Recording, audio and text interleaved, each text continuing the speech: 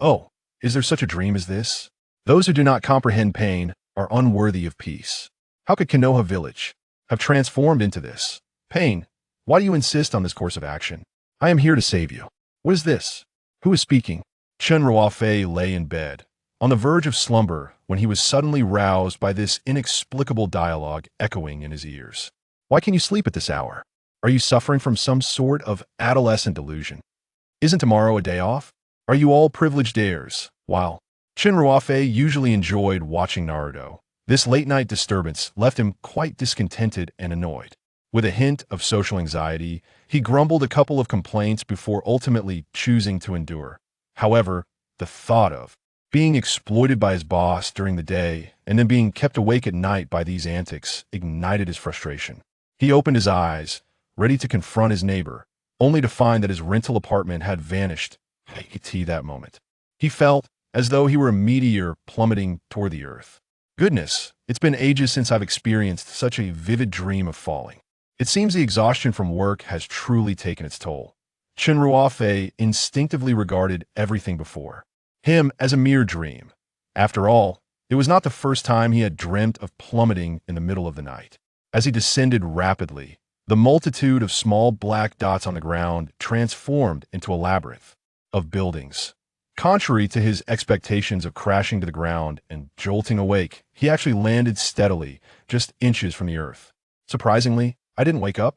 Chen Ruofei touched his head, astonished by the peculiarity of this dream. Logically, he should have awakened by now. Then, he realized he had spoken too soon. Naruto? Pain? It appeared that Naruto was gathering strength, poised to confront the architect of Konoha's devastation. Chen Ruofei's eyelid twitched slightly. They say that dreams are reflections of one's thoughts, and had it not been for his neighbor's late-night ramblings, his subconscious would not have conjured such a dream. In the world of Naruto, a fierce wind howled from the distance. Yet Naruto's hair remained undisturbed, the silver headband firmly bound to his forehead, seemingly imprisoning the surging wrath and shackles deep within his heart. He fixed his gaze upon the man before him, a carbon rod protruding from his face, his golden eyes ablaze with fury, like a tidal wave threatening to engulf him. Draped in a long black cloak adorned with a red cloud, it billowed without the slightest breeze. Pain stood atop a mound of rubble, his expression impassive as he observed the golden-haired youth before him. Naruto had hastily returned from Mount Myaboku, only to discover the place he fought to protect had been reduced to such a state. He turned, surveying the surroundings. The once tranquil and harmonious village was now a site of desolation. Countless homes lay in ruins, and even the Hokage rock that had symbolized his childhood hopes now teetered on the brink of collapse. Without a moment's hesitation, he gathered all his chakra, preparing a spiraling sphere of azure energy in his right hand with the assistance of his shadow clones. Behind him, the unleashed chakra of the Nine Tails surged uncontrollably. Yet, Pain merely sneered, raising a hand with elongated fingers pointed at his fellow disciple. His throat bobbed, and a hoarse voice emerged. Universal pull. Naruto's body was jerked forward uncontrollably, shattering numerous boulders along his path. Shinra Tensei. Just as Naruto was about to close in on Pain, the latter summoned a pale shield, a tremendous repulsive force, sending Naruto hurtling backwards amidst a cloud of dust. Wiping the blood from his lips, Naruto slowly rose, the primal power of the tailed beast tearing at his remaining sanity, hatred clouding his vision. He chose to disregard the tumultuous energy within him. 1 tail, 2 tails, 3 tails. 8 crimson tails, formed of tailed beast chakra, erupted from his body. The ground beneath him began to sink, and the air was thick with the scent of death. At this moment, Pain felt a flicker of caution, sensing a hint of danger. The chakra within Naruto flowed ceaselessly, his sole desire to shred this foe who had harmed his friends into pieces. For the next strike, he would give it his all. At that instant, he noticed a fire meteor descending from the heavens, plummeting towards the ravaged earth below. This left him momentarily dazed. Could there be others attempting to seize Konoha? Konoha has such formidable figures, Pain thought, taken aback. He had never seen such a rapid movement technique, failing to discern the origins of this man, a sudden wave of intense unease washing over him. Naruto, equally puzzled, remarked, "This attire is not from any of the 5 great nations, nor does he bear a headband to prove his identity. He must be an ally of the Akatsuki. Since he was an enemy, the first move must be made." This thought became the immediate reaction of both me and in the next second. Naruto and Pain simultaneously unleashed their jutsu, targeting the mysterious figure standing like a wooden post in their midst. Rasengan, universal pull. Chen Ruofei felt a surge of imminent danger. Thousands of questions were left unvoiced as he was treated in such a manner. He shouted, "What the hell? In my dream, you think you can bully me? Let me show you my prowess." At that moment, the attacks from the 2 familiar characters were upon him. Ding. Employee No. 233 of the Time Management Bureau, Chen Ruofei, has acquired system. Initial points, 50. System shop. Unlocked that a series of electronic-like notifications echoed in his mind, and Chen Ruofei had no time to ponder the chaotic management bureau and system. He was already brimming with frustration from work, and now he had the chance to vent. Today, he aimed to take them both down. Open the so-called system shop, his gaze sweeping across the options. You are the one. His eyes locked onto his favorite bloodline limit. He focused on a mysterious pupil in the shop, beneath which was a line of large characters, granting the purchaser the ability to wield the Mangekyō Sharingan for a duration of 5 minutes, redemption successful, 20 points consumed.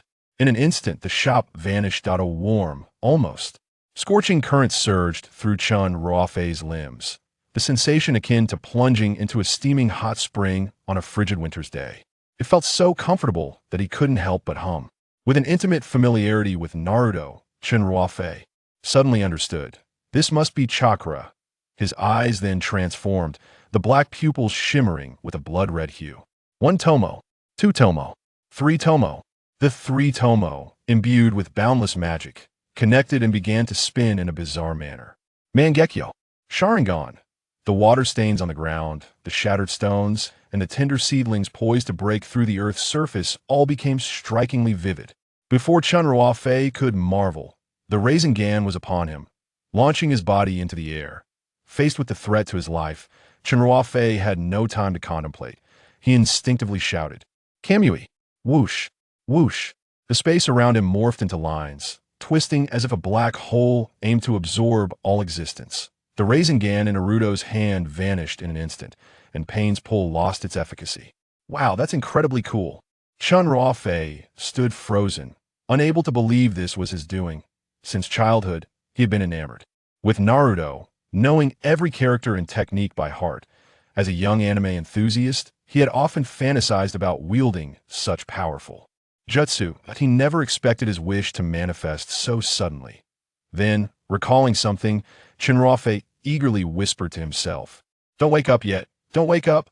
I am willing to sacrifice my weekends for an additional 10 minutes of bliss." He clasped his hands together, fervently beseeching the heavens.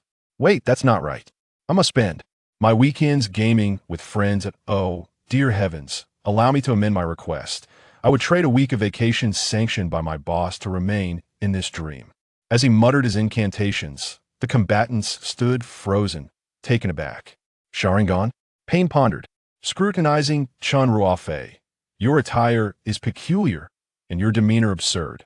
You certainly resemble a member of the Uchiha clan. Yet, what concern does the Uchiha clan have here? I've heard whispers of a young one who seems even more intent on destroying Konoha than I." Naruto remained silent, perplexed as he stared at his empty right hand. Though he could not comprehend the whereabouts of his Rasengan and chakra, Chen Ruofei's eyes revealed everything. In a moment of forgetfulness, Naruto disregarded the fact that Chen Ruofei might be an adversary and charged forward to inquire. "Uchiha, do you know Sasuke?" Chen Ruofei, having withdrawn from his moment of prayer, was utterly taken aback by Naruto's profound affection for Sasuke. He contemplated for a moment before saying, "Naruto, listen to me. It is likely that Sasuke, also known as the Second Pillar, is currently preparing to capture the Eight Tails and eliminate Danzo." The Eight Tails? Danzo? Naruto, bewildered, could not comprehend the words of the other. Chen Ruofei swiftly diverted the conversation, his enthusiasm palpable as he proclaimed, "What matters is that we must defeat Pain and save Konoha." Subsequently, Chen Ruofei directed his gaze towards Pain, Or perhaps Nagato would be a more fitting name. With a demeanor brimming with anticipation as he remarked, "Is it you who intends to obliterate Konoha?" In the manga, he had never been fond of Nagato's character. As the saying goes, grievances have their origins and debts have their sources. It was unreasonable to indiscriminately target Konoha when one should seek out the ninjas responsible for the death of his parents and Hanzo the salamander. Furthermore, Nagato's assertion that he would wage war in the name of cherishing peace was deeply misguided, making him appear foolish in Chen Ruofei's eyes. Had he not killed Jiraiya, perhaps Tsunade and the lecherous sage would have been living a scandalously blissful life together. Not to mention, his invasion of Konoha indirectly led to Sasuke's interference at the Five Kage Summit, igniting the Ninja World War. Although the plot of the anime was already predetermined, indulging in a moment of triumph in his dreams was not entirely out of the question. Aren't you a member of the Akatsuki? Before Naruto could voice his confusion, he caught sight of Pain in the distance, half naked and with palms pressed together. With audacious words, he declared, "You better possess strength that matches your bravado." A tremendous surge of chakra erupted from Pain's body, hinting at cataclysmic power. Dark clouds gathered overhead, the sun obscured by shadows, and the very ground beneath their feet shattered and soared into the sky. No matter who you are, you cannot avert Konoha's destruction today. Prepare to experience true pain.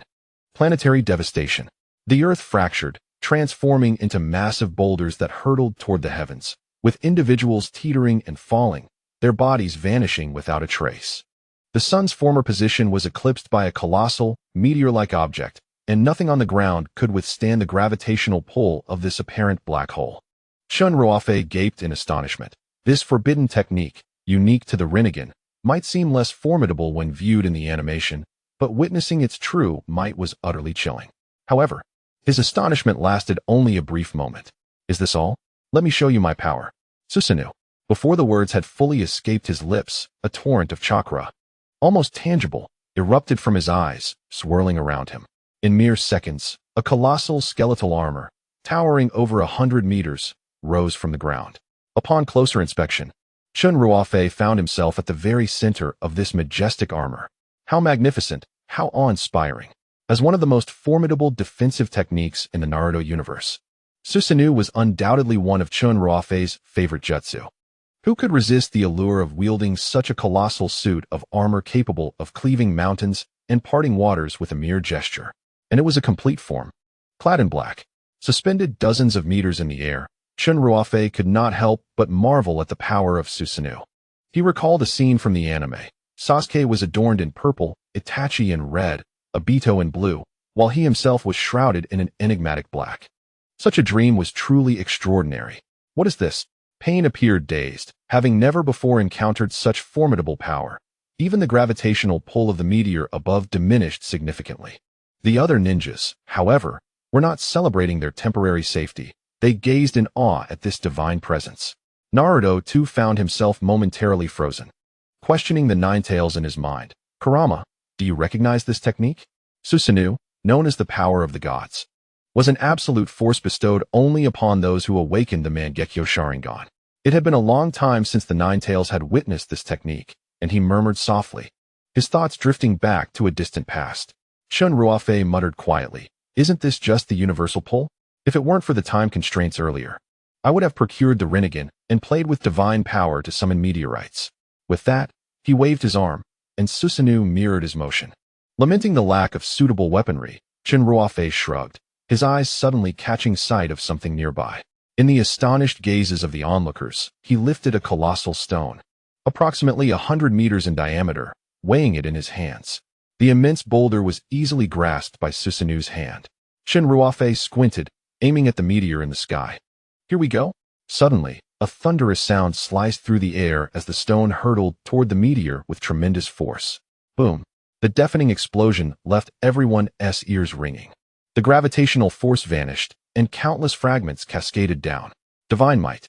Chen Ruofei thoughtfully absorbed the larger debris to prevent any collateral damage. Pain furrowed his brows, unsure of where this newcomer had emerged from, disrupting his plans. At this juncture, he resolved to retreat, intending to investigate further before devising a strategy. In a flash of movement, the orchestrator of the destruction in Konoha departed the scene. "I've also saved Konoha." Chen Ruofei laughed heartily. This dream would be etched in his memory for a lifetime. Naruto, come here. I have something to tell you. After driving away pain, Chen Ruofei waved at Naruto, regardless of whether he could comprehend, and began to impart his advice. Rest assured, pain will certainly return. Use your words to compel him to unleash the Rinne rebirth and revive everyone. During the Ninja World War, keep a close eye on Neji. Don't let him come to harm. Be wary of Kaguya and Black Zetsu. Treat Sasuke kindly. He is, after all, the one who cares for you the most. When you fight at the Valley of the End, engage in battle but refrain from severing limbs indiscriminately. Naruto stood in bewilderment, unsure how to respond. Yet his attentive nature ensured he would remember this mysterious man's words. What a delightful dream.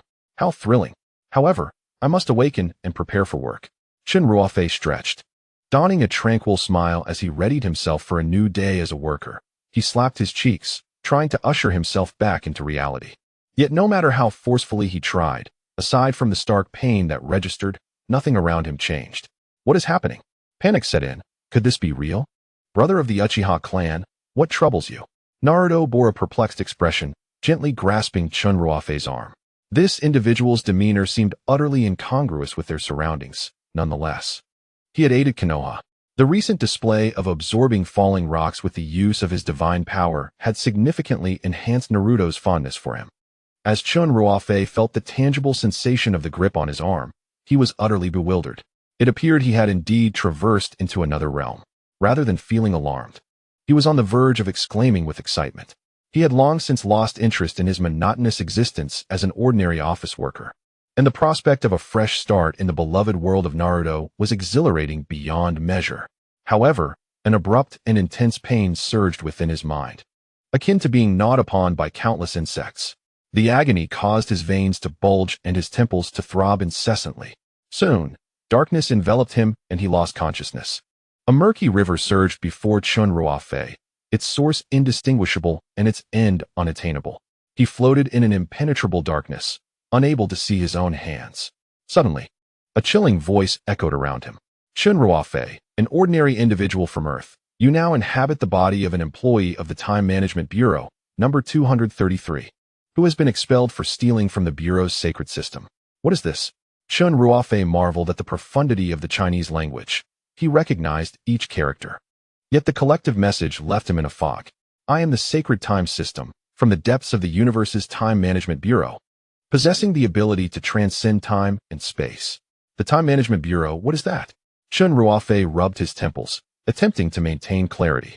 The vast cosmos, boundless universe, is upheld by two major management agencies of time and space. Much like this river of time, where each droplet must align in harmony to maintain stability. You must continuously traverse time and space to evade the Bureau's pursuit. Pursuit? Chen Ruofei was taken aback. It seemed reasonable to be chased for stealing from others. Each world possesses a core, and only by becoming the strongest in a given domain can I assist you in acquiring that core. Each core obtained will increase your initial points for entering the next world, allowing you to exchange them for various items in the system store, while retaining certain abilities. The multiverse. Chen Ruofei suddenly recalled this burgeoning technology that was gaining momentum on Earth. The system responded with a smile. In terms familiar to you on Earth, it is somewhat analogous. When this technology reaches its pinnacle, the existence of the Time Management Bureau, and thus, the multiverse, will be unveiled. After a moment of contemplation, Chen Ruofei inquired, aside from acquiring the world cores, what other means can I employ to gain points? The shock of the Sharingan's abilities had left a significant impression, and he had yet to fully experience its potential. The system succinctly replied, generally, altering the original narrative is a method. The greater the alteration, the more points you will accumulate. Goodness, are you not the system of the Time Management Bureau? Why then do you oppose their directives? How rebellious. The system appeared disinclined to engage in his banter. Furthermore, not only does the degree of alteration affect points, but the more absurd the narrative you modify, the more points you shall acquire, exceeding all expectations. Certainly, the absurdity of the plot will significantly affect the fluctuations of time and space, hastening the moment when you are discovered by the Temporal Management Bureau. Furthermore, once this action occurs, it will not generate subsequent points due to the butterfly effect. Whether to cultivate slowly or to risk everything in a single gamble lies solely in your choice. After listening to the system's explanation, Chen Ruofei pondered deeply. Ultimately, the more distorted the plot, the more advantageous it would be for him. He then raised his index finger, somewhat confused, and asked, "Why did the previous owner of this body steal you?" "Due to excessive overtime." In an instant, a scene unfolded before Chen Ruofei's eyes, the work schedule of the Management Bureau. Upon finding his name, he gasped in shock at the sight. Working hours from 8 a.m. to 5 a.m. the next day? A month without a day off? Even a production team's donkey wouldn't endure such treatment. Chen Ruofei suddenly felt immense sympathy for this individual. He couldn't help but exclaim, "This is not just 996, it's utterly inhumane. The evils of capitalism. Will I ever return to Earth?" Although the world here is quite splendid, Chen Ruofei still felt he would inevitably miss Earth, considering his parents and friends remained on that distant planet. However, the system's cold words plunged him into despair. "Your body on Earth has perished, thus you cannot return." "What? Perished? Don't joke with me. I am in perfect health," Chen Ruofei scoffed, completely unconvinced. Though he occasionally experienced symptoms of suboptimal health, such as a racing heart and shortness of breath, he had never suffered from any serious illness. "Is that so?" At the moment of your transmission, a heart attack induced by prolonged fatigue and overtime claimed your life. Accompanying this revelation was a vivid image. In a hospital, a stark white cloth covered a corpse. While a doctor shook his head in lament, a plain-looking middle-aged woman wept profusely, and a man with graying hair tightly embraced her shoulders, his own tears betraying his sorrow. How could this happen? Chen Ruofei stared at the scene, feeling utterly powerless, collapsing to the ground. He could not fathom the depths of grief his parents would experience upon receiving news of his demise, nor how his colleagues and friends would discuss his fate. Yet, sensing Chen Ruofei's sorrowful emotion, the system shifted its tone. "If one day you possess the ability to command the two great temporal management bureaus, perhaps you could defy destiny and return to the world." With newfound determination, Chen Ruofei resolved to do everything in his power to reunite with his family. "Let us first assess your current capabilities. You are far from possessing such extraordinary powers." A pristine, mirror-like rectangular form appeared before him, displaying Chen Ruofei, chakra value, 0. Physical skill value, 0. Eye power value, 0. Special abilities, none. Breath concealment function, activated. The revelation struck Chen Ruofei like a thunderbolt, swiftly and effectively quelling his earlier arrogance. With each point earned, there exists a probability of a permanent enhancement to your attributes. The chakra value corresponds to the energy required for you to unleash ninjutsu, while the physical skill value reflects your prowess in close combat, and the eye power value pertains to the strength of your illusions. After escaping from the Management Bureau, I concealed my aura, making it quite difficult for them to detect you temporarily. "Ah, I see." Chen Ruofei demonstrates quite a strong comprehension ability, showing little doubt regarding the system's explanation. However, he notices that the values are categorized according to the strength standards of Naruto, prompting him to inquire, will the attributes of this world be retained in the next one? The system's response is rather disheartening. It is evident that they will not be retained. However, you may exchange your chosen attribute values for a certain amount of initial points. Currently, the exchange rate is 100 to 1, meaning 100 attribute points can be exchanged for 1 point. It resembles roguelike games, where one can accumulate progress through efforts in different worlds. Chen Ruofei's eyes light up. He finds this setup quite appealing. "Since you have become familiar with all of this, I shall now announce your task in this world." Stealing his emotions, Chen Ruofei listens intently to every word the system utters next. "Become the person with the most persuasive speech." This statement resonates like a thunderous bell, leaving Chen Ruofei utterly bewildered. Persuasive speech? Isn't that merely verbal trickery? Could it be that I am expected to surpass Naruto, the master of verbal duels? He feels a sense of despair, lamenting that he cannot proceed gradually like one would in a game. Why must the first world present such a daunting task? How can it be considered complete? There must be some standard, right? Once certain conditions are met, the task settlement will automatically trigger. The system remains terse, glossing over the details. Remember, in every realm, your life is unique. Upon death, you will vanish entirely from existence. Exercise caution. The shielding function is limited, and the first wave of pursuers from the Time Management Bureau will soon arrive. Your time is running short. Once the system concludes its admonition, it vanishes from this space before Chen Ruofei can pose another question. How stingy. I wanted to ask a couple more things. What a ridiculous system. Chen Ruofei cannot help but mutter a few words, finding the system's communication rather disjointed.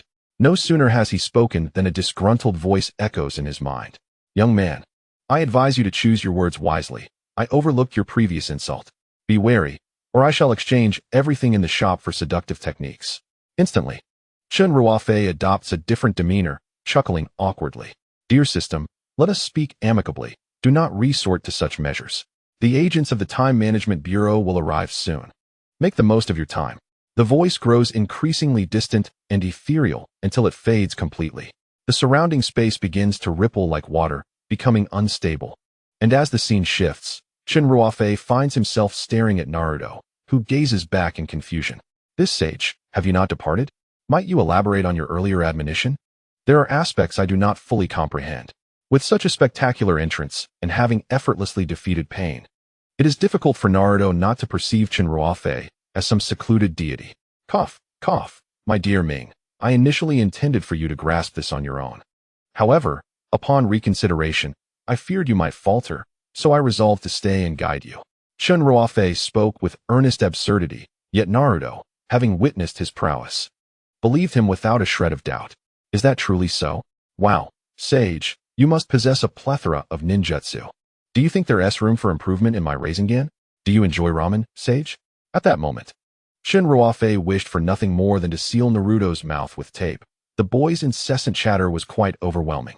To quell Naruto's barrage of questions, Chen Ruofei pondered for a moment, then looked into Naruto's eyes with solemnity and declared, in truth, it was Jiraiya who requested my assistance. He feared that upon his departure, your diligence would wane, and thus entrusted me to lend you a hand. A bitter sadness washed over Naruto's face at the mention of his mentor, the man who taught him ninjutsu and brought him joy with ice pops and ramen, a fatherly figure whose absence now loomed heavily. As he surveyed the ruins of the once vibrant Hidden Leaf village, he felt he had ultimately betrayed Jiraiya's hopes. Witnessing such a display of vulnerability from the typically resilient Naruto stirred sympathy within Chen Ruofei. He placed a comforting hand on Naruto's shoulder, smiling gently, and said, Jiraiya told me that you would always be his most exceptional disciple, bar none. Is that truly the case? Naruto lifted his gaze, disbelief etched across his features. Indeed. Chen Ruofei affirmed with a nod, then turned his attention to the severely injured ninjas of the Hidden Leaf. This battle had left everyone significantly drained. At that moment, a woman with flowing blonde hair, clad in a green coat and possessing a curvaceous figure, approached Chen Ruofei. The blue-violet diamond on her forehead seemed etched into her very being, exuding a vibrant life force. Yet, she appeared strangely frail, as if exhaustion had sapped her former vitality. Greetings, I am Tsunade, the 5th Hokage of the Land of Fire, she said, extending her hand, her warm smile making it difficult to harbor animosity. However, Chen Ruofei's gaze fixated on her impressive bosom, rendering him momentarily speechless. The sheer allure of her figure left him almost drooling. And as a young man who had only held hands with a girl during his university days, he found it nearly impossible to control his gaze, as though drawn by a magnet. What is so impressive? Tsunade queried, perplexed, until she realized that this unusually talented young man was regarding her with a most peculiar expression.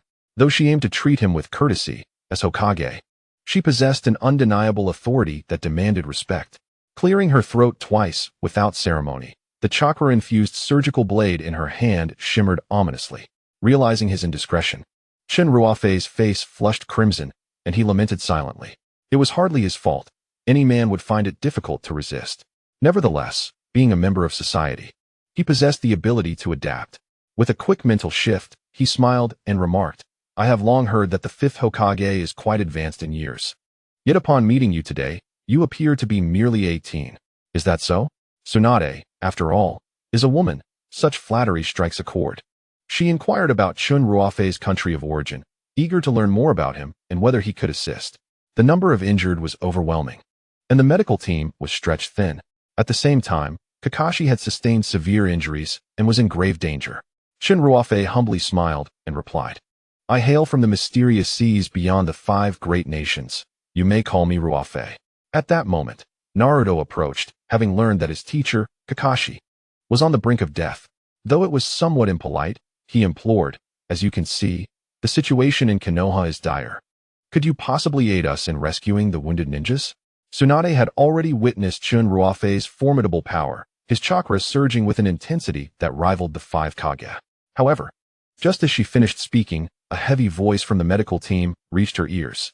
Lady Tsunade, Kakashi-sensei has suffered fatal injuries while confronting one of Pain's members. Upon hearing this, Tsunade felt darkness envelop her, nearly fainting. The devastation brought upon Konoha by Pain was immense. Naruto rushed to Kakashi's side, finding the silver-haired man, usually calm in any crisis, lying lifeless on the ground. Kakashi-sensei. Naruto knelt beside his teacher's body, grief-stricken. Within mere days, he had received the devastating news of the losses of 2 beloved mentors, leaving him reeling. Tsunade forced a smile towards Chen Ruofei and silently approached Kakashi, chakra flowing from her fingertips. Although she understood that nothing could be undone, she felt compelled to try once more. Even though the recent effort had drained her significantly, she could not bear to watch her trusted aide, akin to her right arm, fade away. Time ticked by, and her chakra continued to dwindle, yet no progress was made. The excessive strain was taking its toll on Tsunade, leaving her dizzy, on the verge of collapse. Suddenly, a strong, warm hand clasped her shoulder. "Do not worry. I can manage this." Both Naruto and Tsunade turned to find Chen Ruofei's face, not particularly handsome, but emanating a sense of security. Despite having only recently confirmed that he bore no ill will towards Konoha, Tsunade inexplicably felt a deep-seated trust in his words. "I possess the means to bring everyone back to life," Chen Ruofei stated with conviction, though the surrounding ninjas perceived it as mere consolation. It seemed an insurmountable task to revive so many. Yet only Chen Ruofei understood that, for him, it was a matter of ease. Naturally, he would not squander his limited initial points merely to be virtuous. In the original narrative, it was Pain's self-sacrifice that revived everyone. If he intervened and altered the course of events, those points would be his reward. Most importantly, as the 5 minutes had elapsed, his Sharingan faded. And he discovered a critical issue. Using Susanoo, his eyes had not bled. In fact, no abnormalities had occurred at all. It is important to understand that the duration of Susanoo's manifestation correlates directly with the physical strain it imposes on the practitioner. With a sense of responsibility towards himself, he meticulously scrutinized the shop, only to discover a small line of text. It stated that no bloodline limit or ninjutsu within the shop would inflict negative consequences on the user. Upon reading this, Chen Ruofei inhaled sharply. It was astonishing.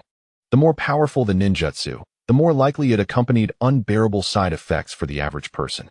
For instance, Amaterasu or the 8 Gates. He recalled the exhilarating kick from Might Guy in the anime, which had kept him awake in excitement all night.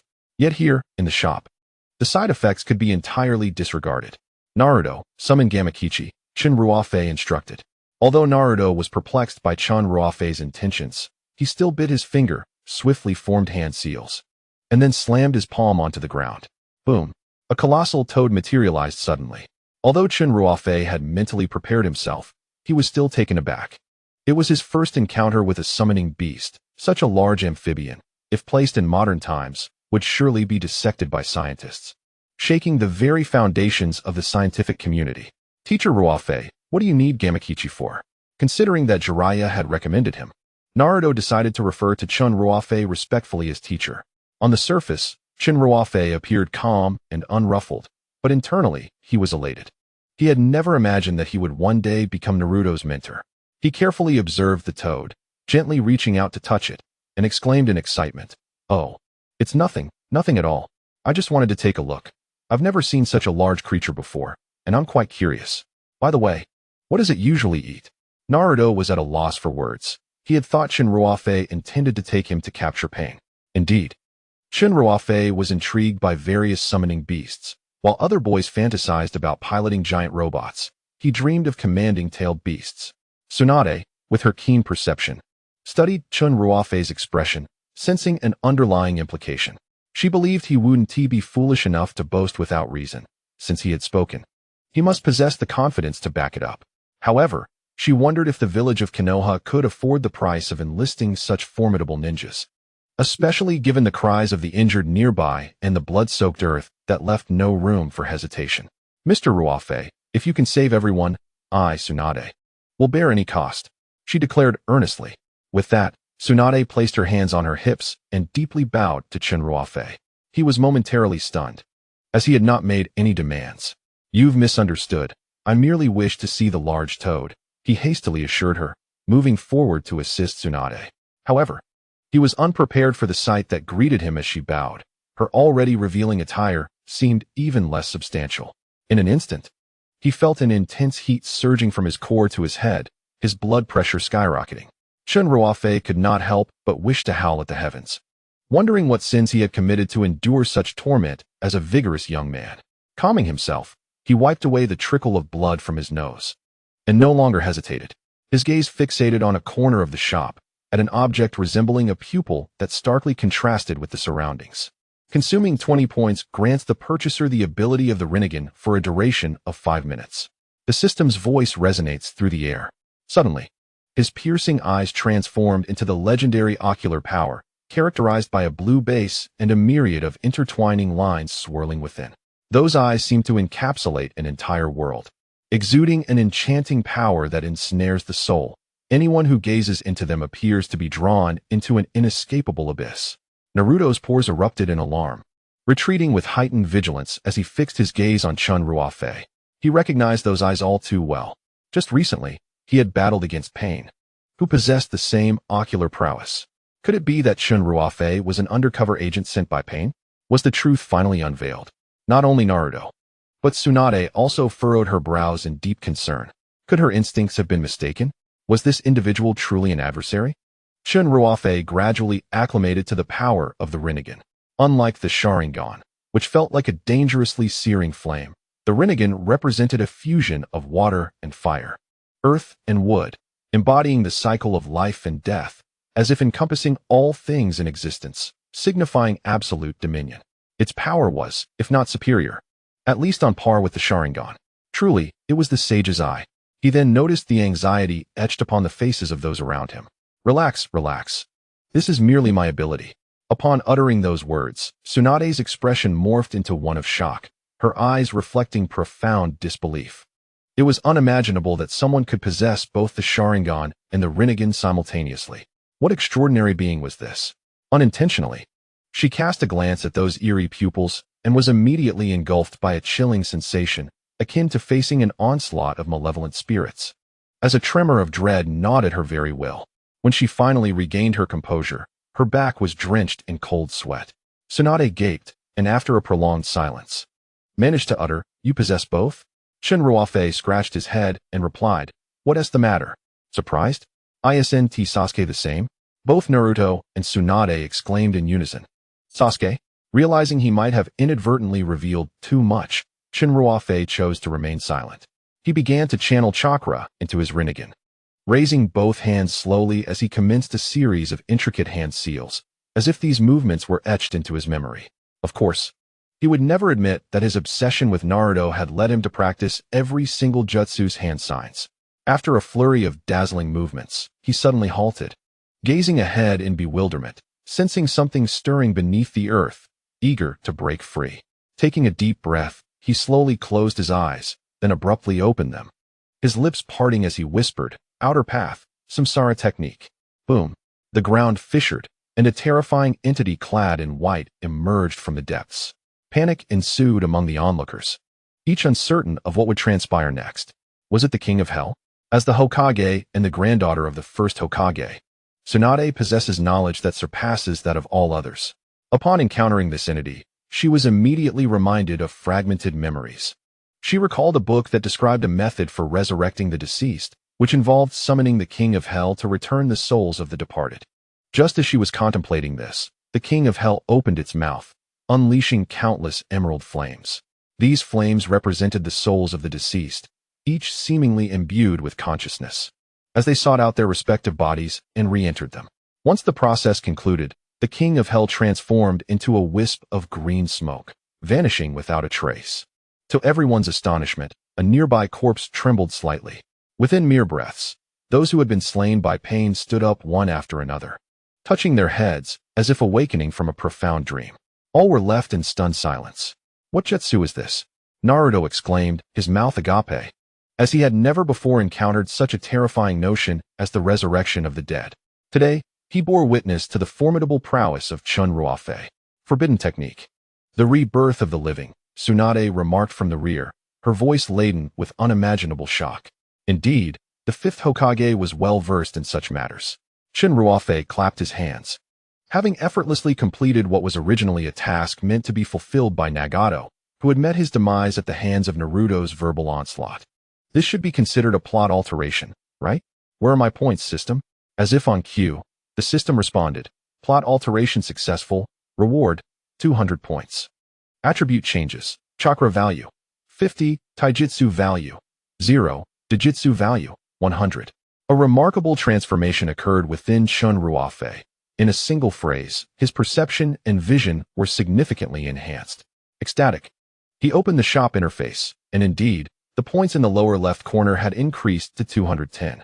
Such a generous reward, he mused, realizing it was justified given that Nagato's survival would profoundly affect future events. Moreover, as long as Nagato remained alive, the butterfly effect would allow for further alterations in the storyline, branching out like the limbs of a tree. Wouldn't that lead to an abundance of points? However, glancing at Naruto presented yet another dilemma. Nagato had killed Jiraiya, and Naruto would undoubtedly seek vengeance for his master's demise. If Nagato were to perish at Naruto's hands, would not his own plans unravel? It appeared imperative to devise a strategy to prevent Naruto from exacting his revenge. Chen Ruofei sighed. Naruto was notoriously headstrong, making this a taxing endeavor. What has happened, Hokage-sama? A magnetic male voice resonated from behind him, bright and mature, instantly pulling Chen Ruofei from his spiraling thoughts. Kakashi. Chen Ruofei's eyes lit up as he observed that Kakashi bore an almost identical resemblance to his anime counterpart. Silver hair cascaded neatly to one side, with a ninja headband obscuring the left eye, and a jet-black mask concealing half of the face, leaving only one eye exposed. Yet, this did not diminish Kakashi's strikingly handsome and upright demeanor. It was not until Chen Ruofei noticed the intimate paradise that Kakashi carried at his waist that he fully acknowledged the situation. Kakashi-sensei. At that moment, Haruno Sakura rushed forward, prompting Chen Ruofei to recall the girl with the least presence in Team 7. Dressed in pink trousers and a red top, her short, cherry blossom pink hair radiated vibrantly. Do you remember what just happened?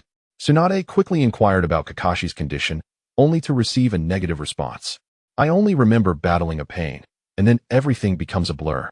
Kakashi said, pressing his hand against his forehead where a faint pain lingered. Naruto, overjoyed to see Kakashi alive, exclaimed, Kakashi-sensei, I can't believe it. You were clearly dead just now. The combination of Naruto's grin and those seemingly cursed words left Kakashi utterly speechless. He preferred to believe it was merely Naruto's jest.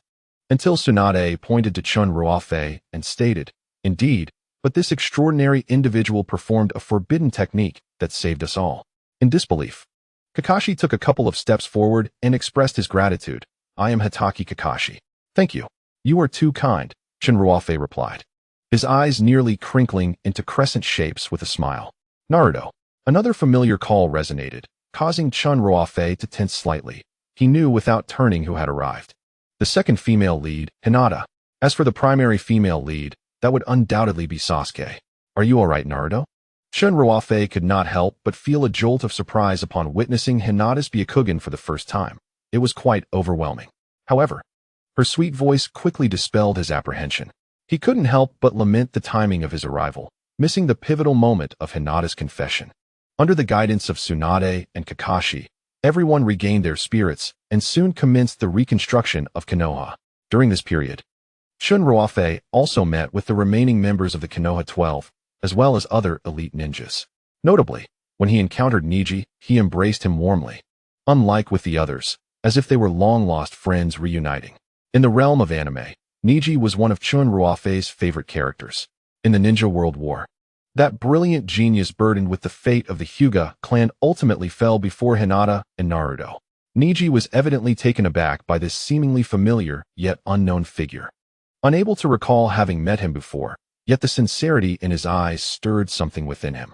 Tsunade gently tapped her knuckles against the table, her demeanor turning serious as she inquired, Let us return to the matter at hand, sir. What brings you to Konoha? With a smile, Chen Ruofei replied succinctly. To protect Konoha. The village would face numerous perils in the future, and he vowed to do everything in his power to avert them. His words resonated with righteous resolve, akin to that of a guardian deity of Konoha. This is also a promise I made to Jiraiya.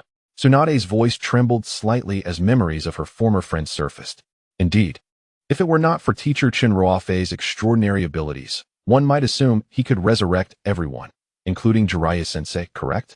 Naruto, caught off guard, suddenly embraced Chen Ruofei's arm with exuberant joy. That cannot be, Chen Ruofei replied regretfully, shaking his head. Without a body, the rebirth technique cannot bring Jiraiya back to life. This conundrum had crossed Chen Ruofei's mind long ago. Yet, despite the established rules of the rebirth technique and other items within the system, he found no means to resurrect Jiraiya. If altering the plot were so effortlessly achievable, it would surely exploit the system's loopholes. Then please inform me of Pain's whereabouts. With his head bowed low, Naruto's face remained obscured, revealing only his clenched fists, nails nearly digging into his flesh. Chen Ruofei understood Naruto's deep-seated hatred, but chose to remain silent for the sake of accumulating points. Kakashi, regaining his composure, spoke up. Seemingly to comfort Naruto, Pain will not rest easily. His animosity towards the Hidden Leaf Village and his desire for the Nine Tails will undoubtedly compel him to strike again. Tsunade nodded in agreement, decisively stating, "Relay the order. The entire village must remain vigilant. Deploy shinobi to patrol around the clock and report any anomalies immediately." Chen Ruofei nodded slightly. "I shall take a stroll nearby. After all, it is my first visit to the Land of Fire, and I wish to experience its customs and culture." Yet, in truth, he intended to meet someone. If memory served him right, that individual should be near the hidden leaf at this very moment. Chen Ruofei squinted, meticulously recalling, a knowing smile gracing his lips. He would not let the opportunity to earn points slip away. After bidding farewell to the others, he departed from the hidden leaf. The moment Chen Ruofei left, Kakashi removed his forehead protector, and his Sharingan suddenly activated. Strangely, this person emitted no chakra whatsoever. Tsunade clasped her hands together, resting her elbows on the table, silently observing Chen Ruofei's retreating figure. Not far from the hidden leaf, within a towering tree unlike the others, less robust, and seemingly bearing the marks of chiseling, autumn had arrived. A cool breeze swept through, causing the withered yellow leaves to flutter down, accumulating into a notable height on the ground, indicative of long neglect in this secluded spot. At that moment, a tall girl approached, her steps light, yet imbued with strength. As she walked, the brittle yellow leaves crunched beneath her feet, the sound piercing the otherwise tranquil atmosphere. With deep blue hair tied back, she halted before the grand tree and gracefully waved her left hand, revealing an entrance resembling a passage within the trunk. After a brief hesitation, she stepped inside. "Nagato, are you all right?" "I am fine." Within the dim confines of the tree's interior sat a gaunt man hunched over, his raspy voice lacking vitality, casting a heavy pall over the small space. This man was none other than Nagato, the mastermind behind the destruction of the hidden leaf. At this moment, Nagato's cheeks were deeply sunken, his body reduced to mere bones, and his voice was filled with frailty, yet his ethereal, perceptive Rinnegan remained fixed on the direction of Konohagakure. Before him lay a pool of black blood, still warm, as if it had been expelled only moments ago. Where on earth had that individual emerged from? The confident visage of Chen Ruofei flickered in Nagato's mind. He could not fathom why the Uchiha clan would go to such lengths to protect the Leaf Village. Did they not harbor resentment towards Danzo? He pondered, yet could find no reason to elucidate this conundrum. Had it not been for that person's sudden appearance, the leaf would have been reduced to rubble. With even the Nine Tails at his disposal, time was slipping away. Nagato felt the power within him waning. The backlash from utilizing Shinra Tensei, while simultaneously controlling 6 pain bodies, was taking a severe toll on his physique. He needed to act swiftly. "Nagato, perhaps we should reconsider." The delicately featured Konan suddenly interjected, her voice laced with concern. "Let us return to Mangekyō." She could not bear to witness her companion in such agony. "Impossible, Konan. Have you forgotten how our parents perished?" And that man Nagato remained resolute, recalling the origin of his Rinnegan and his mission to capture the tailed beasts. Konan fell silent. Yet her eyes betrayed an inexplicable sorrow. Just as they were enveloped in silence, an unfamiliar male voice resonated from outside. "Hello? Is anyone there?" Konan's expression turned icy, and paper shuriken began to swirl behind her. Dance of the Shikigami. An ethereal pair of angelic wings, crafted from paper, unfurled gracefully from her back. Is it him? Her voice was laced with caution. Upon receiving a nod from Nagato, she silently ascended from the ground, prepared for confrontation. Whoever approached would not leave unscathed from her paper constructs. The newcomer was none other than Chen Ruofei.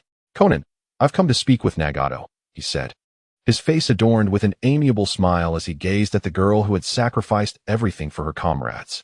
"What are your intentions?" Conan replied, her demeanor taut, refusing to return his smile. It was evident that Nagato's plans had been disrupted by this man, and she would not underestimate him. "Conan, chakra level, 952. Taijutsu level, 20, ocular power, 0. Chen Ruofei casually assessed her data, continuing, "There's no need for tension. I merely wish to engage in conversation. I understand the hatred you harbor, but you have been deceived. Enough with the nonsense." Conan suddenly exclaimed, her wings morphing into a spear aimed directly at Chen Ruofei. "Oh, what a headache. Why won't you listen?" Chen Ruofei sighed in exasperation, perplexedly poking above Conan's head. "Look up." Instinctively, Conan glanced upward, only to discover a barrel of oil precariously suspended above her. "What?" She was taken aback as the oil cascaded down upon her spear and body, rendering her seemingly immobilized and unable to transform. "How did you uncover this secret?" Conan gasped in shock. Her dance of the Shikigami was nearly impervious to physical attacks. Yet oil was its singular nemesis. Once tainted by even the slightest hint of oil, transformation becomes an insurmountable challenge. Chen Ruofei sighed and remarked, "Fortunately, I pay close attention when watching anime. Otherwise, such minor details could easily be overlooked. It seems I must resort to that technique." Xiao Nan, irritated by the oil, prepared to unleash her ultimate move. The technique of the god paper? Chen Ruofei seemed to have anticipated Xiao Nan's intentions, and the helplessness in his voice grew more pronounced. He had initially wished to avoid utilizing the store. Having just arrived in the world of Naruto, every single point was invaluable and should be spent wisely, rather than squandered with every encounter. However, if Xiao Nan was this resolute, he would have no choice but to act decisively. Xiao Nan had never been so astonished by an individual before, and a faint, indescribable fear arose within her. Why did this person possess such extensive knowledge? He seemed to understand everyone so thoroughly. "Xiao Nan, allow him to enter," came the deep voice of Nagato from within the tree hollow. "That's more like it." Chen Ruofei shrugged and, under Xiao Nan's fiery gaze, stepped into the passage she had reluctantly opened. Upon encountering Nagato, Chen Ruofei wasted no time. "Nagato, first and foremost, I express my condolences for Yahiko's death. Yet, annihilating Konoha will not bring him back to life. The true culprit, Hanzo, has already perished at your hands. Your master, Jiraiya, has also fallen victim to you. Will you persist in your delusions?" Nagato lowered his head, faced with Chen Ruofei's probing and persuasion. He offered no response, but instead began to laugh, a laugh that grew louder and more frenzied. "Who are you? Do you comprehend the anguish I have endured? Have you ever felt the torment of watching your closest companion perish by your own hand? If not, what right do you have to judge me?" In his final words, Nagato's gaunt face twisted grotesquely. He formed hand seals, and the towering trees suddenly exploded. Hellhounds and primordial birds erupted from the ground. "You so-called righteous individuals speak grandiloquent words, yet you have never truly experienced another's suffering." Nagato seemed consumed by rage, wanting nothing more than to tear Chen Ruofei to shreds. "Hypocrisy." Nagato raised his hand, and a black sphere floated from his palm into the sky. "Planetary devastation. Again with this technique? Truly mad," Chen Ruofei muttered under his breath. He noted that, fueled by fury, Nagato's ocular power had reached an astonishing 600 points. It appeared that persuading Nagato through words would be futile, and only the might of his fists remained. However, even if he managed to defeat this madman, there was no guarantee he could bring him under his command. Fortunately, Chen Ruofei had long been prepared. The gravitational pull from the sky was becoming evident, and he quickly scanned the store. The Eye of the Moon requires 1,000 points. It's exorbitantly priced and can only be used once. He had originally hoped to employ the Eye of the Moon to control Nagato once and for all, but that plan seemed dashed. Yet, it made sense. If such a supreme illusion were inexpensive and could be used infinitely, one could control anyone at will, rendering elaborate strategies unnecessary. Suddenly, a particular item in the store captured his attention, and an idea blossomed in his mind. Bestow upon the user the sage body. For a duration of 5 minutes, at the cost of 50 points. Upon immediate exchange, Chen Ruofei feigned profundity, donning an expression of mastery. Nagato, at this juncture, I shall no longer conceal the truth from you. In reality, I am the Sage of Six Paths. Pay up. With a thunderous roar, the massive black sphere in the sky abruptly fractured, its gravitational pull dissipating. Nagato and Konan widened their eyes, utterly bewildered. What did you say? Observing Nagato's astonishment, Chen Ruofei recognized the success of his ruse. Clearing his throat, he continued. I assume Uchiha Madara has informed you that the Sage Body and the Rinnegan are the most formidable powers of the Sage of Six Paths. In other words, only one who possesses both the Rinnegan and the Sage Body can truly be regarded as the Sage of Six Paths. Nagato remained silent. Setting aside the validity of Chen Ruofei's claims, he pondered how this individual knew of his connection with Uchiha Madara. Konan, lend me a kunai. Before she could respond, Chen Ruofei snatched the kunai, and amidst their astonished expressions, he made a swift motion in the air. Chen Ruofei severed his left hand at the wrist. Crimson blood splattering in all directions. Does it not hurt? Konan was taken aback, although her resilience surpassed that of an ordinary girl. The agony of a severed limb was still unimaginable. Yet, in the next moment, without needing Chen Ruofei's reply, Konan instinctively covered her mouth. Before their eyes, his wrist began to heal at a visible rate. Flesh and sinew wriggled, and in mere seconds, the wound was restored, revealing a brand new left hand. Chen Ruofei even snapped his fingers, signaling that he was unharmed. Now behold this. With satisfaction at their astonishment, he pointed to his eyes. The Rinnegan opened wide, its ocular power seemingly rivaling that of Nagato's. Both the Sage Body and the Rinnegan are at my command. Do you now believe I am the Sage of Six Paths? To feign being the Sage of Six Paths, Chen Ruofei had expended considerable resources, reducing his points from 210 to a mere 140. How can this be? Nagato stammered, unable to comprehend that this youth could indeed be the Sage of Six Paths. Yet, there was no other explanation. Chen Ruofei had previously utilized the Mangekyō Sharingan. No ninja could possess such overwhelming powers simultaneously. Furthermore, only a select few were privy to the secret he shared with Uchiha Madara. All these factors compelled Nagato to believe. Observing the shifting expressions on Nagato and Konan's faces, Chen Ruofei realized his triumph. I established ninjutsu not for you to incite wars, he stated earnestly. If you dare to entertain thoughts of destroying Konoha again, do not blame me for turning against you. Nagato and Konan instantly fell silent. From now on, follow me, Chen Ruofei said nonchalantly. There is no future in following Madara. He merely regards you as tools. Once he is resurrected, this world will be doomed. I can fulfill your wishes and eradicate war from existence. What? Madara will be resurrected? Chen Ruofei's sincere gaze locked onto Nagato, who was clearly wavering. In truth, he harbored doubts regarding Madara's motives, yet he acknowledged that it was Madara who instilled strength within him. He found himself at a crossroads, uncertain of which path to choose.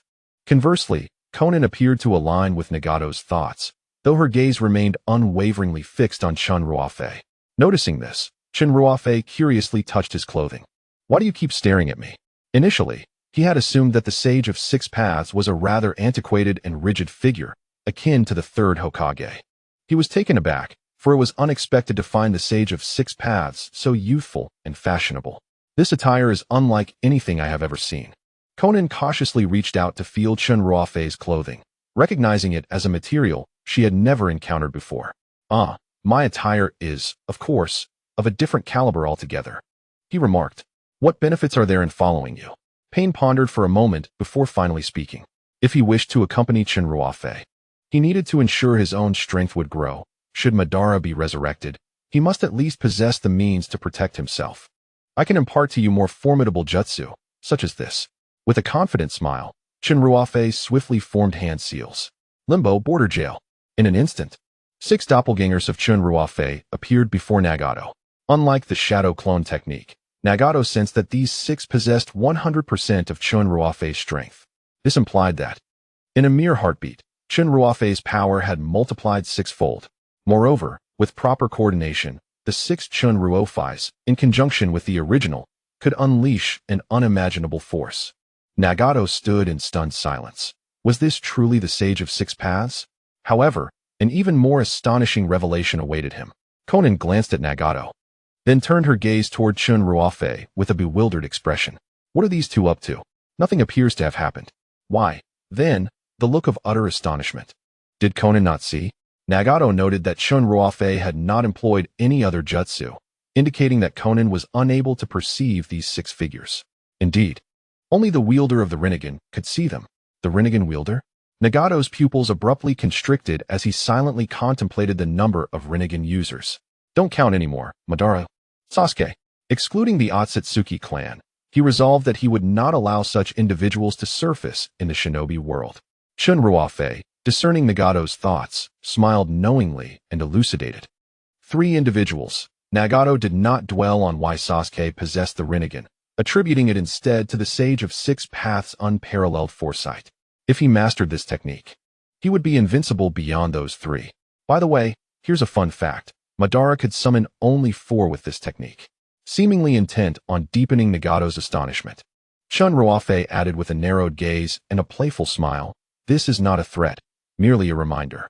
Both chakra and jutsu are my creations, and it seems I could reduce you to an ordinary person, one who couldn't even best a ninja dog." Listening to Chen Ruofei's words, which bore the weight of a veiled threat, Nagato's face turned pale. Yet, this statement solidified Nagato's resolve. "Master." Suddenly, Nagato knelt on both knees, his expression somber and reverent. This left Chen Ruofei utterly speechless. Although he found Nagato displeasing in the anime, who would have guessed that this young man could be so adept at navigating social situations? Konan, witnessing this, reacted swiftly and also knelt down. Chen Ruofei felt as though he had been morally coerced. He merely wished to take these two under his wing as subordinates, never considering the role of a mentor. However, given the circumstances, deepening their relationship did not seem detrimental. Contemplating this, Chen Ruofei nodded knowingly, as if granting his tacit approval. Thus, both Naruto and Nagato became his students. To his astonishment, he was now a mentor to Jiraiya? Nonetheless, Chen Ruofei's primary concern remained the system. "Pray tell, how many points have I earned this time?" As anticipated, the system's voice soon echoed in his mind, successfully altered the plot, earning 50 points. Chen Ruofei felt a wave of frustration. Such a meager reward seemed miserly, insufficient to recoup his investment. However, this did provide him insight into the rules governing the awarding of points by the system, likely tied to the original narrative. If a scene that had already appeared in the source material was modified, he would earn more points. Conversely, if it was not mentioned in the original, the reward would be scant. "What are your commands, teacher?" Noticing Chen Ruofei lost in thought, Nagato assumed he was contemplating the tasks to bestow upon them. He could hardly dream that he would one day become a disciple of the Sage of the Six Paths. What an honor. For now, you need not do anything for me. Focus on your recovery. That technique, the almighty push, must have drained considerable energy from you, Chen Ruofei said, startling pain back to reality. Having just slain numerous ninjas from Konoha, would his teacher hold this against him? The typically stern and domineering Nagato displayed an expression akin to that of a remorseful child, clearly awed by Chen Ruofei's power. Konan, his closest companion, had rarely seen Nagato like this, save for the time he trained under Jiraiya. "Rest assured, I have revived them. This matter shall not be pursued further. But consider it a warning," Chen Ruofei reassured him. "Thank you, teacher," Nagato and Konan replied in unison, bowing their heads. However, their foreheads were pressed parallel to the ground, and they exchanged furtive glances, each detecting the unmistakable surprise in the other's eyes. Yet, that moment of astonishment dissipated swiftly. Was this not a trivial matter for the Sage of the Six Paths? Nagato rubbed his nose, a thought crossing his mind as he sheepishly inquired, "By the way, teacher, could you demonstrate the formidable regenerative capabilities of a sage once more? I have never witnessed such an ability. It surpasses even that of the Senju clan." No sooner had he spoken than he seized a kunai and suddenly thrust it toward Chen Ruofei's palm. "What the?" Chen Ruofei, quick on the draw, retracted his hand just in time. 5 minutes had elapsed. In his current state, he was as helpless as a fledgling chick, easily dispatched by even the most novice of shinobi. Nagato's hand lingered in the air, and once Chen Ruofei ensured his safety, an uncontainable ire surged from his core to his head, prompting an outburst. "Do you understand the concept of respecting your teacher? What kind of lunatic strikes their mentor without warning?" Chen Ruofei was drenched in cold sweat, but fortunately, His quick reflexes saved him from an untimely demise in his entrepreneurial journey. He merely wished to witness, once more, the scathing rebuke directed at the sage body of Nagato. Yet he found himself bewildered. Wasn't he a severed hand capable of regeneration? What was the teacher so afraid of? Nevertheless, he dared not retort and could only endure in silence. Gradually, Chen Ruofei managed to regain his composure, reflecting inwardly. It was undeniable that this incident served as a wake-up call. During the intervals when he had not procured any items, he possessed no self-defense capability and was vulnerable to ambush. He must develop a continuous defensive ability. However, with his current points, he could only gaze longingly at the items in the shop. Realizing this, he deemed it necessary to return to Konoha to seek alternative methods of earning points. Moreover, any such methods must ensure a return on investment, otherwise, he would suffer substantial losses. Under the vigilant watch of Nagato and Konan, Chen Ruofei exited the hollow of the tree, determined to find something that could safeguard his life. As he scanned the shop, he failed to discover anything that piqued his interest. An hour's worth of Susanoo required 200 points. Why not just steal it? Unable to suppress his exasperation, Chen Ruofei directed a middle finger towards the sky, as if the system were there, grinning at him. Suddenly, he noticed an odd object tucked away in a corner of the shop. It was a small necklace resembling a figurine, approximately the length of a finger, dull gray in color and seemingly unremarkable. What is this? He focused his thoughts on it, and the introduction materialized before him. The necklace of resistance, crafted from a century-old tree of Miyaboka Mountain, seemingly harbored magical powers, said to be an artifact once wielded by a Jinchuriki. Ability, can withstand a single fatal blow. Recharge time of 7 days before it can be reused. The description suggested it was indeed a valuable item. Chen Ruofei, troubled by the threat of ambush, found this necklace could resolve his pressing dilemma. However, it cost 230 points. With a forlorn glance at the 190 points displayed in the bottom left corner of the shop, he could not help but pound his chest in frustration. Alas, this will have to suffice. If he were indeed ambushed, he would have to accept his fate. Despite his longing for the necklace, he was painfully aware that a clever woman cannot weave without rice. At that moment, a sweet voice inexplicably resonated in his mind. Successfully altering the plot rewards 1,000 points. Chen Ruofei stood frozen for a few seconds before suddenly slapping his own face in disbelief. Look at your pitiful state. You're imagining rewards. He dismissed the thought until he noticed that his points had genuinely increased to 1190. He swallowed hard, glancing around in a panic, akin to a thief who had just stolen something. Is the system there? I have urgent matters to discuss. Faced with this unexpected windfall, he hesitated to act recklessly, suspecting it might be a bug in the system. Years of gaming experience warned him that exploiting a bug rarely ended well. What is it? The system replied lazily, as though it had just awakened from slumber. Could it be possible? Chen Ruofei ventured cautiously, fearful that the system might not comprehend his words, that walking could generate points? Much like those running applications on Earth that reward you with a red envelope for every step taken.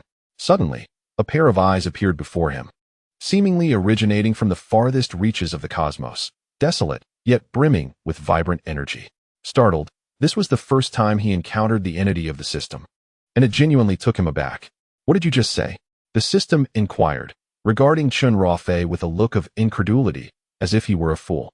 Nothing. He stammered. I thought your intelligence had reached such heights. What, then, accounts for these points? Are they a complimentary gift for my good looks? You are too kind. Dear system. Chen Ruofei grinned, his eyes darting about like a shrewd merchant. The system, visibly perturbed, replied coldly, that is because you have subdued pain, successfully altering the plot. Wasn't he that already rewarded? I received 50 points.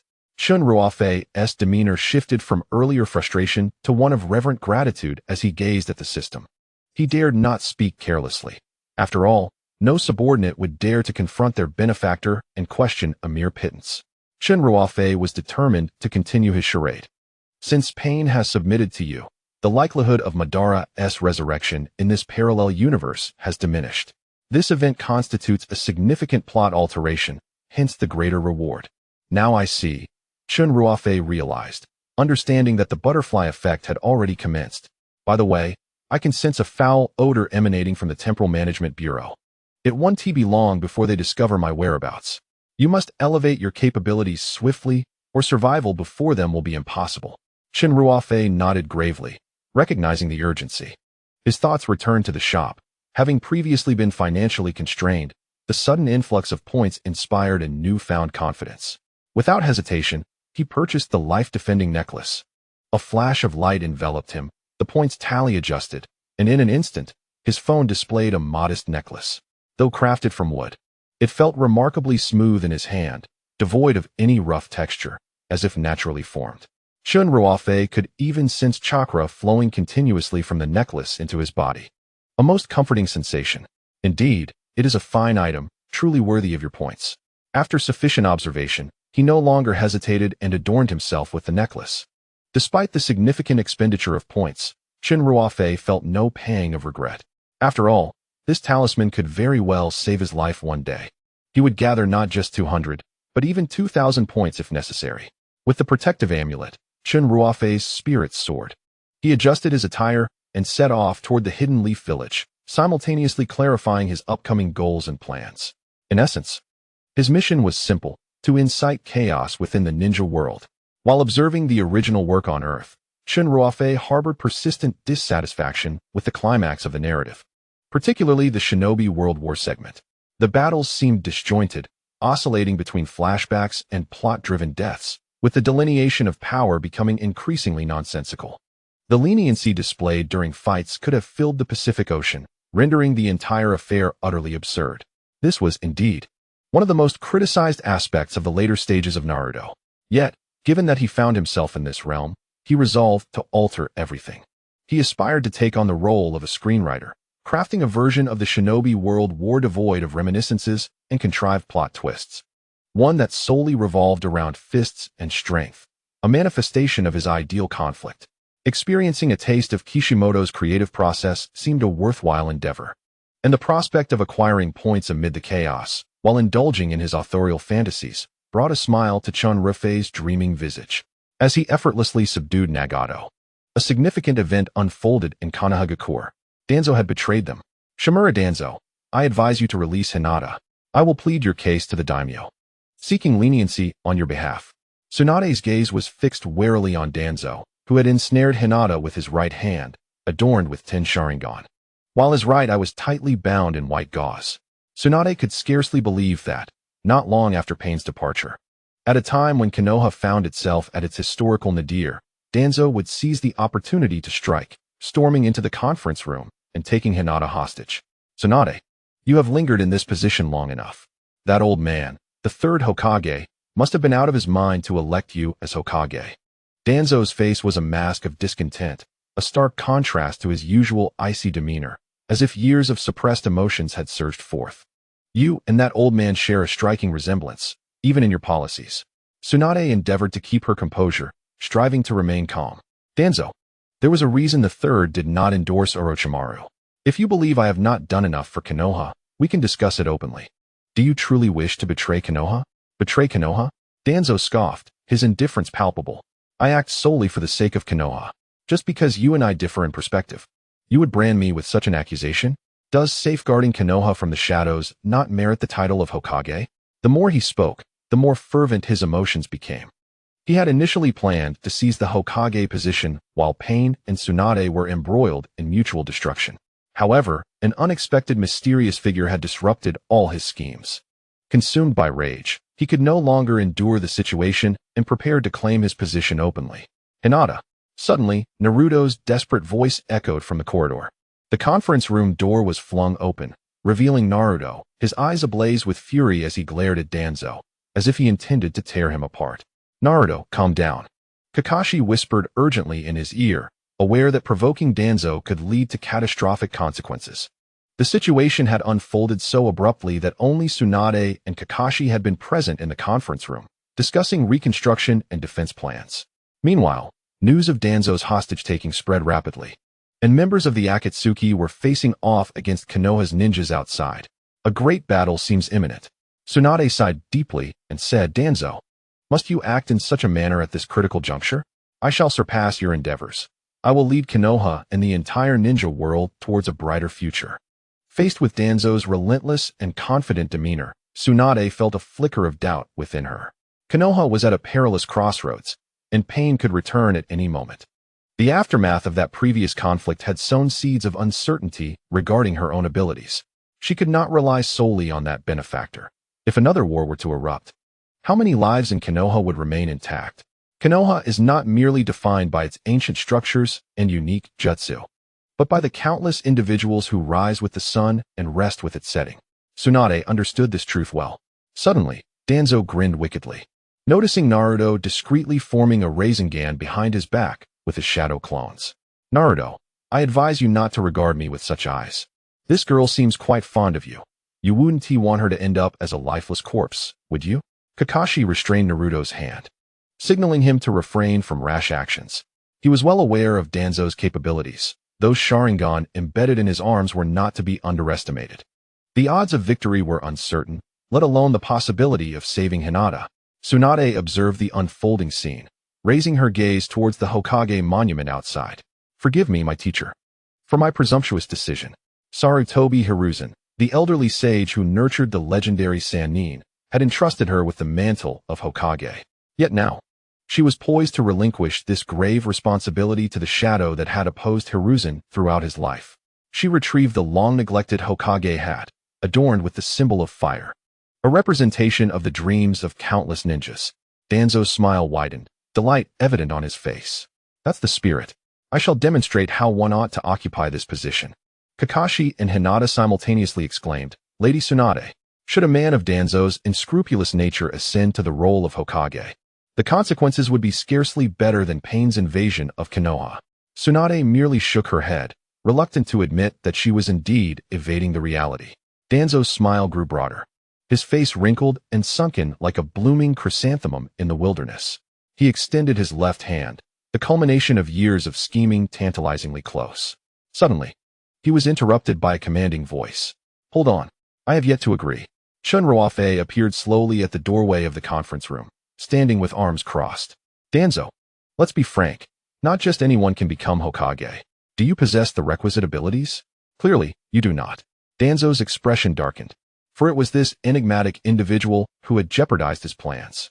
Indeed, it is I, Chen Ruofei replied, a playful smirk gracing his lips, revealing his pearly whites. His eyes sparkled with intensity, causing even Danzo to feel a twinge of trepidation. In the next instant, Danzo's attributes materialized before Chen Ruofei. Danzo, chakra level, 500. Taijutsu level, 80. Ocular power, 465. How unimpressive, even inferior to Nagato. With a newfound confidence, Chen Ruofei's tone became increasingly sardonic. You refuse to fight in the face of pain, yet you attempt to play the benevolent one?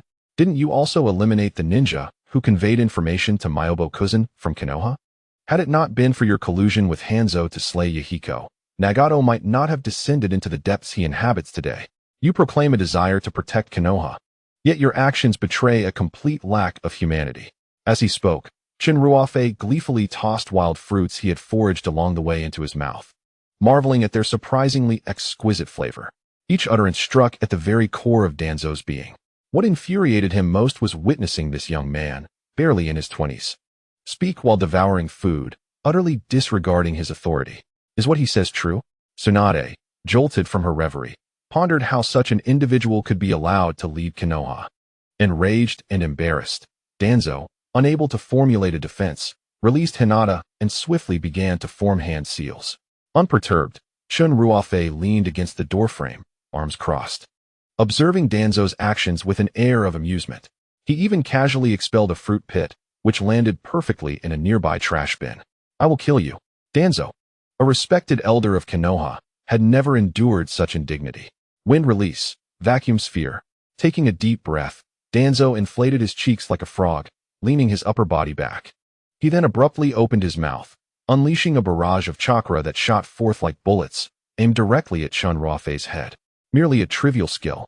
Without waiting for a response from the others, Chen Ruofei executed his hand seals and planted one hand on the ground. Earth release, earth flow wall. Solid earthen walls erupted within the meeting room, perfectly shielding him from Danzo's assault. No matter how ferociously the projectiles were fired, they failed to breach the robust walls. Danzo, witnessing this, was incensed, his eyes widening as he shouted once more, wind release, vacuum wave. The sharp, Crescent-shaped gusts rushed toward him, striking the earthen barrier. The walls trembled slightly but stood firm against the onslaught. It was evident that Chen Ruofei's earth release was of a different caliber than that of ordinary ninjas. Kakashi, astounded, recognized these fundamental techniques, yet Chen Ruofei exuded an aura suggesting he wielded them with extraordinary prowess. Is that all? What other techniques do you possess? Chen Ruofei spat out the last fruit pit, finally turning to face Danzo.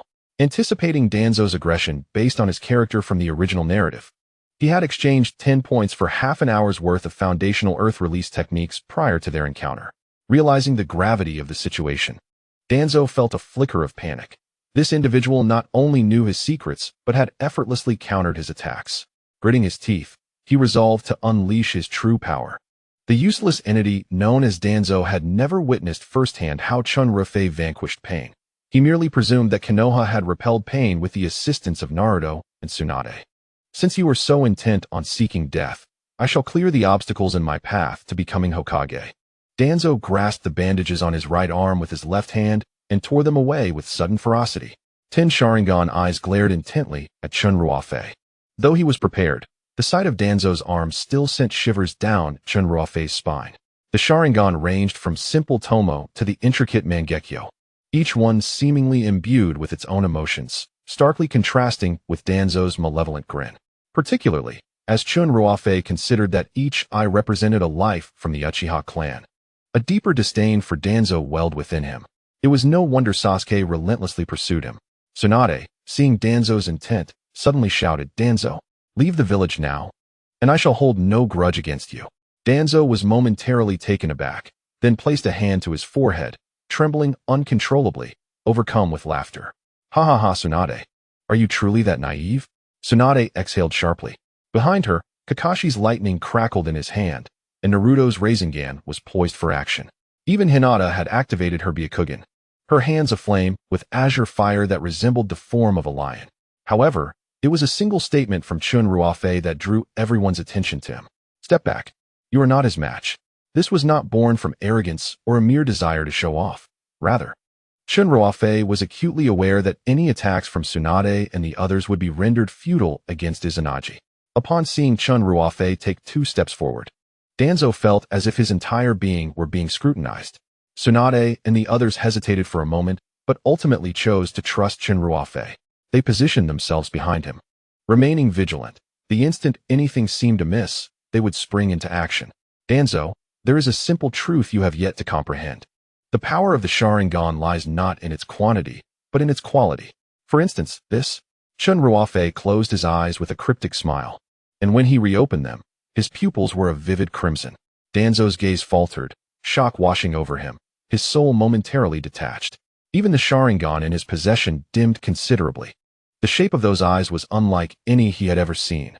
Could it be the Eternal Mangekyō Sharingan? Danzo gasped in astonishment, realizing why this individual had targeted him so fervently. "You are of the Uchiha clan?" Chen Ruofei remained silent, his lips parting coldly to utter, "Amaterasu." A surge of dark flames lunged towards Danzo, reminiscent of infernal fire, its searing heat palpable even before proximity, promising unimaginable agony upon contact. Danzo dared not underestimate it, hastily attempting to evade. However, the flames seemed to possess a will of their own, relentlessly pursuing Danzo despite his every effort to escape their encroaching grasp. At long last, he could bear it no longer. As the flames threatened to consume his skin, an unusual light emanated from one of the Sharingan on his right arm, which subsequently bled profusely before mysteriously closing. The flames enveloped Danzo, and a nauseating sound of searing flesh filled the air. His left arm was a grotesque mass of charred flesh, from which bits of blackened matter fell away, revealing stark, white bone beneath. Success. Naruto, witnessing this, felt a surge of exhilaration. The man who had taken Hinata hostage was now suffering, and given his pent-up rage, he could hardly contain his delight at Danzo's misfortune. Yet, it was not so simple. Kakashi's pupils constricted. Possessing a Sharingan himself, he understood that Danzo's peculiar arm condition was a harbinger of ill fate. Indeed, Danzo gritted his teeth, and the agony sharpened his focus. Even as he lost an arm, his expression bore no trace of fear or concern. "Kid, it has been a long time since anyone has pushed me this far," Danzo remarked, extending his tongue to lick the blood from his arm. Chen Ruofei raised an eyebrow and muttered, "Spare me your bravado. Even without my intervention, it won't be long before Sasuke comes for your life." Chen Ruofei was all too aware of Danzo's bizarre behavior, which was a manifestation of a forbidden technique that allowed him to reverse time, disregarding physical attacks. At the cost of a Sharingan. Izanagi. This feeling is truly detestable, kid, Danzo grimaced, loathing the all-knowing glint in Chen Ruofei's eyes. Nevertheless, every attempt he made to unleash a wind technique was effortlessly thwarted by Chen Ruofei. After blocking another vacuum wave, Chen Ruofei nonchalantly announced, 30 seconds remaining. 30 seconds? What do you mean by that? Naruto questioned, puzzled as to why Ruofei only defended and did not attack. Yet, Danzo was struck with profound astonishment, swiftly followed by an indescribable fear, an apprehension of omniscience. How did he know about Izanagi? He even seemed to know precisely how long Danzo's chakra would last. When Danzo gazed upon Chen Ruofei again, the emotions swirling within him were starkly different from before. That self-assured smile appeared to him more like that of a hunter gazing upon its prey. Nevertheless, Danzo was a veteran of battle. Even if Chen Ruofei understood Izanagi, what did it matter? Without a means to counter it, he remained invincible. With 11 Sharingan at his disposal, including the one from the Uchiha prodigy Shursui, he believed Chen Ruofei could do little against him. Thus, unable to overcome Chen Ruofei, he began surveying his surroundings, plotting an escape route. At that moment, however, Chen Ruofei cheerfully began counting down, as if proclaiming Danzo's impending demise. 3, 2. When he reached 2, no one noticed the brief flicker in his lowered eyes. Kid, what does it matter if you see through me? I can still reverse time and return to my original state. Danzo took a half step back, unwilling to waste another Sharingan on Chen Ruofei. As long as the green hills remain, one need not fear a lack of firewood. Is that so? 1. Chen Ruofei whispered, his subdued voice imbued with an unfathomable power that pierced through time and space, directly invading Danzo's mind. The latter trembled, only to discover that his injuries had not healed. The ocular technique, Izanami. Danzo stood motionless like a wooden statue, his eyes utterly vacant. From his perspective, Chen Ruofei replicated his previous actions, once again unleashing Amaterasu upon him. Yet, no matter how he attempted to evade or struggle, even resorting to Izanagi, he could not escape the inescapable black flames. His fate perpetually looped, and he remained ensnared.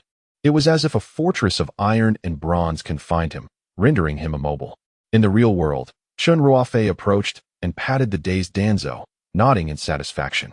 Izanami was indeed as formidable as its reputation suggested, allowing its release without the need for eye contact or even the five senses. As long as Danzo refused to acknowledge his defeat by Chen Ruofei, he would remain trapped in the realm of Izanami. What about Lord Danzo now? Kakashi discerned that Danzo seemed ensnared by a phenomenon akin to Genjutsu, and it would be some time before he awakened. Rest assured, he poses no threat now. Chen Ruofei pondered, contemplating whether to eliminate Danzo. It was not out of sudden compassion. He had never harbored any fondness for Danzo. Moreover, even if he refrained from acting, Danzo would inevitably meet his end at Sasuke's hands. Yet, he wondered if allowing him to live might generate a butterfly effect that could yield additional points. After much contemplation, he resolved to spare Danzo's life. This ruthless individual might yet stir up significant turmoil. Lord Hokage, may I take him with me? I have further inquiries. Chen Ruofei inquired with utmost decorum towards Tsunade. Although he would have forcibly taken Danzo regardless of her consent, it was imperative to maintain a semblance of propriety. Provoking hostility with Konoha would not serve his interests. Tsunade, caught off guard by Chen Ruofei's request, promptly replied, "Of course, you may dispose of Danzo as you wish." After all, Danzo had been defeated solely by Chen Ruofei. Konoha had no grounds to interfere with his decision, and Tsunade wished to avoid conflict with such a prodigious talent in the ninja world over Danzo's fate. Very well. Receiving the anticipated affirmation, Chen Ruofei procured ropes and bound Danzo securely. Simultaneously, his thoughts grew increasingly lucid. Could he not summon all those who were fated to perish in the original narrative and establish an organization loyal to him? Would not every action of this organization yield points? Chen Ruofei couldn't help but applaud his own ingenious idea. I am truly a genius. Yet, he remained oblivious to the subtle movement of Danzo's arm, which was adorned with Sharingan. Then I shall take my leave with him. Chen Ruofei smiled. gesturing to the other attendees in the conference room. As if recalling something, Chen Ruofei spoke nonchalantly, instantly captivating the audience's attention. As for the threat posed by Pain, you may rest assured, he will no longer appear in Konoha. Oh, is that so? Upon hearing Chen Ruofei's words, Tsunade felt a mix of surprise and reassurance, having deduced the underlying implications. In merely half a day's time, Chen Ruofei had vanquished Pain and captured Danzo. Tsunade could hardly fathom the limits of this youthful boy before her. In her memory, the only ninja whose prowess could rival Chen Ruofei's was her grandfather, renowned as the god of shinobi. Noticing the subtle shifts in Tsunade's expression, Chen Ruofei could not help but smile slyly. He had engaged in a clever play on words. Though Pain would no longer assault Konoha, it did not necessarily mean he was deceased. Thus, when Pain reappeared, he could readily provide an explanation, blame it on Tsunade's misinterpretation. Let us proceed, Danzo. Despite having subdued Danzo, Chen Ruofei was still troubled. How could he prevent Nagato from taking Danzo's life upon their meeting? Just as Chen Ruofei prepared to utilize the body flicker technique to escape with Danzo, an unexpected turn of events unfolded. Teacher Ruofei, be careful. Naruto's sudden, piercing cry startled Chen Ruofei. Turning back, he was met with Danzo's sinister grin, a blinding vacuum wave surging towards him. Kamui, Kakashi, in a moment of urgency, removed his eye patch, fixating intently on the vacuum wave. The space warped as multiple vacuum waves were entirely absorbed. However, none anticipated that trailing behind was a barely perceptible vacuum orb, streaking forth with such velocity that it produced a thunderous crack in the air. Danzo's mocking voice echoed in Chen Ruofei's ears. I concede your exceptional strength, yet in terms of combat experience, you remain somewhat immature. Chen Ruofei had no time to react, helplessly watching as the vacuum orb approached, threatening to pierce his chest. Time around him seemed to slow. Danzo's menacing visage, Tsunade's sprint, Naruto's barely contained rage, all were alarmingly close. Was this the end of his journey in this world? Despair washed over Chen Ruofei, but suddenly, he felt a weight around his neck. Yes, he possessed the life-defying necklace. In the blink of an eye, myriad thoughts coalesced, and the concentrated chakra surged to his chest. The once unremarkable life-defying necklace erupted in a brilliant white light, releasing an immense volume of chakra that enveloped Chen Ruofei in an impenetrable protective barrier.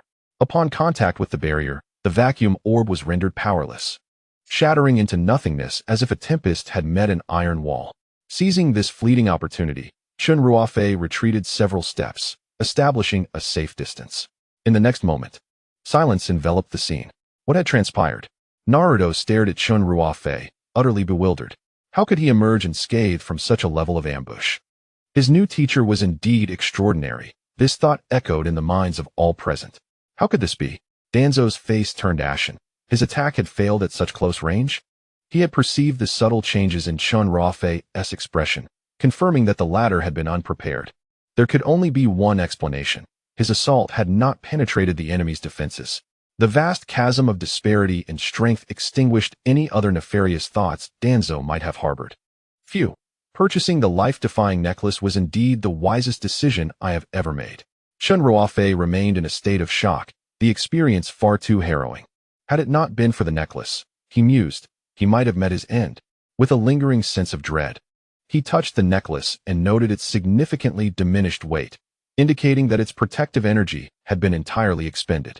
For the next 7 days, he must exercise utmost caution. Regaining his composure, Chen Ruofei shifted his gaze towards Danzo. To his astonishment, Danzo proved to be even more cunning and treacherous in reality than in the original narrative.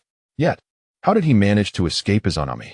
Remarkable, indeed. After admitting defeat at my hands, he could still launch a surprise attack in such a brief span of time. His mental fortitude is commendable. Chen Ruofei maintained a calm demeanor, even managing a mocking smile towards Danzo. However, one could not conceal the murderous intent in his eyes. He retracted his earlier thoughts. Even if Danzo were to join his organization, treachery would inevitably brew. There was no telling when he might strike. At that moment, Danzo's mind was singularly focused. Escape. Despite the fury coursing through him, he had no desire to continue opposing Chen Ruofei, not at least for the time being. Yet Chen Ruofei would not grant him the luxury of time. With the Eternal Mangekyō Sharingan still active, Chen Ruofei unleashed his lethal techniques once more. He invoked Izanami again, denying Danzo any chance to alter his fate. Fire release, raging earth. The flames of Amaterasu reemerged, this time transforming into a suspended longsword that hurtled towards Danzo. The searing heat threatened to incinerate everything in its path. With no means of evasion, Danzo was pierced through the abdomen by Amaterasu. Damn it! Blood trickled from the corner of Danzo's mouth, yet before it could linger, it was evaporated by the intense heat emanating from his lower abdomen. Chen Ruofei's expression remained impassive as he remarked, "I had originally intended to spare your life. Alas, you squandered that opportunity." At this juncture, Danzo appeared exceedingly feeble. Yet he summoned his waning strength to let out a maniacal laugh, declaring, I require no one's pity or charity." As he felt the swift passage of his life, he surveyed the assembly in the meeting room, his face contorted in a maniacal grin as he shouted, "Do you think this is the end? I will drag all of you down with me." Danzo coughed up a mouthful of black blood, his body trembling violently, as if it were on the verge of exploding. Chen Ruofei, sensing the imminent threat, murmured, "For Symbol's seal." With no time to elaborate, he bellowed, "Tsunade, take everyone out of here. At least retreat a kilometer away." Chen Ruofei clearly remembered that the four Symbol's seal, as depicted in the anime, would obliterate everything in the vicinity, dragging those caught within into the underworld. Forever deprived of light, its effective range extended for several hundred meters, and no living being within that radius could escape death's grasp. Danzo tore open his white robe, revealing several pre-prepared seals etched upon his chest. The dark seals began to ascend into the sky, exerting immense pressure. Tsunade, sensing the impending danger, reacted to Chen Ruofei's warning and led the ninjas in flight. "Lord Ruofei, aren't you coming with us?" Tsunade called out urgently. This sealing technique was nearly insurmountable. Without turning back, Chen Ruofei calmly replied, "You all go ahead. I have my own means." Tsunade gritted her teeth as Danzo spewed black blood in every direction. She cast a final glance at Chen Ruofei's silhouette before leaping downstairs to evacuate others. Chen Ruofei was not unwilling to depart. He understood all too well the formidable nature of Danzo's life-costing sealing technique, feared even by Obito. Yet, as the saying goes, one cannot reap the benefits without entering the tiger's den. What he truly coveted was the Eye of Shursui. If he were to acquire it, it would undoubtedly alter the course of events significantly. "Are you not leaving because you find it impossible to escape?" Danzo mocked, gazing out the window. The cerulean sky above the village stirred memories of the past within him. He stood in the shadows, driven solely by the desire to protect Konoha, entangled in a love-hate relationship with Hiruzen, and today, he was finally to meet an old friend. The black blood spread across the floor, devouring the scant remnants of light. The dark liquid advanced toward Chen Ruofei, encircling him as if intent on dragging him into an abyss devoid of light. Chen Ruofei clenched his jaw, striving to maintain his composure in this precarious moment. Suddenly, inspiration struck him as he hurriedly searched the shop. Where? Cold sweat beaded on his forehead as the black blood drew nearer, some of it even brushing against his ankles. At last, he found it. Fortune favored the diligent. After an exhaustive search, Chen Ruofei finally spotted his objective. It was a mask resembling the Grim Reaper, adorned with two horns. This item would allow the user to employ the Shiki Fujin technique, costing a staggering 300 points. "Damn, that's exorbitant," he muttered, unable to suppress his discontent. Yet, despite his complaints, his body acted truthfully. He swiftly exchanged for the Shiki Fujin. With a focused mind, Chen Ruofei endeavored to recall the sequence of hand seals. At last, with a decisive gesture, he pressed his palms together, his face flushed, veins protruding at his temples. He bellowed at Danzo, "Shiki Fujin." In an instant, a towering figure resembling the Grim Reaper emerged from behind him, the temperature in the room plummeting. The black blood, seemingly intimidated, halted its advance at the appearance of the specter. Whether it would prove effective remained uncertain, but desperate times called for desperate measures. He had no alternative but to counter a sealing technique with another sealing technique. Let us take a gamble, transforming a bicycle into a motorcycle. Danzo, noticing Chen Ruofei's countermeasure, was perplexed. After invoking the Shiki Fujin, Chen Ruofei would inevitably meet his demise as well. Why then would he take such a futile risk? Under Chen Ruofei's command, the Grim Reaper grasped the sword in its mouth and swung down with all its might. The flash of the blade severed Danzo's soul in an instant. The black blood ceased its flow, and the four-symbol sealing technique was forcibly interrupted.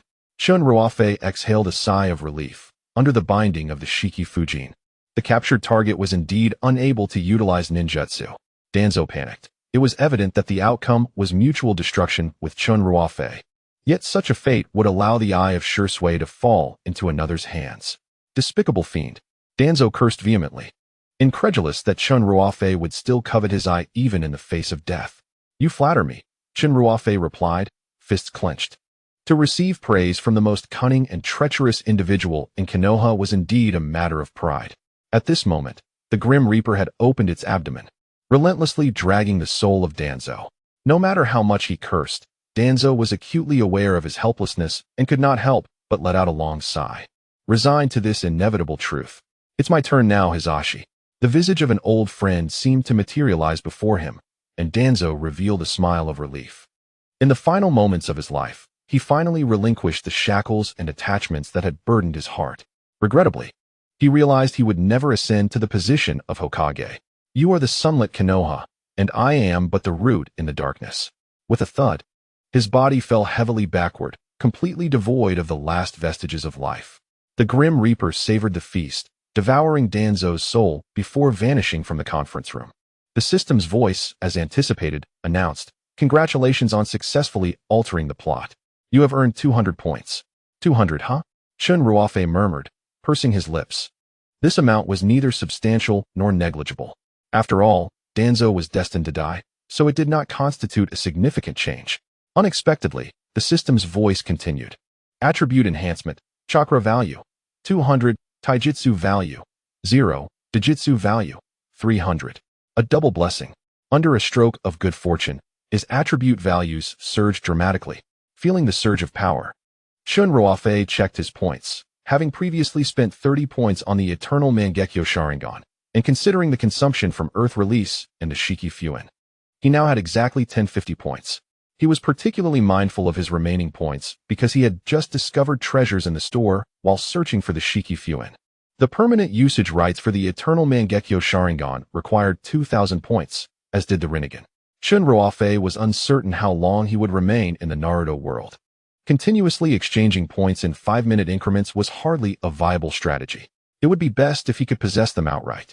Among the Eternal Mangekyō Sharingan and the Rinnegan, he leaned towards the former. Why? No man could resist the allure of Susanoo. With just over 900 points remaining, Chen Ruofei gazed longingly at the Eternal Mangekyō Sharingan in the store before reluctantly closing it. Subsequently, he approached Danzo's lifeless body and knelt beside it. Danzo, he thought, reflecting on the person who had recently sought to bring about his demise, his heart filled with mixed emotions.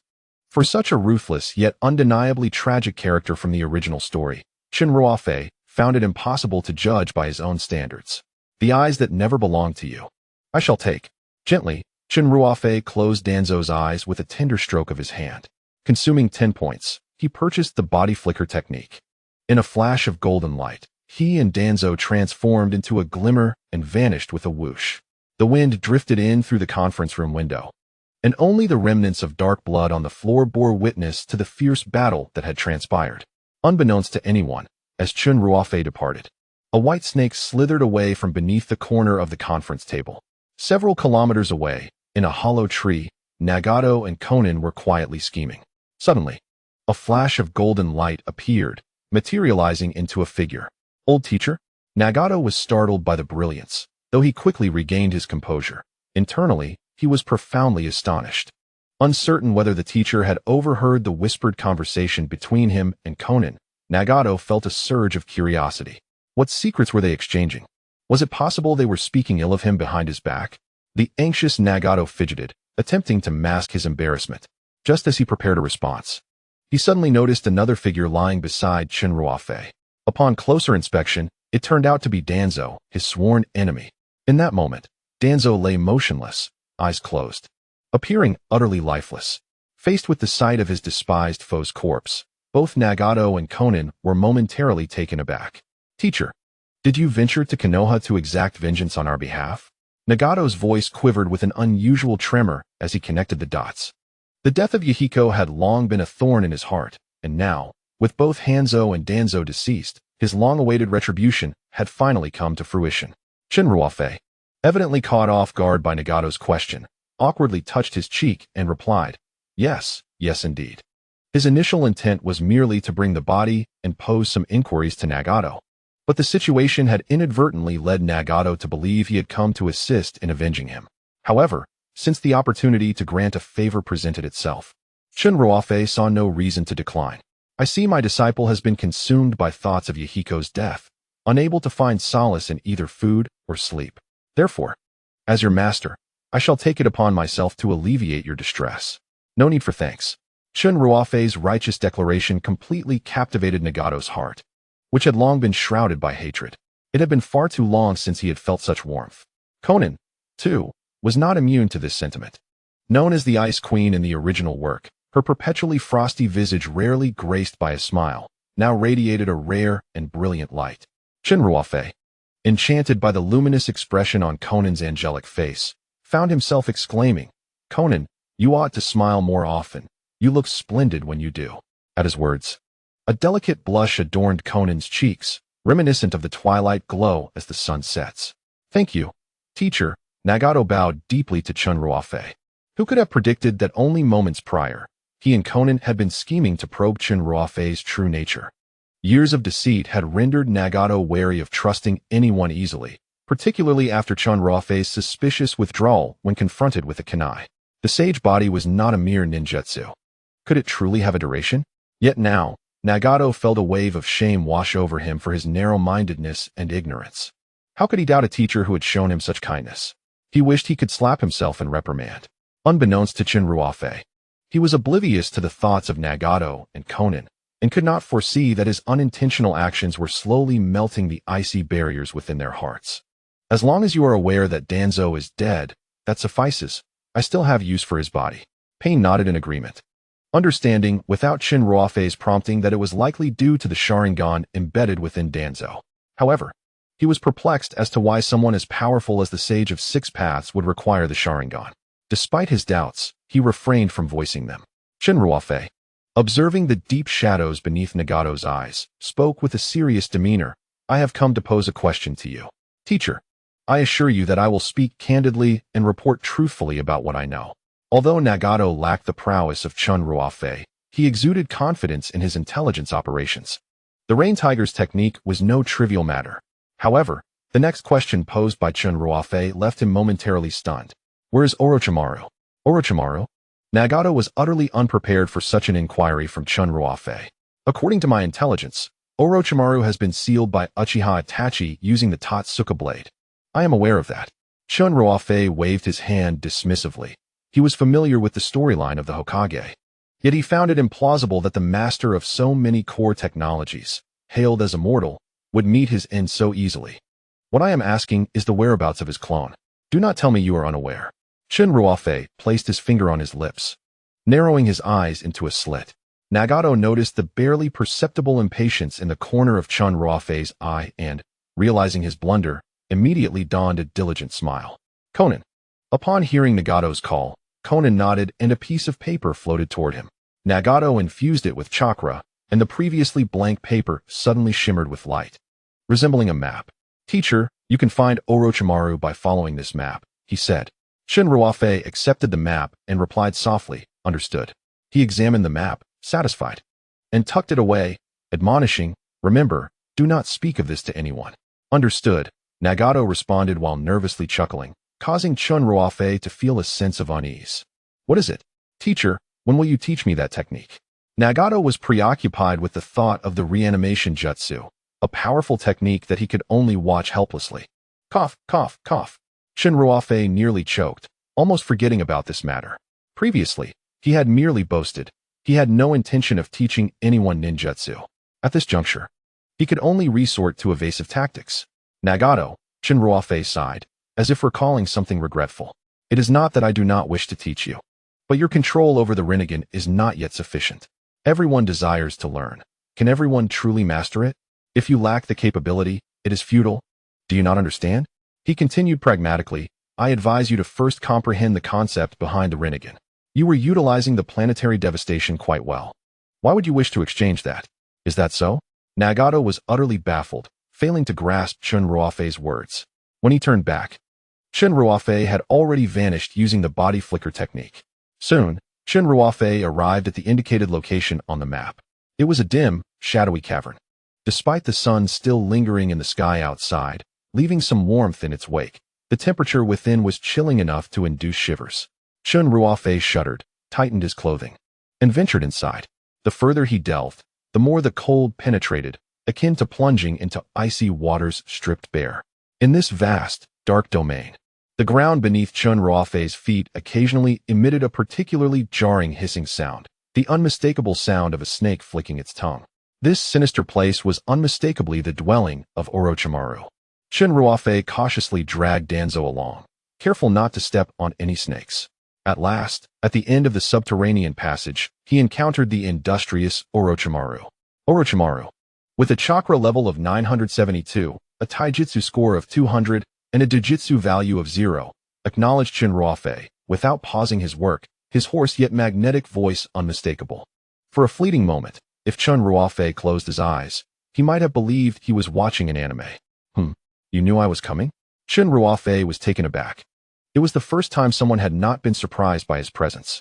Of course, I saw your affairs in Konoha through my snakes, Orochimaru replied. Including Danzo? Indeed. Orochimaru turned his head, revealing his long black hair, golden elongated pupils, purple eyeshadow extending to the nostrils, and skin pale to the point of being almost sickly. With his blue-green Magatama earrings, he exuded an aura of cunning and treachery. Chen Ruofei stroked his chin with interest. Indeed, Orochimaru was unlike anyone else. So, you know the purpose of my visit? Not in detail, but it certainly pertains to him. Orochimaru chuckled, squatting before Chen Ruofei and delicately tracing Danzo's right arm with his slender fingers. Danzo, did you ever consider that this day would come when you remove these eyes? With his head bowed, Chen Ruofei looked at Orochimaru and stated directly, help me forge a team of Sharingan. Indeed, no one can resist the allure of the Sharingan's power. Orochimaru replied with an expression of expectation, licking his dry lips. Before Chen Ruofei could elaborate, Orochimaru interjected, but what of the reward? Reward? Chen Ruofei was evidently taken aback by Orochimaru's inquiry. He paused momentarily, regarding the latter with a bemused smile. You've seen my strength. And yet you still mention a reward? Are you not afraid I might kill you? Orochimaru replied nonchalantly, I am already dead. Besides, if you were to kill me, who would assist you? Chen Ruofei silently cursed. It seemed he was thoroughly ensnared by Orochimaru. In the entire ninja world, no one was more adept at human modification than Orochimaru, whether it was cursed seals or various arcane methods of resurrection. He had even managed to bring back past Hokage through Edo Tensei during the later Ninja World Wars. Every time Chen Ruofei perused the manga, Orochimaru never failed to astonish him. I will help you resurrect, completely and utterly resurrect. Oh, Orochimaru's interest peaked. During the battle against Itachi, he had been sealed by Itachi's Susanoo using the Totsuka blade, and had yet to find a suitable method for resurrection. You have a way? Isn't there still your mark on the bodies of Akatsuki's members? Chen Ruofei smiled, recalling Orochimaru's method of resurrection using borrowed vessels during the Ninja World Wars. Orochimaru silently scrutinized the young man before him, who maintained a disturbingly cheerful smile, while internally he was engulfed in a tempest of thoughts. He was certain that this matter was known only to him. Where had this person acquired such information? Had he divulged the information to both Kabuto and Mitarashi Anko? The latter would undoubtedly devise a means to eradicate her spiritual energy and chakra. In such a scenario, the self sealed by the Kusanagi sword would be utterly beyond salvation. Thus, it was settled. Orochimaru dared not take liberties, for he was uncertain of what Chen Ruofei might know. He hastily acquiesced to the terms proposed by Chen Ruofei. Amused by the turn of events where he had assumed the role of the host, Chen Ruofei felt an overwhelming sense of joy. Soon, the Ninja World War would erupt, and he had no intention of intervening. On the contrary, he aimed to expedite the conflict, steering everything from its original course. After all, controlling Kabuto to resurrect Orochimaru would merely require a flick of his wrist. Orochimaru seized Danzo's lifeless body, brutally extracting the Sharingan from each arm and submerging them in the vibrant liquids of the cavern. With 9 Sharingan in his right arm, he could create 9 ninjas possessing the Sharingan. As for the Eye of Shursui, Orochimaru paused momentarily. Although not particularly adept in Genjutsu, he had heard of this Uchiha genius. A rarity to behold in a century. What do you intend to do with it? He turned to Chen Ruofei, his gaze filled with a myriad of complex emotions: envy, curiosity, astonishment, directed squarely at Chen Ruofei. Keep the eye of Shursui. I have my own purposes for such a treasure, Chen Ruofei replied succinctly. Orochimaru nodded, half understanding, and continued his work. Chen Ruofei fell silent, mentally crafting his intricate plans. The cavern fell into an unexpected stillness, with water dripping rhythmically from the stones above. The sound echoing through the depths of the cavern and becoming quite irksome. Chen Ruofei's intention to form a team of Sharingan users stemmed from the foreseeable circumstances in which he would be unable to intervene directly. Moreover, the narratives he sought to alter were numerous. To expedite his acquisition of points, he resolved to operate on multiple fronts. Characters from the original narrative, such as Nagato, possessed their own thoughts and agendas, making their psychological motivations difficult for Chen Ruofei to decipher. There was always the possibility of betrayal, and thus he could only temporarily utilize them. Furthermore, the distinctiveness of this team would make it improbable for anyone to associate them with Chen Ruofei, even if discovered. They might even inadvertently trigger some branching storylines, occasionally serving as bodyguards, a truly perfect endeavor. As Chen Ruofei's thoughts drifted further afield, he realized the vastness of the narrative and ninja involvement in the upcoming Ninja World War. He must seize this opportunity with great care. The Five Kage Summit was also imminent, where he would finally encounter the stoic and cold Sasuke. Following Danzo's demise, it was uncertain how events would unfold. The unpredictability of the future ignited within Chen Ruofei a profound sense of interest and passion. To his astonishment, he discovered a latent desire for novelty and adventure deep within himself. It seemed that the monotony of work on Earth had dulled his once vibrant spirit. Amidst this reflection, he cast a sidelong glance at Orochimaru, only to be taken aback by the shocking realization that Orochimaru had vanished. The console lay barren, devoid of any trace of Orochimaru's presence. Chen Ruofei felt an unsettling sensation and promptly rose to his feet, only to hear Orochimaru's haunting voice from behind him. Surprisingly, even the Grim Reaper can experience distress. Startled, Chen's heart raced as he exclaimed, "Brother, could you walk with a bit more noise?" This could genuinely frighten someone. After a moment of calming his racing heart, he began to comprehend the situation. The Grim Reaper? What Grim Reaper? Orochimaru remained silent, fixated on Chen Ruofei, causing an uncomfortable shiver to run down the latter's spine. This was merely his conjecture. He wished to observe Chen's reaction upon hearing those words. Suddenly, it dawned on Chen that Orochimaru had witnessed his battle with Danzo in its entirety, which inevitably meant he had also seen the Shinigami sealing technique. For a ninja who had utilized the Shinigami sealing technique and emerged unscathed, what else could he be but the Grim Reaper? Upon realizing this, a cryptic smile blossomed on Chen's face. At this juncture, I shall no longer conceal the truth from you. As you have surmised, I am indeed the Jinchuriki of the Grim Reaper. Orochimaru's mind momentarily went blank. Chen's succinct statement carried immense weight. This seemingly unremarkable youth is truly the Grim Reaper? And what, pray tell, is a Jinchuriki? The Grim Reaper is, in essence, a tailed beast, born of the cosmos and unaffected by any external forces. Alternatively, one might regard the Shinigami as a terrestrial envoy of the underworld. Do you grasp my meaning, Orochimaru? Despite Orochimaru's vast experience, Chen's fantastical assertions might seem nonsensical to others. Yet he understood that life encompasses boundless energy and mysteries, and he was not so arrogant as to dismiss novel concepts. Thus, after contemplation, he acknowledged that there was indeed no other explanation for the unscathed use of the Shinigami sealing technique apart from Chen's assertions. If you are not connected to the Grim Reaper, why would he spare your life? As one of the legendary three ninjas, Orochimaru had encountered the Grim Reaper himself. He was well aware that those who adapt to circumstances are the true geniuses. In terms of strength, he certainly could not compare to Chen Ruofei, and moreover, whether he could be resurrected depended on Chen. Well, how goes the task I entrusted to you? Chen Ruofei, uninterested in Orochimaru's flattery, was solely concerned about the progress of his Sharingan squad. It is nearly complete, Orochimaru replied, forming hand seals as 9 identical bodies suddenly materialized on the ground. He placed the Sharingan in his palm and proceeded to implant them into each body. Remarkably, The previously rigid forms began to exhibit signs of life, their skin gradually softening. As the joints of the bodies crackled with noise, they slowly rose to their feet. Chen Ruofei witnessed the arduous effort of the 9 individuals as they finally took their first steps, seemingly striving to acclimate to their new forms. Subsequently, they stumbled toward Chen, their pace quickening until 2 of them even surged forward in a sprint. Grim Reaper, are you satisfied? 9 individuals stood before Chen Ruofei with utmost reverence, their expressions devoid of any emotion, resembling automatons. Truly, Orochimaru has outdone himself, Chen Ruofei mused inwardly. These 9 were nearly perfect instruments of assassination. This exemplifies their mental fortitude. Orochimaru extended his hand, presenting a ball of luminescence to Chen Ruofei. By infusing it with chakra, he could seize control over them. Very well. Chen Ruofei unleashed his chakra. Yet the luminescence greedily consumed it like a famished beast, seemingly insatiable. Though he maintained a calm facade, panic began to stir within him. Could it be that my chakra is insufficient? Resolutely, he gathered every last vestige of his remaining chakra and poured it into the luminescence.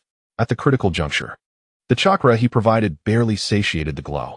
Fortunately, he had previously acquired 200 chakra points. Otherwise, he would have been in dire straits, Chen Ruofei contemplated. The chakra spread into the luminescence, and the 2 melded into one.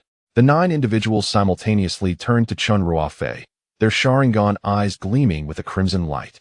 And in unison, they intoned a deep, ominous greeting. We pay our respects, Master. Excellent, excellent. Chen Ruofei was elated. The practical outcome surpassed his expectations. Orochimaru cautioned. Their ocular prowess is formidable. They can contend with ordinary Jonin and even ANBU level ninjas. However, their physical abilities are average. So it would be wise to avoid confrontations with taijutsu specialists. Indeed, Chen Ruofei nodded. He had no intention of engaging in close combat with these individuals, who, in their right mind, would resort to physical brawling when wielding the Sharingan. Chen Ruofei patted Orochimaru on the shoulder with an air of authority. You've done splendidly. Little serpent, I shall remember your contributions. However, should you disclose our secrets, rest assured, I shall not, Orochimaru replied, revealing his sharp teeth in a grin. By the way, here is the eye of Shizuku. Orochimaru produced a sealed vial, within which a solitary eye was submerged in liquid. Very well, await my further instructions. With that, Chen Ruofei departed with the 9 individuals, his mind brimming with excitement. This growing intrigue amused Orochimaru as he watched Chen Ruofei move further away from the underground lair. A sudden smile gracing his lips. As Chen Ruofei walked along the path, his spirits soared. With this Sharingan squad at his disposal, he could operate on dual fronts, simultaneously clearing his name while engaging in nefarious deeds. Having already recruited Nagato and Konan, along with these 9, he had undeniably become a force to be reckoned with in the ninja world. It was time to devise a name. Chen Ruofei blinked and began to contemplate an appellation for his unique organization. Considering the unsavory nature of their future endeavors, he pondered for a moment before snapping his fingers. Let it be called the Dark Organization. According to his plan, he was to return to Konoha to prepare for the 5 Kage Summit, a precursor to the Great Ninja War and a pivotal moment for many plot developments. Chen Ruofei was determined not to miss any opportunities, especially with the Eternal Mangekyō Sharingan beckoning to him from the store. As for the Eye of Water stopping, he intended to seize a fitting opportunity to bestow it upon his subordinates, thereby enhancing the strength of his team. However, Nagato had already acquired the Rinnegan, and Konan displayed little aptitude for illusion techniques. To allocate it to a team with Sharingan would seem a gross misuse of such a precious asset. Just as Chen Ruofei was deeply engrossed in contemplation regarding the most suitable candidate for recruitment, a pair of eyes suddenly materialized in the center of the path before him. It was the system. Young one, I sense the presence of the Time Management Bureau within this realm. They appear to have arrived. Chen Ruofei could scarcely believe his ears. The system's words struck him like a thunderclap. The formidable adversary, the Time Management Bureau, had arrived so swiftly. He was far from prepared. This was too hasty. With his current strength, combined with the Dark Organization and over 1,000 points, he did not perceive any possibility of matching the Time Management Bureau in a contest of strength. I too find it perplexing, logically. The Naruto world is but a trivial existence among the myriad realms of the universe. It should not be so easy to traverse layers of planes and uncover my whereabouts. The eyes reflected a look of confusion, clearly sharing in the bewilderment regarding the Bureau's incursion. Nonetheless, I cannot be mistaken. The stench of arrogance, perceiving all living beings as mere ants, is unmistakable and repugnant. It must be them. This left Chen Ruofei exasperated. It seemed he had underestimated the discord between the system and the Bureau, as well as the system's rebellious nature. The eyes from the cosmos scanned the surroundings. Yet nothing seemed amiss. A gentle breeze brushed against Chen Ruofei's cheek, akin to a tender hand caressing his skin. In the distance, the wild undergrowth had evidently been neglected for quite some time, growing to half a person's height. The wind persisted, causing the grasses to sway and rustle. However, Chen Ruofei remained oblivious. Beneath the natural sounds, there seemed to lurk some other movement. The scent grew more potent. Caution! It approaches. An azure energy beam shot forth from the thicket. Despite Chen Ruofei's vigilance, the beam's speed was too swift for him to evade. 0 processor, chakra value. Taijutsu value. I power value. At this critical juncture, Chen Ruofei adeptly exchanged for the Eternal Mangekyō Sharingan. Fire release, additive earth style. A cluster of black flames manifested, but unlike the aggressive display against Danzo, it transformed into a circular wall of fire enveloping Chen Ruofei. Yet, the power surging from the energy beam was overwhelmingly potent. With furrowed brows, the cautious Chen Ruofei executed another technique. Susanoo. A black skeletal armor rose from the ground. A massive shield positioned before him. At that moment, the beam reached the forefront of the firewall. At the very least, let it slow down, Chen Ruofei thought, holding out little hope that the additive earth style could entirely neutralize the crisis, but at the very least, it might mitigate the beam's velocity, granting him a moment to breathe. It was crucial to note that the dual defenses of additive earth style and Susanoo could nearly withstand all lethal techniques within the Naruto world. Alas, the heavens do not align with human desires. The once formidable power of Amaterasu, altered and grounded in earthly form, now lies feeble before the relentless onslaught of the energy beam, as fragile as a blank sheet of paper. In the blink of an eye, the beam effortlessly penetrates the fiery barrier, extinguishing the legendary flames of Amaterasu in an instant. Chen Ruofei, taken aback, never anticipated that his counterattack would prove so impotent. The beam, undeterred, surged towards the Susanoo shield. In an instant, the shield shattered like glass. The next moment, the beam appeared behind Chen Ruofei. The winds abruptly ceased, and the world seemed to freeze. Blood surged within him, and he spat a mouthful of crimson liquid. Turning his gaze to his shoulder blade, he beheld a coin-sized wound, oozing scalding blood, revealing the stark white of bone beneath. The pain was excruciating. Chen Ruofei clutched the wound, yet the blood continued to flow uncontrollably, staining the grass below. This marked the first time he had been injured since arriving in the world of Naruto. It felt as futile as a mantis attempting to block a chariot. The searing agony rendered his mind unervingly clear, yet he understood that if he did not swiftly neutralize the energy beam, he would soon succumb to the effects of blood loss. Should that occur, awakening would likely find him imprisoned within the Temporal Management Bureau. Gritting his teeth, Chen Ruofei pondered his options. With defense rendered ineffective, he resolved to employ offensive ninjutsu. The energy beam recalibrated its trajectory, ascending parallel for a distance.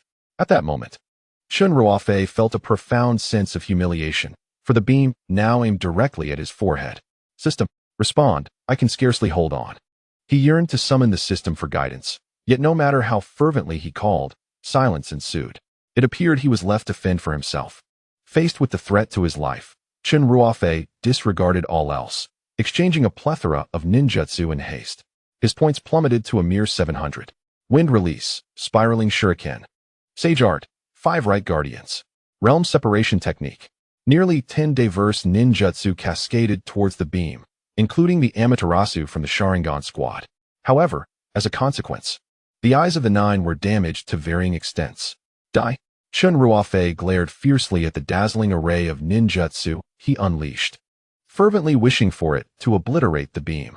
Yet, no miracle transpired. Regardless of the ninjutsu type, upon contact with the beam, its chakra dissipated instantaneously, vanishing in the blink of an eye. Damn it! Chen Ruofei remained undeterred, repeatedly employing the body flicker technique in an attempt to evade the beam. Yet, each time he reached a new position, the beam always arrived one step ahead, aiming at his head from a short distance. Even the use of Kamui to traverse dimensions proved futile. Ultimately, Chen Ruofei resigned himself to despair. He realized that he was not on the same level as this beam. If only I had a bit more time, he cursed his own lack of strength, but it was too late for regrets. With a heavy heart, he let his hands fall, awaiting the beam's judgment. The ray seemed to sense Chen Ruofei's relinquishment of resistance, curving into a bundle resembling a long rope. Intent on capturing this transgressor of the Management Bureau alive. In a moment of dire urgency, a somewhat childish voice echoed from the depths of the forest. Ruofei-sama. Following the sound, Chen Ruofei was astonished to see none other than Konohamaru. Konohamaru, too, confirmed his recognition and exuberantly dashed towards Chen Ruofei. "Stay back," Chen Ruofei called out, desperate to prevent an innocent child from suffering an undeserved calamity as he departed from the world of Hokage. However, Konohamaru appeared blissfully immersed in the joy of their unexpected encounter, entirely disregarding the warning. Chen Ruofei let out a heartfelt sigh, realizing he was about to burden someone else. Yet, what transpired next was utterly unexpected. As Konohamaru's gaze shifted from afar to the ray, the latter inexplicably turned tail and fled, as if fearing discovery. In the blink of an eye, it vanished without a trace. This is possible. Chen Ruofei was left utterly dumbfounded, incredulously staring at the spot where the ray had just hovered, now undeniably empty. His mind raced, yet it fell into a state of perplexity. He could not comprehend how a being from the Time Management Bureau could harbor fear of Konohamaru. It was utterly unfathomable.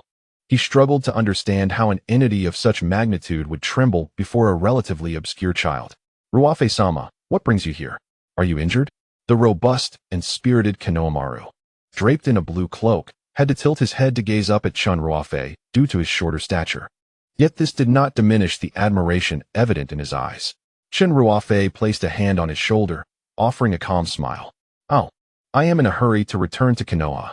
"Ah, so am I," Konohamaru exclaimed joyfully, having learned of Chen Ruofei's deeds through Naruto. Naturally, he was eager to accompany the hero who had saved Konoha. However, Chen Ruofei remained silent, lost in contemplation, unable to deduce the reason behind this occurrence. Was this Konohamaru an imposter? Yet, he could not fathom that anyone from the world of Hokage possessed the capability to instill fear in the Time Management Bureau.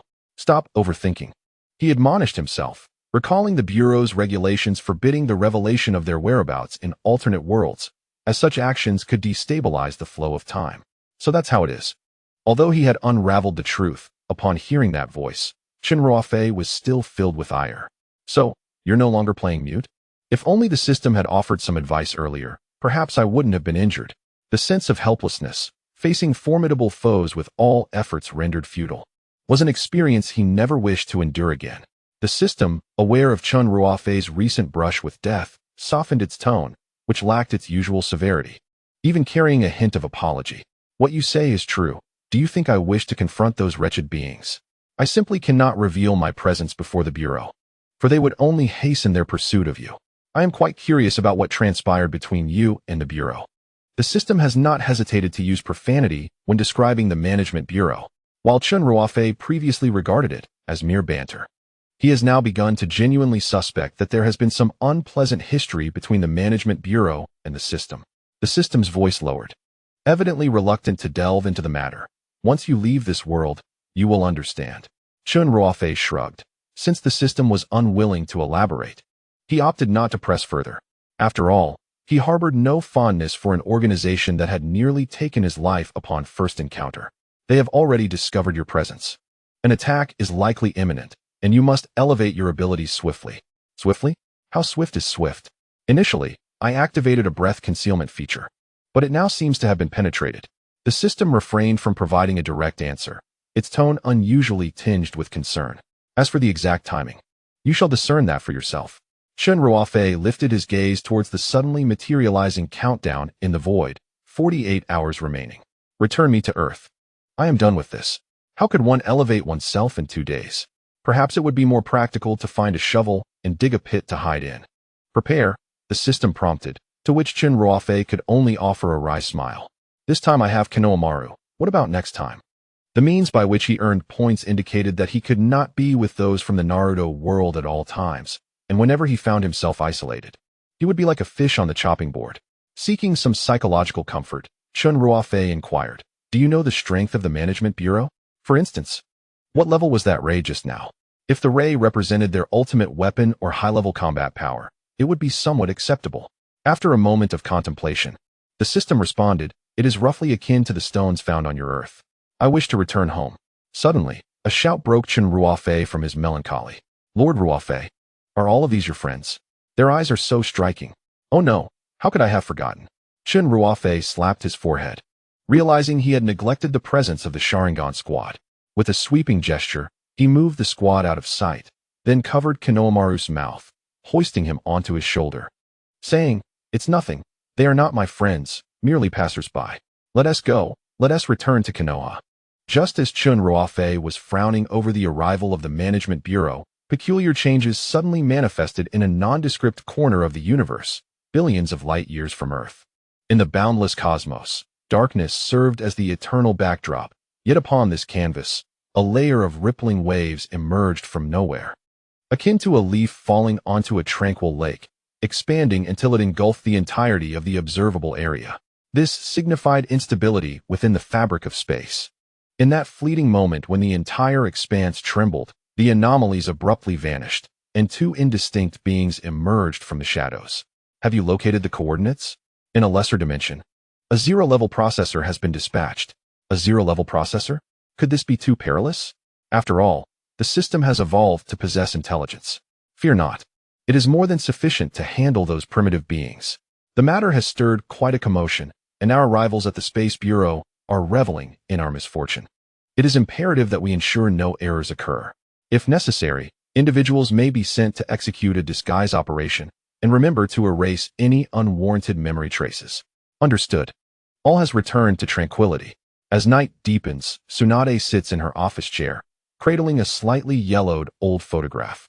In the image, three youthful ninjas, still naive and innocent, beam with joy. The boy on the left has pale skin and an indifferent expression, yet his eyes brim with vibrant life.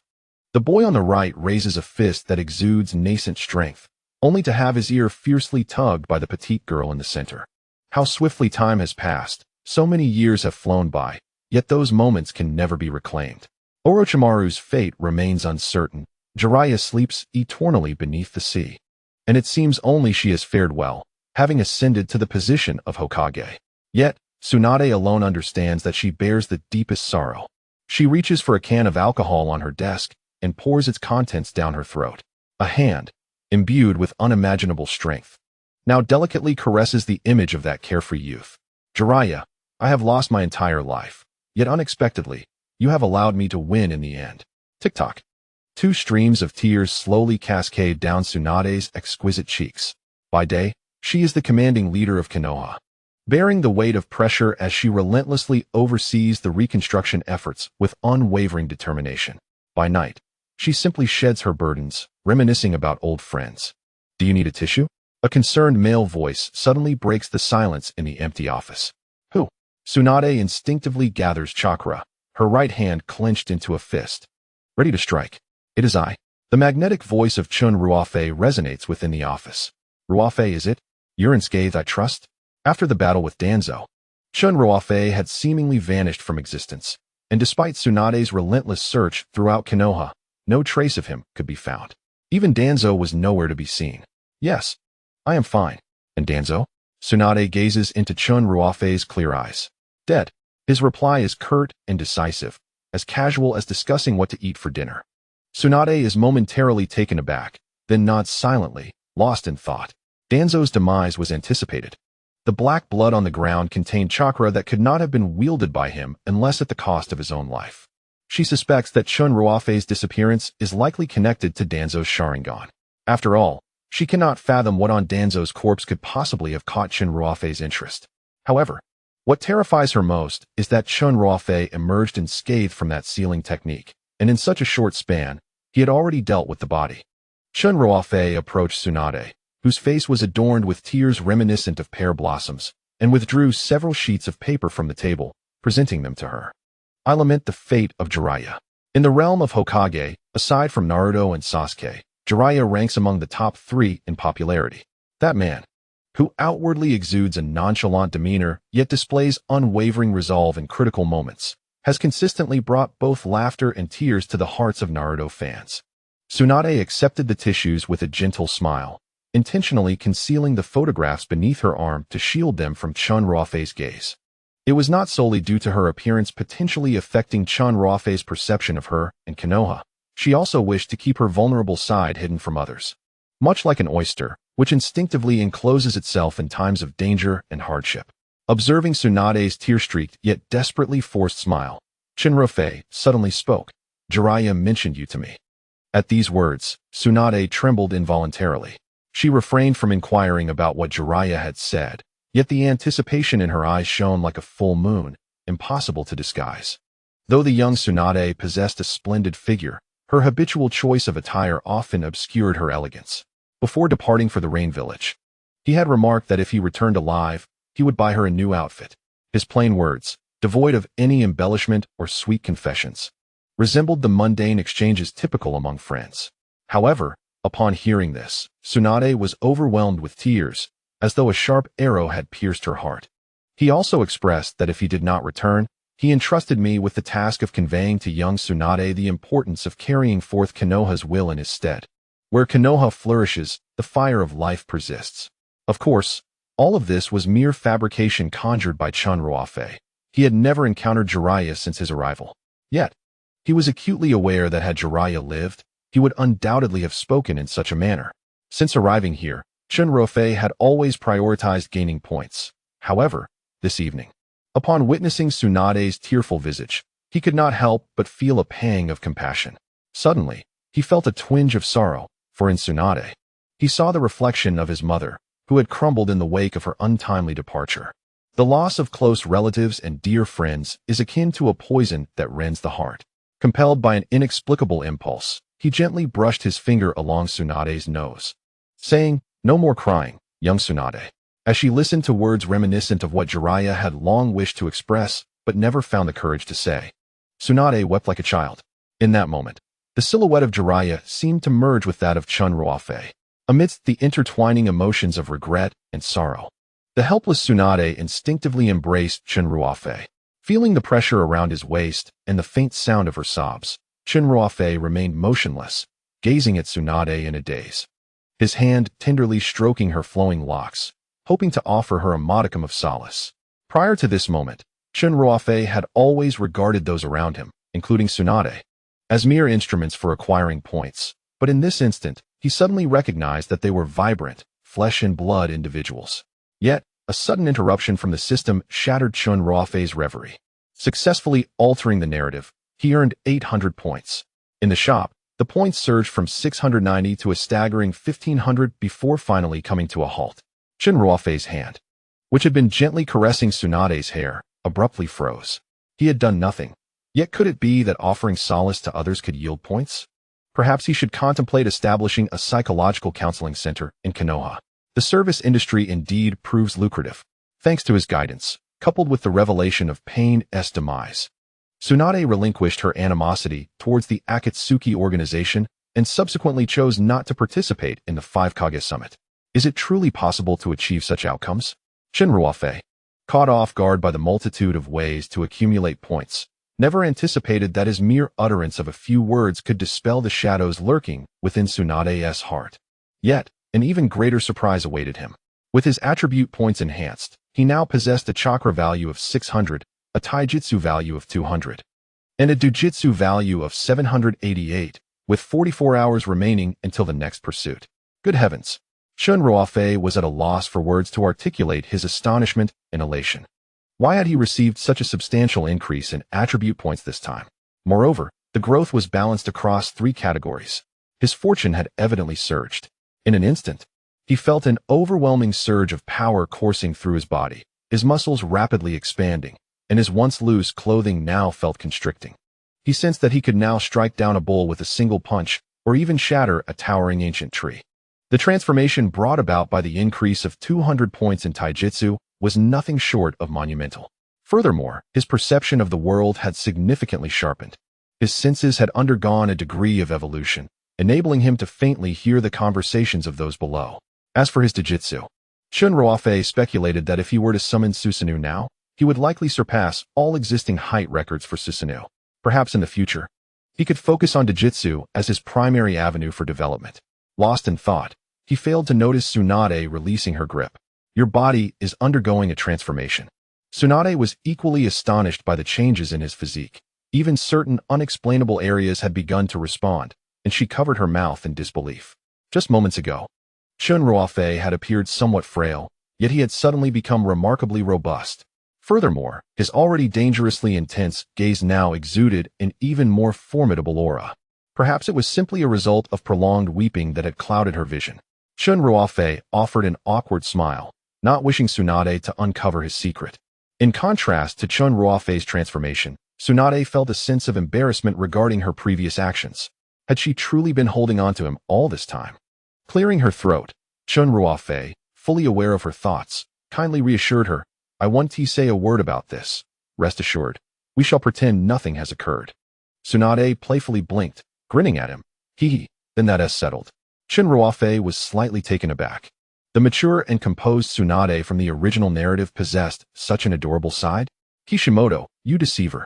The charming Tsunade, akin to a fleeting bloom, adjusted her mood, clenched her fists upon the table, and instantaneously donned a stern expression.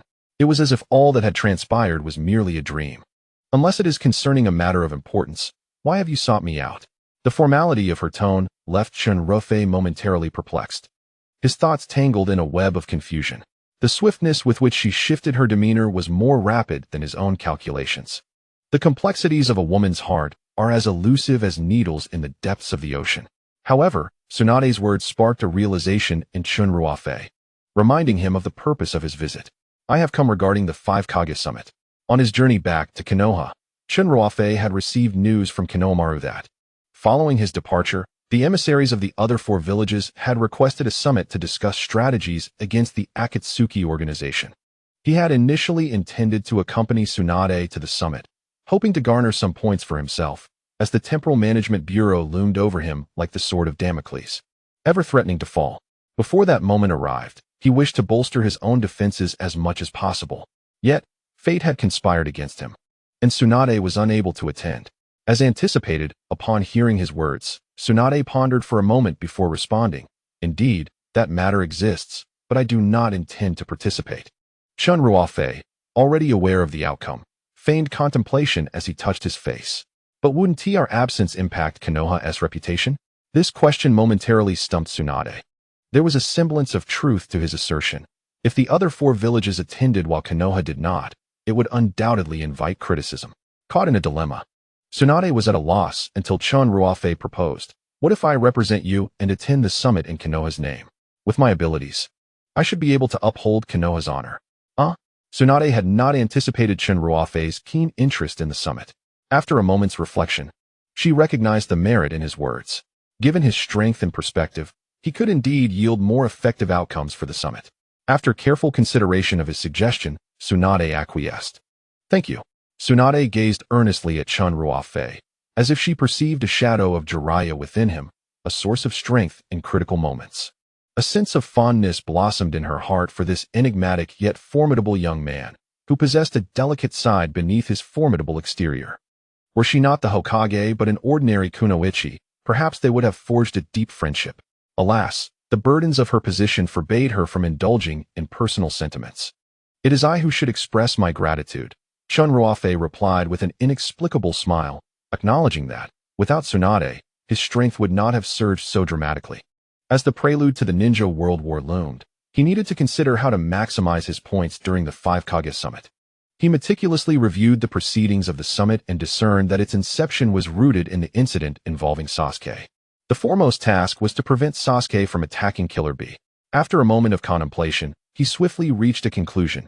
Had Sasuke not captured Killer Bee, the Raikage might not have been driven to fury, consequently avoiding a confrontation with Team Hawk.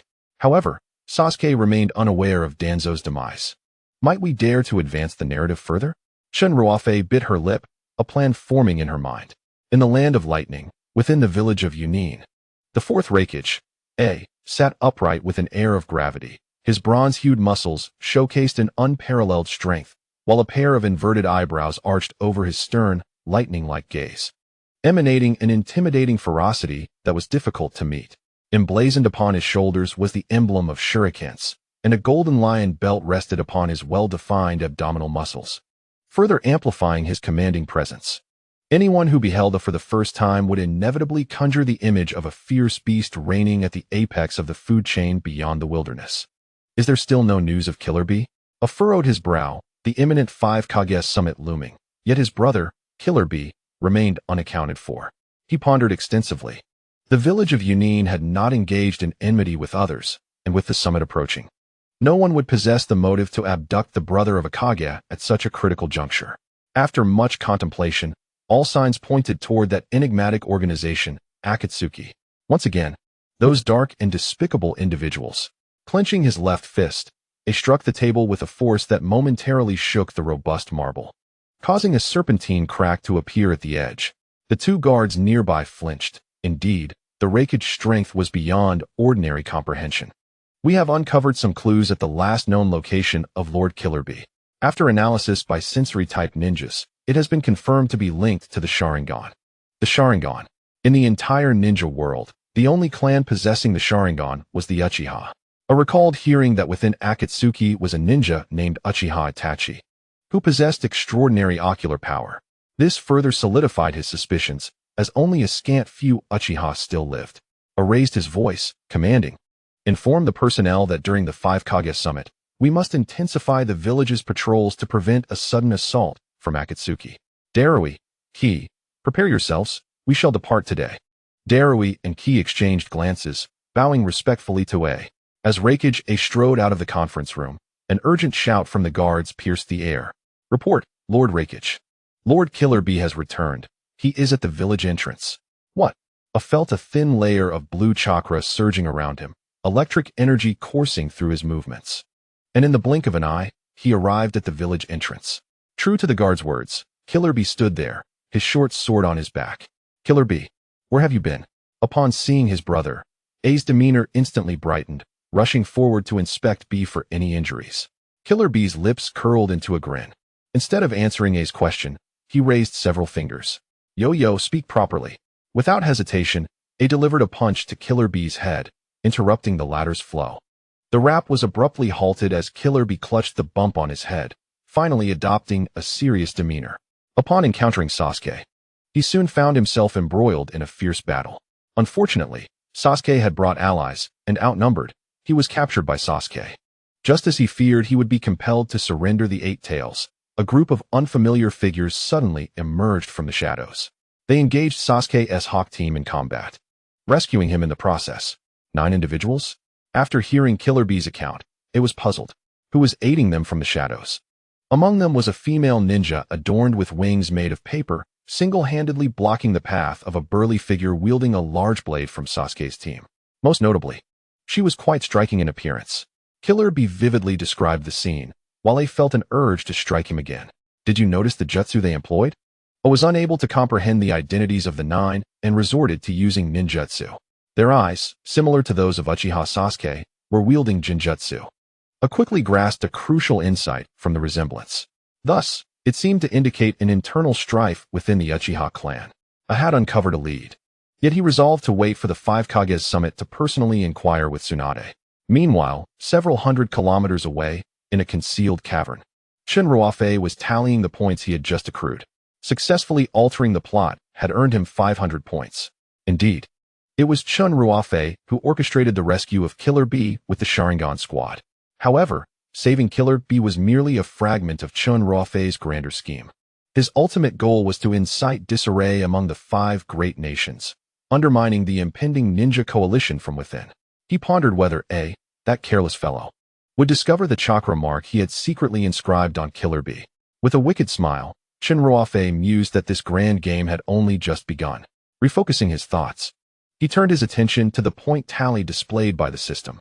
Not too much, not too little, precisely 2,000 points. Enough to acquire the Eternal Mangekyō Sharingan he had long desired. He hoped that the Eternal Mangekyō Sharingan would provide him with a formidable advantage against the Temporal Management Bureau. With a deep sigh, Chen Ruofei dismissed his apprehension towards the unknown adversary. Regardless of the outcome, he would face it with unwavering resolve. After cautiously infusing his intent into the Eternal Mangekyō Sharingan, his points were instantaneously depleted to 0. Blood began to flow from his right eye, and gradually, his surroundings faded into nothingness. The once clear world transformed into a nebulous haze, as if a warped lens had been placed before his vision. This state persisted for several minutes, his sight dimming until it was engulfed in complete darkness. Chen Ruofei felt a surge of panic, deprived of light. He finally grasped the terror experienced by those who succumbed to acquired blindness. Yet, shortly thereafter, he faintly heard the sound of wind, dispelling the indistinct imagery before him. The world began to sharpen in focus, and as light returned, Chen Ruofei could not contain his exclamation of joy. At that moment, the black pupil in his right eye had vanished, replaced by a vivid crimson hue. He had attained one of the most formidable bloodline limits in the ninja realm, the Eternal Mangekyō Sharingan. After acclimating to the discomfort brought on by the change in her eyes, Chen Ruofei took a deep breath, her voice barely audible as she uttered, "Susanoo." The black skeletal armor reappeared, but this time it was markedly different. The skeleton stature had multiplied several times, towering to such an extent that, when Chen Ruofei looked down, the distant houses of Konoha appeared as mere tiny black dots. Moreover, the weapon wielded by the black skeleton had also transformed. In Susanoo's right hand, it grasped a pitch-black shield, adorned with swirling black patterns that fluctuated between transparency and solidity. Each line imbued with an extraordinary concentration of chakra, unmistakably a masterpiece. Chen Ruofei gasped, "Is that the Yata mirror?" He vividly recalled that this divine artifact had once been wielded by Itachi, renowned for its formidable defensive capabilities. Said to be capable of withstanding all attacks in the ninja world, and capable of altering its attributes based on the nature of incoming assaults, reflecting both physical and mental attacks. Yet, upon closer inspection, he noticed discrepancies from its depiction in the anime.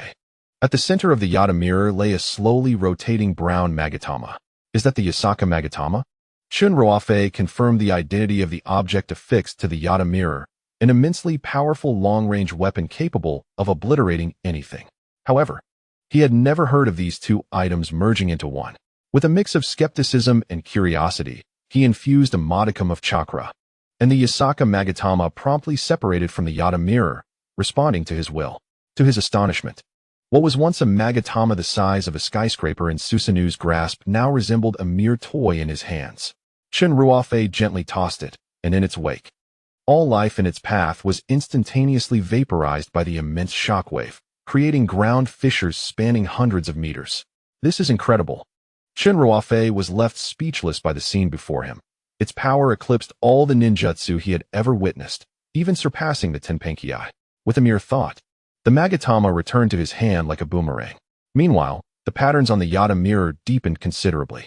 It appeared that the combination of the magatama and the Yata mirror maximized its defensive potential. Drawing his conclusions, he turned his gaze to Susanoo's left hand, where the chakra flickering was equally impressive. It was the Tatsuka blade. With a single glance, Chen Ruofei named the weapon correctly. It was indeed one of the three legendary artifacts, the Tatsuka blade. The sword, entirely white and gleaming with a cold light, was enveloped in an indestructible black flame, forming black orbs that orbited the blade like stars, its might far surpassing the Amaterasu from just 5 minutes prior. Chen Ruofei could hardly believe his fortune in acquiring all three divine artifacts at once. What a tremendous value! His eyes sparkled with excitement as he swung his arms back and forth, growing increasingly fond of his new Susanoo. Observing Chen Ruofei's naive wonderment, the system felt a mix of amusement and exasperation, slowly remarking, "As this is a permanent item, its power is contingent upon your attribute values. The higher your attribute, the greater the potency of the ninjutsu you can wield. You may wish to check how much chakra you have remaining." Under the system's directive, Chen Ruofei swiftly glanced at the attribute bar, noting that his chakra had plummeted from 600 points to just over 400, continuing to diminish at a rate of 20 points per minute. It appeared that the Susanoo would perpetually drain chakra, and utilizing ninjutsu would also deplete a certain amount. Chen Ruofei let out a slight sigh, the excitement on his face waning. He had anticipated maintaining it indefinitely, only to be left disappointed. "Maintain it indefinitely?" the system retorted, dousing his hopes. "Have you monopolized all the good fortune?" With a glint of mischief in his eyes, Chen Ruofei grinned sheepishly at the system. What happens if I run out of chakra? Surely, you wouldn't want to witness my demise. Perhaps you could grant me a cheat?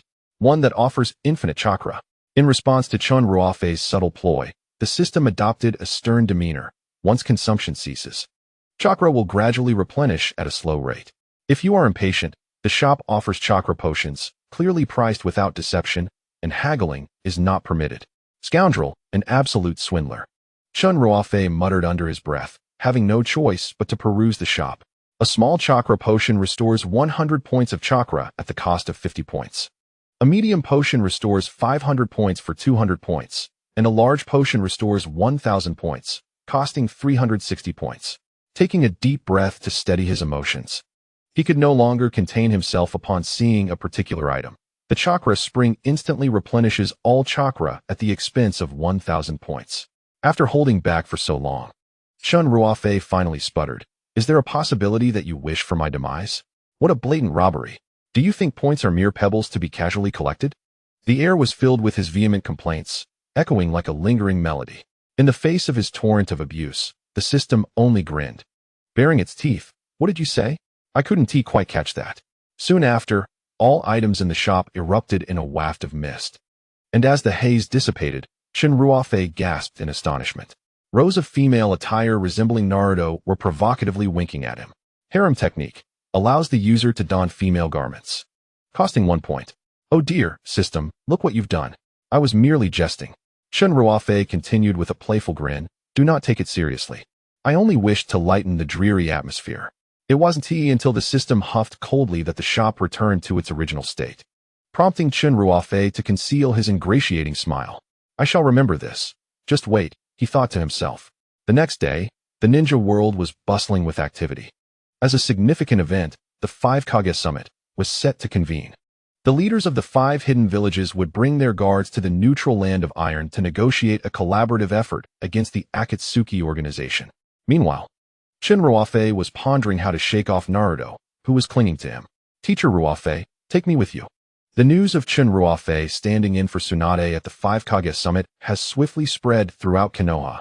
Few have raised objections regarding this hero who has saved the village. However, the only uncertainty that remains is the selection of his bodyguards. Initially, Chen Ruofei intended to choose Kakashi and Guy, who had recently returned to the village. Both are pillars of Konoha, especially Guy, whose prowess in taijutsu could compensate for Chen Ruofei's current lack of combat points, which render him unable to exchange for the 8 gates. Meanwhile, Naruto, who was enjoying a meal at Ichiraku Ramen, heard this news and sprinted to Chen Ruofei, insisting that he must be included in the entourage. "I promise I won't hold you back. Trust me," Naruto pleaded, grasping Chen Ruofei's arm with a look of earnest determination. Faced with Naruto's relentless insistence, Chen Ruofei ultimately acquiesced.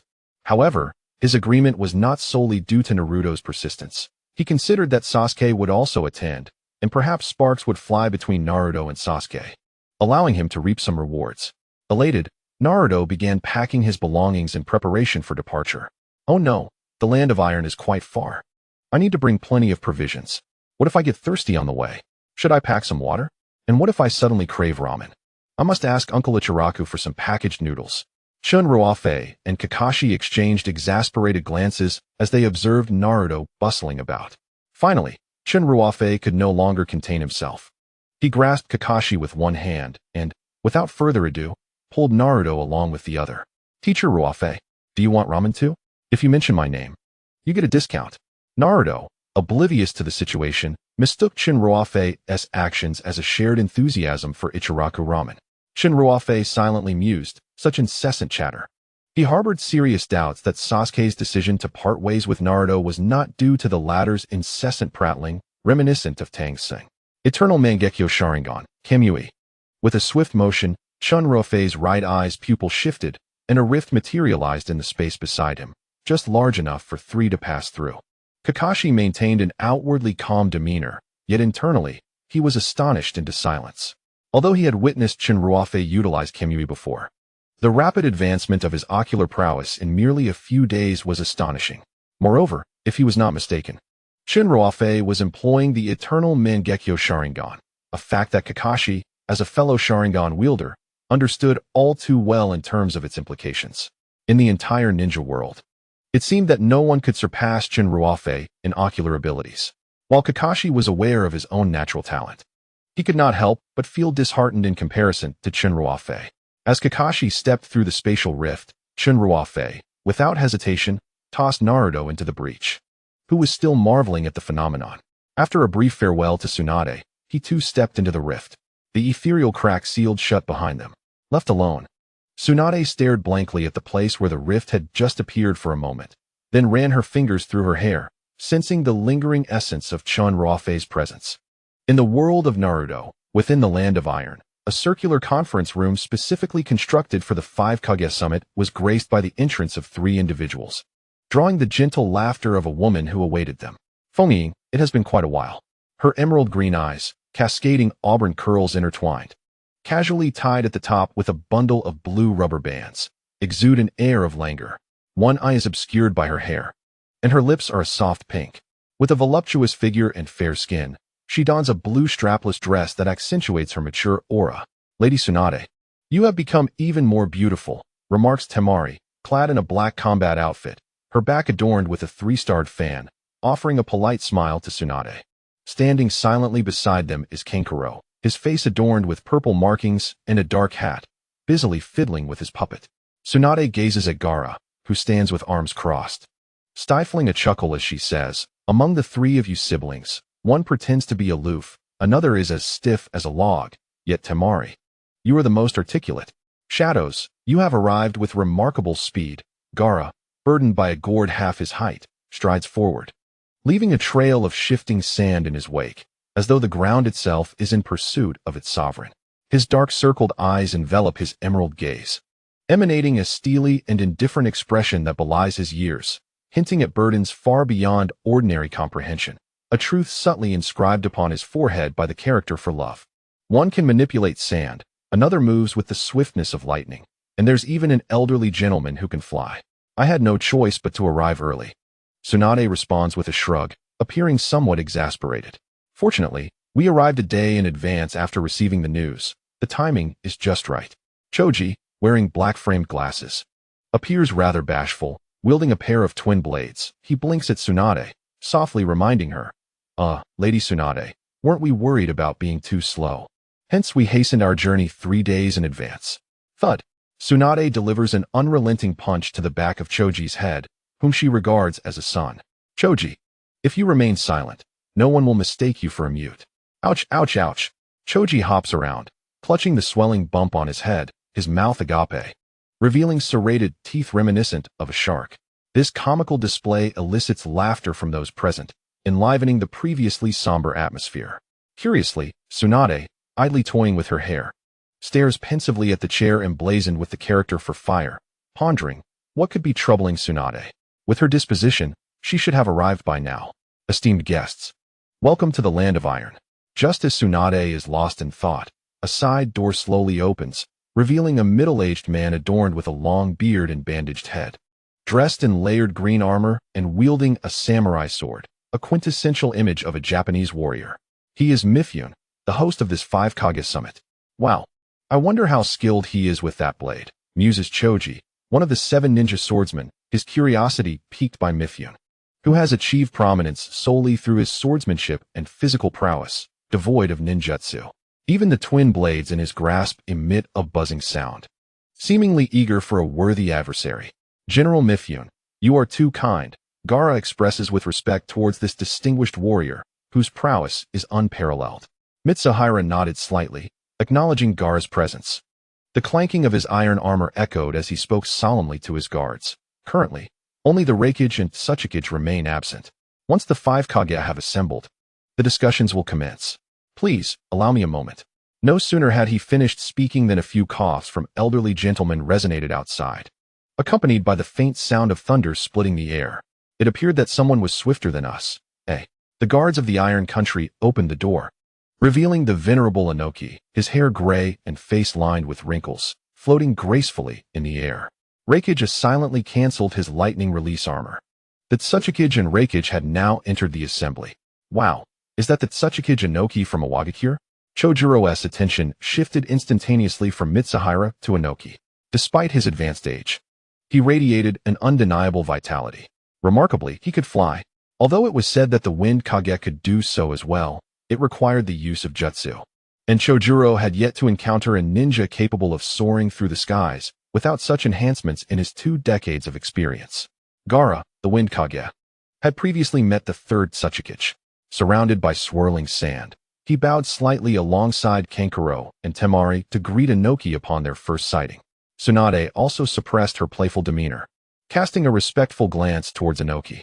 While each Kage held the highest position in their respective villages, the third Tsuchikage Inoki was widely recognized as the foremost among the 5 Kage, owing to his age, vast experience, and formidable strength. His dust-release bloodline limit and the original techniques associated with it resonated throughout the entire ninja world. Inoki regarded the youthful wind Kage with a smile that conveyed admiration and a sense of respect for the younger generation. After all, he had aged, and this world ultimately belonged to the youth. Following their pleasantries, the 4 Kage took their seats, leaving only the fire Kage's spot vacant. Mitsuhara gazed at the empty chair, a wave of foreboding washing over him. Esteemed colleagues, I have convened this meeting not only because many years have passed since our last assembly, but also due to the pressing need for enhanced communication among our 5 villages. As the initiator of this dialogue, it began to speak urgently before Tsunade's arrival. It is also due to the rampant activities of the Akatsuki organization, which have introduced significant instability to the ninja world. The other 3 Kage exchanged glances, having heard of Pain's attack on Konohagakure. However, it appeared that circumstances had shifted somewhat. I pondered for a moment and then beckoned towards the door, prompting Killer Bee to enter. This caused Tsunade to furrow her brow. Had it not been said that the Raikage's younger brother had been captured by the Akatsuki? This was one of the reasons for the Raikage convening this meeting. But why was Killer Bee present here? Gaara wore a similarly perplexed expression. Inoki let out a barely audible sigh, his throat moving as he spoke. The current situation is that beyond the Akatsuki, a formidable force has emerged, one that we are not well acquainted with. Yet it is not to be underestimated. On the way, they had disclosed all he knew about the situation to Inoki. What? With a fierce glare, Terumi Mei slammed her hand on the table and rose abruptly. Are they foes? The stance of these individuals remained ambiguous. Inoki tilted his head to gaze at Terumi Mei, recalling AI's description of the 9 enigmatic figures possessing Sharingan. Regardless of which faction they allied with, they would undeniably pose a formidable challenge to the opposing side. This revelation cast a pall of silence over the assembly, even shrouding Chojuro, usually cheerful and jovial, in a thin veil of gloom. It was well understood that an unclear stance essentially indicated hostility. Before the attendees could fully process this information, the Raikage dropped another bombshell. Moreover, this faction is likely connected to the Uchiha clan. The name Uchiha echoed in the minds of all present, and they collectively understood the implications. The 4 Kage instinctively directed their gazes toward the only vacant seat at the round table. Is this related to Konoha? Gaara muttered to himself, envisioning his friend with golden hair, whose smile always radiated an invigorating strength. Inoki rapped the table, his weathered voice resonating throughout the hall. Regardless, we must await Tsunade's arrival. Terumi Mei pondered for a moment before turning to the Raikage. By the way, did Tsunade truly promise to attend the Kage Summit? Upon receiving AI's assured response, she uttered an "oh," yet an unsettling feeling lingered within her. Tsunade was not the type to arrive late, was she? Could it be that she encountered an ambush en route? Not only her, but the others also began to share the same apprehension. Coupled with the Raikage's news and the recent unrest in Konoha, it was easy to speculate an attack. I will go check. Gaara was the first to rise, followed closely by Shikamaru and Kankuro as they made their way toward the entrance. The Akatsuki's audacity was unparalleled, daring to ambush even the Hokage's entourage. The hot-tempered AI shoved back his chair, rising to accompany Gaara toward Konoha to ascertain the truth. Just as confusion reigned among the crowd, an inexplicable force suddenly tore open a rift in the center of the hall. The unexpected scene startled everyone, prompting the guards to gather their chakra, intently focused on the bizarre spatial tear. From Gaara's gourd, several grains of sand swirled forth, transforming into a massive hand that hovered ominously at the rift's exit, ready to ensnare any adversary that emerged, ensuring their immobilization and suffocation. Every individual in the hall was taut with tension, their eyes fixed on the impending figure that would emerge from the breach. The Akatsuki's rampant actions had left them frazzled, and a moment's carelessness could lead them into the enemy's trap. Is it coming? The Reikage strained to hear indistinct chattering from within the rift, his breath growing heavier. If it weren't for the teacher, we have arrived. A familiar voice resonated from the depths of the spatial tear. Gaara paused, convinced he had not misheard. Is that Naruto? Naruto poked his head through the rift, peering around furtively before dropping to the ground with a thud. Hello, Gaara. Even if it has been a long time since we last met, you cannot simply approach me with the intent to spar, Naruto exclaimed, patting the enormous hand sculpted from sand. He placed his hands on his hips and tilted his head back, revealing his signature grin. Greetings, everyone. He anticipated a warm reception to his words, especially considering that Tsunade typically would not have brought him along to the 5 Kage summit. However, the expressions on everyone's faces were oddly perplexed. Why are you all looking at me like that? Is there something on my face? Naruto, filled with confusion, began to explore his visage with his hands, yet his handsome features remained unblemished. Naruto. Inoki pointed towards the crack, then gestured at the exuberant Naruto. Oh, it's been quite a while, Grandpa Tsuchikage. You must be wondering why I am here. With a confident smile, Naruto turned and shouted into the fissure, Kakashi-sensei. If it weren't for you, come out and explain. Everyone, I am Hatake Kakashi from Konohagakure. Kakashi leapt forth, adjusting his eye mask, his left eye narrowing into a slit. Tobirama regarded Kakashi with surprise, saying, Kakashi, you have come as well? Indeed, Kakashi replied. The Reikage, impatient, inquired, but what about Tsunade? He was eager to ask Tsunade about the 9 individuals. Well, Lady Tsunade has decided not to attend this 5 Kage summit. What? Kakashi's revelation left the 4 Kage in shock. When the Reikage had extended the invitation, Tsunade had immediately agreed. Why was she now refusing to participate? Did she possess knowledge about the situation that she was unwilling to share?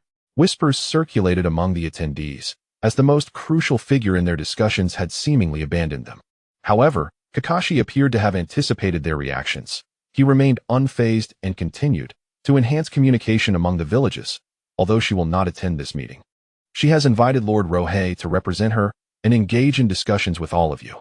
This statement struck like a bolt of lightning, and the hall erupted into chaos. The impulsive and irritable had already harbored discontent regarding Tsunade's absence, and the news of her sending someone else only fueled his anger. This meeting was of utmost importance to the safety of the shinobi world. As the Hokage, how could Tsunade act so recklessly? The Reikage bellowed, his voice laced with fury. Who is this Lord Ruofei you speak of? Can his words truly represent Konohagakure? The atmosphere fell into a sudden silence. While Tsunade's actions were indeed questionable, A's outburst was rather excessive. Kakashi's eyes sparkled with determination. He had received Tsunade's directive that during the summit, Chen Ruofei would serve as the acting Hokage. A's disrespect towards Ruofei was an affront to the entire village of Konohagakure. Naruto stood in shock, thinking, Uncle A's temper is rather volatile. The tension in the room reached a freezing point. Kakashi pressed his lips together and spoke with measured wisdom.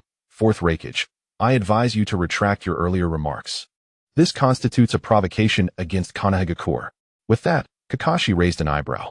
This statement, seemingly a retort to AI, actually reveals Kakashi's intent to assist him. Chen Ruofei is no Tsunade. Not only are their tempers disparate, but the enigmatic prowess of Chen dwarfs Tsunade's in a manner akin to heaven and earth. Should Chen become incensed, Kakashi surveyed the hall and discerned that the individuals present, even if united, would likely be no match for Chen's formidable strength. Surprisingly, undeterred by Kakashi's furtive glances and frantic gestures, AI's voice escalated, insistent. Is there something wrong with what I said? If Tsunade is unharmed, why is she avoiding us? Sending a nameless underling to placate us? Does she regard the 5 Kage summit as child's play? Kakashi, disheartened, lowered his head, even with his high emotional intelligence. The situation had escalated beyond his control. It would be far preferable for him to intervene rather than leave it to Chun. With a surge of lightning chakra, a pale blue bolt materialized at the center of his palm, rapidly expanding until it enveloped his entire hand, transforming into a blade of formidable penetrative power. The blinding azure light illuminated the hall. Seeing Kakashi's seriousness ignited a spark in Reikage. Boy, are you really using lightning chakra in my presence? Do you think my title as Reikage is merely ceremonial? AI snorted, his right foot striking the ground with force. His Reikage armor enveloped his explosive muscles. swiftly activating his full strength, with lightning crackling around him, each movement accompanied by thunderous resonance. In comparison, Kakashi's lightning technique seemed trivial.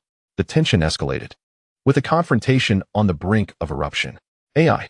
Inoki soared to Raikage's side, attempting to temper the escalating fury. Naruto chimed in, "Uncle, calm down. If it weren't for the fact that the teacher is a good person." Yet AI remained dismissive. "Kakashi wants to spar. It would be unreasonable for me not to oblige." Kakashi, caught in a predicament, sighed inwardly. It appeared that action was inevitable. Just as it seemed, the two would clash. A sound emanated from the rift once more. Tap, tap, tap. Chen Ruofei emerged slowly from the spatial fissure, his eyes cast down, half of his visage shrouded in shadow. With seemingly casual yet profoundly aggressive words, he directed his focus towards AI. AI, the fourth Raikage of the Cloud Village, son of the third Raikage. An elder brother to the Eight-Tails Jinchuriki Killer Bee, known for his volatile temperament. In his youth, he single-handedly severed the left horn of the Eight-Tails, adept at infusing lightning into ninjutsu, significantly enhancing its speed and lethality. AI's expression grew grave. How did this brash young man know all this about him? Suddenly, Chen lifted his gaze, pointing directly at AI's nose, his face a mask of disdain. "So you're the one they call Raikage?" This taunt, imbued with the audacity of youth, was unmistakably laced with contempt, evident to all, especially to the Raikage himself. "Ah, you insolent brat, I will end you."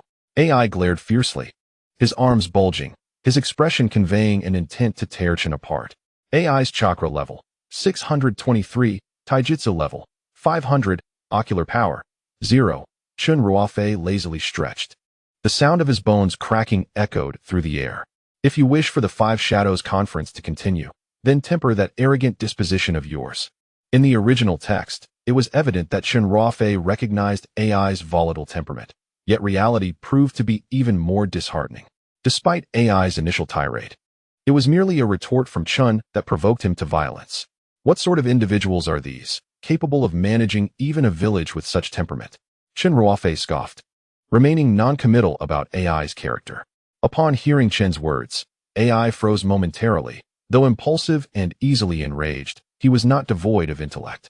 To jeopardize a hard-won meeting out of momentary fury was clearly an act of foolishness. "Do you truly believe you are my match?"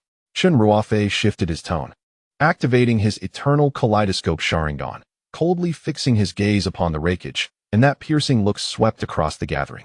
When it met the eyes of the four shadows and their guards, they were struck by an inexplicable chill from the depths of their souls. It was well known that they were among the pinnacle of ninja strength across the 5 great nations. Yet even a mere glance from Chen Ruofei induced a sensation of acute discomfort. One could hardly fathom the fate of an ordinary ninja under such scrutiny. The Sharingan. Yet why did it manifest in such a form? Inoki, the oldest among them and privy to many secrets, had never encountered such an appearance of the Sharingan. Soon, he recalled the 9 individuals mentioned by the Raikage, pondering whether there could be a connection between them and this youth. The imposing aura displayed by Chen Ruofei swiftly intimidated all present. "Now, that's more like it," he thought, satisfied by their reactions. His principle was to refrain from unnecessary violence, conserving chakra for potentially more formidable adversaries ahead. There was no need to squander it for fleeting satisfaction. With merely a few hours remaining in the countdown, he remained ever mindful of his true enemies. Naruto, seeing the situation stabilize, hastily interjected, "I've told you. Teacher Ruofei is not a villain. During Pain's attack on Konoha, he single-handedly saved everyone. Moreover, he eliminated Pain." The magnitude of this revelation struck every attendee like a thunderbolt. Reviving everyone? Defeating Pain? Was this truly the feat of a mere youth in his early 20s? Gaara, the acting Hokage, reacted swiftly. "So, you mean to say you are aware of the recent events?" "Indeed," Chen Ruofei replied without hesitation, seated himself in the Hokage's chair with an air of authority, his sharp gaze sweeping across the assembly. He lingered on Tsunade for a moment, reflecting on the allure of a mature woman as a true temptation for men, before continuing. "I surmise you are perplexed by the origins and intentions of those 9 individuals." The 4 shadows exchanged glances, each reflecting the astonishment mirrored in the other's eyes. It is evident that the matter concerning the 9 enigmatic individuals has yet to be revealed to the public. Prior to AI's utterance, it remained known only to him and Karabi. "How? Surprised? How did I come to know? Chen Ruofei seemed to perceive the thoughts of those present and continued. You can discern that my eyes are indeed extraordinary. On the day Karabi was attacked, I fortuitously witnessed the entire incident through my unique vision. Those 9 individuals utilized ocular techniques to rescue you from Zwa's grasp, did they not? One of them, a fellow with a shark-like mouth, even pursued you relentlessly until the mysterious figure subdued him with the technique of Tsukuyami.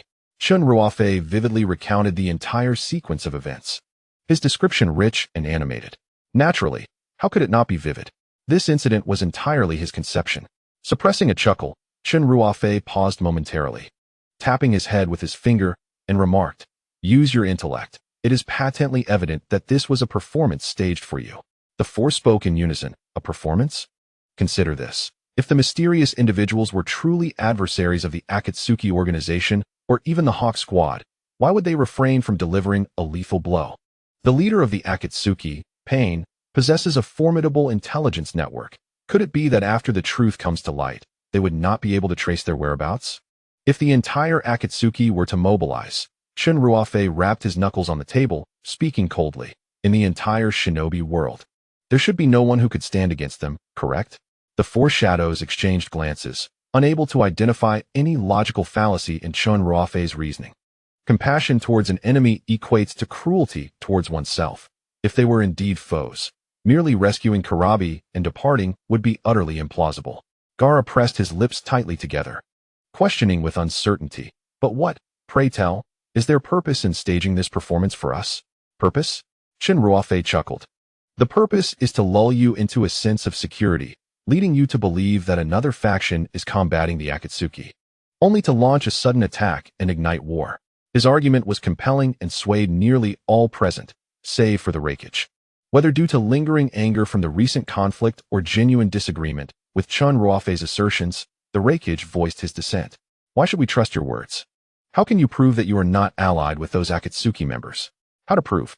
A layer of frost gradually crept across Chen Ruofei's visage.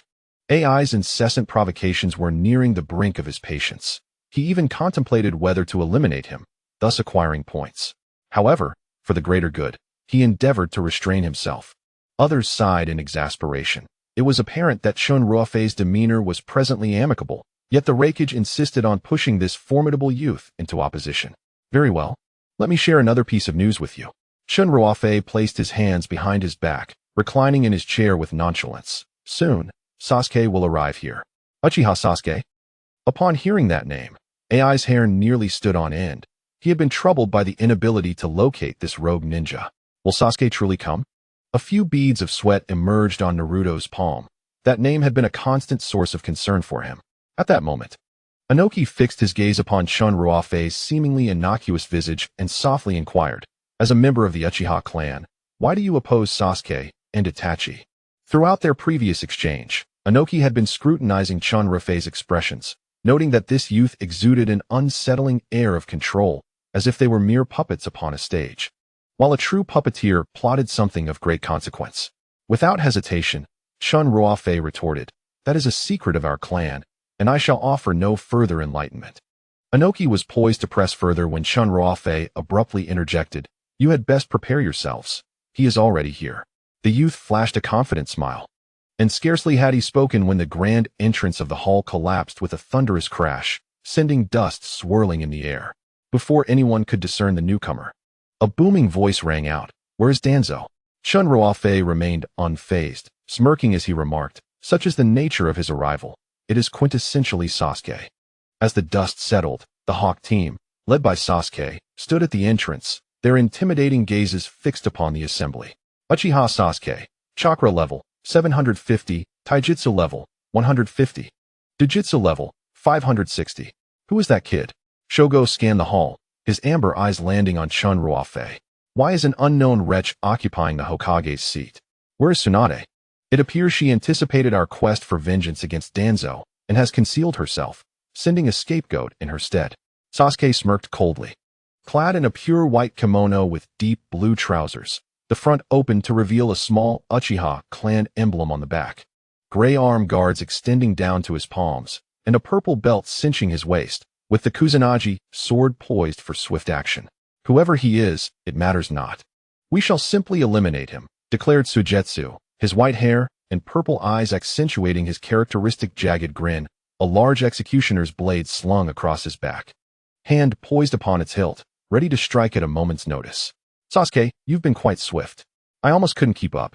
Not far from the entrance, Karui, drenched in sweat and gasping for breath, rushed to Sasuke's side, bending over to rest her hands on her knees while stealing glances at the striking Sasuke. Her expressions brimming with admiration. Uchiha Sasuke, you have arrived just in time. I was just about to seek you out.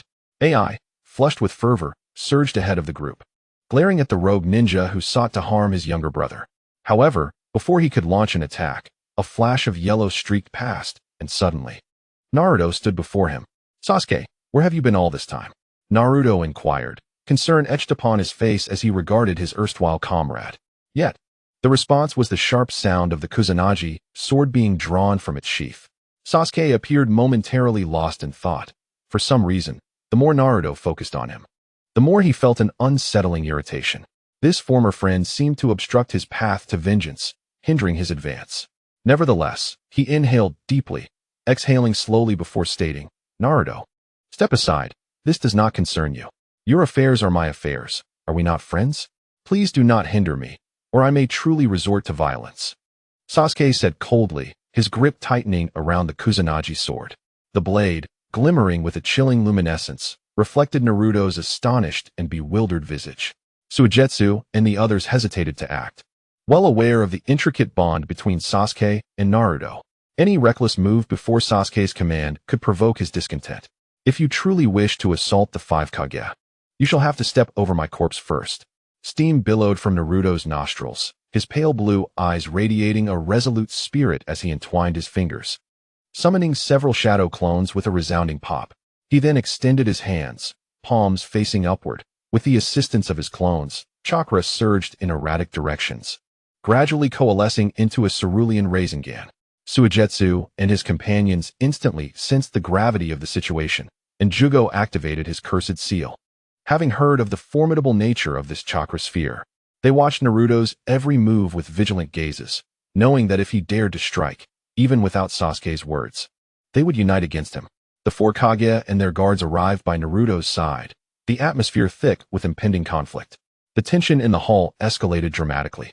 Meanwhile, Chen Ruofei remained seated, motionless in his chair, cradling the tea prepared by the Land of Iron for the meeting.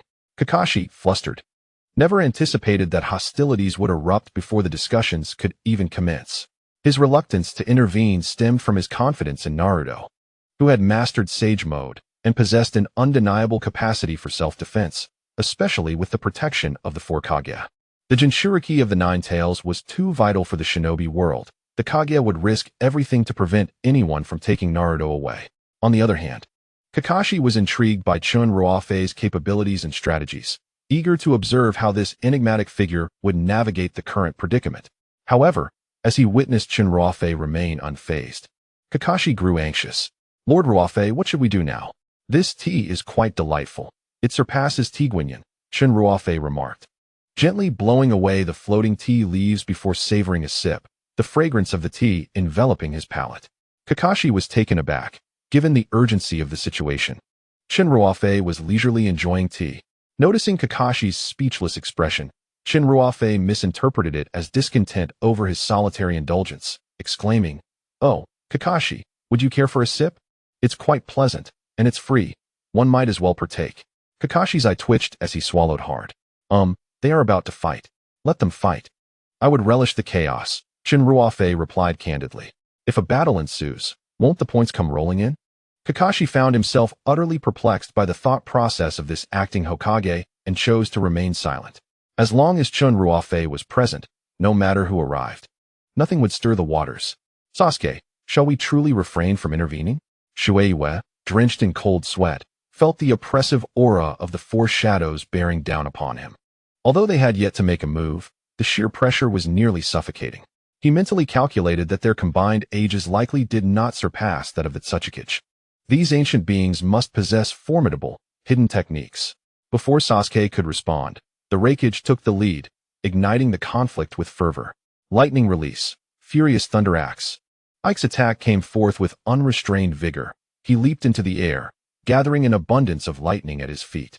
The dazzling electric light crackled in the air, aimed squarely at Sasuke's head. This kick embodied at least a decade of mastery. Excellent. Sasuke's eyes shimmered as his Sharingan manifested once more. He elevated his stature, conjuring a majestic, albeit incomplete, Susanoo clad in purple armor that towered over him. Since his battle with Itachi, Sasuke had grasped the true potential of the Sharingan. Though limited by its incomplete form, it still instilled a measure of pressure upon the shadows.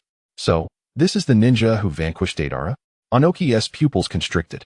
The Uchiha clan's bloodline limit is indeed legendary, capable of even slaying its own students with the Sharingan. Hypocritical shadows, reveal the whereabouts of Danzo, and I shall spare your lives. With one arm raised, the Susanoo intercepted Ike's onslaught. In that instant, the blue-white lightning and the purple Susanoo became the sole focus of everyone's gaze. The tremendous force shattered the conference table and heralded the commencement of battle. Sasuke! Naruto bellowed, rushing to join him. With a single hand, he unleashed a spiraling Rasengan, spinning rapidly as if to tear apart everything it touched. Naruto, you should not be my adversary. After countering the Raikage's attack, Sasuke appeared to have reserves of strength, as his right hand erupted with powerful currents of electricity. Accompanied by a piercing cry, he struck the ground with ferocity. Lightning release, Chidori stream. Several bolts of electricity surged toward Naruto from various angles. Caught off guard, Naruto was pierced by the multitude of currents, his body instantly paralyzed and rendered immobile. Damn it! Sasuke's gaze flickered as he cast a cold glance at Naruto, then turned his attention away. Seizing the opportunity while the Raikage was unguarded, the Kusanagi sword sliced through the air. In a split second, the quick-witted Meitarumi appeared beside Ike, unleashing a torrent of scorching magma from her mouth. Lava release, dissolving monster technique. The magma obstructed Sasuke's advance, forcing him to alter his trajectory midair. The searing orange lava splashed onto the ground, emitting a cacophony of sizzling sounds as smoke billowed around. Original world separation technique. Sand binding technique. The remaining three shadows and their guards joined the fray, entangling with Team Hawk in a fierce melee. As an observer, Chen Ruofei sipped his tea, captivated by the dazzling spectacle of battle. Kakashi, aren't you going to assist? He glanced at Kakashi, who remained steadfastly by his side despite the chaos unfolding ahead. My duty is to protect the Hokage, Kakashi replied, his gaze lowered slightly. Is it possible that I do not require your protection? Chen Ruofei pondered, bewildered by the curious inversion of roles. Successfully altering the narrative, an increase of 200 points was awarded. As Chen Ruofei uttered his remarks, he was greeted by the system's jubilant announcement. It appeared that the battle between Sasuke and Naruto had commenced, bringing the conflict at the Valley of the End forward. With a smile, Chen Ruofei accepted the points, not deterred by Sasuke's intention to attack the Five Kage summit. In fact, he secretly reveled in the prospect of Sasuke eliminating a few, thus yielding even greater points. Alas, I cannot take lives myself. Chen Ruofei sighed deeply. For the sake of future developments in the plot, he must uphold his virtuous image. Should he slay a Kage, he would undoubtedly become a target for global pursuit. Thus, all subsequent plans would be rendered futile. Kakashi observed the sudden despondence on Chen Ruofei's face and inquired, My Lord Ruofei, do you intend to remain inactive? No. I will act, but the time is not yet ripe, he replied. Kakashi, perplexed, pressed further, when shall we await? A cursory glance at the current situation revealed that while the four Kage and their guards possessed a slight numerical and individual advantage, the Eagle team displayed remarkable synergy, engaging in a tit-for-tat exchange, especially Sasuke, whose strength seemed to have advanced yet further. I am waiting for someone. Chen Ruofei discerned Kakashi's thoughts. Waiting for whom? Kakashi queried. Chen Ruofei shifted his focus from the distant battlefield to Kakashi's face, causing the latter to feel a twinge of unease.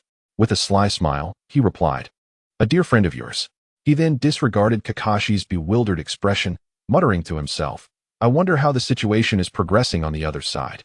If it succeeds, perhaps I shall possess more leverage before the Time Management Bureau, unbeknownst to others, in pursuit of additional points. Chen Ruofei clandestinely dispatched an organization during the Five Kage Summit to carry out a covert operation. He aimed to eliminate Kabuto. Much like Orochimaru, Kabuto favored dark, damp locations as his lair. This inclination was somewhat inherent to his nature, After all, one who could utilize the forbidden technique of Edo Tensei to resurrect numerous ninja, including Madara, was certainly no paragon of virtue. For him, it represented a form of allegiance to Lord Orochimaru. At this moment, he was engrossed in planning the specifics of Edo Tensei within the confines of the Dragon Cave, completely absorbed. Kabuto remained oblivious to several shadows that had stealthily infiltrated his domain. Should he succeed, the entire ninja world would be engulfed in darkness. Madara's resurrection would undoubtedly deliver the most profound shock to all. At that time, Lord Orochimaru would surely take pride in my accomplishments. Clad in a long hooded garment, Kabuto's face was obscured by the hood, rendering his features nearly indistinguishable in the dim cave. A meticulous examination of the cave's surroundings would reveal traces of dark blood on the ground, with the air still lingering with a faint metallic scent. Clearly, this place had recently witnessed a fierce battle. Behind Kabuto, Yuhi Kurenai lay on the ground, her life hanging in the balance. Suddenly, shadows flitted across the cave's rocky walls. "Who goes there?" Kabuto exclaimed, for logically, no one should have been able to discover his hiding place. "I've found you, Kabuto Yakushi." The shadows revealed their forms, none other than Pain and Konan. Along with a few possessors of the Sharingan, Pain furrowed his brow. He had heard of Pain's actions in Konoha. Although they were not precisely friends, they were certainly not enemies. Yet, why had he appeared here? His master was truly remarkable, able to anticipate even this. Indeed, it was the Sage of Six Paths. Pain did not address Do's confusion. Instead, he cast a glance at the figure of Mitokado Hamura on the ground and uttered a series of perplexing phrases.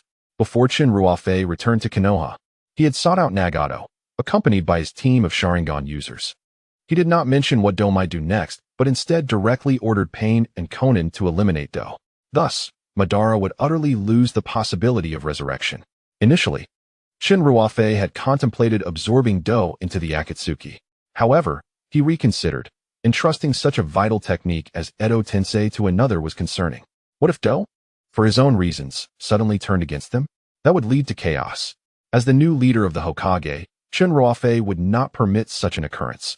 Therefore, he resolved that he would handle Edo Tensei himself. Consequently, Do's existence became unnecessary. "What brings you here?"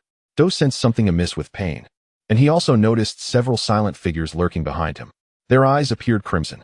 No, was that the aura of Lord Orochimaru? Do's nostrils flared as he was astonished to discover that the bodies of these individuals were infused with Orochimaru's essence.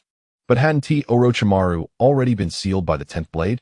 Could it be that these individuals had been left with chakra beforehand? Just as he was about to inquire into the matter, Pain did not afford him the opportunity to speak. A powerful force yanked at his body, drawing him towards Pain. Universal pull. Then, without needing Pain to utter a word, the synergy cultivated through years of battle allowed Konan to form hand seals, unleashing a flurry of countless paper shurikens that enveloped Do's entire being. In an instant, Do was transformed into a mummy.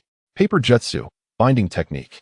Bound by the paper, Do struggled to breathe, nearly losing the strength to form hand seals. In terms of raw power, Do in Sage mode was not inferior to Pain and Konan. He could at least hold his own for several exchanges.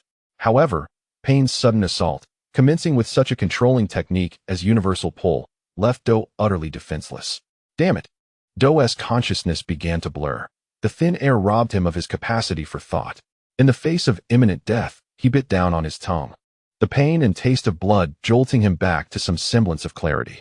From within him emerged a small snake, no longer than a finger. Like Orochimaru, he possessed a unique escape technique.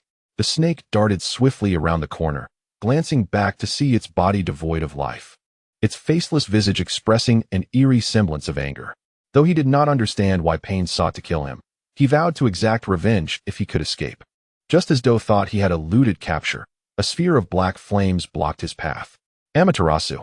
The infernal flames descended upon the serpent, accompanied by a heart-wrenching cry. Within mere seconds, the once white snake was reduced to charred remains. Such an impressive technique. Having witnessed Itachi's prowess during his time with the Akatsuki, Pain was astounded to see his master's disciples wielding it with equal ferocity. Konan stepped forward, releasing her chakra to confirm the serpent's demise before turning back to Pain with a radiant smile. The mission was complete. Only then did Pain feel a sense of relief. This was his master's first assignment to him. and failure could have led to dire consequences. After finding a suitable spot to dispose of the evidence, Pain hoisted the desired red bean, specifically requested by his master, and leapt from the dragon cave, landing deftly atop a nearby tree. Activating his Rinnegan, he scanned the surroundings for any anomalies, and after a few swift jumps, the group vanished into the dense forest. Simultaneously, as Kabuto was eliminated by Pain and his companions, the situation at the Five Kage summit escalated into a fierce confrontation. Sasuke, leveraging the formidable defense of his Susanoo, engaged the Kage in intense battle. Though he could not land a decisive blow, Team Hawk held their own. However, he knew their purpose for being there was not merely to spar with these formidable foes. After evading Gaara's sand, Sasuke declared, "Reveal Danzo's location, or none of you shall leave here alive." From the mist emerged Terumi Mei, and the keen-eyed Sasuke sidestepped just in time to avoid a torrent of lava that surged past him. "Uchiha Sasuke, do you truly underestimate us?" she retorted. "Even if we knew Danzo's whereabouts, do you think we would divulge them?" Breathing heavily, Terumi Mei struggled to keep pace, her extensive chakra reserves nearly depleted. Sasuke, too, was feeling the strain. Maintaining Susanoo for an extended period had drained a significant portion of his ocular power, causing intermittent pain in his Sharingan that hindered his performance. He pressed a hand to one eye, attempting to alleviate the discomfort. Upon hearing Mei's words, he halted, casting a sidelong glance at Suigetsu, his killing intent palpable. Receiving the unspoken cue, Suigetsu subtly nodded, swiftly forming hand seals. Water style, water pillar technique. The battle-torn ground erupted as 5 towering water columns surged skyward, each one taller than the last, with the final pillar reaching towards the heavens. Melting style, lava monster technique. As the water columns advanced, Terumi Mei pressed forward. Countering with molten lava, the searing magma collided with the water, releasing a hissing sound as steam billowed forth, obscuring everyone's vision. Gaara sensed the mist coalescing in a particular direction, indicating someone was on the move. "Water Shadow, be cautious. They are likely to ambush from within the fog." With a wave of his hand, he unleashed sand from his gourd, which gradually formed into a protective shield in front of Terumi Mei, establishing absolute defense. Seeing the area secured, Terumi Mei cast a grateful glance towards Gaara. Yet, at the very moment the shield solidified, a shadow darted past. Water style, Great Water Arm. The executioner's blade sliced through the air with such speed that it left an afterimage, as Suigetsu summoned every drop of moisture in his body to his right arm, delivering a powerful strike. "Do you look down upon my sand?" Gaara remains unfazed. Such an assault is nearly impossible to breach his defenses. Yet, none anticipated that Shueiwa, with a flick of his wrist, would abruptly alter the trajectory of his decapitating blade in midair, its chilling tip now unmistakably aimed at Naruto, who was obscured by the fog. "This is perilous." Inoki sensed the imminent danger and swiftly soared towards Naruto, only to be obstructed by a creature of gray, half human and half beast. "Your opponent is me." In his cursed seal state, Jogo's calf muscles tensed violently, propelling him into the air, his cursed seal-imbued arms converging towards Inoki's crown. The Raikage, similarly ensnared by Sasuke, was rendered unable to assist Naruto. Although Terumi Mei and Gaara discerned Shueiwa's intent, it was far too late. The decapitating blade was mere inches from Naruto. Bang! The shadow clones dissipated into a cloud of smoke upon contact with the blade's tip. Naruto could even see his astonished reflection in the gleaming surface of the sword. This feint had deceived everyone. "Aha, got you now, Ninetales." Shueiwa grinned. A triumphant smirk plastered on his face. Naruto's significance was undeniable. Capturing him alive would compel all present to obey Team Hawk. This battle would swiftly conclude in victory for Sasuke and his comrades. The dawn of triumph was within reach, and Shueiwa had already envisioned how he would boast to Sasuke later. However, he overlooked one individual, the most inconspicuous person present.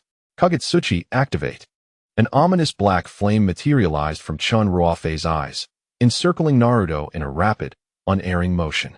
Shueiwa felt a twinge of confusion, and in the next moment, the black flames surged upward from the ground, enveloping Naruto entirely.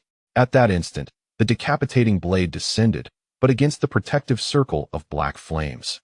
No matter how fiercely Shueiwa exerted himself, the blade could not penetrate even a fraction further. Instead, Shueiwa was rendered paralyzed with fear by the approaching ghostly fire, the searing heat causing trepidation even before contact. Still not leaving? Chen Ruofei remarked coolly, noting Shueiyue's reluctance to withdraw. Then allow me to offer you a treat. At his command, the black flames surged as if animated, racing along the blade towards the arm that gripped the hilt of the sword. Only then did Shueiyue snap out of his stupor, frantically discarding the decapitating blade. Alas, it was too late. The flame, no larger than a fingernail, had already spread to his fingertips. In that moment, Shueiyue experienced an agony he would never forget. The frigid chill deep within his soul and the searing heat on his fingers coexisted, his skin tearing open in an instant, flesh flying as blood evaporated in an instant. Under this dual torment, Shueiyue did not hesitate for a moment, instinctively letting out a blood-curdling scream. Though Shueiyue often jested and laughed, his comrades in Team Hawk could not deny his prowess and resilience. The sheer power of that black flame, capable of eliciting such a horrific cry from Shueiyue, spoke volumes of its ferocity. Upon witnessing the onset of Amaterasu, yet remaining stationary, one could only wonder if they were simply waiting to be roasted like a pig. Chen Ruofei shook his head, uncertain whether to lament their folly or to admire their audacity, reminiscent of a young calf unafraid of tigers. The crowd was left in a state of astonishment by this sudden turn of events. Listening intently, Xiangling observed her writhing teammate on the ground, her expression betraying a sense of compassion. Regardless of how Shueiyue summoned the vapor, the black flames remained impervious, seemingly intensifying with vigor. In desperation, he bore the agony while casting a hopeful glance at Sasuke, yearning for liberation from his torment. Sasuke, all too familiar with this sinister black fire, knew precisely how to confront it. Without a moment to ponder its origin, he swiftly dashed to Shiyue's side, wielding the Kusanagi sword with decisive authority, and executed a clean strike. Accompanied by a wail reminiscent of a slaughtered pig, the index finger of Akatsuki's Shueiyue fell to the ground. Although severed from the body, the flames clinging to it continued to blaze until flesh and bone were reduced to ash, finally extinguishing. Shueiyue, on the verge of tears, gazed at his four-fingered hand, contemplating the possibility of regeneration, for he could merge with water, yet he would still endure a modicum of pain. Unexpectedly, it seemed that the second pillar possessed some degree of skill. Chen Ruofei observed, his opinion of Sasuke markedly transformed. To become one of the pivotal characters influencing the plot of the Hokage, one must indeed possess a certain tenacity. Successfully altering the narrative granted him 20 points. Inflicting harm upon Shueiyue was, in truth, a trivial alteration, yet adhering to the principle that even a fly's leg is meat, Chen Ruofei accepted the points, which were enough to procure a bottle of chakra potion. Another successful modification of the storyline awarded him 1,500 points. Chen Ruofei questioned his own hearing. Had another bug emerged? Were the programmers at the Management Bureau truly competent, churning out a system fraught with glitches despite the daily grind? It seemed the heart could only beat for one at a time. With Du dead, Uchiha Madara could not be resurrected. Furthermore, one should be mindful of their words. Oh, understood. With the system's notification, Chen Ruofei finally comprehended the situation. It appeared that his subordinate had succeeded. The point tally soared like a game console, reaching 1720 points. Thank you, Madara. And, of course, gratitude was also due to Du. Chen Ruofei silently honored Du for a moment, acknowledging that thwarting Uchiha Madara's resurrection might be one of the most significant turning points in the Naruto world. The two alterations had collectively yielded 2,500 points. As the saying goes, when fortune smiles upon you, even a mundane act can yield unexpected rewards. Attribute values enhanced. Current chakra value, 820, physical prowess, 260, ocular power, 868. Time until the next pursuit, 13 hours. Some nearly choked on their tea, only to burst into laughter like blooming flowers. Another unforeseen enhancement had occurred. Chen Ruofei's ocular prowess was likely unmatched in the Naruto realm. Amaterasu could indeed manifest in such a manner. Sasuke felt a tightening in his chest. Having resolved Shueiyue's immediate crisis, he surveyed the scene with his moon-like cold gaze. Was there someone here possessing the Sharingan? Perhaps even wielding a new jutsu he had yet to master. Originally, Sasuke's mastery over the activation of Amaterasu and the initial form of Kagetsuchi was intended to rescue Karen from Killer Bee in the original narrative. However, Chen Ruofei's sudden strike unexpectedly accelerated Sasuke's newfound understanding of the black flames. This left the proud Uchiha both astonished and slightly ashamed. As the illustrious heir to the Uchiha clan, it was a profound disgrace for him to gain strength due to an enemy's attack. Yet, in the heat of battle, he had not noticed the origin of the Amaterasu. Ultimately, the gazes of Sasuke and the other members of Team Hawk fell upon Kakashi. It is well known that Kakashi possesses the Sharingan, which made his involvement quite reasonable. With a bemused expression, Chen Ruofei, having closed his Eternal Mangekyō Sharingan, fixed his gaze on the momentarily speechless Kakashi, indicating that someone was about to become the center of attention. Faced with such a multitude of piercing stares, Kakashi hurriedly denied any involvement. It wasn't me. It was Lord Ruofei. Lord Ruofei? Sasuke then turned to the overlooked figure, an odd-looking individual who appeared to be nothing more than an unremarkable slacker. Well, no more pretense. I shall reveal myself. I am Chen Ruofei, the first bearer of supreme ocular power and beauty in the world of Hokage. Feeling the weight of the silence from those around him, Chen Ruofei broke into a sweat, as if a flock of crows had flown over his head. It is often said that one should adapt to local customs. He merely wished to indulge in a moment of dramatic flair, yet he was ridiculed by a character from the very genre he sought to emulate. Where could he seek justification for this? Ahem. Chen Ruofei cleared his throat, attempting to mask his embarrassment. Are you a wielder of the Sharingan? Sasuke's expression was impassive, his question more accusatory than polite. To Sasuke, the individual before him appeared anything but formidable. Moreover, he was familiar with many members of the Uchiha clan, but had never heard of this person. Not inclined to engage with the self-satisfied Sasuke, Chen Ruofei, having watched countless anime, was already accustomed to the arrogant demeanor typical of characters like him. However, when Sasuke did not receive the answer he sought, his frustration turned to anger. If Chen Ruofei would not respond, he would force the answer out. Fire style, fireball jutsu. Sasuke's lips formed an A shape as a massive fireball erupted from his mouth. Gaara instinctively moved to shield Chen Ruofei from the attack, only to be stopped by Inoki. He wished to see what this young man's capabilities were. After all, if Naruto had claimed that Chen Ruofei saved the hidden leaf and had described him in almost mythical terms, the astute Inoki naturally harbored doubts. Merely possessing Amaterasu would not suffice to defeat pain. As fellow Kage, it would be inappropriate to strike at the acting Hokage, yet Sasuke had become the ultimate test. The heat surged forward, yet Chen Ruofei remained unperturbed.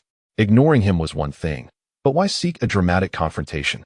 Kamui, a spatial vortex materialized, absorbing all the flames without even singeing a hair on Chen Ruofei's head. In that fleeting moment, Sasuke discerned the subtle shift in Chen Ruofei's gaze. As a member of the Uchiha clan, he was acutely aware of the implications of the Eternal Mangekyō Sharingan. At the instant Chen Ruofei unleashed his technique, the fluctuating ocular power left Sasuke in the dust. Not only he, but even Itachi would not possess such formidable ocular strength. This is impossible. How could you have the Eternal Mangekyō? He had never even heard of Chen Ruofei.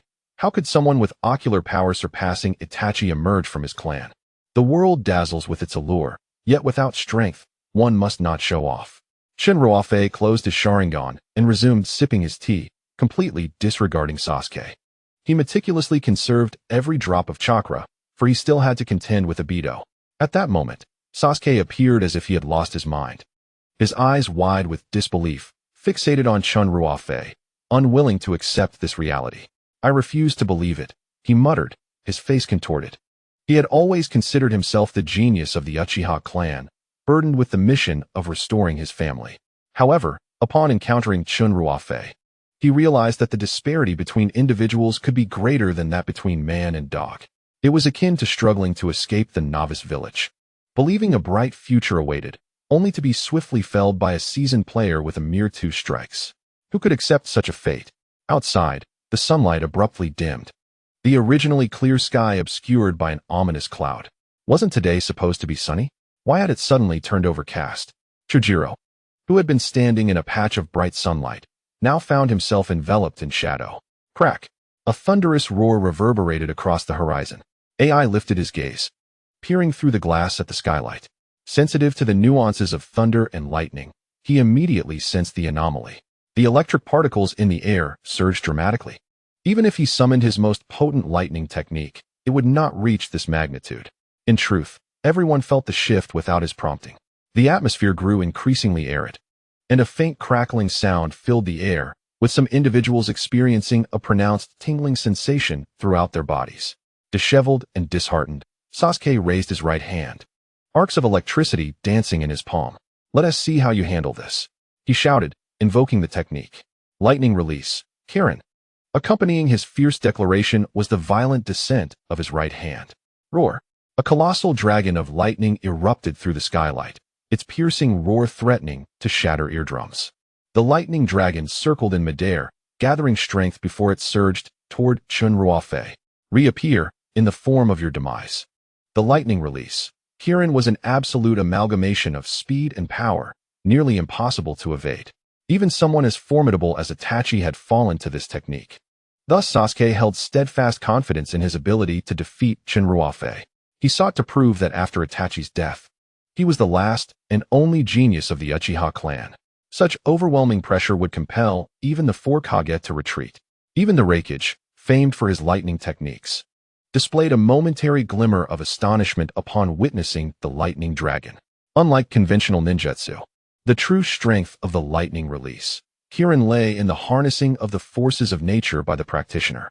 Regardless of the formidable strength of a ninja's chakra, it appears utterly insignificant in the face of the awe-inspiring forces of nature. Such power is undeniably terrifying. The lightning dragon, still a considerable distance of 8 zhang from Kakashi, already rendered him immobile.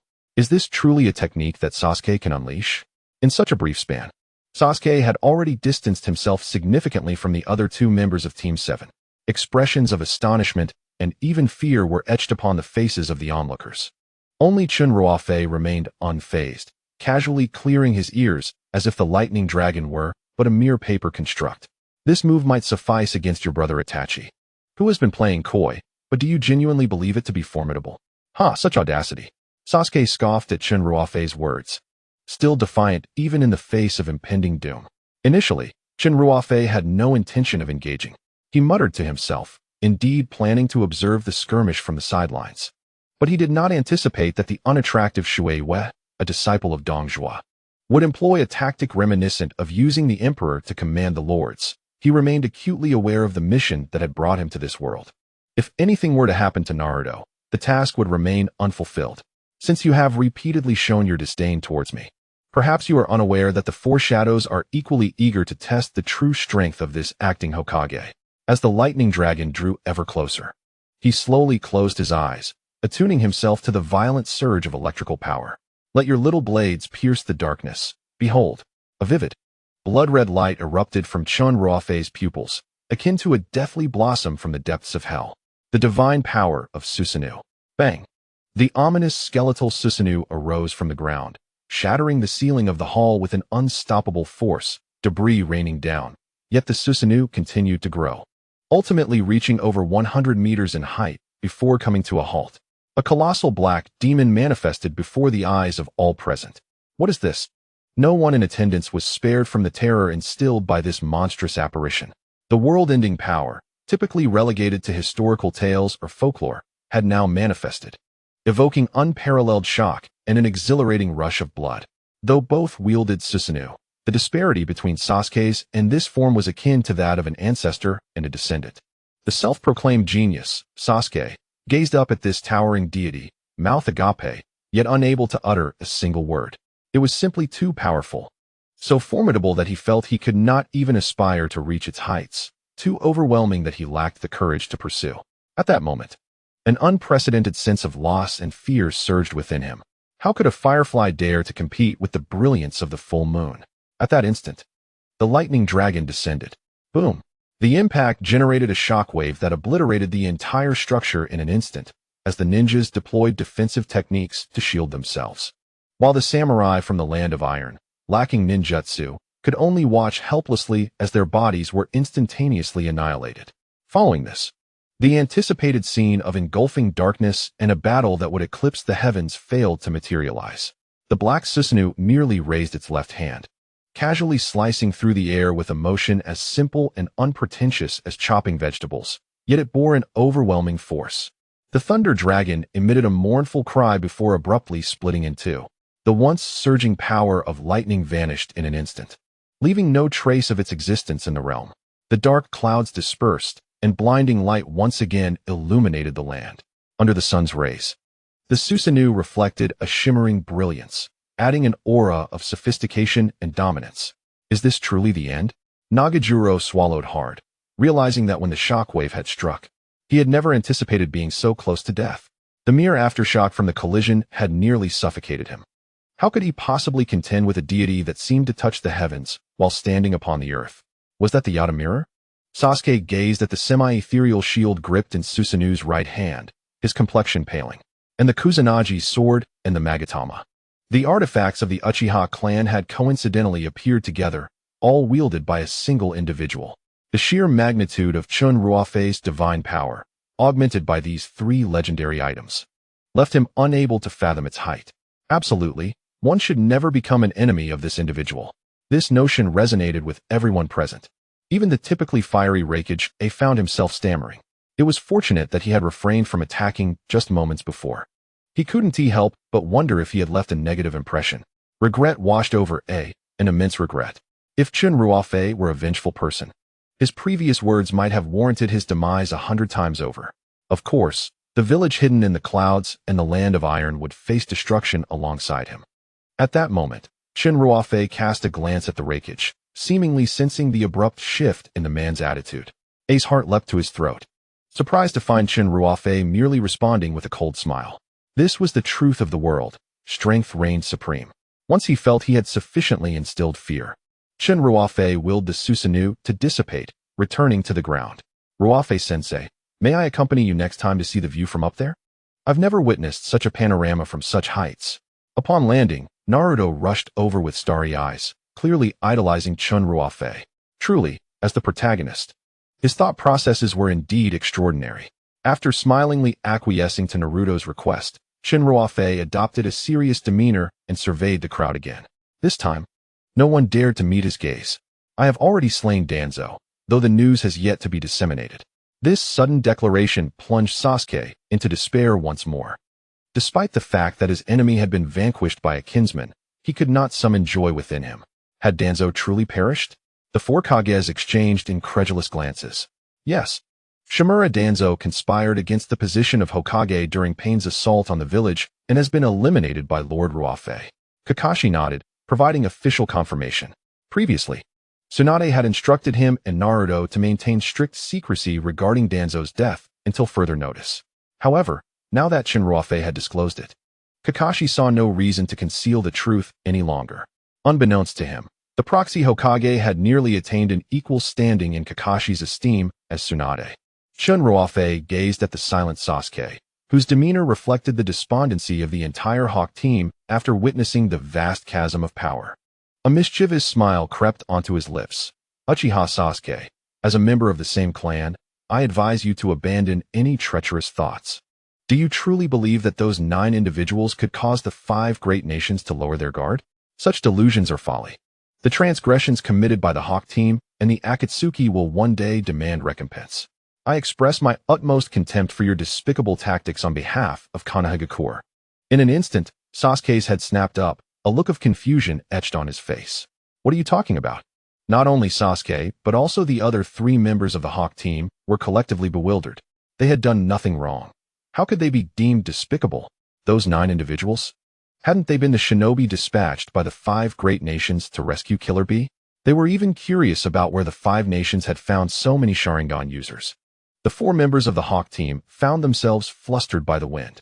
Yet, even though they were filled with confusion and questions, the haunting image of that world-destroying demon compelled them to remain silent. Preserving their dignity in the face of mortality seemed trivial in comparison. The Hawk team's hesitance to speak revealed their guilt, thereby solidifying Chen Ruofei's previous analysis. Those 9 enigmatic figures had undoubtedly been categorized as enemies by the 5 great nations. This was precisely what Chen Ruofei wished to see. He ensured that no one was aware of his connection with the Sharingan squad to facilitate his actions. Oh, I knew it. Your schemes have been laid bare, and thankfully, the proxy Hokage exposed your ruse in time. Ei suddenly interjected, becoming the first to echo Chen Ruofei's sentiments. Chen Ruofei was rendered speechless by Ei's confident and seemingly reasonable expression. He recalled a phrase from the Reikage. On what grounds should I trust you? With the Rakich's example, others quickly joined in to reprimand and mock the Hawk team. Only Sasuke and his companions wore faces of despair, realizing that their reputation was irreparably tarnished. Now that Danzo is dead, there's no reason for us to remain here. Sasuke dismissed the dirt that Chen Ruofei had cast upon him, focusing instead on the crucial question of whether they could escape alive. He muttered, turning to make a hasty exit. In terms of resilience in battle and quick-witted responses, Sasuke was indeed a standout among his peers. Take his fight against Itachi as an example. Regardless of whether Itachi had recognized Sasuke's intentional use of fire release to create the conditions for lightning release, it still demonstrated Sasuke's remarkable intelligence. When faced with an adversary more powerful than himself, Sasuke's initial instinct was likely to protect himself while contemplating a strategy. Of course, this notion of superiority must possess a certain degree of magnitude. For Chen Ruofei, consumed by hatred, Sasuke harbored no thoughts of revenge. His mind was singularly fixated on one idea: to run as far as he could. The Four Shadows were understandably reluctant to see this rogue ninja from Konoha depart. Once he left, who knew when they would have the opportunity to capture him again? It is worth noting that prior to Chen Ruofei's intervention, the Hawk team had been engaging with the Four Shadows in a back-and-forth exchange. Furthermore, this cunning individual had managed to devise a clever ruse, leaving one to ponder what other tricks he might employ next. In particular, was growing anxious. Whether for the sake of peace in the ninja villages or to avenge his wronged brother-in-arms, he could not allow the tiger to return to the mountain. Seeing that Chen Ruofei remained unresponsive and considering that he was one of the 5 great nations, emboldened A's resolve, leading him to instinctively bypass Chen Ruofei and launch an assault on the Hawk team. Lightning release, lightning bolt. His bronze-skinned hands bulged with muscle as he aimed directly for Sasuke's neck. Should the Raikage seize him, Sasuke would be violently slammed to the ground and meet his demise amidst the electric explosion. Sasuke took a half-step back, but refrained from countering. He was not afraid of the Raikage. Rather, he was acutely aware that Chen Ruofei was observing him. Should he engage, he risked being swiftly eliminated by Chen Ruofei. While enduring a full brunt of a lightning bolt might not be fatal, the prospect of facing Chen Ruofei was a different matter altogether. Sasuke quickly deduced his course of action and chose to remain motionless, preparing to absorb the Raikage's assault with his own body, bolstered by the power of lightning. Swiftly closed the distance to Sasuke. Uncle A. No. Upon witnessing Sasuke in peril, Naruto, who had remained silent until now, suddenly shouted. Turning to hear Naruto's heartfelt and desperate cry, Chen Ruofei inwardly scoffed. Indeed, Sasuke torments me endlessly, yet I cherish him as my first love. He turned back to the scene of electric chaos, showing no intention of thwarting the Raikage. After all, if Sasuke perished, he would suffer no loss. In fact, he would gain points. However, suddenly, his expression darkened as he recalled something, and he turned sharply to fixate on Naruto, who was preparing to rush forward to intervene against the Raikage. Wait, no. Chen Ruofei swiftly focused on the space before Sasuke, unleashing the flames of Amaterasu. The black fire manifested as a circular shield, opposing the lightning. Then, a haunting whisper resonated in the Raikage's ear. Did I permit you to act? I came to an abrupt halt, paralyzed by the profound fear instilled by that voice. Yet, he could not fathom why Chen Ruofei would protect Sasuke until he spotted the small Uchiha clan insignia on Sasuke's attire, at which point realization struck him. Indeed, no matter the chaos, they were family. How could he, as an outsider, so foolishly raise a ruckus? As this thought crossed his mind, beads of cold sweat trickled down his forehead. It was over.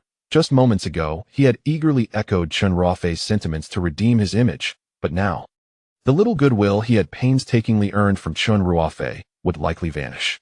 He could only curse himself for acting rashly without considering the consequences. Hokage, what's wrong? Stammered as he turned back, anxiously gazing at Chen Ruofei, his words tumbling out in disarray. Dojutsu, Tsukuyami. Chen Ruofei uttered not a single word. As the kaleidoscope spun, the moment their gazes locked, the world around AI shattered instantaneously, with blood red emerging as the soul hue. In that fleeting instant, he felt as though he had been transported to another realm, the illusionary world of Tsukuyami. In this domain, Chen Ruofei appeared as a demon risen from the depths of hell, his sword relentlessly piercing AI's body. Even time seemed to decelerate, allowing every cell and pore of AI's being to acutely feel the torment. Yet, he found himself utterly powerless to retaliate. As the most formidable mental assault of the kaleidoscope Sharingan, once ensnared within the caster's realm, one was no different from a lamb destined for slaughter. In the real world, after Chen Ruofei cast his technique, AI's eyes lost their focus, leaving him frozen in a state of shock. Nevertheless, the anguish etched upon his face betrayed the inhumane torment he was enduring. No matter the circumstances, the affairs of the Uchiha clan were not for outsiders to meddle in. Any meddler would meet a fate akin to that of this individual. Chen Ruofei cast a glance devoid of emotion, silencing all onlookers. He had amassed 30 points. The injury inflicted upon the raikage through his technique naturally altered the course of events. Why save me? Sasuke questioned, perplexed. The two were clearly adversaries, and he could not fathom that it was merely due to Chen Ruofei's claim of belonging to the same clan. The Uchiha clan had long been riddled with internal strife, especially since Itachi's massacre had left few survivors. Familial bonds? They were non-existent. Thus, Sasuke leaned towards the notion that his life held some utilitarian value for Chen Ruofei. In response to the inquiry, Chen Ruofei feigned deafness. For the Uchiha clan, such a notion was utterly absurd. He had merely realized something upon witnessing Naruto's anxious demeanor. If Sasuke were to perish, Naruto's disposition would undoubtedly shift, culminating in an irreparable obsession. At that point, Naruto's verbal prowess would likely amplify, as every fallen comrade in the original narrative had propelled him to vanquish his foes through recollections and reasoning. As the saying goes, when a companion ascends, their power becomes limitless. Chen Ruofei wished to avoid such a scenario. He could not remain in this world indefinitely. Though the world of Naruto was splendid, it was time to flee. Go, Sasuke. I shall not slay you, Chen Ruofei declared, turning his back on Sasuke. One could easily surmise the tumultuous emotions reflected on Sasuke's face, a blend of anger and humiliation at having to rely on another for his survival. Yet, what stung the most was the undeniable truth that Chen Ruofei had indeed shown him mercy. Life and dignity, what weighed more? After much contemplation, he ultimately chose the former. We're leaving, Sasuke muttered, biting his lip as he prepared to depart with Team Hawk. Chen Ruofei's appearance had not been without merit. It had at least imparted to Sasuke a sense of humility, a realization that there were greater mountains and more formidable individuals beyond his own. Following his triumph over Itachi, Sasuke's mindset had undergone a transformation. This latest setback served as a valuable lesson. Upon returning, he vowed to intensify his efforts to enhance his strength, eagerly anticipating the day he could exchange blows with this true Uchiha prodigy. As Sasuke departed, Naruto opened his mouth and extended his hand, seemingly wishing to utter something further, but was halted by Chen Ruofei. It is not yet time for you two to resolve your misunderstandings. Patience is key. Strength is the foundation upon which everything rests. Naruto gazed at his companion, who seemed to drift further away, recalling the disdainful gaze Sasuke had cast during their recent battle, his fists tightening in resolve. Indeed, Chen Ruofei, with an expression of a mentor, patted Naruto's shoulder and turned to lift the Jinjutsu state of the raikage. A mere lesson would suffice. Lingering too long in the world of Jinjutsu could lead to irreversible mental damage. Breathing heavily, AI was still shaken. Though only a few minutes had passed in the real world, he felt as if he had traversed the gates of death multiple times. Chen Ruofei remarked sternly, next time, remember to think before you act.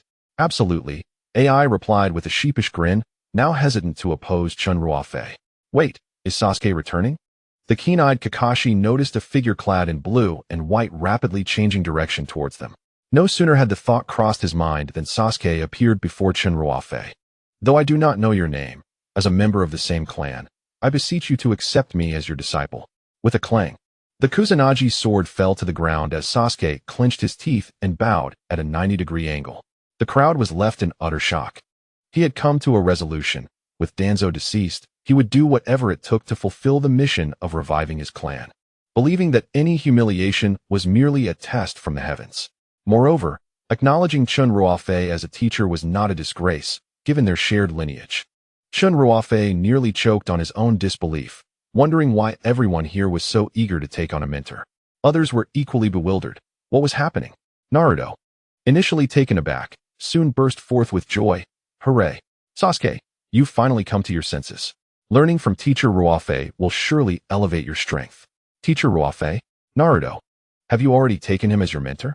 A complex expression washed over Sasuke's face, primarily encompassing envy and jealousy.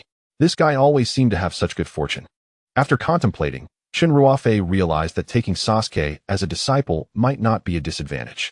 When luck arrives, it cannot be obstructed, since it was being offered so willingly. How could he refuse? Very well, from now on, you shall be the third disciple. Chen Ruofei squinted with a smile, nodding approvingly. Sasuke and Naruto exchanged glances and simultaneously inquired, who was the elder brother?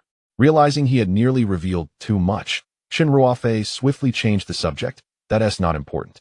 You two must look out for one another.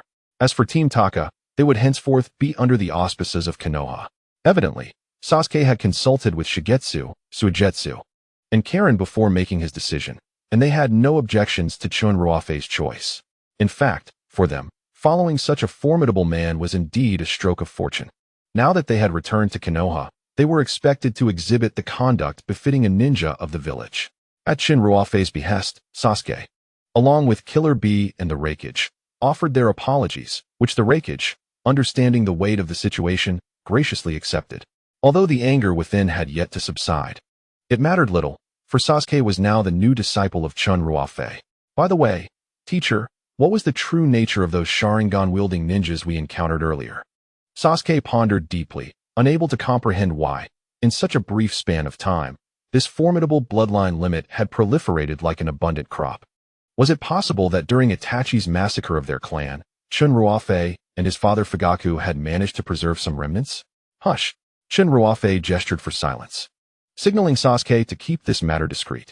Leaning close to Sasuke's ear, he whispered, I have only just received word that 9 members of our clan still live. They have established a rogue ninja organization. You are well aware of our family's reputation in Konoha. Despite my formidable strength, it is challenging to silence the whispers of the masses. I have chosen to implicate you in this matter to safeguard the bloodline of our family. It seems they harbor considerable resentment towards the village, and I am striving to make contact with them, though their leader currently pays me no heed. Sasuke gazed at Chen Ruofei in disbelief, astonished to discover that his teacher was not only deeply loyal, but also dedicated to the revival of the Uchiha clan.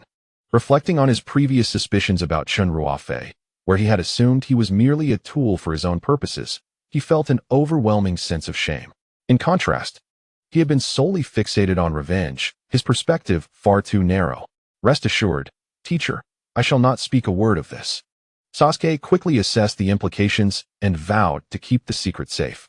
Having successfully deceived Sasuke, Chen Ruofei couldn't help but marvel at his own growing skill in fabricating tales. Having effectively altered the course of events and earned 600 points.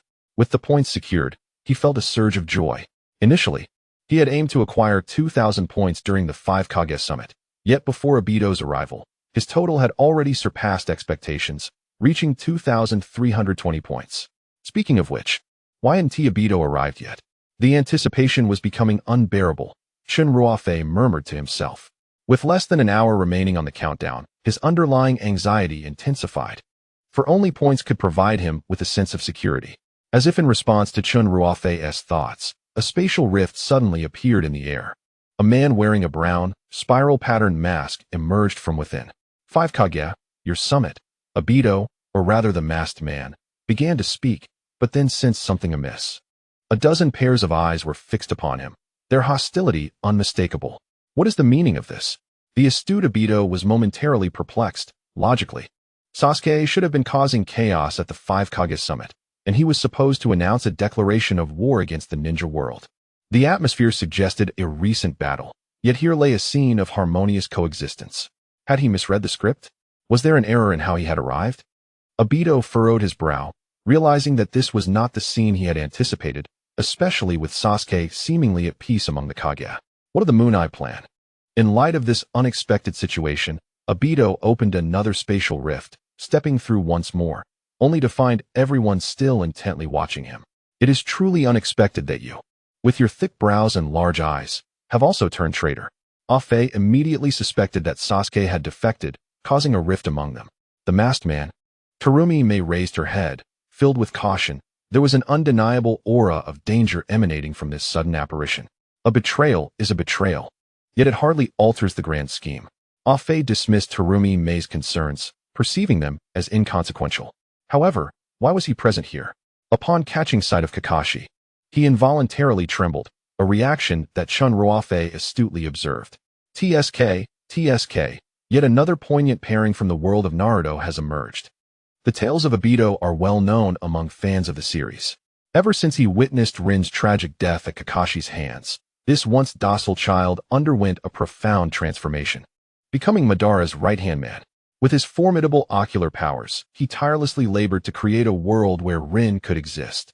Ruofei, entirely captivated by Kakashi, failed to notice Chen Ruofei's enigmatic gaze fixed on his mask, as if attempting to penetrate the facade of that hollow yellow visage to discern the complex expressions beneath.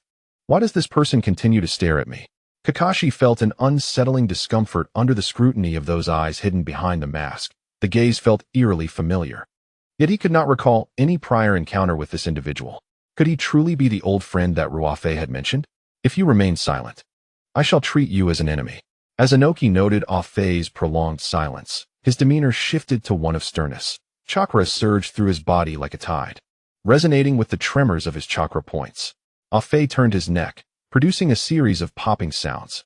Old man, it is not yet your turn to speak. If you feel your life has run its course, feel free to make your move. The sole opening in the mask fixated on Inoki, a narrow slit that seemed to connect to an abyss of darkness. Inoki trembled with indignation, the wrinkles on his face deepening with every moment, yet despite the humiliation, he hesitated to act rashly. Clearly, the ability to effortlessly open spatial portals indicated that this individual's strength was formidable. In the world of Naruto, the most vexing adversaries are those who wield space-time ninjutsu.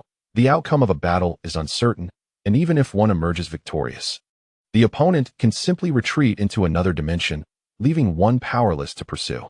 It is truly repugnant. Since you all are present, I shall dispense with the pretense. The war of this world is on the verge of commencing. No one can remain an outsider, and this time presents the solitary opportunity to irrevocably alter this decaying, loathsome world. The Grand Moon Eye Plan promises an infinite Tsukuyami, a world free from suffering and bloodshed, where only endless peace and stability prevail. And you, merely insignificant stumbling blocks along this path, can be easily cast aside. Whoosh. Ruofei extended a finger, pointing at Inoki and the other Kage. Who is that young lad? Has Tsunade been replaced? Gazing at Chen Ruofei, Ruofei did not dwell too long on the matter. To him, the identity of the Hokage held no significance.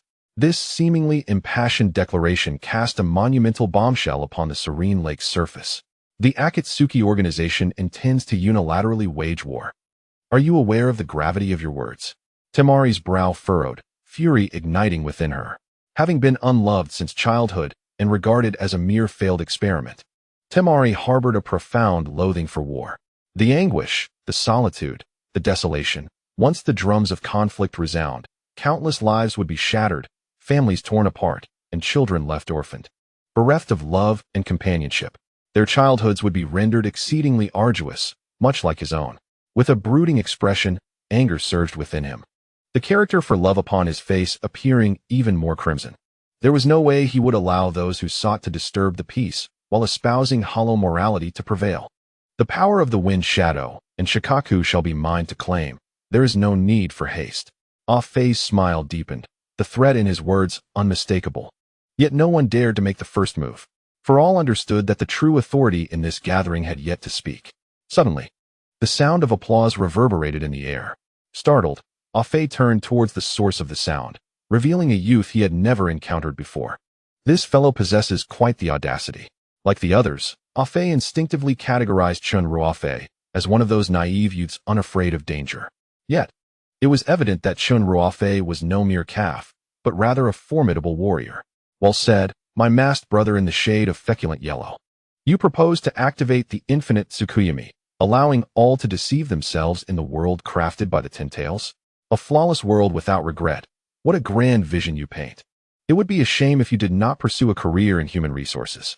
The unrelenting barrage of jibes caused Ruofei's masked visage to strain under the pressure, turning a shade akin to liver.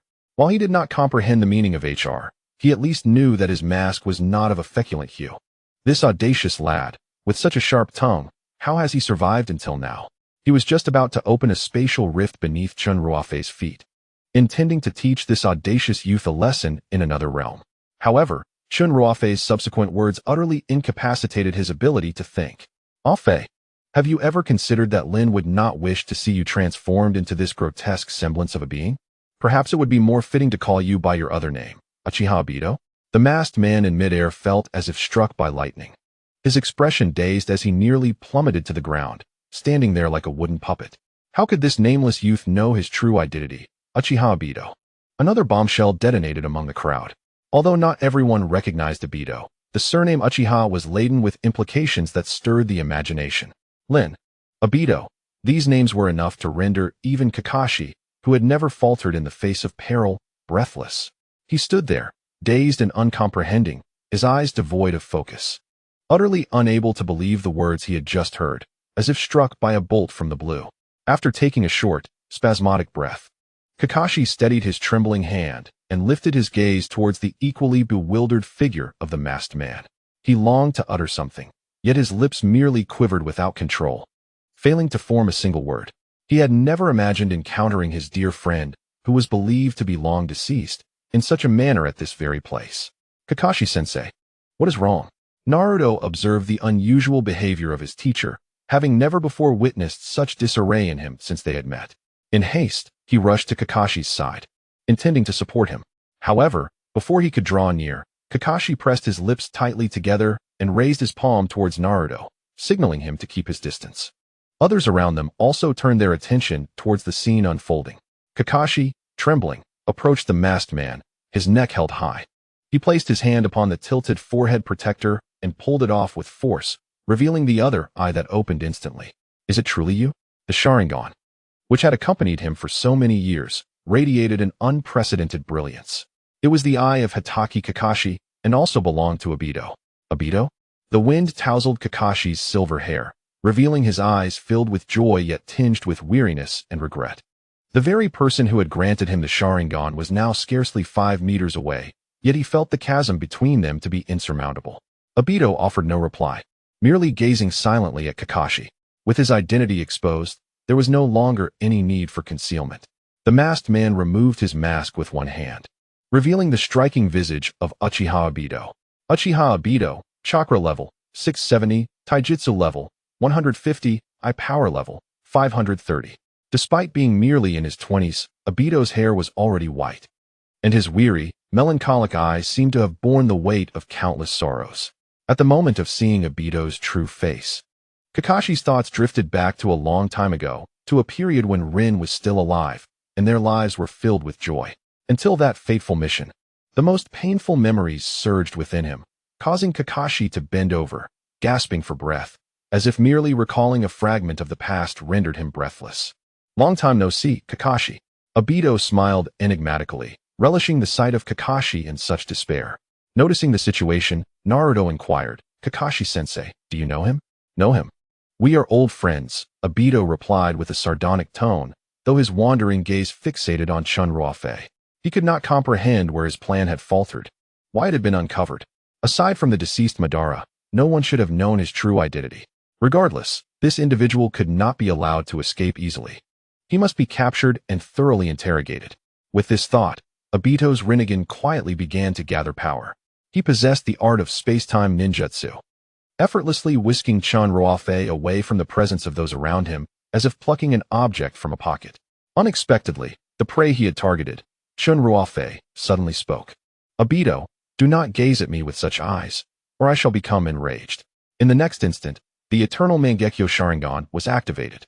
The overwhelming power of his gaze was beyond even Obito's reach. How could this be? Obito was taken aback, astonished that this seemingly younger individual possessed the Eternal Mangekyō Sharingan.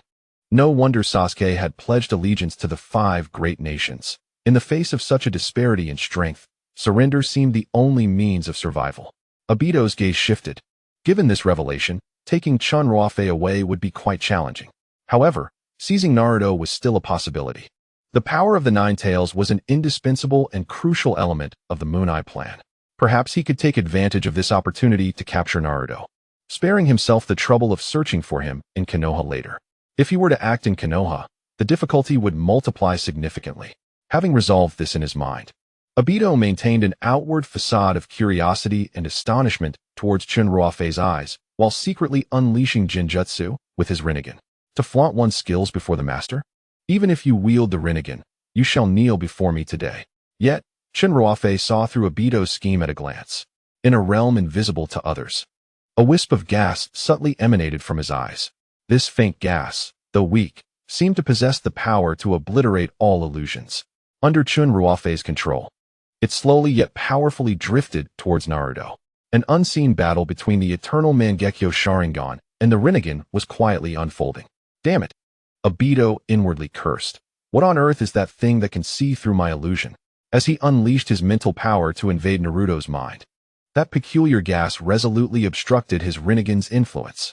No matter how he intensified the mental intrusion, that gas relentlessly pursued his consciousness, forming an impenetrable barrier that sealed Naruto's soul, preventing any external awareness from entering.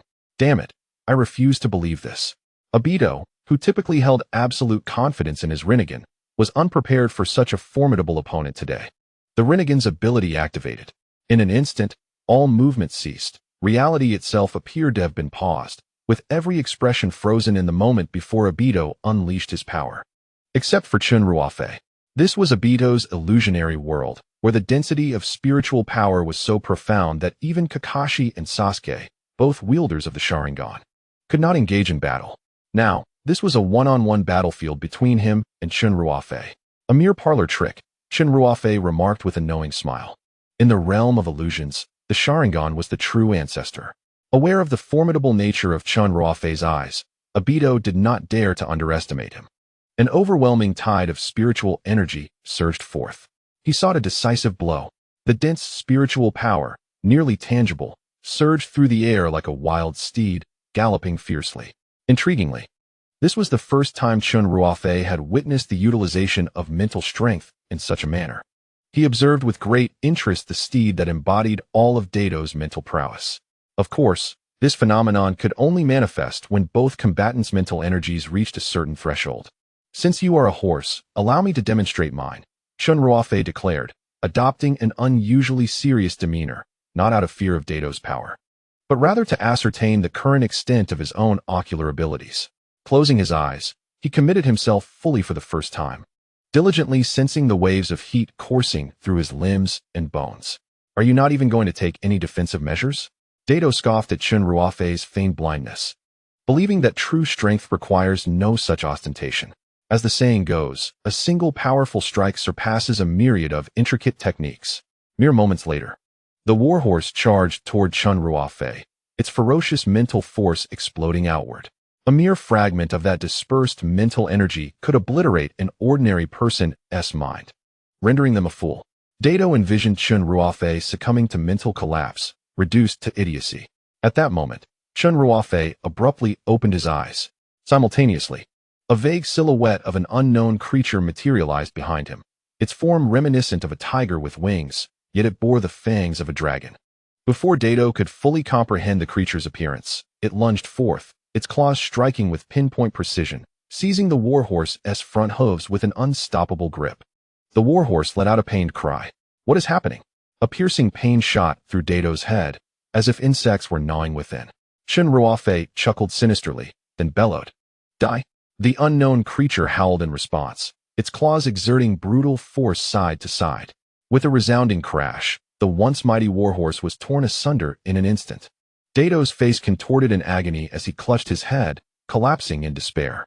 His once proud mental strength and illusions were rendered utterly insignificant before Chen Ruofei. A violent backlash of mental energy assaulted Dato, causing him to crumple to the ground like a puddle of mud. Boom!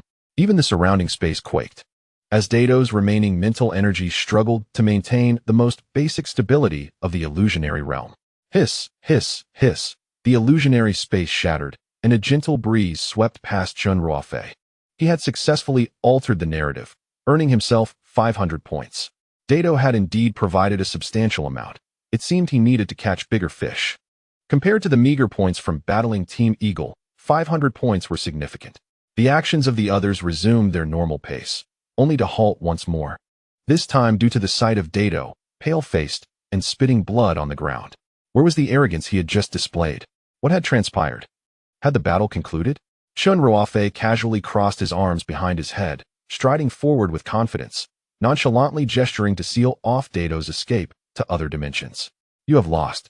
Those 3 words struck like a merciless blade, piercing through Dato's pride entirely. He curled up on the ground, fists clenched, raising his head to gaze at Chen Ruofei, his eyes brimming with resentment. He had already experienced death once, saved by Madara and granted the Rinnegan. Since then, he had tirelessly honed his ocular prowess, striving to no longer be the underdog who went unnoticed. Yet, why was he still unable to achieve this? Noticing the bitterness and anger in Obito's gaze, Chen Ruofei felt a wave of irritation. A loss is a loss. What was with that predatory glare? Was he unable to bear defeat? Did he wish to challenge him again with ninjutsu? Did he truly believe he could overcome Susanoo? Although he was reluctant to admit it, Obito understood that Chen Ruofei's prowess in both ocular abilities and chakra manipulation vastly surpassed his own. He even harbored a vague illusion that this individual was not inferior to the formidable Madara of his prime. You are so powerful. You need not confine yourself to the power struggles of the 5 great nations. Even if you become Hokage, you will still be bound by the daimyo. Why not join us? Together, we can forge an entirely new world. Obito lay in a pool of blood, blinking in an attempt to sway Chen Ruofei. If he were to join forces, there would be no need to resurrect Madara. With just the 2 of them, alongside the corpses summoned through impure world reincarnation, they could overturn this era. You scoundrel! Say that again. The 4 shadows immediately erupted in fury, advancing to eliminate Obito. What was this? Attempting to undermine them before their very eyes? In truth, they were uncertain themselves. Chen Ruofei's displayed strength was overwhelmingly invincible, capable of holding back an entire army single-handedly. If Chen Ruofei harbored any sinister intentions, could anyone in the ninja world stop him? Against the towering skeletal armor, any tactic of sheer numbers would be futile. Thus, Obito must not be permitted to continue his monologue. Should he awaken Chen Ruofei's desires and restlessness, the entire ninja world would face annihilation. The 4 shadows quickly reached a consensus, launching their attacks to eliminate Obito. Various chakra attributes emitted a dazzling radiance, aimed directly at Obito's vital points.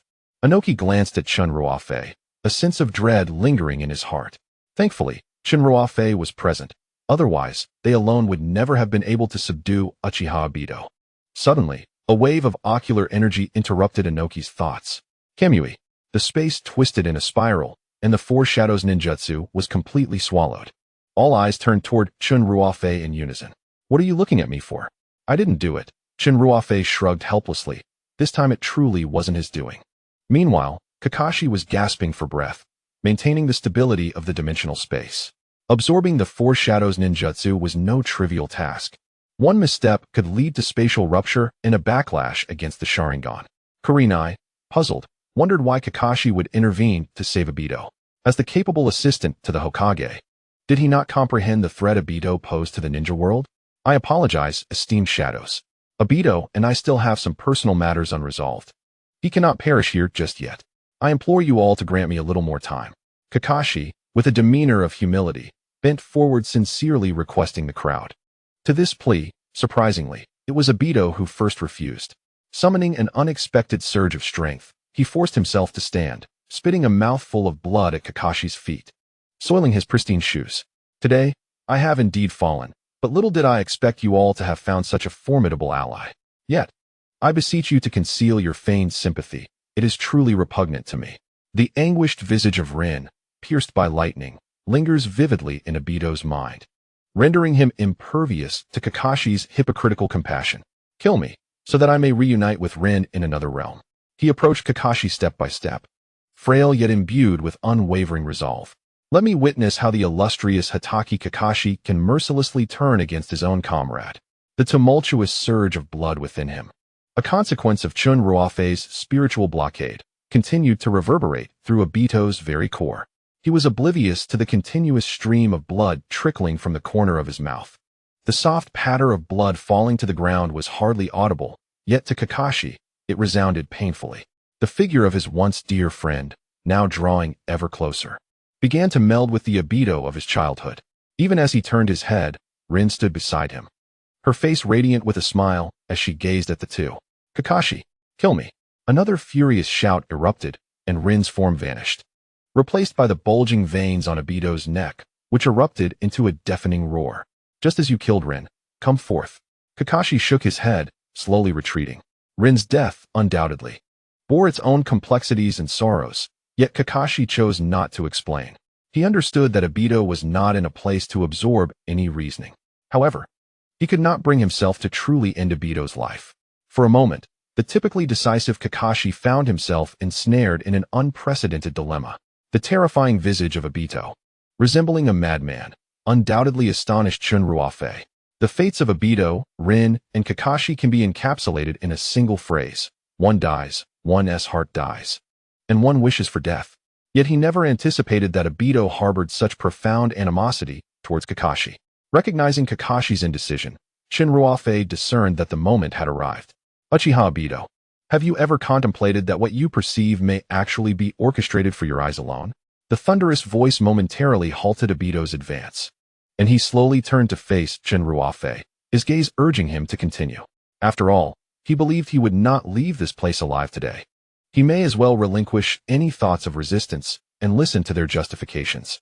During the Battle of the Bridge of the Gods, you gifted Kakashi your eyes as a token of his promotion to Jonin. You regarded him as your most trusted friend.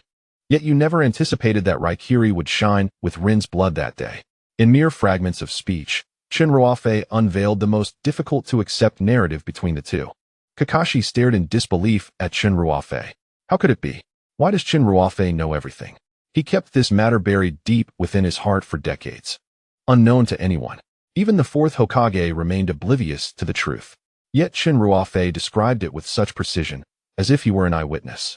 In those days, it was Obito who sealed the three tails within Rin. To protect Konoha from potential attacks, Rin willingly sacrificed herself at Kakashi's hands. And you, under Obito's deliberate orchestration, were presented with a scene that would haunt you for a lifetime. Merely 3 sentences left Obito in a daze for quite some time.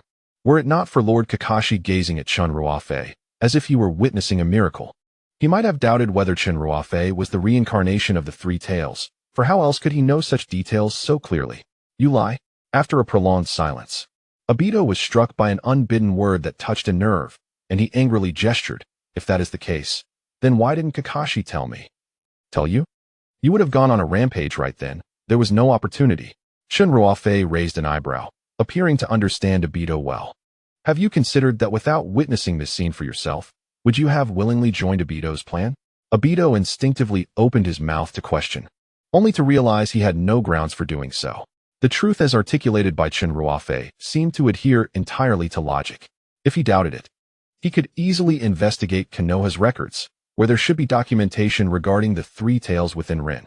Given Rin's character, it was unlikely she would allow the three tails to wreak havoc on Konoha. Surely, this was not mere fabrication? Obito was taken aback. Rin was indeed the type to sacrifice herself for the village. How could this be? His worldview shattered completely. The person he had harbored resentment towards for decades was not the true culprit. The real mastermind was someone else who had saved his life and granted him a new beginning. A wave of intense surrealism washed over him, leaving him uncertain of whom to trust. He shook his head frantically, as if that could dispel the chaotic thoughts swirling in his mind. Meanwhile, Sasuke, standing beside Obito, murmured the name of the Uchiha family's deity. Chen Ruofei fixed his gaze on Obito, having said all he needed to say, leaving the unfolding of events to Obito's thoughts. Regardless of Obito's decision, be it a confrontation with Kakashi or a reconciliation, he would gain points. This was the ulterior motive behind Chen Ruofei's meddling. No points. Who would care about your trivial matters without them? Seeing Obito still tormented by conflicting thoughts, Kakashi took a deep breath but did not exhale. He made a decision that left everyone in disbelief. Kakashi Hitaki, the genius known as the Copy Ninja, possessing a Sharingan, shockingly pressed his hand firmly against his left eye. Then, before the eyes of all, he extended his index and middle fingers, plunging them deeply into the eye socket. He intended to forcibly extract the Sharingan. Obito, if you truly do not believe, then I shall return this eye that never belonged to me. The sound of fingers piercing flesh echoed, sending shivers down spines. Goodness, Chen Ruofei never anticipated that Kakashi would go to such lengths. Once Kakashi lost his Sharingan, his strength plummeted drastically. Despite possessing various jutsu and extensive combat experience, he could never recapture his former glory. In a bid to convince Obito, Kakashi was truly willing to go to great lengths. Although he felt a twinge of compassion for the gruesome scene and Kakashi's anguish, he reconsidered the significant narrative shift and the bountiful points it would yield, and thus, Chen Ruofei refrained from intervening. After all, he was not the one coercing Kakashi. He merely spoke the truth. Others were equally reluctant to witness such a moment, especially Naruto, whose heart raced at the sight of his beloved teacher engaging in what appeared to be self-mutilation. Yet, Kakashi persistently ignored their pleas, resolutely determined to extract his Sharingan. Meanwhile, Obito remained unmoved, eager to discern whether Kakashi's actions stemmed from genuine intent or were merely a facade of self-sacrifice. With sharp nails delving deeper into his eye socket, blood gushed forth, cascading down his left cheek in a horrifying display. His dark green combat attire became stained crimson, and his silver hair bore the marks of blood. Amidst the gaze of numerous onlookers, a nearly frenzied Kakashi suddenly summoned his strength. With a sharp pop and a violent tremor, he revealed a blood-soaked Sharingan in his hand. Upon glancing at his left eye socket, he found it filled with blood, a void of darkness remaining. Obito's expression faltered, revealing a subtle shift in his demeanor. Kakashi, bloodied and staggering, approached Obito, having lost an eye and momentarily disoriented. Once he regained his bearings and confirmed he was facing Obito, he extended his palm, presenting the eye that lay quietly within. "This is yours. I return it to you with my apologies. I failed to care for Rin properly. I do not seek your forgiveness, for Rin can never return. I merely hope you can relinquish your biases and malice towards this world. Perhaps it is not as dire as you perceive." Kakashi smiled, his bloodied and weakened form juxtaposed with his smile, yet he had finally resolved his deepest regret. No longer would he suffer sleepless nights haunted by Obito's inquiries and Rin's bloodied visage. Obito, shedding his previous brooding demeanor, trembled as he grasped the eye. In his youth, he had been pinned beneath a boulder, and with his dying breath, he entrusted this eye, second only to Rin in importance, to Kakashi. Nearly a decade later, it returned to his possession. Yet, as time passes, the lost can never be reclaimed. Kakashi, was I truly wrong? Obito pondered, confusion enveloping him. He had once viewed resurrecting Rin and avenging himself against Kakashi as the sole meaning of his existence. Yet now, it seemed the flames of hatred within him were slowly extinguishing. He looked at the eye in his hand, which appeared to reflect a cherished memory. Uchiha Obito, Kakashi, and Rin Yawara, all laughing joyfully, with Minato standing behind them, his strong hands tousling their hair, radiating a dazzling smile. Obito recalled Chen Ruofei's words, finally releasing the heavy burden he had carried, and offered a bitter smile. Perhaps Rin truly did not wish to see him like this. It was I who was mistaken. Supporting Kakashi, Obito tightened his grip on the gnarled, withered hand, and placed the Sharingan upon his own eye. With a swift motion, the kaleidoscopic Sharingan became Obito's left eye. Chen Ruofei could not help but mutter softly, "You really are quite brazen. You actually want it." The combination of the Rinnegan and the Mangekyō was a standard configuration for the second pillar. Chen Ruofei clicked his tongue. Had it not been for his own Eternal Mangekyō, he would have found this configuration somewhat enviable. "Welcome back, Uchiha Obito," Kakashi managed to utter with his last ounce of strength before his vision blackened, collapsing against Obito. Extracting the Sharingan was no simple feat for one who did not bear the Uchiha name. He had already expended a significant amount of chakra and, coupled with his continuous bleeding, reaching Obito was a testament to his dwindling strength. Terumi May urgently called out, "Medical team." Although the land of iron lacked ninjas, the meticulous Terumi May had made ample preparations prior to her arrival, bringing along several medical ninjas to guard against potential Akatsuki attacks, which now proved to be invaluable. "No one here possesses medical ninjutsu." A cloud of sand soared to Kakashi's side, lifting the unconscious figure and transporting him to the medical ninjas. What remained was how Obito would proceed. Uchiha Obito, friend or foe? The others could not discern Obito's stance and could only hold their breath in anticipation of his declaration. The Rinnegan alone was formidable enough, and now with an additional Mangekyō, there was no one present, save for Chen Ruofei, who could stand against Obito. Furthermore, Chen Ruofei could not attend to everyone's safety. Thus, should conflict arise, each individual could face perilous consequences. Then, an astonishing twist unfolded. After acquiring the Mangekyō, Obito's mental state improved significantly. He approached the very person who had effortlessly bested him moments before and inquired, "Are you now the Hokage?" To be precise, the acting Hokage. Although uncertain of Obito's intentions, Chen Ruofei remained undaunted. If worst came to worst, he could simply deliver another thrashing. Acting Hokage, you say? So, you possess the authority of the Hokage? Well, I suppose so, Chen Ruofei nodded. Given his current influence and standing in Konoha, he was essentially on par with Tsunade. As long as it was not something too difficult to accept, he could make decisions in her stead. After reflecting on Chen Ruofei's response, Obito gazed earnestly into his eyes and said, "Please allow me to join the Umbu of Konoha." A wave of astonishment rippled through the crowd. Uchiha Obito wished to join Konoha? Rin's lifelong wish had been to protect Konoha from harm, and after straying down the wrong path for so many years, it was time for him to seek an opportunity to atone for his transgressions. Therefore, please permit me to join the Umbu, and allow me to contribute to Konoha in whatever capacity I can. Obito bowed deeply, and Chen Ruofei, noticing his distinctly white hair, felt a surge of joy. Remarkably, with Kakashi having lost his Sharingan, Obito was seeking to join Konoha. This is not the character design from the latter stages of the Ninja World War. At this moment in the original narrative, Obito has yet to be redeemed and remains the current mastermind behind the scenes. Consequently, the storyline will undergo significant alterations. With this in mind, Chen Ruofei promptly acquiesced to Obito's request. As he nodded, an unprecedented system notification resounded. The plot was shifting, and its absurdity was being assessed. What on earth was happening now? Chen Ruofei's body trembled in surprise, uncertain of what trick the system would play next. Requirements met, absurdity rated as moderate, assessment passed. He received 3,000 points and simultaneously triggered a stroke of luck. Luck points increased, current exchange ratio, 90:1. Attribute values enhanced, current chakra value, 800. Physical skill value, 450. Ocular power value, 1,000. Points had surpassed 5,000 for the first time, unlocking the evolution function. A series of system notifications sounded like celestial music. Chen Ruofei pinched his arm, confirming he wasn't hallucinating, and immediately erupted with joy. 3,000 points. What does that even mean? Opening the shop, he found he had 5,320 points. Chen Ruofei felt as if his heart might leap from his chest. Damn it, when did I ever fight such a prosperous battle? Not only did his points soar, but his attribute values also experienced another explosive growth. His ocular power had skyrocketed to 4 digits.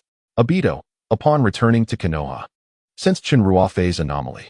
Compared to their earlier battle, Chen Ruofei's mental prowess had surged to a staggering level. Obito involuntarily compared Chen Ruofei to Madara. But this did not imply that Madara possessed the strength to rival Chen Ruofei. Rather, in Obito's perception, Uchiha Madara was the pinnacle he had encountered in terms of ocular power. It was akin to the distinction between a genius and a scholar. One achieves a score of 100 through diligent effort, while the other attains it simply because the highest score possible is 100. Subsequently, Obito arrived at a jaw-dropping conclusion. 1 move? Perhaps 2?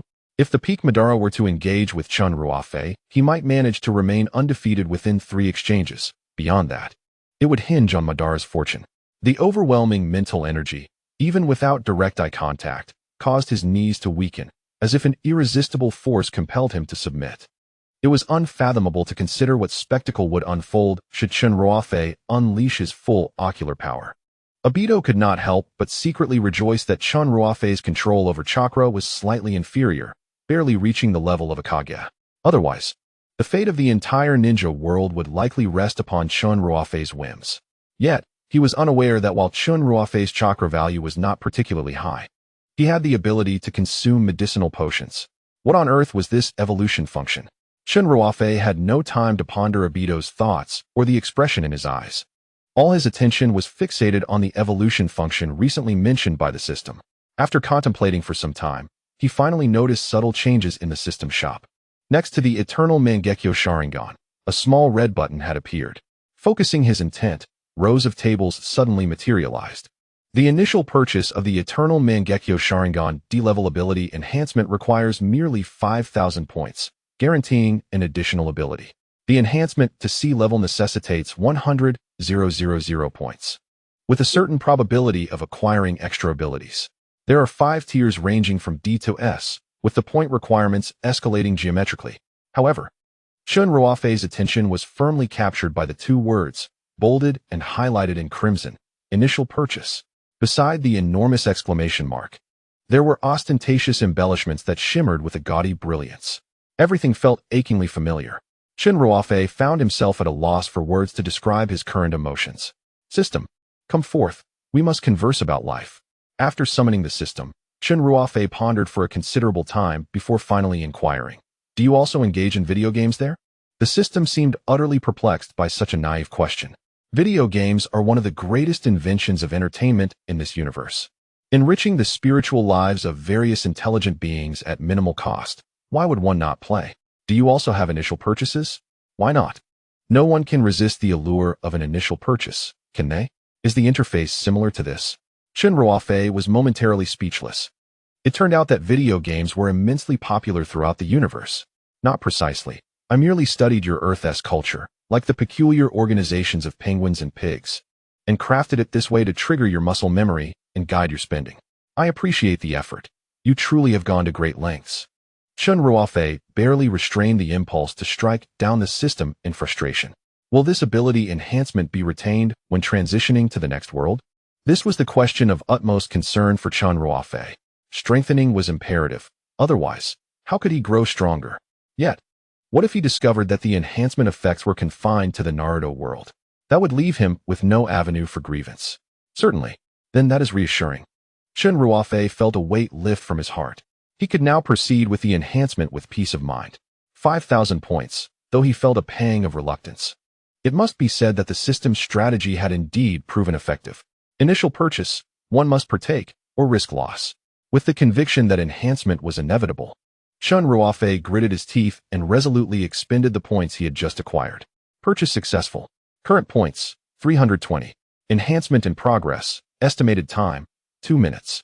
Chen Ruofei felt a sense of trepidation akin to a man anxiously awaiting the birth of his child in the delivery room. He wondered what new abilities would emerge. Suddenly, an explosive sound erupted near his eyes as the Sharingan greedily absorbed the surrounding chakra. A wave of pressure surged, accompanied by a peculiar sensation of discomfort and exhilaration. In that moment, both those with Sharingan and those without fell into silence. His eyes were evolving. Obito had grown accustomed to such monstrous talent. No amount of astonishment could suffice in the face of this prodigy. Indeed, one cannot generalize the capabilities of individuals. At that moment, the other four Kage could scarcely fathom that Chen Ruofei's arrival would completely alter the dynamics of the 5 Kage summit. Originally, they intended to seize this opportunity to thoroughly discuss the threat posed by the Akatsuki organization. However, Chen Ruofei single-handedly eradicated this looming danger. With the demise of Pain, both the Hawk team and Obito returned to Konoha. The remaining members of the Akatsuki were rendered inconsequential. As for Obito, a troublesome entity returning to Konoha, they harbored no objections or resentment. In the entire ninja world, only Chen Ruofei could suppress Obito, which was already the most favorable outcome. It seemed that this summit of the 5 Kage had yielded significant results, thought Inoki, stroking his beard with a cheerful demeanor. The ninja world could maintain a semblance of peace and development for some time. Has 2 minutes passed? Why is there still no response? Anxiously, Chen Ruofei estimated the time. His heart filled with unease. Ding! Amid the agonizing wait that felt like an eternity, the system finally emitted a crisp notification. The enhancement of the Eternal Mangekyō Sharingan was successful. Current enhancement status, Grade D, special ability acquired, Soul Snatch. Chen Ruofei tightly shut his eyes, sensing the difference. At the same moment, an immense surge of chaotic ocular power erupted from his pupils, enveloping everyone present. This uncontrolled ocular power violently assaulted each individual's mental realm, inciting an instinctive urge to submit and worship Chen Ruofei. It was an irresistible force. Particularly for Sasuke and Obito, their Sharingan instinctively resisted this influence, emitting their own ocular power in defiance. Yet they were swiftly subdued by Chen Ruofei, sustaining the greatest damage as a result. Teacher, your ocular power. Sasuke, lacking the understanding of the Sharingan that Obito possessed, was the first to succumb to this pressure, falling to one knee, clutching his eyes in agony. What's wrong? Upon hearing Sasuke's cries, Chen Ruofei opened his eyes, only to find everyone gazing at him with suspicion and pain. I apologize. It was an unforeseen circumstance, my fault. Chen Ruofei, realizing he had overstepped, hurriedly retracted the dispersed ocular power. I'm truly sorry, everyone. He continued to apologize while struggling to explain. He couldn't very well say. You're too weak to withstand even a minor fluctuation of my enhanced ocular power.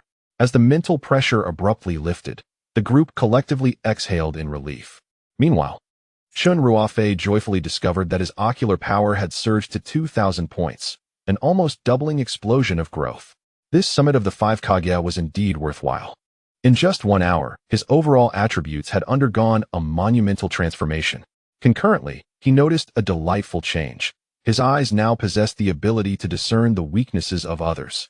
By casually releasing a portion of his ocular power onto an individual, he could see through them, as if using X-ray vision, revealing their skeletal structure, meridians, and even the distribution and flow of chakra within them.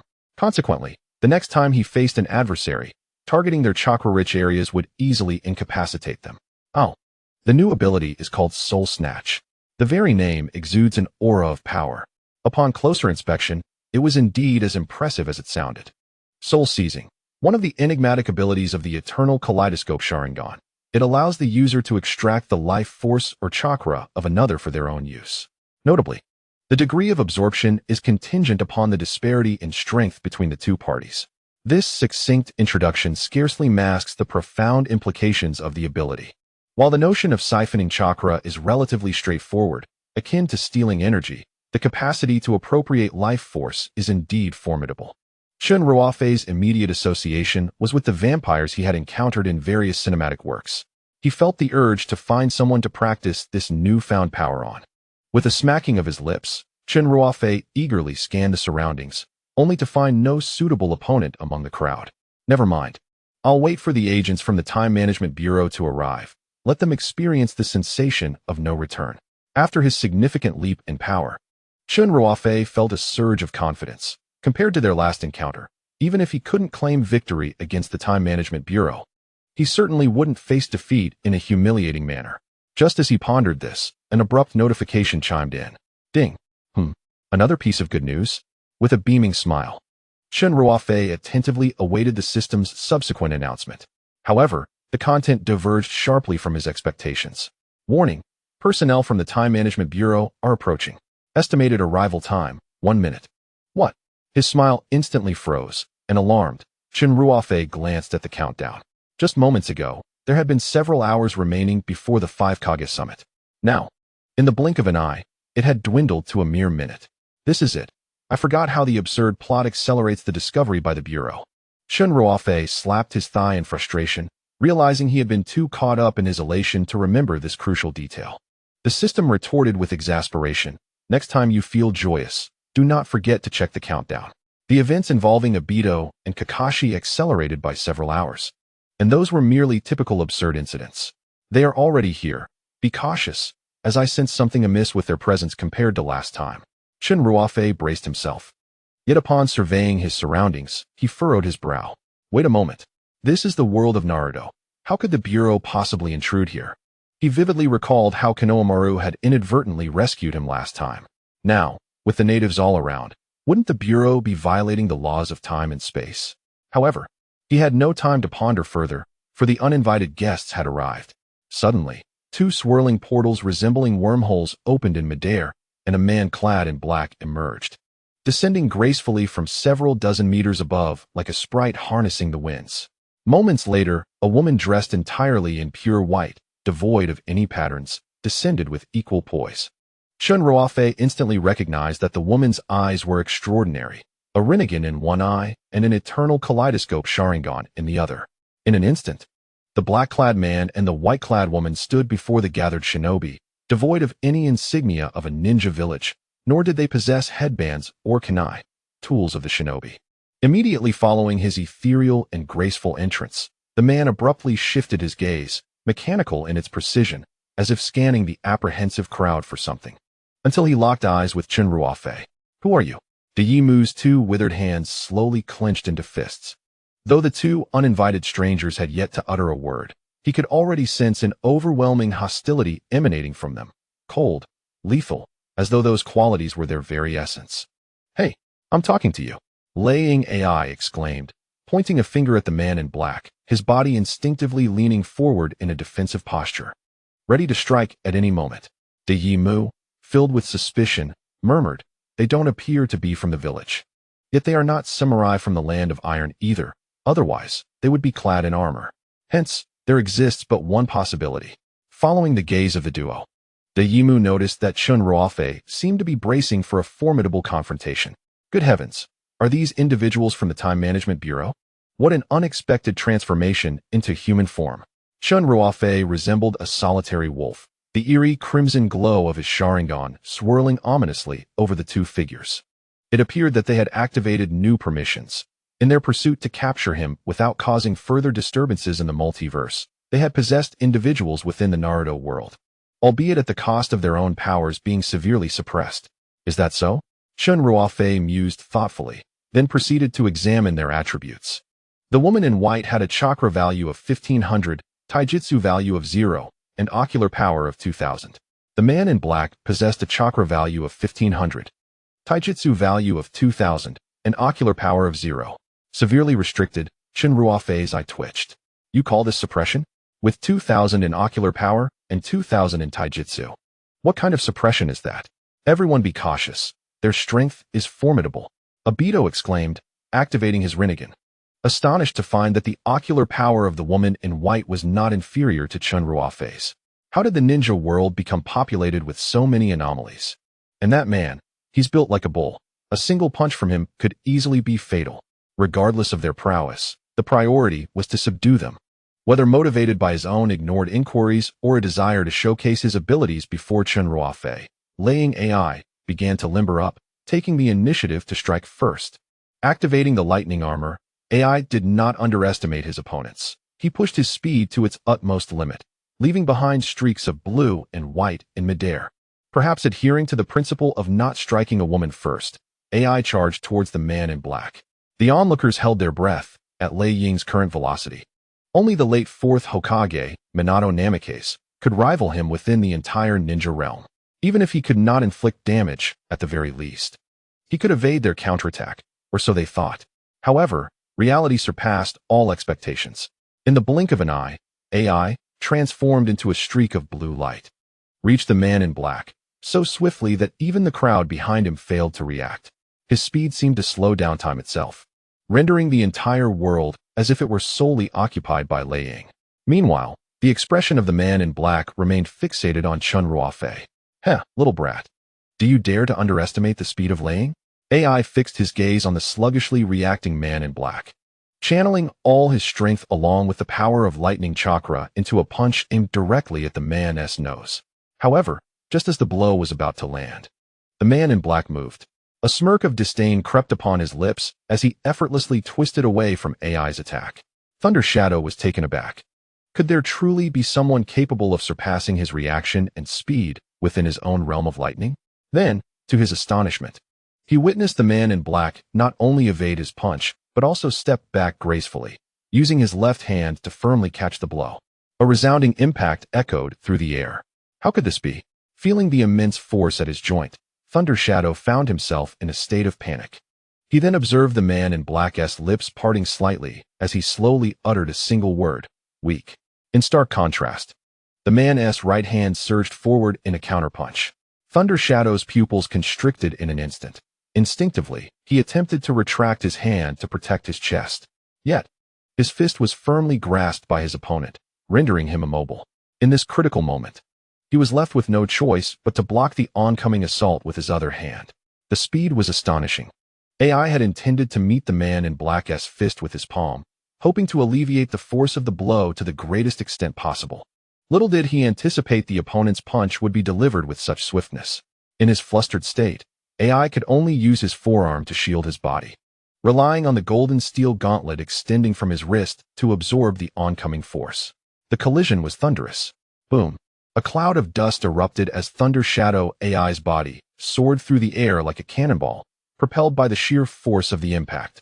The man in black, with a deft twist of his wrist, transformed the punch into an uppercut, sending Thunder Shadow hurtling away. Caught off guard, AI spat out a mouthful of blood. his gauntlet inexplicably gone. Pain akin to shattered bones coursed through his forearm, leaving him helplessly dangling.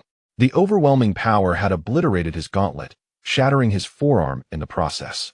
Yet, the ordeal was far from over. At the apex of AI's flight, the man in black reappeared beside him, targeting his back with yet another devastating punch. Poor AI was struck once more, feeling an agonizing tear in his lower back, plummeting to the ground at breakneck speed, creating a massive crater upon impact. Whoosh! The man in black descended to the earth, standing on Thunder Shadow's motionless form like a predator over its prey. Clang! Clang! Clang! As AI's shattered metal gauntlet finally hit the ground, it echoed like a bell tolling.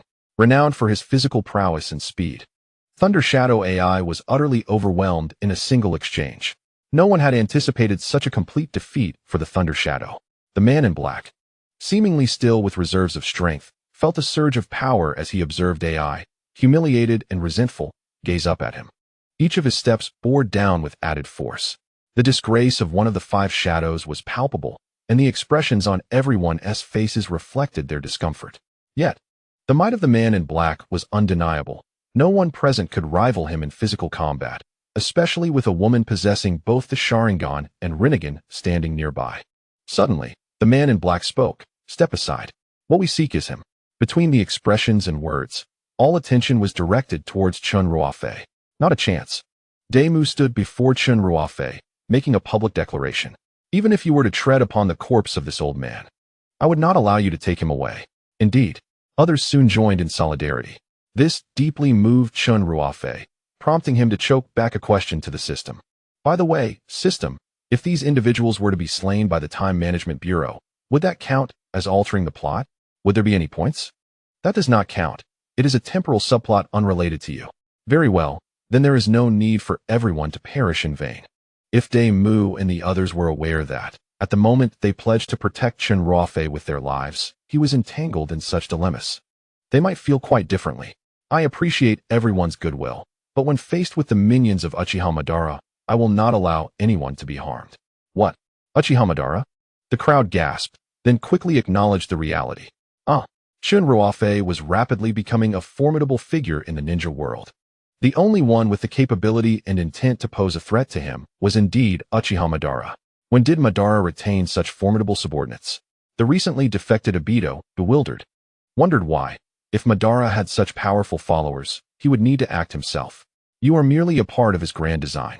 Chen Ruofei patted Obito on the shoulder and stepped forward alone, confronting the duo clad in black and white. That wretched machine left me in utter disarray last time. This time, I shall show you my true might. Eternal Mangekyō Sharingan, activate. The Susanoo emerged, radiating an overwhelming aura of power that astonished the black and white duo. There was no pre-battle banter. At once, the Susanoo unsheathed the Tengu Amaterasu, aiming directly at the ground where the two stood, delivering a simple yet devastating strike. The jewel, laden with apocalyptic force, surged towards the enemies, sending debris flying in its wake, while the scorching black flames ignited the very air. Since Chen Ruofei's ocular power had doubled, even the strength of the three legendary artifacts had seen a remarkable enhancement. So this is what Susanoo truly is. Obito and Sasuke stood in awe. Their Susanoo seemed but a mere toy in comparison to Chen Ruofei's. The abilities of the system bearer had been amplified. The woman in white whispered into the void, her audience unknown. As the jewel approached, the pair remained unperturbed. The man in black nonchalantly kicked aside AI and positioned himself before the woman in white. Chen Ruofei furrowed his brows, sensing that matters were not as they seemed. Were they truly planning to endure this attack? Suddenly, the woman in white activated her Sharingan, her pattern resembling a mesmerizing rose, slowly unfolding. Behind her, a Susanoo of nearly the same height and stature as Chen Ruofei materialized. Everyone, save for Chen Ruofei, was left dumbfounded. This is possible. As they gazed at the approaching, spinning jewel, the energy from the white Susanoo surged into the man in black's body. He felt the overwhelming, primal chakra and let out a beast-like roar. This power compelled him to raise his arm, his palm curving in a precise arc. The white-clad Susanoo raised his hand in synchrony with the black-clad man. Clang! The jewel, capable of crushing a mountain, halted motionless before the black-clad figure. It simply came to a standstill. Was it a glitch? How could this be possible? Chen Ruofei could hear the frantic beating of his heart. He had thought himself to be in a precarious situation, only to discover that his opponent was in an even graver one. The black-clad man flashed a wicked smile, holding the jewel as if it were an ordinary frisbee. Then, he curled his index finger and gave the jewel a gentle flick. The previously motionless Tengu Cloud jewel sprang back to life, but this time it was aimed at Chen Ruofei. The jewel rolled faster and faster, hurtling toward Chen Ruofei and his companions at an unimaginable speed. When deities clash, it is the mortals who suffer. The ninjas, accustomed to merely exchanging fire techniques, had never witnessed such a spectacle. They stood frozen in shock, momentarily forgetting to defend themselves. In this moment of crisis, it was Chen Ruofei who remained composed. The black Susanoo lifted the Yata mirror, slightly crouching, and forcefully stomped the ground to attain greater stability. Boom! The artifact that belonged to Chen Ruofei collided head-on with the Yata mirror. It felt akin to a meteor striking the earth, sending a tingling sensation through his arms, followed by an overwhelming force. Gritting his teeth, Chen Ruofei leaned forward, using the weight of Susanoo to brace against the Yata mirror. Yet, despite his efforts, the tremendous impact was difficult to withstand. The Yata mirror emitted a grating sound as the ground beneath Susanoo deeply sank, beginning to slowly slide backward. The towering black Susanoo, once deemed invincible at a height of 100 meters, was being pushed back by the black-clad man's counterattack. This retreat momentarily distracted Chen Ruofei, intensifying the pressure he felt from the Yata mirror. Damn it, I refuse to be defeated. Hold your ground, Chen Ruofei shouted, his eyes shimmering with an unprecedented chakra energy. The chakra emanating from the black Susanoo grew even more immense, and amidst the relentless sounds of friction, the jewel finally came to a halt. However, very few remained standing at the scene. Apart from Terumi Mei, Gaara, Inoki, and Obito, the rest had succumbed to the residual shockwaves. The remaining four were not faring any better. They strained every ounce of their strength just to remain conscious in the terrifying environment of potent ocular power, each one bearing injuries. Panting heavily, Chen Ruofei struggled for breath. Merely to withstand that blow, he had expended half of his chakra. He had believed he had grown significantly stronger, that he might have a chance to resist before the Time Management Bureau, but reality left him gasping. No matter how much he improved, the Time Management Bureau seemed to always keep him under its thumb, which was undeniably disheartening. Yet, he failed to notice the black and white duo blinking curiously, intrigued by his ability to withstand their assault. Seeing his diminished chakra, Chen Ruofei disregarded all caution. Faced with such a formidable enemy, there was no room for hesitation. After all, to accumulate points, one must first have the means to survive. In that instant, he exchanged 200 points for a medium-sized chakra potion, uncorked the bottle, and drank it in one gulp. A wave of exhilaration surged through him, effortlessly dispelling the fatigue wrought by battle. Yet, Chen Ruofei's heart was a tempest of unease. With only 120 points remaining, these individuals had chosen the most inopportune moment to arrive, just as he had evolved his eyes and was left with scant points, insufficient even for purchasing potions. After replenishing his chakra, Chen Ruofei scrutinized the duo clad in black and white. If his observations were accurate, the woman in white had first infused her ocular power into the man in black, subsequently leveraging his formidable martial prowess to amplify the combat strength of his Susanoo. Such an extraordinary combat method was unprecedented, even for someone as well-versed in the Naruto storyline as Chen Ruofei. Moreover, none present possessed exceptional martial skills. The only one capable now lay on the ground, teetering between life and death, leaving him with no opportunity to emulate their prowess. Chen Ruofei was as frantic as an ant on a hot pan, desperately brainstorming strategies. Escape? With the woman in white augmenting him, where could he flee? Fight? Engaging was futile. Moreover, the opposition seemed intent on capturing him alive, evidently confident in their victory. Caught in a dilemma, Chen Ruofei felt overwhelmed. While the system had automatically rendered itself invisible, offering no guidance. Ultimately, it was Obito who displayed the utmost camaraderie. As the acting Hokage, I shall transfer all my remaining ocular power to you. I have strayed down the wrong path. Heeding Uchiha Madara's words, today, I shall not allow you to pay for my mistakes. Obito's gaze was resolute as he soared to a height equal to Chen Ruofei's. With both his Mangekyō Sharingan and Rinnegan activated, a dense fog-like essence of ocular power surged into the black Susanu's form. Chen Ruofei felt a warmth in his heart. The act of transferring ocular power would irreparably harm the user's eyes, yet Abito had resolutely chosen to assist him. However, this was not a moment for pleasantries. Chen Ruofei refrained from words, silently committing Abito's kindness to memory. The black and white duo soon realized that Chen Ruofei was absorbing another's ocular power and endeavored to obstruct this process. Controlling the white Susanu, Chen Ruofei positioned the Yada mirror before him, gritting his teeth to endure. And we too, declared the still conscious three shadows. Heroically transferring their chakra to him, Chen Ruofei solemnly nodded in gratitude, stating, "Thank you all, I shall not let you down." As the transfer concluded, the Amaterasu flames atop the Totsuka soared skyward. The black Susanu emitted a resounding, unprecedented roar, exuding an overwhelming presence with every gesture. Taking on the role of a power source, Abito and the three shadows retreated behind Chen Ruofei, fully investing their lives in his capability. With both ocular power and chakra restored to their zenith, the black Susanu was poised for optimal performance.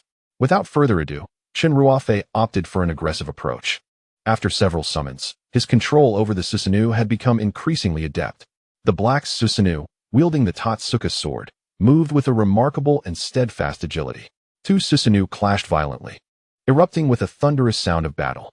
The white-clad Susanu unleashed a decisive punch, met head-on by the Yada mirror. The Totsuka blade thrust forth, but the white-clad Susanu raised its hands defensively, rendering the renowned sharpness of the Totsuka blade incapable of inflicting any deeper wound. The combatants exchanged blows, each delivering punches and strikes in a fierce back and forth, creating a commotion that drew the attention of those within a 10-mile radius, who paused in awe to witness this unimaginable clash of titans. The sheer, uncontainable power was utterly terrifying. Terumi Mei stood dumbfounded in the rear, astonished by the breathtaking prowess of Susanu. Even a casual strike could obliterate the life force of an entire village. In that brief span of time, the two had engaged in countless exchanges. I hope the acting Hokage emerges victorious, Iroha thought, the usually composed Gaara unusually clasping his hands in prayer. Realizing that their powers could hardly sway the tide of battle, all they could do was hope that Chen Ruofei could vanquish these two formidable minions of Abito. Otherwise, the ninja world would know no peace. This cannot continue. It is unsustainable. Chen Ruofei, located at the forehead of the black Susanu, gasped for breath. Maintaining the Susanu for even a minute exacted a tremendous toll on his ocular power and chakra. It is crucial to note that the current Susanu was far from its former self, towering over 100 meters and wielding three divine artifacts, demanding an extraordinary amount of chakra and ocular power that few could withstand. Even with Abito resurrected, controlling it for 10 seconds would be a monumental strain. Moreover, Chen Ruofei had already sustained it for nearly 10 minutes. His chakra was rapidly depleting, and he felt a slight discomfort in his eyes. Why are these two so resilient? How much chakra do they possess? Frustration bubbled within Chen Ruofei. As the battle progressed, he found the opponent's attacks and defenses nearly flawless, devoid of any superfluous movements. He even sensed that they were adapting to his techniques. The more he fought, the more arduous it became, as several of his attacks were anticipated by the opponents. He needed to devise a strategy to weaken their strength. Chen Ruofei recalled a newfound ability. The black Susanu suddenly slowed its offensive, its deep, dark eyes glowing with a crimson light. Soul Seize, activate. The white-clad Susanu met his gaze, feeling an inexorable pull. The unique blue chakra belonging to the duo burst forth from the head of the white-clad Susanu, drawn by a mysterious force towards Chen Ruofei. Not only that, but the blue chakra formed a curved pathway in the air, vibrant red shards slicing through towards the black Susanu. Success! Chen Ruofei was overjoyed, amazed at how smoothly it unfolded at first strike. 1/3 of his chakra visibly replenished at a rapid pace, while the red shards, symbols of vitality, coursed into his limbs, gradually restoring the energy and strength lost in battle. In stark contrast, the duo of black and white were not faring as well. Caught off guard, Chen Ruofei's sudden assault achieved remarkable success. They relied on the cosmic primordial power bestowed upon them by the Time Management Bureau, which could be transformed into local energy forms in any world, thus allowing them to slightly surpass Chen Ruofei in both quantity and quality of chakra and ocular power. However, with the release of the soul-snatching technique, The most refined and pure chakra, derived from the cosmic primordial power, was largely absorbed by Chen Ruofei, along with a portion of their cosmic vitality as combatants of the Time Management Bureau. Although the loss was minimal due to Chen Ruofei's limited strength, so slight that it would go unnoticed without careful perception. Akin to a human losing a drop of blood to a mosquito, it was an intolerable reality for the duo clad in black. They had executed countless missions across the cosmos, and the timelines they had altered could loop around the Milky Way 3 times. As one of the Bureau's elite combatants, their precise and ruthless approach instilled fear in those time criminals who dared to contrive against the sacred timelines. Yet today, they found themselves thwarted by Chen Ruofei.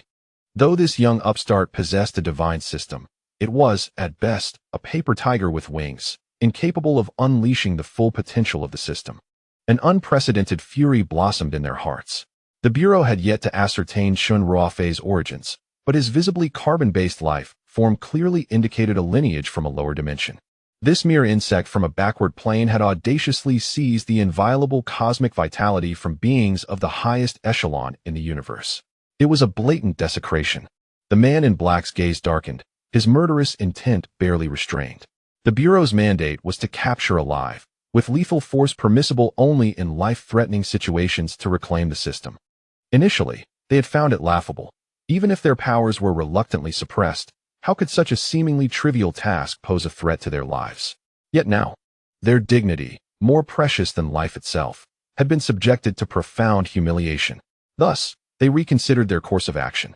The man in black produced a crystal-like orb, transparent and spinning automatically, adorned with intricate, flowing patterns that varied in speed, seemingly symbolizing different times.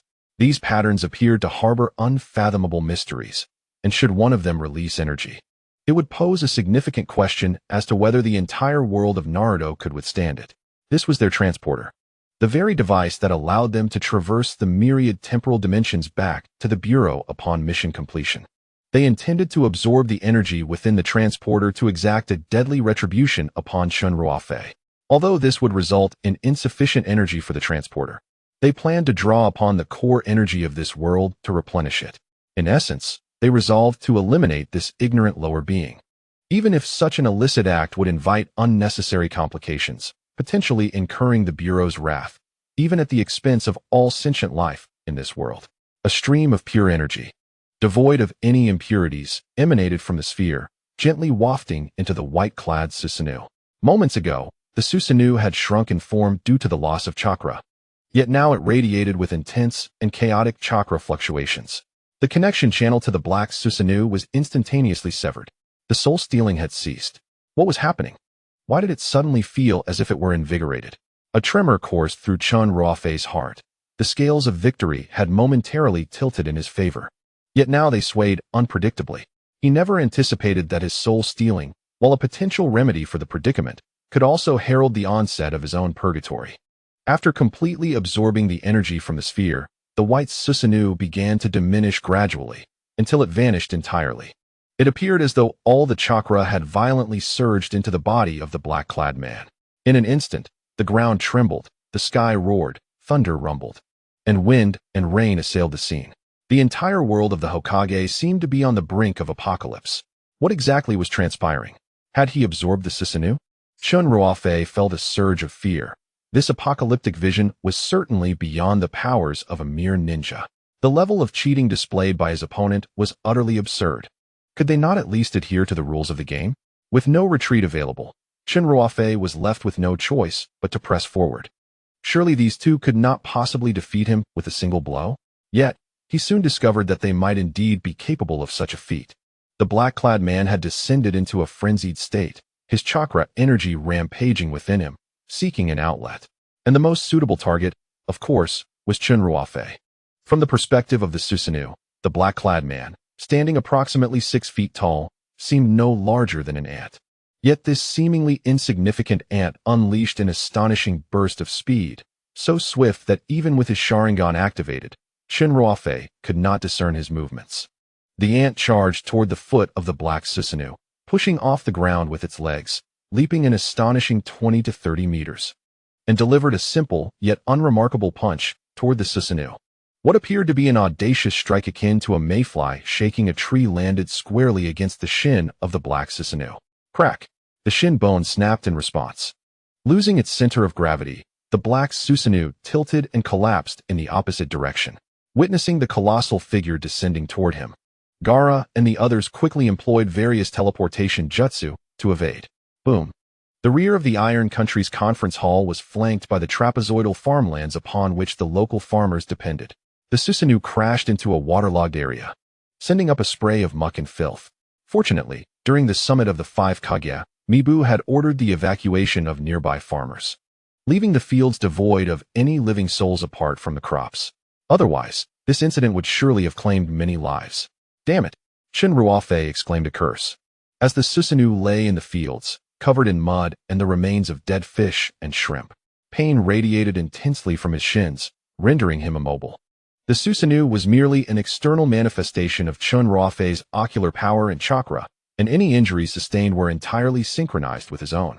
How had that man suddenly become so powerful? Recalling that earlier punch still sent shivers down Chen Ruofei's spine, he attempted to brace himself against the ground with one hand, hoping to rise, but his right leg was utterly unresponsive, having lost all sensation. The pain was excruciating.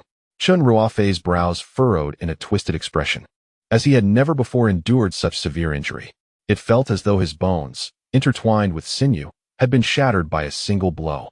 The fracture of his leg brought not merely agony, but an overwhelming weakness that left him unable to maintain his Susanoo. As his chakra dissipated, the formidable black deity of destruction vanished abruptly. With one punch, Chen Ruofei was completely vanquished. "Are you all right, acting Hokage?" Obito inquired. Having just forcefully employed Kimui to transport everyone on the ground into another dimension, thus evading the impending catastrophe of the Susanoo. Propped up by his elbow, Chen Ruofei offered a wry smile. "Do I appear unscathed to you?" Blood trickled from Obito's eye. The strain of transferring his ocular power so soon after a previous exertion was immense. Gritting his teeth against the pain, he suggested, "Perhaps we should use Kamui to evade for now. Preserving our strength is paramount. There is no need to determine a victor at this moment." "No," Chen Ruofei countered without hesitation. They were clearly targeting him. Regardless of the terrifying ocular power possessed by the white-clad woman who absorbed that wretched sphere, the prospect of her opening a spatial portal to locate them was merely a flick of her wrist, even if she failed to find them. One could only imagine that the Time Management Bureau would turn the Hokage world upside down in their relentless pursuit of Chen Ruofei. The innocent inhabitants of the Hokage universe would inevitably suffer the consequences, while Chen Ruofei was but an ordinary wage slave on Earth. Lacking wealth and status, his disappearance would hardly raise an eyebrow. He often bought cat and dog food to feed the stray animals downstairs and generously offered assistance to those in need. He could not allow the people of the Hokage world to perish because of him. One might be humble as dust, but one must never be twisted like a maggot. This was the unwavering principle and bottom line that Chen Ruofei had adhered to until now. "Help me up, I can still fight." He appeared somewhat comical as he stood on one leg, the other hanging limply as it could not bear weight. Obito, the acting Hokage, gazed at Chen Ruofei in this ridiculous state, clearly wanting to say something, but the words caught in his throat, swallowed back. Ultimately, his own strength was limited. No amount of advice could alter the current situation. The duo clad in black and white exuded confidence in their might. The energy contained within their transporter was far beyond what beings of such a lowly dimension could withstand. That Chen Ruofei had not been obliterated at the first impact had already exceeded their expectations. They moved forward, taking a deliberate step. In the blink of an eye, spatial fluctuations occurred, and within mere moments, they stood before Chen Ruofei. The man in black regarded the weakened Chen Ruofei with a contemptuous gaze, while Obito's eyes burned with animosity. It was inconceivable that Madara had deceived him for so long, only to send assassins to eliminate the one who had guided him toward the light. The voice that echoed within him seemed to carry the weight of ages, tinged with a hint of sorrow. Uchiha Madara had once orchestrated the demise of those he held dear. Would such a scene now unfold once more? Obito silently questioned himself. This was a fate he would not allow to transpire. The Eternal Mangekyō Sharingan and the kaleidoscope spun in unison. Amaterasu. Tsukuyomi. The flames of fire release danced wildly. Obito unleashed all his techniques, directing the inferno of Amaterasu, illusions, and fire released towards the man in black. He had decided that the moment those two were even slightly distracted, he would forcibly use Kimui to whisk Chen Ruofei away from this place. Not only did he wish to rectify the regrets in his heart, but Chen Ruofei was also the only one capable of contending with these two. He had to exert every ounce of effort to safeguard Chen Ruofei's life. Otherwise, the returning Uchiha Madara would completely dominate this world. However, ideals were plentiful while reality proved to be starkly different. Obito's attack struck the man in black without provoking even the slightest reaction. His garments remained unscathed. The ocular techniques and chakra he unleashed, despite the pain endured, were absorbed entirely by an enigmatic force before even nearing the enemy. The man in black grinned, revealing a cryptic smile, perplexed that such lowly beings, having encountered the primal forces of the universe, still possessed the desire to fight. Such courage was commendable. Yet courage alone cannot slay a god. Bang! The air around the man in black erupted, leaving no time for contemplation. Obito found himself lifted off the ground, suspended in midair. The man in black's fingers tightened around his neck, crimson marks appearing visibly, as Obito's face drained of color and he struggled desperately. The man in black grasped Obito with one hand as if he were a mere chick, while the woman in white sealed the space, eliminating any chance of Obito's escape. To the Time Management Bureau, they were merely two ordinary elite employees. Yet to the inhabitants of the Naruto world, they were gods with boundless powers. The absurdity of mortals attempting to slay gods was laughable. He tilted his head, observing the gritting teeth of Chen Ruofei, seemingly relishing the sight of this inferior being's frustration and helplessness. Obito. To Chen Ruofei, Obito had been a helper, a tangible person of flesh and blood. Even in the face of such a formidable foe, he had bravely charged forth for his sake. Instinctively, Chen Ruofei had come to regard Obito as a trustworthy friend. Having experienced the complexities of human nature on Earth, Chen Ruofei felt an unprecedented warmth at that moment. Yet, the greater the warmth, the more he was enveloped by a sense of powerlessness. Think of something, Chen Ruofei. Do not sit idly by. Chen Ruofei was anxious. Yet the chasm of strength was not something that could be bridged merely by whimsical thoughts. Even with all his mental exertion, he could not devise a solution. But ahead, Obito was on the brink of collapse. The immense pressure around his neck clouded Obito's consciousness. In a daze, he beheld Rin. Then, he smiled in resignation, his laughter puzzling the duo in black and white. Rin, I died protecting my comrades. I hope I have not disappointed you. As a member of the Uchiha clan, this pair of eyes is both a divine blessing and the most malevolent curse. If there is a next life, I wish to be an ordinary person, alongside you and Kakashi. Such simple, yet hopeful words ignited a spark in Chen Ruofei's mind. He immediately thought of something. Kakashi, with his attention diverted by Obito, seized the moment to extract the vial he had carefully concealed in his pocket. Within it, a solitary eye floated serenely in the liquid, devoid of emotion. Uchiha Shursui, a rare prodigy from the Uchiha clan of Konohagakure, had once instilled fear across the land by virtue of his Shunshin technique. During the tumultuous conflict within the Uchiha clan, Shursui fell victim to a treacherous ambush by Shimura Danzo, who stole his right eye. In a desperate bid to prevent others from coveting his left eye and to assist his dear friend Uchiha Itachi in awakening the Mangekyō Sharingan, he entrusted the eye to Itachi before plunging into the river, choosing to end his life. Thus, the strongest Jinjutsu in the ninja world, known as Kodoame Tsukumi, would never again be wielded. At this juncture, Chen Ruofei clenched his jaw, nearly grinding his teeth to dust. Time Management Bureau, you have forced my hand. Regardless of what transpired next, Chen Ruofei resolved to accept it. The youth from Earth, his gaze now resolute and devoid of hesitation, removed the cork from the vial and poured Shursui's eye into his palm. Initially, he had intended to use this eye to conjure a villain to play off against himself. Yet, it now seemed unnecessary. Chen Ruofei recalled Kakashi's soul-wrenching cry and, with a hint of self-mockery, uttered, I am curious to see just how painful it is to pluck an eye. His fingers ventured towards his eye socket, and as an ordinary human, his body's instincts warned him of the dire consequences of such an action, causing his fingers to tremble in instinctual resistance. Humans inherently resist pain and strive to avoid harm. However, willpower and emotion can triumph over the fears that dwell within. Thoughts of his parents back on Earth surged through Chen Ruofei's mind. As their son, he had yet to repay their kindness, and he could not allow himself to succumb to despair here. With renewed determination, he pressed harder, the sound of ruptured blood vessels mingling with the tremors of his clenched jaw. Indeed, it was excruciating, the instant his nails pierced the eyeball. His brain felt as though it were being scorched by flames, akin to a knife scraping against bone, each second a monumental test of his will. This audacious act did not go unnoticed by the black and white duo. The man in black discarded the barely conscious Obito, his mind racing to analyze Chen Ruofei's unfathomable actions. What does he intend to achieve? The man in black pondered, bewildered. Could plucking an eyeball truly grant him escape from death? Obito, believing he was on the brink of the afterlife, opened his eyes weakly, only to find that Chen Ruofei held a Sharingan unlike his own right eye. The Tomo shape was familiar. Even if he had never seen it, he had certainly heard of it, Shusui's eye. Without time to contemplate the origin of the eye, he immediately grasped Chen Ruofei's intentions. Was he about to employ that technique?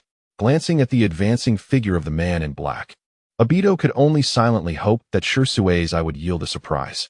Suddenly, the woman in white shot him a fleeting glance. The already feeble Obito succumbed to unconsciousness, leaving only Chen Ruofei and the duo behind. Alas, the pitiful insect, the plucking of an eyeball shall not evoke my sympathy. Who gave you the audacity to dare to steal from the sacred system? He coldly reminded Chen Ruofei that the heinous crime he had committed had long since sealed his fate. Yet, Chen Ruofei remained utterly oblivious.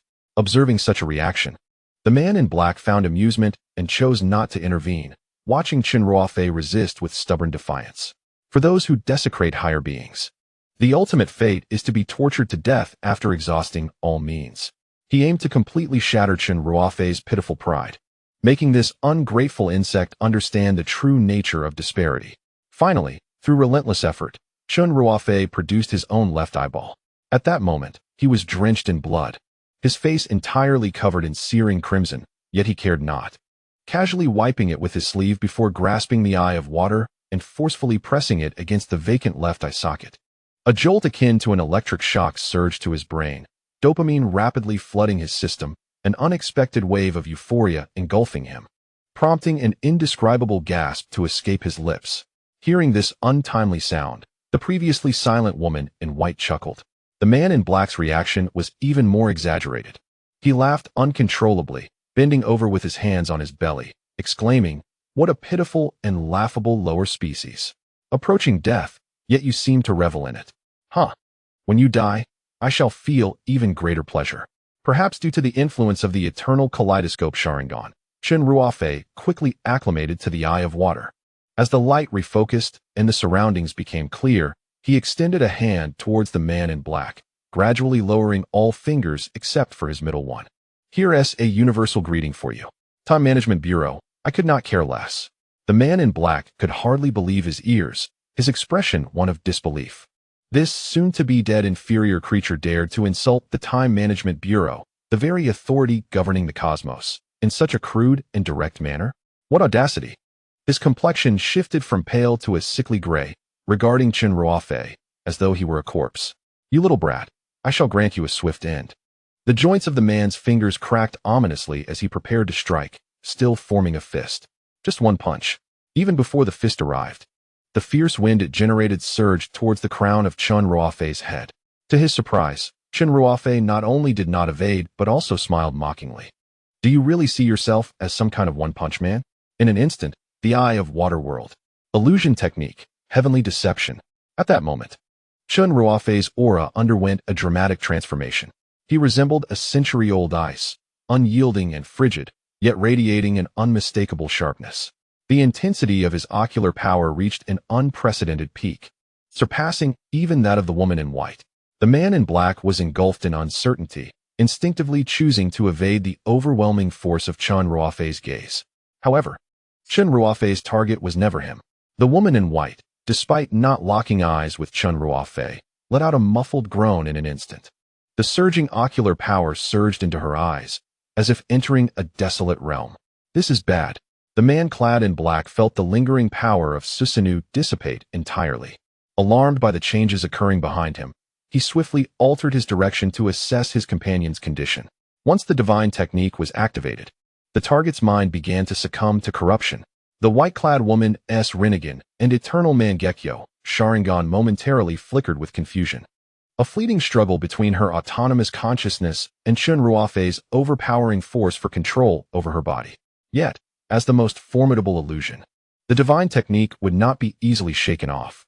The Susanoo infused with Chen Ruofei's essence rapidly seized her soul, leaving her no time to react as her body slipped into a state of uncontrollable disarray. By the time the man in black reached his companion's side, it was far too late. Everything transpired with astonishing swiftness, from the activation of the technique to the brief struggle of the white-clad woman, culminating in her complete subjugation. All unfolded in the blink of an eye. Sensing the abnormality in his partner, the man in black furiously demanded, "What have you done?" "You will find out soon enough." Chen Ruofei maintained an outward facade of calm, yet only he was aware of the cold sweat trickling down his back, a testament to the immense psychological pressure he was enduring. Initially, he harbored little hope that the divine technique would affect someone from the Temporal Management Bureau. Considering the extraordinary spherical object they had just revealed, which clearly exceeded the limits of the Naruto universe. Given this context, the effectiveness of the divine technique surpassed Chen Ruofei's expectations.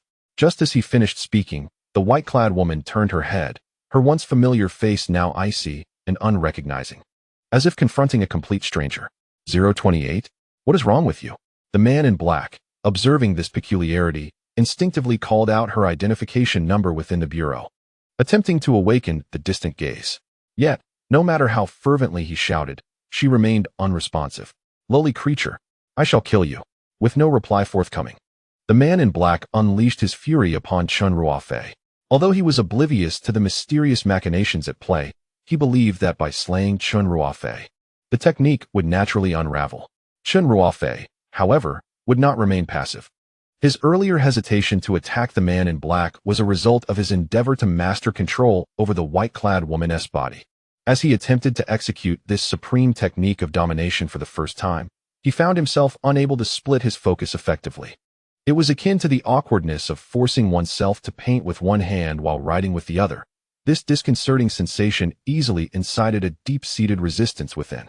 Those fleeting moments provided the man in black with his only chance to break free of the divine technique's grasp, yet he failed to seize it. The concern for his battle-hardened comrade clouded his judgment, leading him to miss the opportunity to strike while Chen Ruofei was at his most vulnerable. Mere seconds later, Chen Ruofei had already learned how to wield control over the white-clad woman. In response to the impotent roars of the man in black, Chen Ruofei smiled, experiencing a rare moment of joy since their arrival in the Naruto world. Even the pain in his leg felt diminished. The man in black set aside his concern for his partner and charged at the architect of this calamity. However, the moment he took his first step, he felt a pair of sinister eyes watching him from behind. An invisible shackle obstructed his path forward. Although Chen Ruofei was merely a couple of meters away, he could not reach her. 028. Have you gone mad? It's me. The man in black exclaimed hoarsely, bewildered by the sudden aggression from the woman in white. What were you saying just now? Chen Ruofei, standing within arm's reach, casually dug at her ear and flicked some yellow filth she extracted towards the man in black. This act of provocation and insult further incensed him. He lunged desperately at Chen Ruofei, but the power of the woman in white held him firmly in place. The illusion was triggered, and suddenly, hundreds of identical Chen Ruofeis appeared before him. The man in black had previously been able to shatter the leg bone of Chen Ruofei's Susanoo with a single punch, largely due to the fact that the white Susanoo absorbed energy from the transmitter and transferred that power to him. A punch from a humanoid being over a meter tall was, in reality, the force of 100-meter-tall Susanoo. Let us not forget that the man in black, as a vessel for the Susanoo, possessed a martial prowess of 2,000 points, making him a formidable opponent even against the Raikage. The synergy between the two had made it unremarkable for him to break the Susanoo's leg.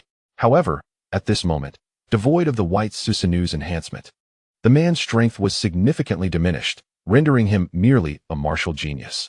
Having previously overpowered the Raikage was sufficient, but no matter how strong one's physical abilities, they are rendered meaningless if one cannot land a hit. Do you now understand why I am reveling in this? It was evident that Chen Ruofei held a grudge. Having been so thoroughly bested by these two, he had been simmering with unexpressed rage.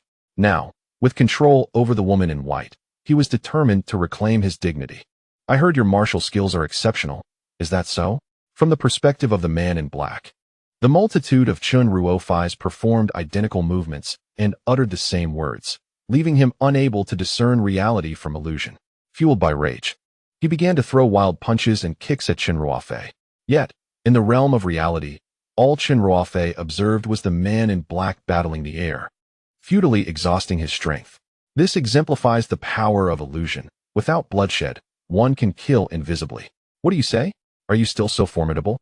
The hundreds of Chen Ruofei's displayed maniacal and mocking grins, effectively breaking the man's defenses. Truly, he was like a tiger fallen into the plains, bullied by dogs. When had he ever suffered such humiliation? Regardless of the realm he entered, had he not always been among the pinnacle of existence? He was accustomed to the reverence of others, viewing the flattery and fear of lesser beings as a matter of course, which is why he favored tasks that allowed him to personally traverse other realms. Witnessing those trembling in fear always provided him with the most primal pleasure.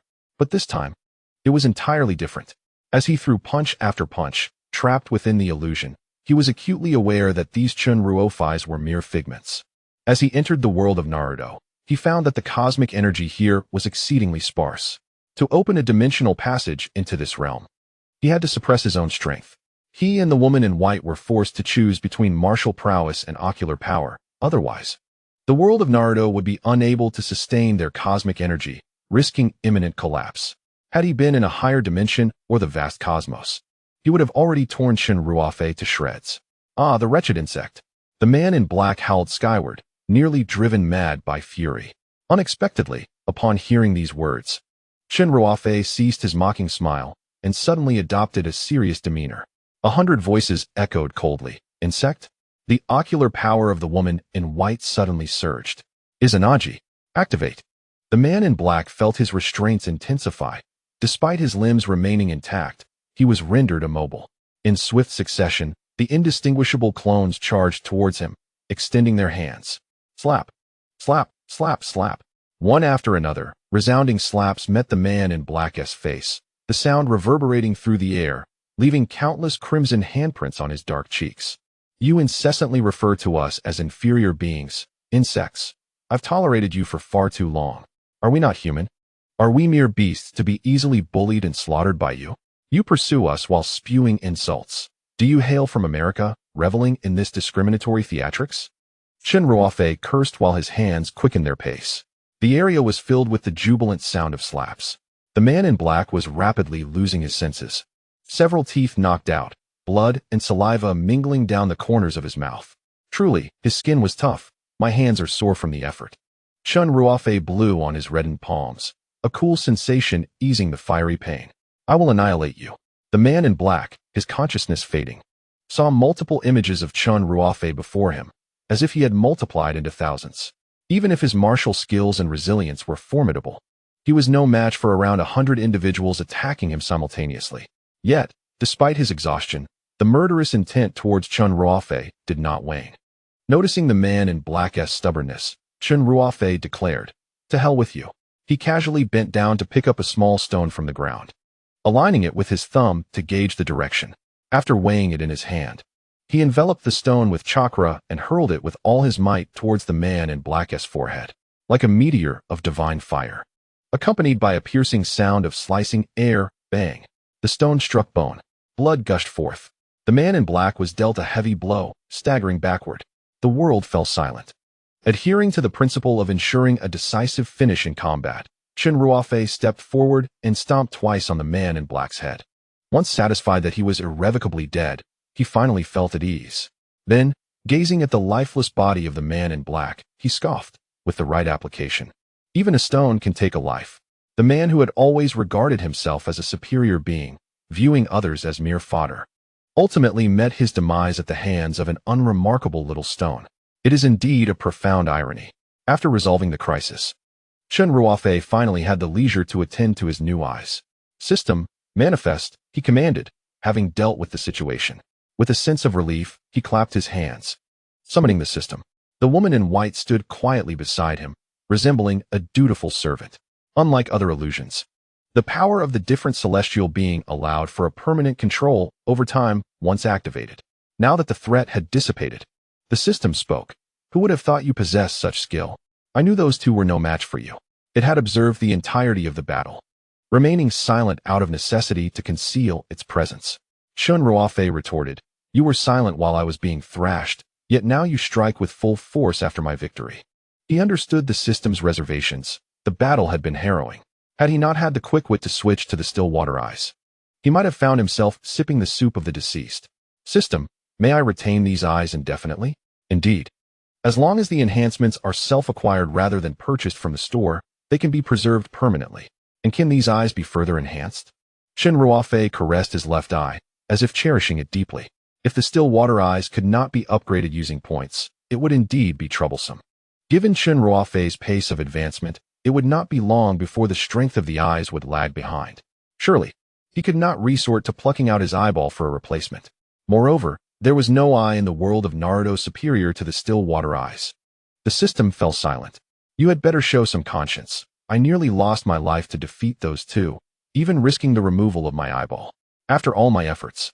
If you refuse to grant me an evolution, I shall hand you over to the Management Bureau the next time they come, and we shall self-destruct together.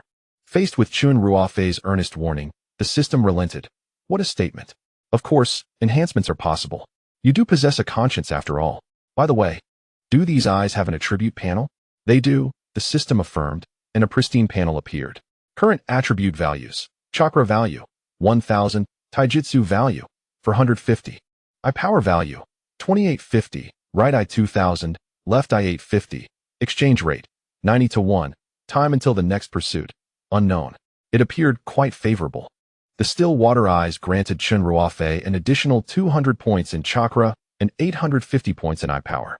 As a newly acquired eye that had not undergone any enhancements, this was already a commendable boost. Thus, Chen Ruofei's eye power value was on the path to reaching 3,000 points. Pleased with the interface's closure, Chen Ruofei's gaze fell upon the corpse of the man in black. He suddenly inquired, "Do these people consider themselves exceptional? Their manner of speaking reeks of disdain." "Indeed. This is one of the reasons I detest them," the system replied, unexpectedly opening up. "Each time we enter a new world, they perceive themselves as saviors of the timeline, utterly disregarding the sentiments of the local inhabitants.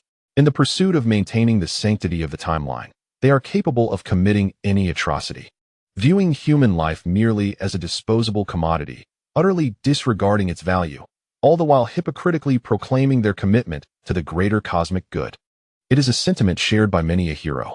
Through the system's descriptions and the demeanor of the man in black, Chen Ruofei could perceive the formidable yet flawed essence of the Time Management Bureau within this universe. While it is understandable that power can breed arrogance, it must be accompanied by a modicum of respect for others. Regrettably, this group appears entirely unacquainted with the concept of respect. In a rare moment of reflection, the system lamented, "All things possess a spirit. Such callousness and unrestrained violence will ultimately propel one towards the brink of annihilation. You and I are the hands that will push them over." Chen Ruofei smiled confidently, playfully nudging the cold man in black with his foot. "By the way, you have mentioned the sacred timeline more than once. What exactly is it?" As Chen Ruofei recalled something, he manipulated the woman in white to retrieve a spherical object from her bosom. "I believe she absorbed the gas from this object, and then it was as if she were injected with adrenaline. What is this?" Following the battle, Chen Ruofei found himself inundated with questions, eager to unravel the mysteries. The system, unhurried and sage-like, replied, "The so-called sacred timeline is merely a synonym for the river of time I initially presented to you. It has existed since the dawn of the universe.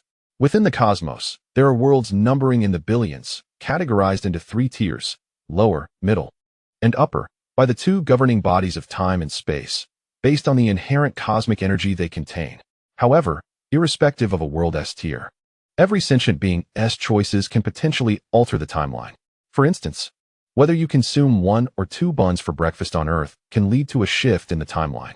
Chen Ruofei was taken aback, realizing that even a simple act like eating a bun could reshape the world.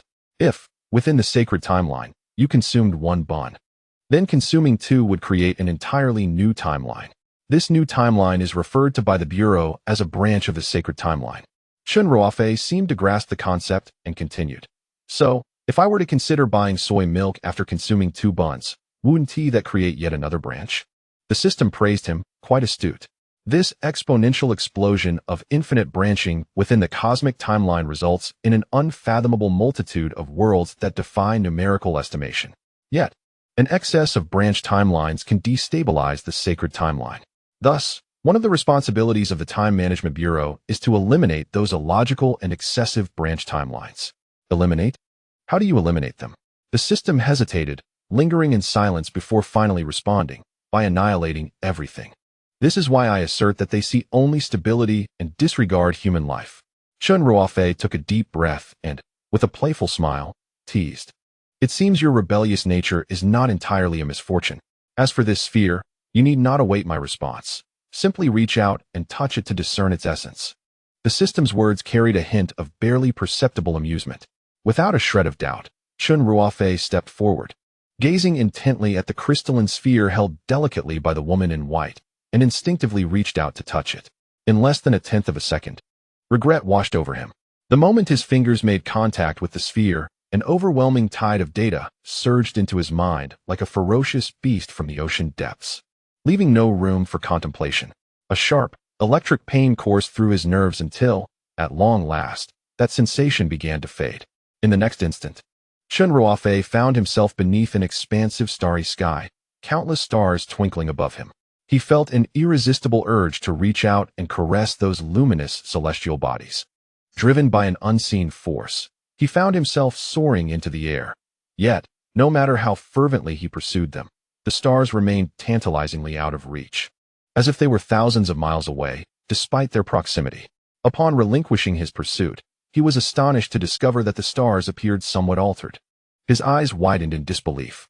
Among those stars, countless forms of life were bustling about.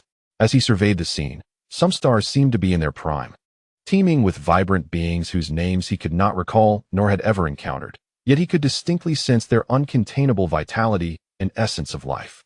In stark contrast, other stars bore a shroud of thick dust, their colors muted and lifeless, emanating a faint, moribund scent that evoked the image of an elderly soul, languidly awaiting the inevitable embrace of death.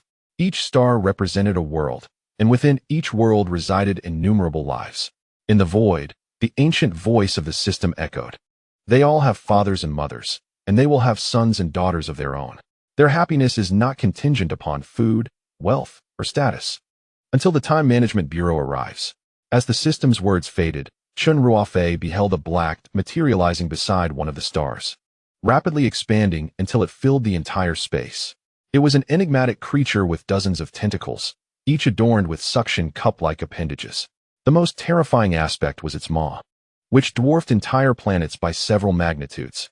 The stars, brimming with life, appeared no larger than mere eggs in comparison to this creature. It was the cosmic monster known as the Devourer Sharingan, nurtured by the Time Management Bureau. The Devourer, like a deity presiding over creation, gazed greedily upon one of the lifeless planets, opening its cavernous mouth. It was an abyssal blackness. Chen Ruofei had never encountered such absolute darkness. No glimmer of light could escape its grasp. As the Devourer drew near, shadows enveloped the already colorless stars. The abyssal maw effortlessly consumed a star, devoid of any chewing motion, akin to a famished individual encountering a sumptuous feast. Before savoring its flavor, it was swallowed whole. Countless lives vanished within that canvas of infinite possibilities, the starry expanse. There were no pleas for mercy, no cries for help. To them, death was merely an abrupt, painless occurrence. Witnessing this, Chen Ruofei felt an icy chill envelop him, as if he stood naked in the depths of winter, drenched with a bucket of ice water. The coldness penetrating from his crown to the soles of his feet. He had watched numerous apocalyptic films on Earth, yet none evoked such profound despair. It was a tremor and fear emanating from the deepest recesses of his soul. Life could indeed be so fragile. Gazing at the area that once exhibited signs of life, a wave of desolation and compassion surged within him. However, upon raising his eyes to behold the Devourer, Sharingan, joyfully caressing its slightly distended belly with its tendrils, that desolation and compassion were swiftly obliterated, leaving only an unprecedented sense of suffocation and powerlessness. Then, a terrifying supposition struck him. Would my homeland, Earth, one day also succumb to such a fate? That azure planet, which remained forever etched in Chen Ruofei's heart, was a place he could never relinquish, no matter the distance. Moreover, his parents still resided there. The thought of that devoured star becoming Earth was something Chen Ruofei could never accept. If Earth, like that brownish star, had spawned too many branching timelines, it too might be doomed to destruction. The system's response was cruel yet undeniable. Such an event must never transpire. Chen Ruofei's fists clenched, producing a crackling sound, and with the tumult of his thoughts, the entire starry map above him rippled. Should the Time Management Bureau arrive on Earth, the consequences would be dire. Billions of his kind, along with his parents, would perish at their hands. The system regarded Chen Ruofei, pondering its unspoken thoughts, before finally exhaling deeply and slowly stating, "In truth, Earth is not an uncharted realm for the Time Management Bureau." "What did you say?" Chen Ruofei's face paled in horror. The system's words struck him like a thunderclap, resounding in his ears, refusing to fade. "You mean to say the Time Management Bureau has already been to Earth? Did they arrive after my departure? Why did you not inform me of this?" Chen Ruofei immediately lost his composure. He would not allow any harm to befall his parents. If the Time Management Bureau dared to threaten his family, he would follow them into the depths of hell if necessary. "Calm down, I never said they had visited." The system, taken aback by Chen Ruofei's reddened eyes and bulging veins, hastily clarified, "They did visit, but it was over 10,000 years ago." Over 10,000 years ago. A single sentence was all it took to shift his fury to bewilderment. Indeed, over 10 millennia ago, the Earth was a desolate expanse, entrenched in a primitive society where biological intellect had barely begun to evolve, barely qualifying as a lower plane of existence. My database indicates that during this era, productivity and technology were at their nadir, rendering this insignificant planet inconsequential within the vast cosmos. Yet, unexpectedly, it erupted with a formidable cosmic primordial force, profoundly impacting the sacred timeline, not merely creating a temporal branch, but directly affecting the sanctity of the timeline itself. Such an absurdity swiftly attracted the attention of the Temporal Management Bureau. Although it was incredulous upon arriving on Earth, the Bureau ultimately confirmed the veracity of these events. As the system recounted this, its voice gradually diminished, seemingly sifting through data or perhaps shaken by past memories. Chen Ruofei, unable to contain his impatience, pressed on. And then? The system's revelations were so enigmatic that, were it not for its earnest tone, Chen Ruofei would have suspected it was jesting. And then? The system inexplicably chuckled and responded. Then, just as those arrogant individuals prepared to eliminate this planet, they encountered the most formidable obstacle since the inception of the Temporal Management Bureau. A variety of ancient beings emerged, wielding a cosmic primordial force of astonishing magnitude, eclipsing even the deities of higher planes. Chen Ruofei furrowed his brow and inquired, "Ancient beings?" The Bureau had sealed the information, and much data was lost, making it difficult to recreate the battles of that time. However, it is undeniable that the conflict inflicted unprecedented damage upon the Bureau. Subsequently, it appeared that a peace accord was reached. The ancient beings agreed to relinquish their primordial power, and the Bureau withdrew from Earth. Since then, this miraculous planet has remained largely silent, with only the Bureau's classified database preserving remnants of that battle. After hearing the system's account, Chen Ruofei inhaled sharply. The tale was so captivating and shocking that it left him breathless. It is unimaginable that Earth harbored such a history. The formidable adversaries and the unexpected counterattacks resembled the plot of a thrilling novel. Although the protagonist is a planet, ancient Earth, Chen Ruofei could not fathom what civilization could stand against the Temporal Management Bureau single-handedly over 10,000 years ago. Such occurrences are undoubtedly buried deep within the annals of history, and should the existence of those otherworldly ancient beings become known, it would surely upend the chronicles of Earth's civilization. The entire archaeological community, the historical domain, and indeed all of humanity would be driven to madness. If I were to return to Earth, I would undoubtedly conduct a thorough investigation. Initially, the system merely intended to narrate a story to Chen Ruofei. Yet the speaker was indifferent while the listener was intrigued, planting a seed of curiosity in Chen Ruofei's heart, which slowly began to take root. Enough. Such distant tales are too far removed for you. Focus on the tasks at hand. Perhaps one day, when you enter the Temporal Management Bureau, you will be able to unveil this layer of historical winds and discover the true essence of the past. The system kindly reminded him, wishing that Chen Ruofei would not become overly entangled in such matters. The present moment holds far greater significance than both the past and the future. Nodding in acknowledgement, Chen Ruofei found himself back in the familiar realm of Naruto as the celestial tapestry dissipated. Nevertheless, the breathtaking and grand spectacle of stars, along with the devourer's Sharingan, left an indelible impression upon him. At that moment, Chen Ruofei discerned that his aspirations had quietly transformed. Numerous worlds, including that of Naruto, were merely landscapes, both good and bad, traversed during his journey. His true destination lay in the boundless depths of the cosmos. His ambition was to sail among the stars and the seas. As he gathered his thoughts, Chen Ruofei gazed contemplatively at the orb in his hand, pondering its fate. How should I handle this? Naturally, it should be retained. Did you not sense the surging primordial energy of the universe within it? Although your current abilities may not permit you to harness it, keeping it close will allow you to be subtly nourished by its cosmic essence, significantly enhancing your strength. Toying with the orb, Chen Ruofei murmured, "Is that so?" I refuse to believe it. With an impulsive decision, he directed the power of both his eyes into the sphere. The moment it entered, it vanished as if a few drops of water had been introduced into a pristine spring. Unfazed by this, Chen Ruofei increased the expenditure of his eye power. The orb eagerly consumed his energy, as though his power had invigorated it, akin to a high-performance engine finally receiving fuel. Its energy waves dancing exuberantly. Fortunately, Chen Ruofei's eye power had seen considerable improvement, sufficient to sustain such indulgence. Just as his eye power was on the verge of depletion, the orb ceased its absorption. New item acquired. Orb of Mystery. Unlocking automatic attribute enhancement. What on earth? Chen Ruofei scratched his head, puzzled by the system's notification. Remaining points, 120. Attribute enhancement. Current attributes. Chakra, 1000. Taijutsu, 450. Eye power, 2950. Right eye, 2050. Left eye, 900. Exchange rate, 90:1. Time until the next pursuit, 5 days. An additional 100 in eye power? Chen Ruofei scrutinized the panel, noticing that his points had not changed. Where did this newfound attribute come from? To his surprise, it began to take effect so swiftly. At a crucial moment, the system stepped forward to elucidate. The nourishment of the primordial energy of the universe has commenced. Henceforth, your eye power will increase daily. Is this akin to an offline idling mode? You may interpret it as such. Now, Chen Ruofei's confusion transformed into genuine delight.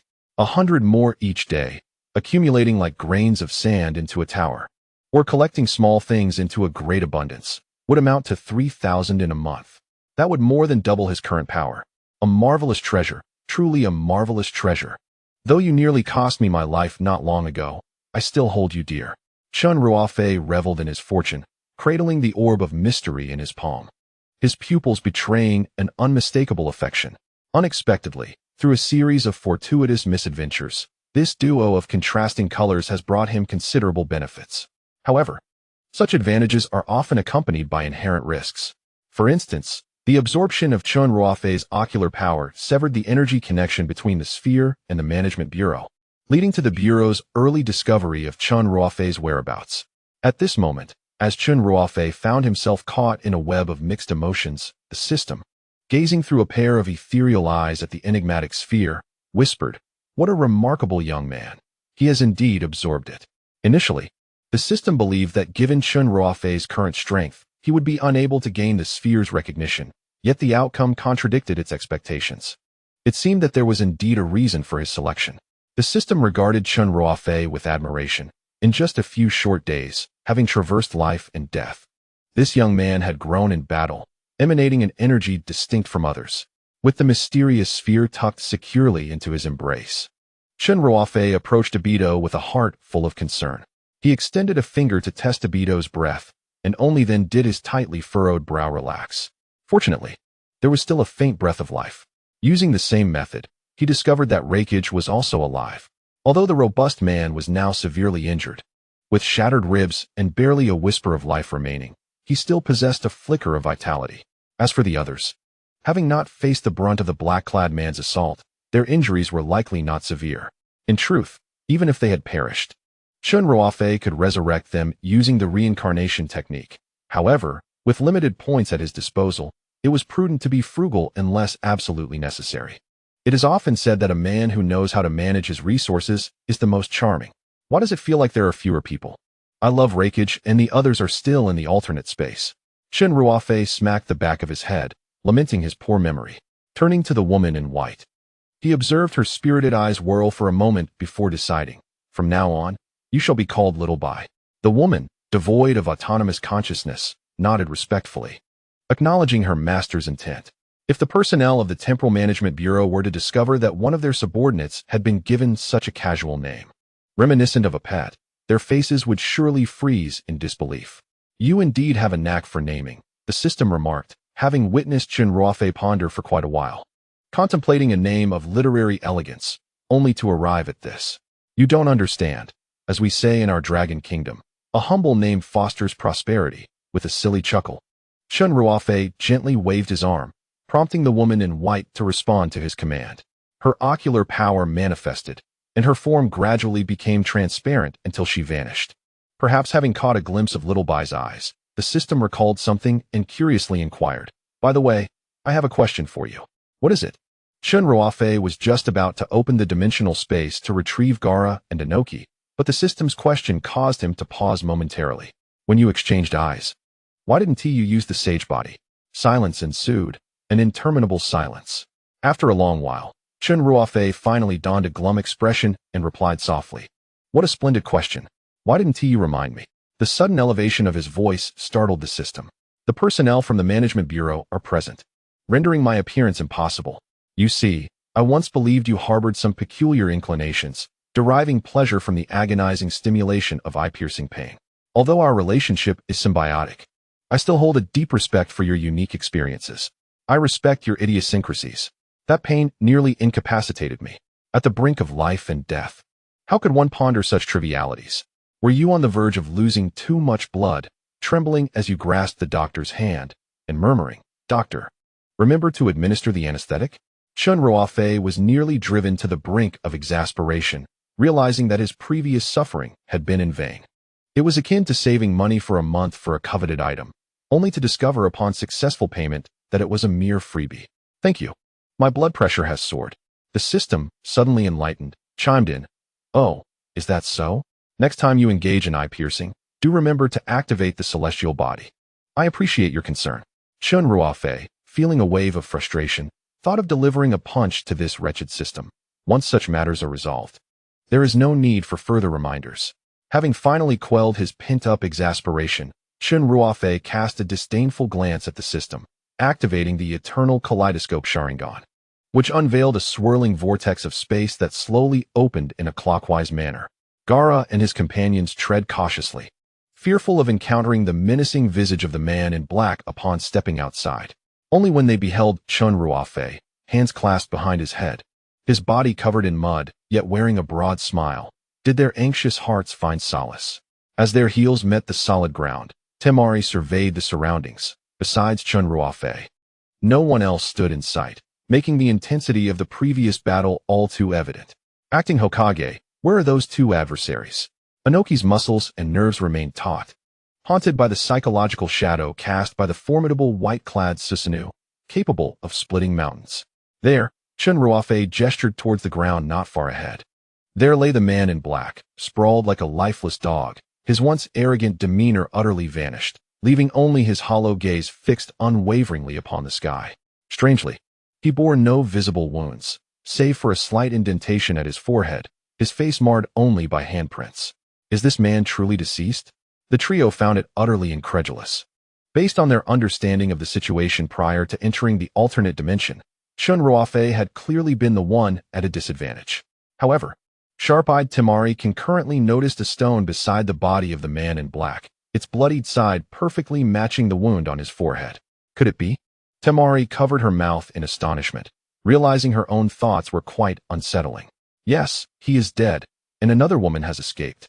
Chen Ruofei refrained from divulging too much about the battle, simply announcing the outcome with a nonchalant air. "I will swiftly apprehend that woman in white and restore peace to the ninja world." Faced with such a formidable Chen Ruofei, the three shadows led by Inoki found themselves at a loss for words. Apart from marveling at the youth of heroes, there is little else to contemplate. The method by which Chen Ruofei overcame the enigmatic duo of black and white has become an unsolvable riddle within the ninja world. In the village of the leaf, nestled in the land of fire, Tsunade sat in her office, lost in reverie about how Chen Ruofei would represent the position of Hokage and engage in amicable discussions with the other village leaders. Those leaders, upon witnessing Chen Ruofei's true prowess, would likely be so intimidated that they would soil themselves. The thought elicited a faint blush on Tsunade's face, a shyness reminiscent of youth that she herself failed to recognize. It seemed that her concern for Chen Ruofei had transcended mere politeness, evolving into a subtle, personal sentiment. The young man, barely in his 20s, possessed a character starkly different from his peers. His exceptional strength and mature demeanor, coupled with his remarkable calmness in battle, astonished even her, the Hokage. Most notably, he exhibited an extraordinary thoughtfulness towards others. Tsunade opened her drawer, revealing a crumpled white tissue, a tangible testament to the deepening bond between them on the eve of his departure from the village of the leaf. The realization that she had embraced him caused her blush to deepen, transforming into a rosy hue. The warm evening sunlight poured into the Hokage's office, casting golden rays that illuminated one side of Tsunade's face, while the other side blushed a vibrant red, creating a striking contrast that extended to the nape of her neck. Such a captivating scene would render even the most splendid sunset pale in comparison. Were someone to witness her in this moment, they might question whether she was indeed the formidable Tsunade. However, the sudden disturbance in the surrounding atmosphere shattered Tsunade's tranquil musings. A colossal spatial vortex materialized within the office, larger than any she had previously encountered. Before she could fully comprehend the situation, a desperate voice echoed from within the vortex. Koharu's urgent call. Tsunade, send the medical team immediately. Confused, Tsunade struggled to grasp the urgency until the outlines within the vortex became clearer, and she was struck with horror.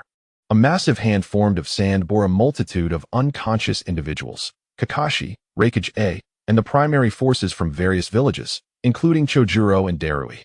Upon closer inspection, Tsunade's disbelief grew. Sasuke, Sujetsu, and even an unfamiliar man lay among them. Yet, conspicuously absent was Chen Ruofei. What are you waiting for? Call for help, Koharu urged, her impatience palpable as Tsunade remained frozen in shock. Finally snapping out of her stupor, Tsunade hurriedly sounded the alarm, instructing all medical ninjas in the village to report to the Hokage's office. Without inquiring about the circumstances, she immediately shifted into medical mode. Her well-maintained alabaster hands glowed with azure chakra, which she shaped into a curved blade under her mental command.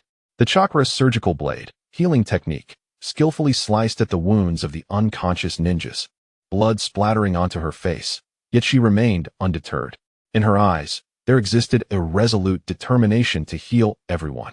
Suddenly, outside the window, a large creature appeared, adorned with two antennae resembling exclamation marks, its body a blend of blue and white, with slime occasionally sliding off its form. It was Tsunade's summoning beast, the slug. Kneeling on the ground, preoccupied with treating the wounded, Tsunade wiped the sweat from her forehead with her blood-stained hand, speaking without raising her gaze. I appreciate your help, Gaara.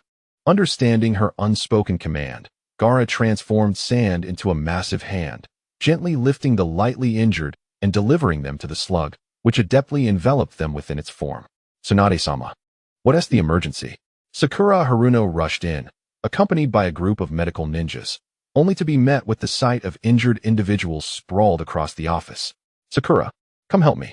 Without a moment's hesitation, Sakura joined the fray. After a brief flurry of activity, the office fell into an eerie silence, punctuated only by the sharp sound of chakra-infused surgical knives slicing through flesh. Blood flowed from the crevices of the floor, and as the medical ninjas hurriedly shifted their focus, the once earthy yellow floor became marred with dark stains. The fifth Hokage, Tsunade, renowned for inheriting her grandfather Hashirama Senju's incredible strength, was often overlooked for her equally remarkable medical skills. Through the concerted efforts of Tsunade, the medical ninjas, and the slug, the lightly injured began to regain consciousness one by one. All that remained were the severely wounded, Obito, and Kakashi, especially whose injuries were so grievous that even Tsunade, with her exceptional healing prowess, couldn't help but frown. The extent of his injuries was truly alarming. His chest and back bore the marks of tremendous external force, his vertebrae fractured, and 24 ribs shattered, with several perilously close to his heart. Fortunately, A's resilience was formidable. Despite a rib piercing his heart, he had somehow endured until now. Had he been trampled multiple times by several summoning beasts? Tsunade gasped in horror. She too had trained in incredible strength, and in terms of sheer power, few in the ninja world could rival her. Yet she questioned her own abilities, acknowledging that she could never inflict such severe damage on the Reikage. After all, she would first need to match his speed. Possessing a velocity that surpassed the Reikage's, along with a strength beyond her own, was undoubtedly a power not of this world. A multitude of questions swirled in her mind, yet Tsunade swallowed her doubts and quickened her movements. She was attempting to perform a thoracotomy on the Reikage, using chakra to mend the fractured bones. Sweat streamed down like rain. Such intricate surgery required immense concentration and chakra. The scene was gruesome, blood splattering everywhere. Enough to make even butchers cringe, yet Tsunade remained undeterred, her gaze intensely focused. So engrossed was she that the procedure progressed smoothly. She had extracted the almost pulverized fragments of bone from the Reikage's chest cavity, and the next step was to reconnect those shattered bones.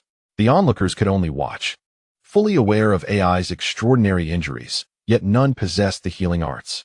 Suddenly, Tsunade noticed something peculiar. Why was there an enigmatic black spot within Reikage's chest cavity? This dark spot languidly swayed in the region of the left ventricle, causing the blood within the vessels to sluggishly gravitate towards it. In essence, this spot resembled a leech, clinging to Reikage's body and draining his lifeblood. Tsunade felt an unsettling urgency. She swiftly glanced at Reikage's face, which appeared pale as a blank canvas, devoid of any color. She had no doubt that if this black spot were allowed even a few more minutes, Reikage would be entirely drained, reduced to a mere lifeless husk. It was imperative to eliminate this mysterious black spot at once. With determination igniting within her, Tsunade's chakra transformed into a whirling mass of gears, ceaselessly rotating. Her right hand, resembling a chainsaw, extended incrementally towards the black spot. However, that spot seemed to possess a sentient awareness, sensing imminent danger, and promptly shifted its position. It darted from the heart to the lungs, then to the digestive tract, ultimately alighting upon the slender veins. It flitted back and forth, akin to a nimble rabbit evading the grasp of a soaring hawk. Beads of sweat trickled down Tsunade's taut cheeks. How could this black spot be so cunning, moving with such swiftness, leaving her no opportunity to act? This was not a lifeless corpse for her to experiment upon, but a living person, one of the 5 Kage. Any misstep could incite turmoil in the Cloud Village or even provoke friction between the villages, consequences beyond her control. Furthermore, Reikage's feeble breaths and the agonizingly labored rhythm of his heartbeat felt like an invisible hand constraining Tsunade's actions. What to do? As Reikage's breathing grew increasingly faint, time was running out. He was on the brink of death. Yet, she had but a single chance. Should she act recklessly and fail, inflicting injury upon Reikage that led to bleeding or organ damage, it would only exacerbate his already precarious state, hastening his demise. In that moment, Tsunade found herself ensnared in a dilemma. Meanwhile, the black spot paused, as if reveling in its own prowess. The others at a distance, oblivious to the unfolding events, merely observed Tsunade's hand come to an abrupt halt, her demeanor reflecting deep concern. Ao, with genuine care, inquired, "Hokage, you?" But before he could finish, a robust young man emerged from a spatial vortex, unceremoniously appearing beside Tsunade. This individual was Chen Ruofei, who, after opening the spatial passage, instructed Gaara and the others to escort the injured back to Konoha for treatment while he remained in the Land of Iron to dispose of the black-clad man's corpse. The man did not belong to the world of the Hokage. Should any secrets be uncovered within his remains, it would undoubtedly cause a stir. Hence, Chen Ruofei felt compelled to nip any potential discord in the bud. He initially intended to use Amaterasu to erase all traces, but to his astonishment, he could not ascertain what substance composed the body of the man in black. The flames of Amaterasu had no effect whatsoever. Instead, they merely scorched the man's clothing before extinguishing for reasons unknown. Damn it, his skin is indeed remarkably tough. Chen Ruofei spat at the man in black and, in a moment of resignation, summoned Susanoo, excavating a pit several dozen meters deep to bury the black-clad figure. After treading upon the surface several times to ensure it remained undisturbed and concealed, he leapt into the spatial passage. Upon returning to Konoha, he was met with the sight of Tsunade being tormented by some mysterious entity. Approaching her side, Chen Ruofei delicately brushed aside the strands of her hair, his hand resting gently against her cheek as he wiped away the beads of sweat threatening to fall. "You are weary. Allow me to take care of this." He spoke softly, for reasons unbeknownst to him. Witnessing Tsunade in such a state evoked a profound sense of empathy within him. Tsunade shivered at the instant Chen Ruofei's fingertip made contact with her face, a sensation akin to electricity coursing through her, sparking a thrill within her. His tender and affectionate tone swept over her heart like a gentle spring breeze. Chen Ruofei did not intend for this to occur. He had the means to heal these individuals with his points, yet his frugality had left Tsunade to shoulder the burden, rendering him somewhat guilty. Upon seeing Chen Ruofei, Mei Terumi felt a weight lift from her heart. Having a good relationship with the Raikage, she certainly did not wish to witness a friend perish due to a failed rescue. With Chen Ruofei stepping in, the Raikage would undoubtedly be saved. Following the 5 Kage summit, Chen Ruofei's image had transformed in their eyes from that of a mere novice to an omniscient and omnipotent ninja deity. Yet, for reasons she could not fathom, as she observed Chen Ruofei's considerate demeanor and the gentle, water-like gaze he directed at Tsunade, a flicker of envy and jealousy blossomed within her. In simpler terms, she felt a pang of jealousy, although she could not explain this inexplicable sentiment. She and Chen Ruofei were hardly even friends. They had merely crossed paths once and acknowledged each other's existence. However, as she glanced at her own admirable bosom and slender waist, she questioned why, despite being fellow Kage and equally exquisite women, she did not receive the same treatment. After persuading Tsunade to withdraw her chakra, Chen Ruofei cast a cold gaze upon the black, clearly a trick left behind by the man in black. His suspicions were soon validated, for the once lively dot withered at the sight of him, deflating like a punctured balloon. Before his demise, the man in black had exerted every effort to mark the Raikage. This mark would serve as a beacon on the boundless dark sea, radiating brilliant light to attract the Time Management Bureau to apprehend Chen Ruofei. Even in death, he had sought to drag Chen Ruofei down with him, determined to reunite with him in the depths of hell. You, even in death, cannot remain obedient. Chen Ruofei recalled the disdainful gaze of the man in black, and after mentally cursing his ancestors, he unleashed his ocular prowess. The eternal kaleidoscope Sharingan bloomed like a blood-red lotus. The soul-snatching technique was activated. The dark entity felt the piercing gaze threatening its very existence, instantly filled with terror, trembling in fear. After all, it was an energy form derived from the man in black before his demise, a fragment of him, instinctively fearing Chen Ruofei perish. The ocular power swept through the dark entity like a tempest, leaving it no capacity to resist as it was absorbed into Chen Ruofei's being. Attribute values increased. Chakra, 1200. Taijutsu, 600. Ocular power, 3100. Current exchange rate, 90-1. Time until the next pursuit, 119 hours. It seemed that Chen Ruofei's suspicions were indeed validated. Since acquiring the Orb of Secrets, he had been curious. If the primordial force of the universe could enhance his attributes, then why hadn't his values increased during the initial use of the soul-snatching technique? Now he understood. It was likely because the life force and primordial energy he had obtained from Xiaobai had immediately been instinctively converted into his own life force, chakra, and ocular power. To elevate his attribute values, he would need to wait until he was fully revitalized, with all metrics at optimal levels. It was akin to a water bottle. The primordial force of the universe would forcibly increase the volume of water inside, but if the bottle were not full, the body would naturally compensate. Yet if the water reached the brim, one would need to increase the bottle's capacity to add more. Here, Chen Ruofei couldn't help but marvel at the intricate and seamless relationship between the primordial force and the body, which was even more profound than he had imagined. All set. Continue on, Tsunade, but be mindful of your limits. Having first vanquished the Management Bureau and now received a small gift left by the man in black, Chen Ruofei was in high spirits as he playfully pinched the astonished face of Tsunade beside him. The onlookers gasped, "Little Tsunade?" Although Tsunade was nearly 30 years his senior. From the perspective of a devoted fan of Hokage, the age gap between him and the woman he ought to address as any seemed less significant. Tsunade's cheeks flushed slightly. It had been a long time since she had engaged in such intimate behavior with a man. Seeing Chen Ruofei so effortlessly resolve the troublesome issue that had vexed her, and unabashedly pinch her cheek, a rosy hue crept onto her face. Yet, she quickly regained her composure, knowing it was not the appropriate moment. Clearing her throat and returning to her efforts in treating Reikage, Chen Ruofei recognized that his actions had perhaps been excessive. After all, she was the Hokage, and he had not meant to tease her. Fortunately, Tsunade did not pursue the matter further. Otherwise, a punch from her would be a sight too terrifying to imagine. Nearby, witnessing the playful banter between Chen Ruofei and Tsunade, Gaara and Inoki couldn't help but express their astonishment.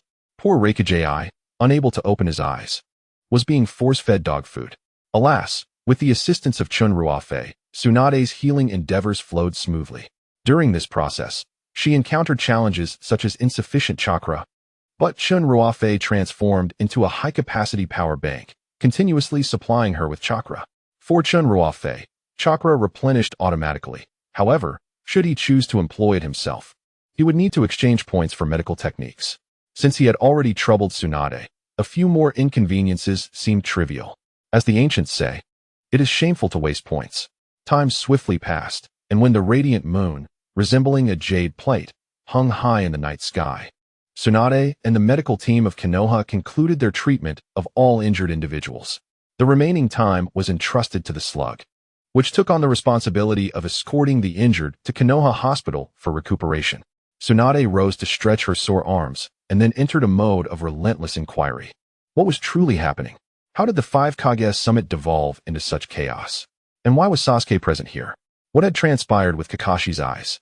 Despite her exhaustion, Tsunade mustered her strength to question Chen Ruofei. Initially, she suspected a conflict between Chen Ruofei and the other four Kage. However, upon closer observation, she was astonished to discover the gazes of the three Kage, including Inoki, and the other awakened guards directed at Chen Ruofei, were filled with profound respect. Even a hint of fear? If such an attitude were displayed by ordinary ninjas, it would be somewhat understandable. Yet, these individuals were the leaders of their respective villages, possessing unparalleled vision and caliber, particularly Inoki, that Sasuke, who likely had experienced more in life than Chen Ruofei, had grains of salt. Yet the awe in his eyes was the most profound. From Chen Ruofei's departure to the Land of Iron to the arrival of numerous injured in Konoha, scarcely half a day had elapsed, leaving Tsunade utterly perplexed by these extraordinary reactions. It is as follows, Tsunade. The speaker was not Chen Ruofei, whom Tsunade had queried, but Inoki. After all, with his extensive years of life, his adeptness in social interactions, and reading the room surpassed that of the relatively younger Gaara and Meitarumi. The one who had turned the tide at the Five Kage summit was Chen Ruofei. The one who had saved their lives was also Chen Ruofei. If Tsunade had not decided to allow Chen Ruofei to attend the summit, none of them would have survived. Given this, to require Chen Ruofei to explain everything to Tsunade was rather inconsiderate. At the very least, they could do something within their capabilities to establish a semblance of presence before Chen Ruofei. Upon hearing this, Chen Ruofei smiled warmly. This old man was quite perceptive. After a brief exchange, Inoki recounted all that had transpired during the summit to Tsunade. The magnitude of this information was overwhelming. Tsunade pressed her fingers against her throbbing temples, astonished that so much could occur in less than a day. Nearly all the elite forces of the villages had been annihilated by Uchiha Madara. Kakashi's eyes were lost as she felt a twinge of sympathy upon learning that her reliable assistant had endured immense physical suffering. Uchiha Sasuke and Uchiha Obito had been transferred to the Konoha Hospital. Once they regained consciousness, they would undoubtedly face interrogation from the Konoha Intelligence Department before any decision regarding their stay could be made. It was unavoidable. Two of the most notorious rogue ninjas had suddenly turned toward Konoha, and for the safety of the village, it was imperative to ascertain that they harbored no ulterior motives. Sakura, overwhelmed with the multitude of injured needing her attention, had completely overlooked that Sasuke was among the wounded. The mere thought of seeing the man she had longed for filled her with joy, albeit tinged with anxiety. What would Sasuke's demeanor be toward her? Suddenly, on the floor, Naruto opened his eyes and, upon seeing everyone present, sprang up with a vigorous motion. However, before he could utter a word, an array of aches coursed through his body, causing him to grimace in pain. Naruto, you've sustained some impact. The bruises are still evident, Tsunade remarked with concern. Despite the pain, Naruto managed a rather unattractive smile. I can feel it, Grandma Tsunade, he replied. What about Sasuke? Where is he? You cannot see him just yet, Tsunade replied firmly. Instantly, Naruto's spirits sank, as if he had been dealt a heavy blow. All right then, Tsunade continued. Sakura, please escort Naruto and the others out. Sakura nodded respectfully and assisted Naruto out of the office. Thus, the Hokage's office was left with only the four Kage and Chen Ruofei. Tsunade, it has been a while, and you have become even more beautiful. I must say, Konoha indeed nurtures exceptional talent, Inoki remarked, stroking his snowy beard, his eyes crinkling into crescents of delight. The Uchiha clan had produced geniuses like the acting Hokage in quick succession. The land of fire was truly flourishing. Tsunade paused, taken aback by the mention of the Uchiha clan, as Chen Ruofei had never disclosed his surname. Coughing abruptly, Chen Ruofei interjected, Enough with the flattery, old man. I am not swayed by such compliments. Inoki's face flushed with embarrassment. Had his flattery been so blatant? However, he felt no shame, having witnessed Chen Ruofei's prowess in battle. He regretted not paying compliments sooner. It was evident to any astute observer that Chen Ruofei and Tsunade shared a unique bond, should Chen Ruofei desire. The land of fire could easily dominate the ninja world. How could one not cultivate a good relationship with such a person? Complimenting Chen Ruofei might be a gamble, but praising Tsunade was a surefire strategy. Kuratsuchi and Gaara shared similar sentiments. Yet, as they represented their respective villages, they refrained from speaking as freely as Inoki, who had lived with a certain nonchalance. After all, the ninja world was not solely about combat. It was also about human connections and social intricacies. Chen Ruofei, perceptive of Inoki's almost sycophantic remarks, found himself utterly disinterested in such flattery. He was solely focused on executing his next plan with urgency. The next assault from the Time Management Bureau looms ominously, leaving him with little time to indulge the ramblings of the old man. Although one of Uchiha Madara's subordinates perished on the spot, another, skilled in illusionary arts, regrettably managed to escape. All villages are urged to remain vigilant against potential ambushes from the adversary. Inoki clasped his hands together and remarked with a smile. The acting Hokage is truly both wise and brave. However, the smile gradually faded from his face, revealing a hint of embarrassment. Yet, the strength of that henchman is evident to all. With our capabilities, Inoki mused internally, reflecting on Chen Ruofei's seemingly casual suggestion to bolster defenses. Who could withstand that divine figure in white, the Susanoo? Their village lacked an extraordinary individual like Chen Ruofei. One strike from that being would render any precautions futile. At this moment, Chen Ruofei suddenly realized that the old man had been chattering for so long, hoping to solicit his assistance for a joint defense. Immediately, he assured, Rest assured, should the enemy strike, I will be the first to aid each village in their defense. Ha ha ha, splendid. Just your assurance as the acting Hokage suffices. Inoki exclaimed joyfully, his laughter causing the wrinkles on his face to deepen. In that case, we shall not intrude further upon your discussions regarding Konoha's affairs. Very well. Chen Ruofei replied nonchalantly, opening a spatial vortex to see the three depart.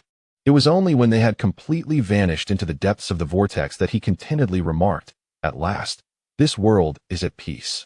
However, it was not only Chen Ruofei who hoped for the departure of Gaara and his companions.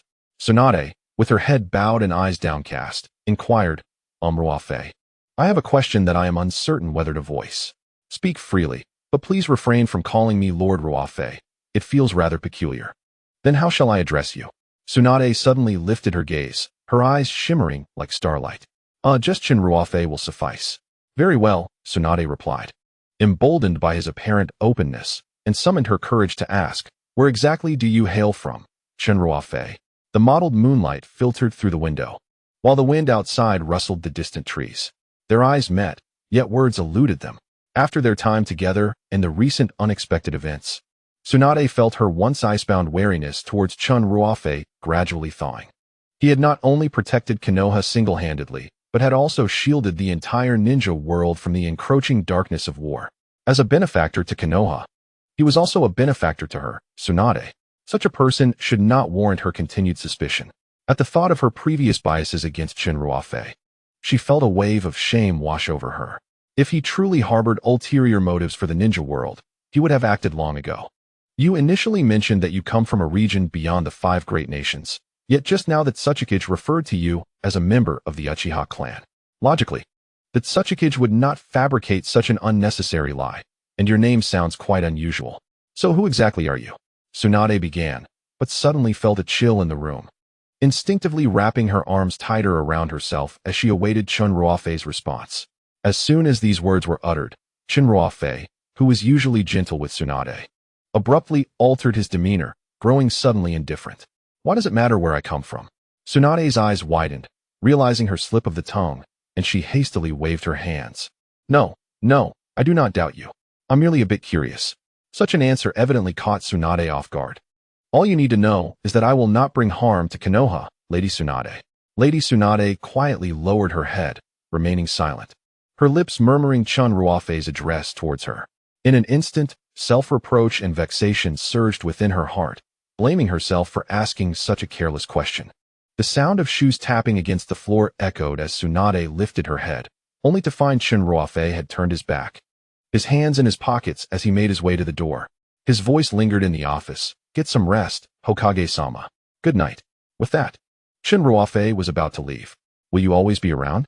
Tsunade slowly retracted her raised leg, and Chen Ruofei turned back, disbelief etched on his face. What did you say?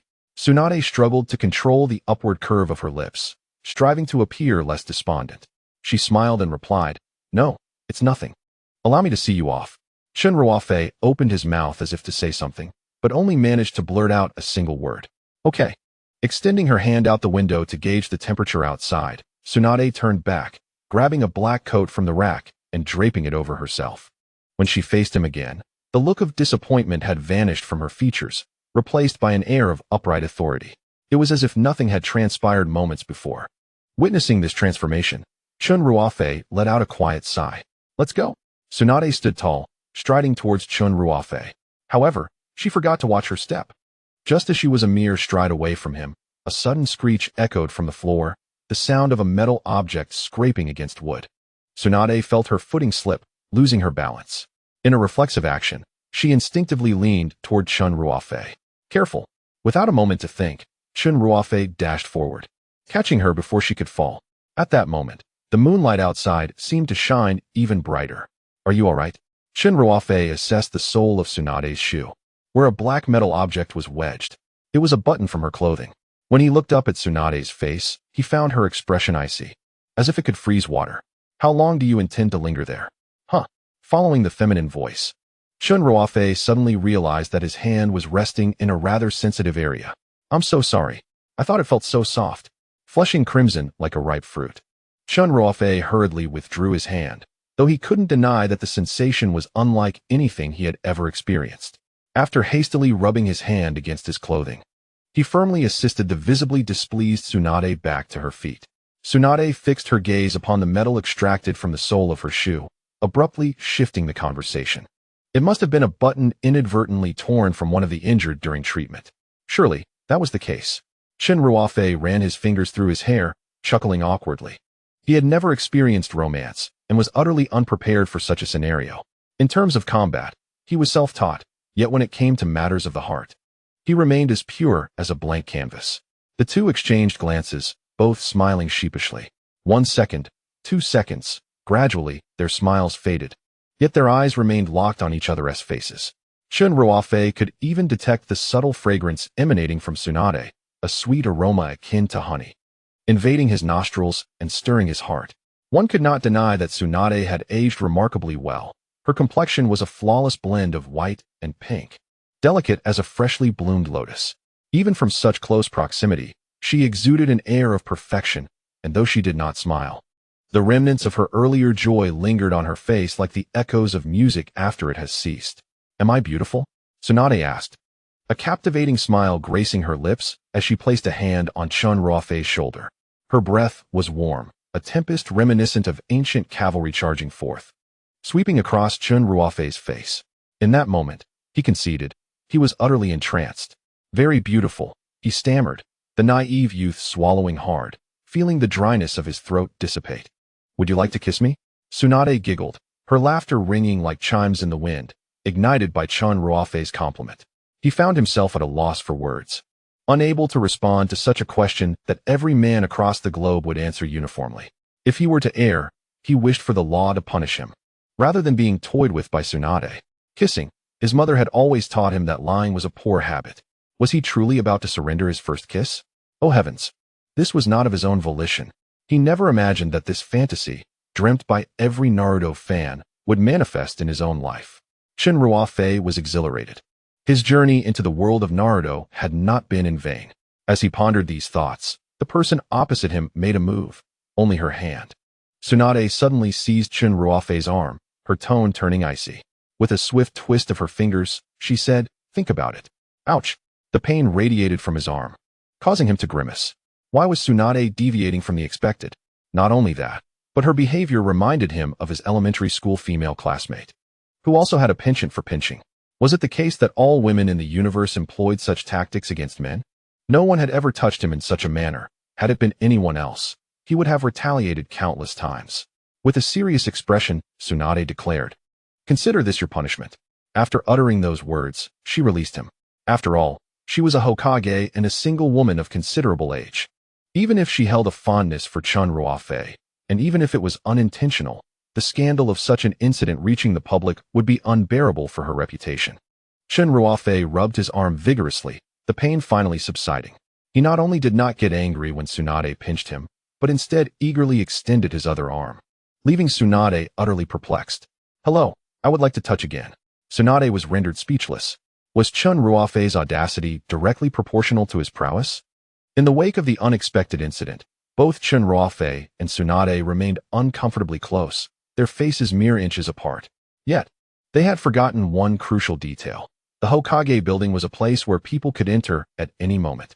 Suddenly, a blond boy burst into the office at the most inopportune time, drawing a sharp intake of breath as he took in the scene before him.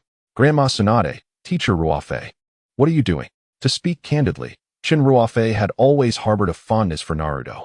Ever since he became enamored with the concept of Hokage, he felt a deep affection for the blonde child, who was often scorned and regarded as a nuisance by those around him, growing up in solitude. This admiration was not influenced by any so-called protagonist aura. Rather, it was a unilateral recognition of Naruto, be it during the battle against Pain, in the Ninja World War, or in the final confrontation with Sasuke at the Valley of the End. Naruto's unwavering tenacity and concern for his companions served as a tremendous source of inspiration for Chen Ruofei. Whenever he faced difficulties and contemplated surrender, he would often envision Naruto, with his signature anime run, tirelessly pursuing distant goals. Thus, Chen Ruofei genuinely cherished Naruto from the depths of his heart. However, at this moment, all he wished was to silence Naruto's boisterous outcry. "Grandma Tsunade, Teacher Ruofei, what are you doing so close?" This thunderous reprimand reverberated throughout the office, echoing for days. The boy certainly had a knack for timing. Tsunade quickly stepped back, her fist clenched as she coughed incessantly in an attempt to mask her embarrassment. "Ah, it's Naruto. What brings you here at such a late hour?" "Oh, I see. Sakura sent me to tell you, Grandma Tsunade, that Sasuke has awakened." "Is that so?" "Understood. I shall visit the hospital to discuss matters with Sasuke tomorrow. You may leave now. I have some matters to discuss with Master Ruofei." To Tsunade's astonishment, Naruto not only ignored her words, but also swaggered towards her with a sly grin. "Haha, I've uncovered your secret, hasn't he? Hey, Teacher Ruofei, why are you looking at me like that?" As Naruto passed by Chen Ruofei, he suddenly noticed the latter's jaw twitching, reminiscent of someone grinding their teeth. Had it not been for Naruto's arrival, perhaps Tsunade would have acquiesced. Though the likelihood was slim, one could never be too sure. Chen Ruofei struggled to maintain a smile, even as he felt as though he might shatter his own gums. "It's nothing, just a bit of a toothache." The adorably naive Naruto perked up at this. "Oh, then you must drink more milk, teacher. It's good for calcium." "All right, I will drink some when I get back. Thank you for the reminder." "You're welcome." Naruto chuckled, pleased to have helped Teacher Ruofei, oblivious to the latter's overwhelming gratitude. Meanwhile, he had already approached Tsunade. Tsunade, with a hint of mischief, seemed to be caught in a moment of embarrassment as she spoke to Naruto and chuckled slyly. Naruto, it's not what you think." Her inability to lie was evident. Her inner turmoil was masked, yet the tension seeped through her eyes. Witnessing her uncontainable anxiety, Naruto's amusement grew. Radiating the joy of uncovering a monumental secret, completely disregarding Tsunade's flushed cheeks and Chen Ruofei's incredulous expression. Grandma Tsunade, you've been secretly learning ninjutsu from teacher Ruofei behind my back. A subtle tension enveloped the air. Both Chen Ruofei and Tsunade were taken aback, unprepared for Naruto's remarkable perceptiveness. Haha, caught off guard, aren't you? Seeing their bewildered expressions, Naruto playfully stuck out his tongue and continued, Grandma Tsunade, why are you having teacher Ruofei teach you hand signs in secret? Oh come on, it's perfectly normal. Everyone wants to learn from someone as skilled as teacher Ruofei. He waved his hands enthusiastically, wearing a knowing grin. It was Tsunade's turn to be at a loss for words. Meanwhile, Chen Ruofei regained his composure and burst into laughter. Ah, indeed, Naruto, you're quite astute. How did you figure that out? Of course, I am Uzumaki Naruto, destined to become Hokage, he declared, giving a thumbs up and poking his nose proudly. This only made Chen Ruofei laugh even harder. It wasn't until Tsunade shot a glare at Chen Ruofei that he covered his mouth, trying to stifle his laughter, though his shoulders still shook with mirth. All right, Naruto. Since you figured it out, you can head back now. Okay, Grandma Tsunade. But this is the last time. If I catch you and teacher Ruofei having secret lessons again, I'll definitely tell everyone. Naruto raised his fist, straining to maintain a serious expression that resembled a threat. Seeing Naruto's antics, Tsunade couldn't help but chuckle. All right, I understand. With that, Naruto dashed off towards the hospital, where Sasuke was still waiting for him.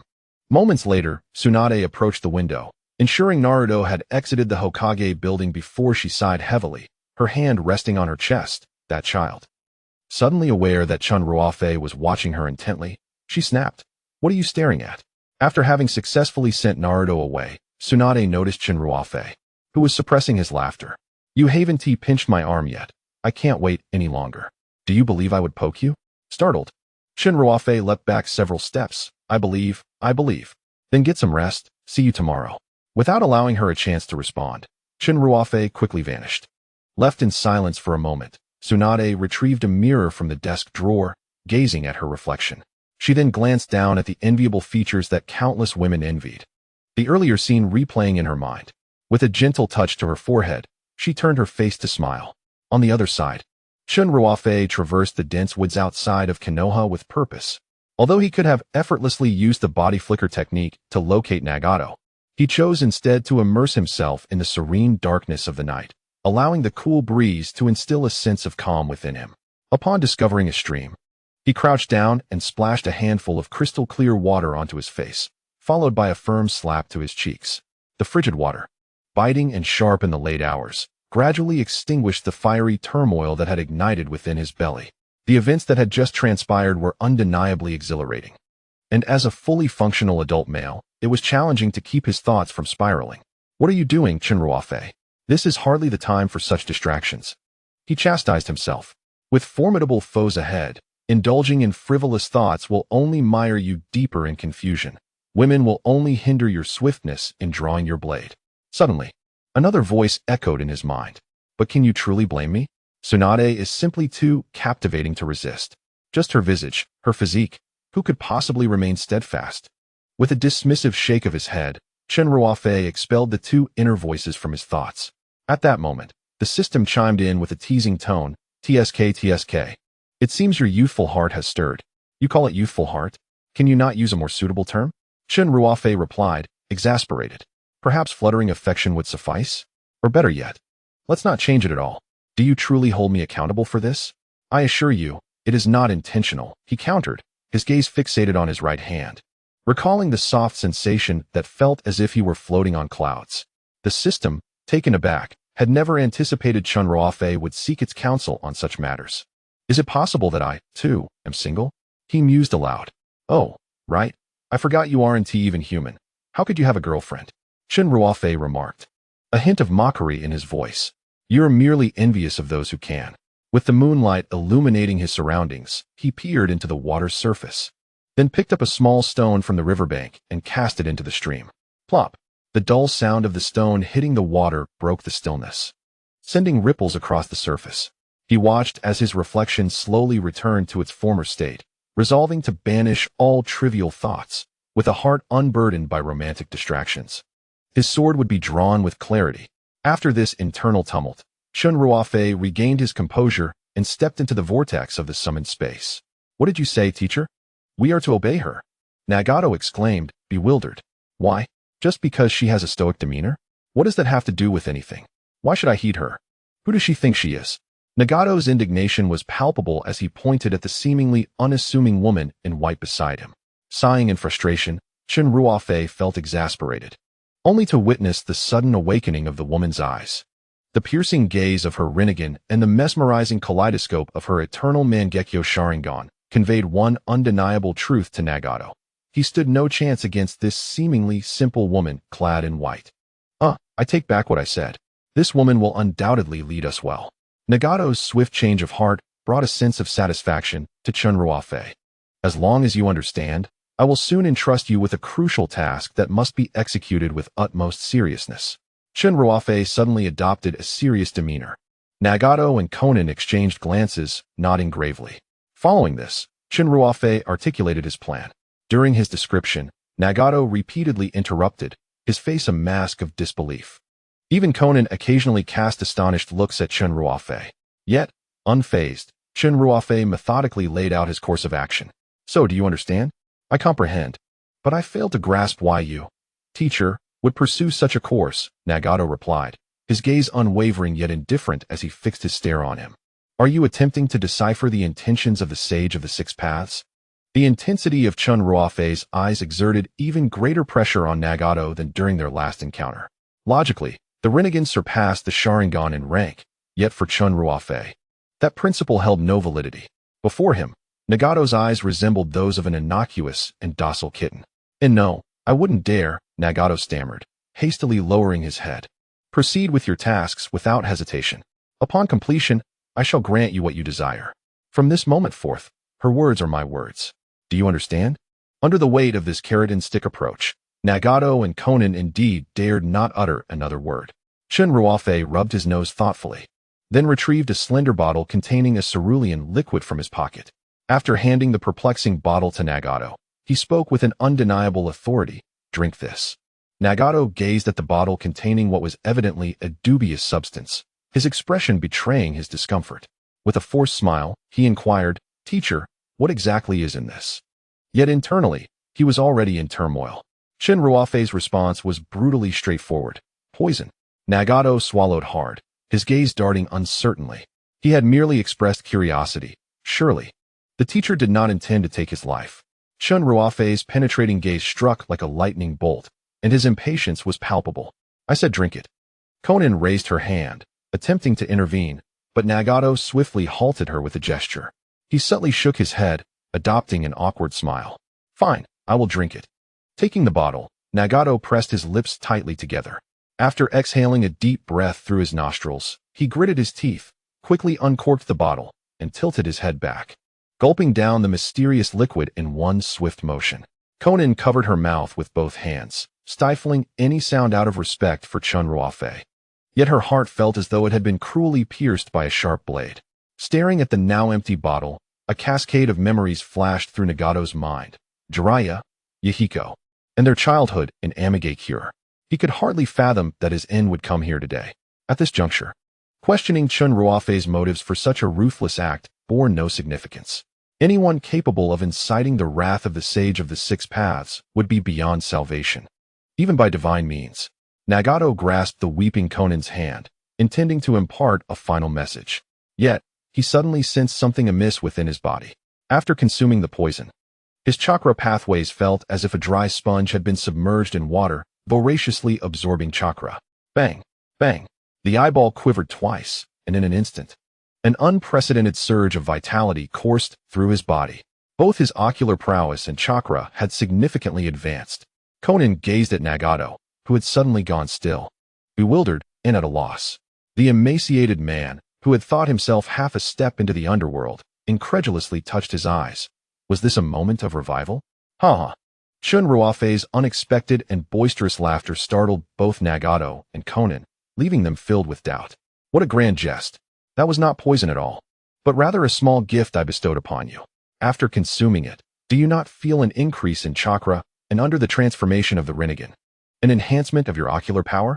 Chen Ruofei observed with clarity as the small chakra potion he had exchanged for 50 points in the shop was absorbed by Nagato, resulting in a swift alteration of his attributes. Both chakra and ocular power surged by 50 points each.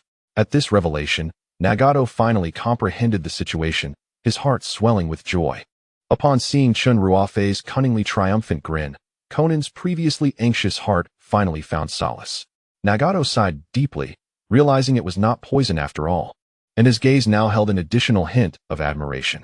Elevating ocular power and chakra was no simple task, yet his teacher had accomplished it effortlessly. Indeed, the Sage of Six Paths was profoundly unfathomable. In that moment, Nagato's admiration for Chen Ruofei reached new heights, leaving no room for doubt in his heart.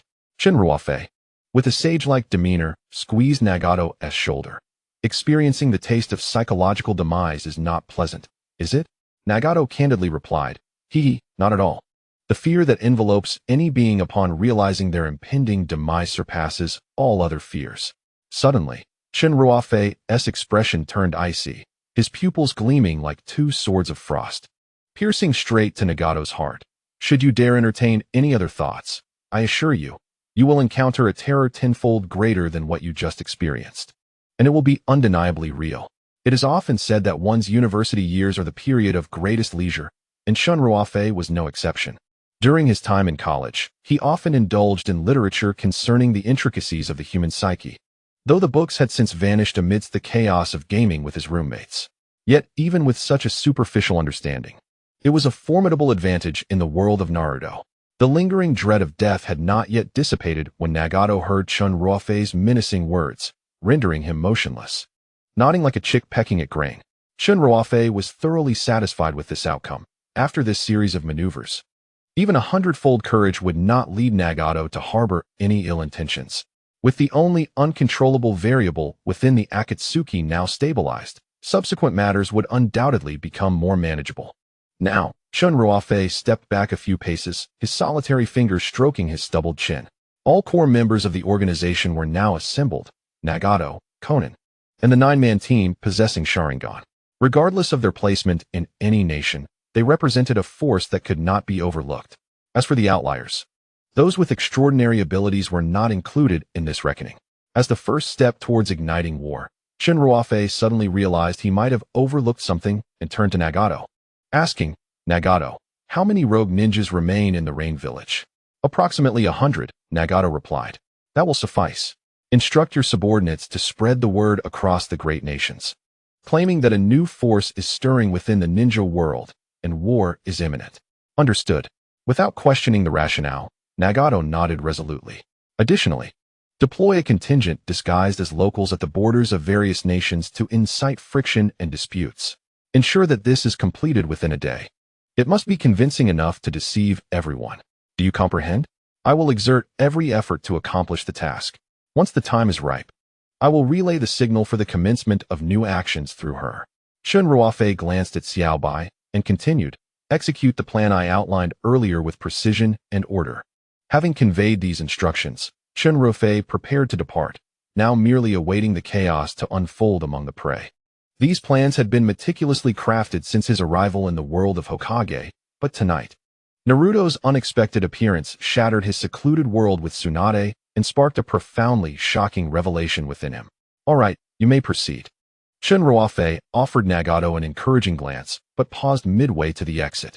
"I almost forgot. Before the operation begins, we must chant our organization's motto." With a sorrowful expression, Nagato thought Chen Ruofei had forgotten, but that was not the case. "Must we really shout it, master?" Chen Ruofei replied with a forced smile, "You could choose not to." Before he could finish speaking, a surprisingly loud roar erupted from Nagato's frail frame. "From the slaughter, we emerge, serving the light amidst darkness." "I can't hear you. That is far too faint to threaten the ninja world." Nagato raised his voice an octave higher. "From the slaughter, we emerge, serving the light amidst darkness." "Excellent. Such spirit." Chen Ruofei responded with enthusiastic applause. "Master, don't you think this sounds a bit juvenile?" Nagato murmured, wishing he could vanish into a hole after reciting the motto. "Is that so? I find it quite delightful." Despite being teased for his adolescent tendencies by an anime character, Chen Ruofei felt no anger. Instead, he beamed with joy. This statement encapsulated three of his favorite things, and he had often fantasized about them converging in a single scene. Now, hearing it uttered by Nagato felt like a dream come true. Ah, the eternal youth of my heart. Satisfied with his wish, Chen Ruofei snapped his fingers and leaped into the spatial vortex. The destination he was heading to would likely baffle anyone's imagination. Nagato stood in stunned silence, contemplating the overwhelming surge of power, a mixture of emotions swirling within him. When would he ever possess such formidable strength? Oh well, after all, he is the sage of six paths. Nagato shook his head in self-mockery and found a vacant spot to sit down slowly, ready to commence issuing orders to the younger members of the Hidden Rain village. Before long, a figure cloaked in black emerged from an alley hundreds of kilometers away in the Hidden Rain village. One by one, a few more individuals donned in similar attire joined this growing assembly from various side streets, and by the time they reached the main road, their numbers swelled to several hundred, creating a truly impressive spectacle.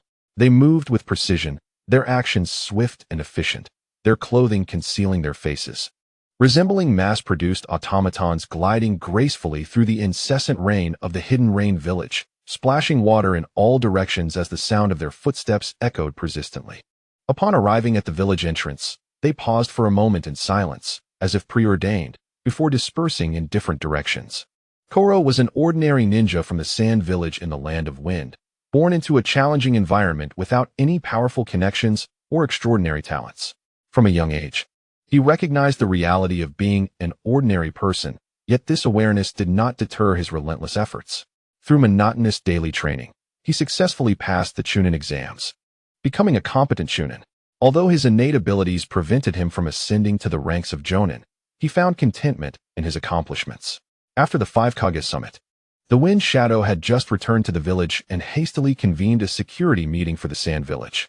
Ninjas of all ranks were dispatched to guard the borders of the Land of Wind. Koro, stop standing there like a fool and join me, called out his new friend, Shi, whom he had met after arriving at the border. She hailed from the same Sand Village, but unlike Koro, she was of noble descent, cherished by her parents as their precious jewel since childhood.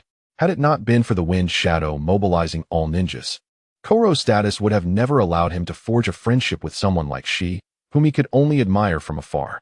Hey, I'm talking to you, she exclaimed, waving a bottle of alcohol in front of him as she stood beneath the watchtower. Koro, coming back to his senses, jumped down from the tower and smiled politely at her. The girl before him possessed a sweet countenance and a tall stature, her long hair styled in a flowing ponytail, and her enchanting eyes sparkled like a magnificent galaxy when she smiled. Not only was she strikingly beautiful, but Shi's strength was equally formidable. She had passed the Chunin exams at the tender age of 16 and was steadily advancing toward the rank of Jonin. From their very first meeting, Koro found himself deeply captivated by Shi. Yet, the vast disparity in their statuses compelled him to bury his feelings deep within. After all, once the current period of vigilance concluded, they would likely never meet again. Privately, Koro reassured himself with this thought. They belonged to different worlds, and just crossing paths was already an immense stroke of fortune for him. How could he dare to wish for more? Hey, what are you thinking about? She waved her right hand back and forth in front of Koro's eyes. He snapped back to reality and offered her a polite smile. Oh, it's nothing. Let us drink, he replied. I must tell you, this is a fine wine I had my family bring for me. My father usually saves it for special occasions. Would he have given it to me if he didn't see me stationed here at the border every day? With a beaming smile, the dimples on Shi's cheeks deepened charmingly. Merely gazing at Shi's radiant grin nearly intoxicated Koro. Now, savor it slowly, don't gulp it all down at once. Despite her youth, she exhibited the demeanor of a seasoned drinker, a trait she evidently inherited from her father, who believed that no gathering could be complete without alcohol. The two of them, unconcerned by their surroundings in the wind-swept borderlands, sat on the ground. Koro cautiously accepted the bowl handed to him by Shi and delicately sipped from its rim. He had never been much of a drinker, but since meeting Shi, he had indulged a few times, each occasion leaving him choking and teary-eyed, struggling to comprehend how anyone could enjoy such a concoction. Upon tasting the drink, a sweet sensation spread across his tongue, surprisingly delightful. Is it good? A glimmer of mischief flashed in Shi's eyes. Yes, indeed. Yet, as soon as he uttered those words, regret washed over him. After the enzymes in his mouth interacted with the liquid, that sweetness vanished in an instant, replaced by an overwhelming spiciness that erupted in his mouth, assaulting every taste bud. At that moment, it felt as if a multitude of time bombs had detonated simultaneously within him, the bitter and acrid flavors causing tears to stream down his face. Kolo desperately opened his mouth wide, his scarlet tongue flailing about as he fanned himself vigorously. So spicy. The involuntary saliva did little to alleviate the heat, and he frantically searched for cold water, but the area was already bereft of resources, and their meager supply had long been depleted. Are you all right? I have water. Drink some. Seeing Kolo's face twisted in agony, she quickly offered him a tightly sealed bottle of water. Without a moment's thought, or perhaps his condition left no room for contemplation, Kolo hastily accepted the bottle and gulped it down. Finally, as the liquid slid down his throat, he exhaled in relief, only to be jolted by a sudden realization. The bottle contained not ordinary water, but chili-infused liquid. Kolo turned sharply, spitting out the remaining liquid he had yet to swallow, his mouth agape as if he could fit 2 eggs inside. He pointed at his fiery tongue, utterly at a loss for words, flailing helplessly. She, like a mischievous child reveling in her prank, pointed at Kolo's amusing and mortified expression, her other hand clutching her stomach as laughter streamed down her cheeks. Stop laughing and give me some water. Kolo stammered, his tongue entangled, struggling to articulate. She finally stifled her laughter, retrieving a small vial containing a crystalline liquid, pure and unblemished. All right, I won't tease you anymore. Drink this, and you'll be fine. This time, Kolo, having learned his lesson, cautiously sniffed the contents of the vial twice before accepting it. The scent seemed rather unusual. Kolo's eyes twitched slightly, and a muffled sound escaped his lips, as if the word troubled were inscribed upon his face. Observing this, she displayed her displeasure, placing her delicate hands on her hips and frowning. What? Do you not trust me? Of course I believe you, Kolo hastily replied. Compared to the prospect of consuming an unknown liquid, he was far more averse to witnessing the anger of the girl he cherished. With her assertion, Kolo resolved to act without hesitation, mustering the courage akin to one heading towards certain doom, and pinching his nose, he downed the entire contents. Even if she were to poison him, he would drink it down without flinching. Half a minute later, to his astonishment, he felt nothing at all. How marvelous! Kolo held the empty bottle up to the sunlight, where a few crystalline droplets swayed within, their smooth surface reflecting a myriad of shimmering colors under the sun's rays. See, how could I deceive you? How could you deceive me? Kolo murmured under his breath, a mix of indignation and forced smiles coursing through him. This is a secret concoction of my father's, designed to counteract intoxication. Even if one were thoroughly inebriated, a single sip would restore them to normalcy. This brew is usually reserved for the esteemed, and I managed to stealthily procure a bottle from home. Gazing at the elegantly packaged empty bottle, she mumbled on. However, she paid it little mind. Her father was notorious in Sand Village for being protective. No matter how great the trouble his precious daughter found herself in, he would invariably find a way to smooth things over. A mere bottle of detoxifying liquid was inconsequential. He would likely scold her a bit and advise her to procure it openly next time instead of sneaking around. Alas, while she spoke casually, Kolo's emotions were tumultuous. He felt no elation from drinking what was meant for the nobility. The fact that she's father had ties to the great lord was not lost on him. Even if Kolo was oblivious to the world beyond his obsession with ninjutsu, he understood well the significance of those 2 words. They denoted the ruler of a nation, endowed with the utmost authority in the land of wind. Even the esteemed Kazekage must heed his command, and Kolo, a boy of humble origins, could only gaze from afar at the esteemed figure carrying a gourd during the Kazekage's outings. How many times had he dreamed of becoming a guardian at the side of the Kazekage? What a sight that would be! His mother would surely wear a proud expression before their neighbors. Yet, such dreams were destined to remain unfulfilled. Kolo had harbored a sliver of hope that perhaps, one day, if he ascended to the rank of Jonin, he might possess the opportunity and standing to express his affections to she. However, her seemingly mundane words shattered his already fragile aspirations in an instant. A thick, insurmountable barrier labeled worldly lay between him and she. Noticing Kolo's dazed expression, his face a portrait of helpless sorrow, she was perplexed. She poked the foolish boy with her finger. Hey, what's wrong? Are you unhappy after drinking my detoxifying potion? Kolo remained unresponsive, prompting she to panic slightly. Though she occasionally enjoys playing pranks on her friends, she is not malevolent. At her core, she remains a kind-hearted girl. Hey, I was merely teasing you. Please don't be upset.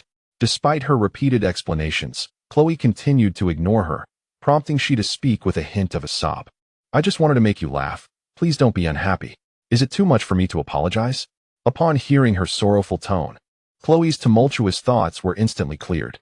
Oh, it's fine. Then why did you ignore me earlier? She turned her head away, rubbed her reddened eyes, and her lips curled slightly in a manner that suggested guilt. I just suddenly felt homesick. Chloe was not lying. The disparity between dreams and reality compelled her to escape to a place that, while modest and lacking luxury, at least offered shelter from the elements. What are you looking at, she? After turning her gaze away, she fixated intently on the distance. Chloe, puzzled, wondered what could possibly captivate her attention. They had traversed that path countless times. It was merely sand, nothing more. Chloe, look over there. Am I seeing things? She's voice fluctuated in pitch, betraying her disbelief. Following her incredulous gaze, Chloe beheld a shocking sight. At the border of the Wind Country, amidst the oppressive storm of sand and wind, a dark mass was charging towards the watchtower at an unimaginable speed. Who were those people? Chloe gazed anxiously at the ever-growing black figure, which appeared to consist of more than 20 individuals, and their destination was undoubtedly where they stood. The Wind Country's barren soil and frequent sandstorms meant that travelers typically opted for established roads or bridges when crossing the border. It was highly unlikely anyone would deliberately choose the perilous and arduous sandy terrain to enter the Wind Country. Thus, only one possibility remained. A sharp, piercing alarm confirmed Chloe's suspicions. Enemy attack. We are under attack. The watchtower erupted in chaos as the station ninjas frantically turned towards the source of the alarm. That sound originated from the command center at the border of the Wind Country, and once it sounded, it signified an event both unbelievable and starkly real had transpired before their eyes. War had commenced. All station ninjas, return to your posts. Stand by. Chloe hastily discarded the bottle, taking Shi's hand as they rushed towards the watchtower.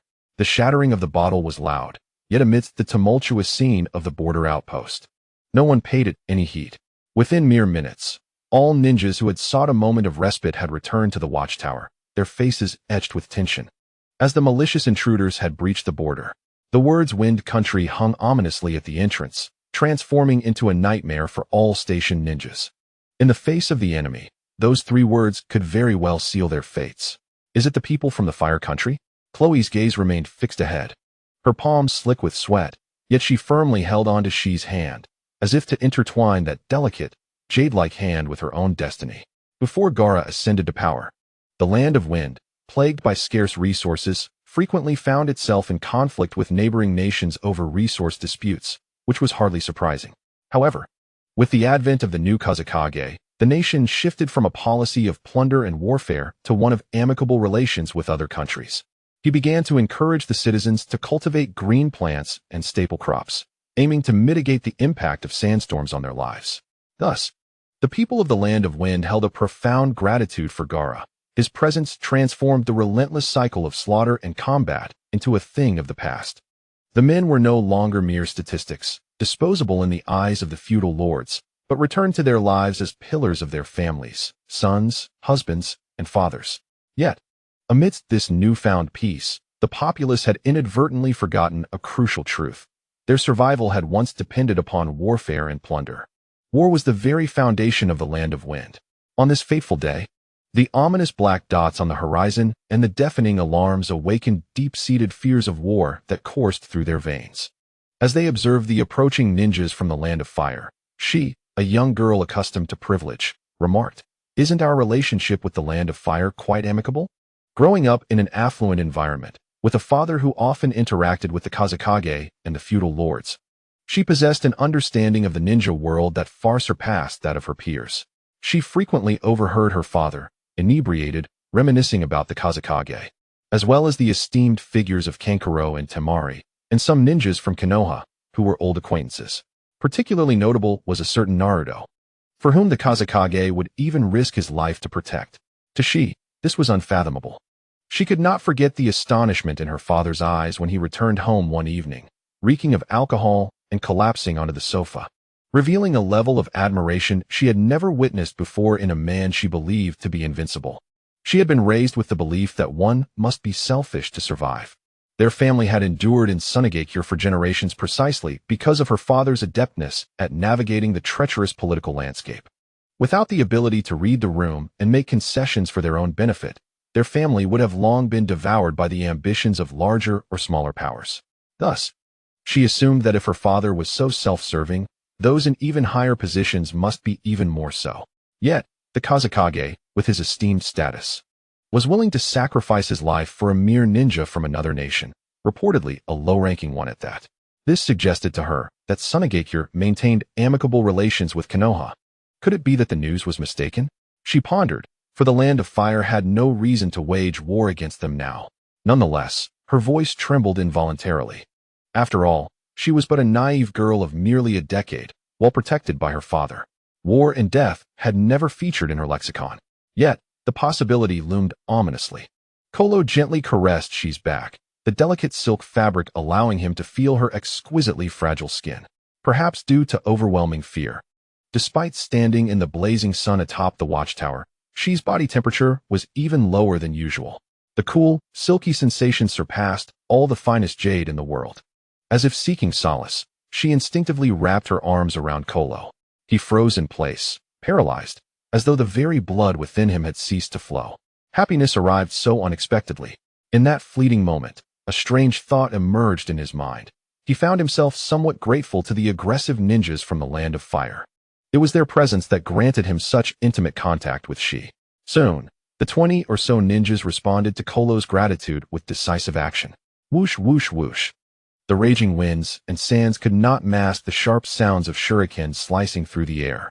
Behind the swirling dust, dozens of shurikens sparkled with a blinding brilliance. In the center of Kolo's dark pupils, the silver shuriken streaked across the sky like a meteor, approaching at an almost imperceptible speed. Shi, be careful. Kolo reacted swiftly, pressing one hand against the back of Shi's head as they both leaned forward, taking refuge inside the watchtower. Whoosh, whoosh, whoosh. Shuriken occasionally grazed above them. Fortunately, neither Kolo nor Shi were harmed. Once the nerve-wracking sound subsided, Shi slowly rose. That was close, she said, wiping the sweat from her brow. Had it not been for Kolo's quick action, she might have been pierced like a hedgehog by the shuriken. Wait, they weren't aiming for us at all. Kolo stood as well, but when he turned to survey the interior of the border defense base, his eyes nearly bulged in disbelief. None of the shuriken had struck any person.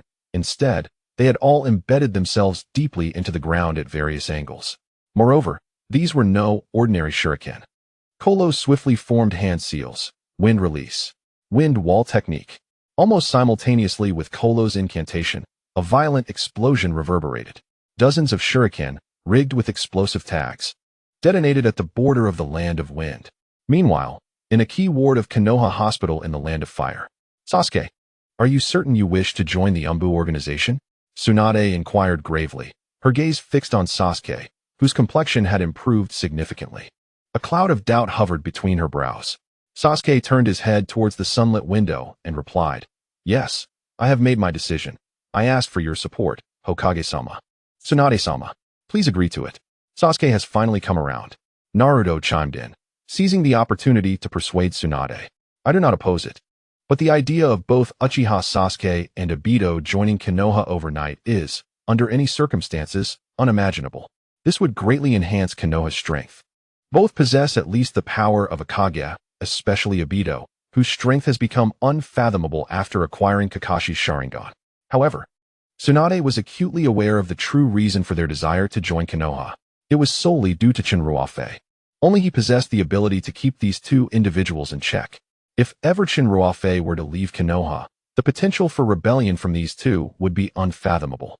Thus, she had to exercise utmost caution. After a prolonged moment of contemplation, Tsunade declared, Very well, I shall conduct an assessment lasting 1 week.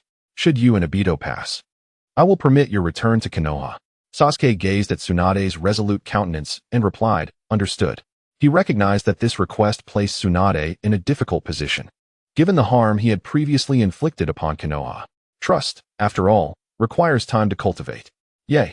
Naruto exclaimed, leaping 3 feet into the air, genuinely elated for Sasuke's potential return to Konoha. Naruto, we haven't passed the assessment yet. Sakura tugged at Naruto's sleeve. Oh, don't worry. Sasuke will definitely succeed. After all, he is my junior. Sasuke let out a scoff. This guy is unbelievable. Yet, deep down, he felt an undeniable sense of joy. Konoha, this long-cherished place, was within his reach once more. An Umbu entered the room. Hokage-sama, the Kazekage and Mizukage have arrived. Tsunade was taken aback. What could the Kazekage and Mizukage be doing in Konoha? Shouldn't they be organizing defense plans in their own villages? Though puzzled, she adhered to the basic courtesies and nodded for the Umbu to usher the two into the room. Hokage, it has been a while, Gaara remarked, maintaining his usual stoic demeanor, while Mei Terumi scanned the room, seemingly searching for someone. Tsunade rubbed her forehead in exasperation. We only met 2 days ago.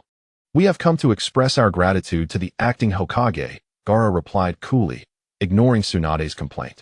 With a clap of his hands, a subordinate entered, carrying a large box that could accommodate half a person. Within is a token of appreciation from the Land of Wind. Please convey it to the acting Hokage. Wow, what's inside? Can I take a look? Tsunade was about to respond when Naruto, brimming with excitement, circled the box, inspecting it from all angles, even pressing his ear against it to listen for any sounds from within. Behind him, a familiar devilish whisper arose. A pair of delicate hands seized Naruto's waist and twisted him sharply. In an instant, blood rushed to his head as he leaped skyward, nearly colliding with the ceiling. Ah, Sakura, let go of me. It hurts. Do you love gifts so much? Would you like me to give you one? Sakura's eyes narrowed into slits, her smile appearing amiable, yet Naruto, having spent considerable time with her, understood the dreadful torment concealed behind that veneer. Those hands could easily send him flying from Konoha to the Land of Wind. No, that's quite all right. Naruto, realizing the implication, quickly withdrew his hands from the box, eliciting muffled laughter from those present in the room.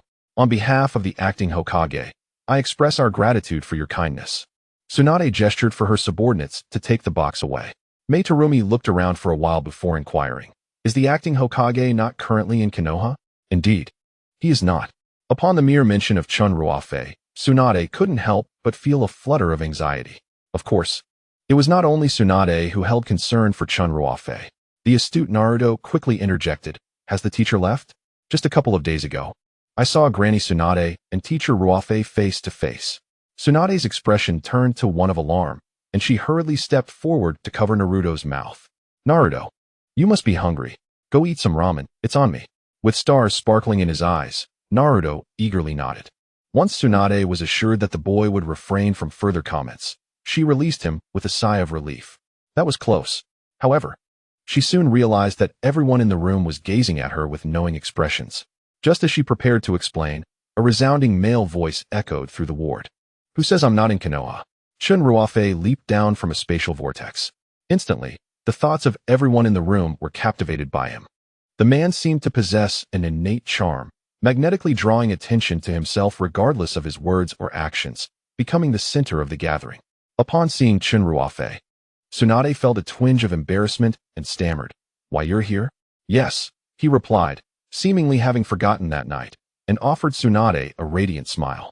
Without further ado, he cast a meaningful glance at Sasuke and Naruto. His return to Konoha was primarily for this tumultuous pair. Much like Nagato, Sasuke was also a character that Chen Ruofei found difficult to control. Although Sasuke's current strength did not match Nagato's, any new thoughts he might develop in the unfolding narrative could yield consequences more severe than those posed by Nagato. Every action and thought of his had a significant impact on Naruto. Chen Ruofei had contemplated using the Kodoame Tsukumi to directly control Sasuke, thereby preventing future troubles. However, without acquiring the Eye of Shursui, the points required for Kodoame Tsukumi were excessively high. The continuous battles and plot developments demanded points, leaving him feeling rather powerless. As for after acquiring the new eye, he would be forced to resort to using it in desperation. Kodoame Tsukumi, being the most formidable Jinjutsu in the ninja world, had high requirements for chakra and ocular power, which meant that the cooldown period for the skill was extensive. Chen Ruofei surmised that by the time he departed from the Naruto world, he might not even have another opportunity to employ Kodoame Tsukumi. After much contemplation, he resolved to pursue an alternative strategy, leveraging emotional connections. It is well known that the bond between Naruto and Sasuke transcends mere words. Their relationship is interwoven throughout the entirety of the Naruto narrative. and one could argue that the entire plot is a chronicle of their intertwined fates.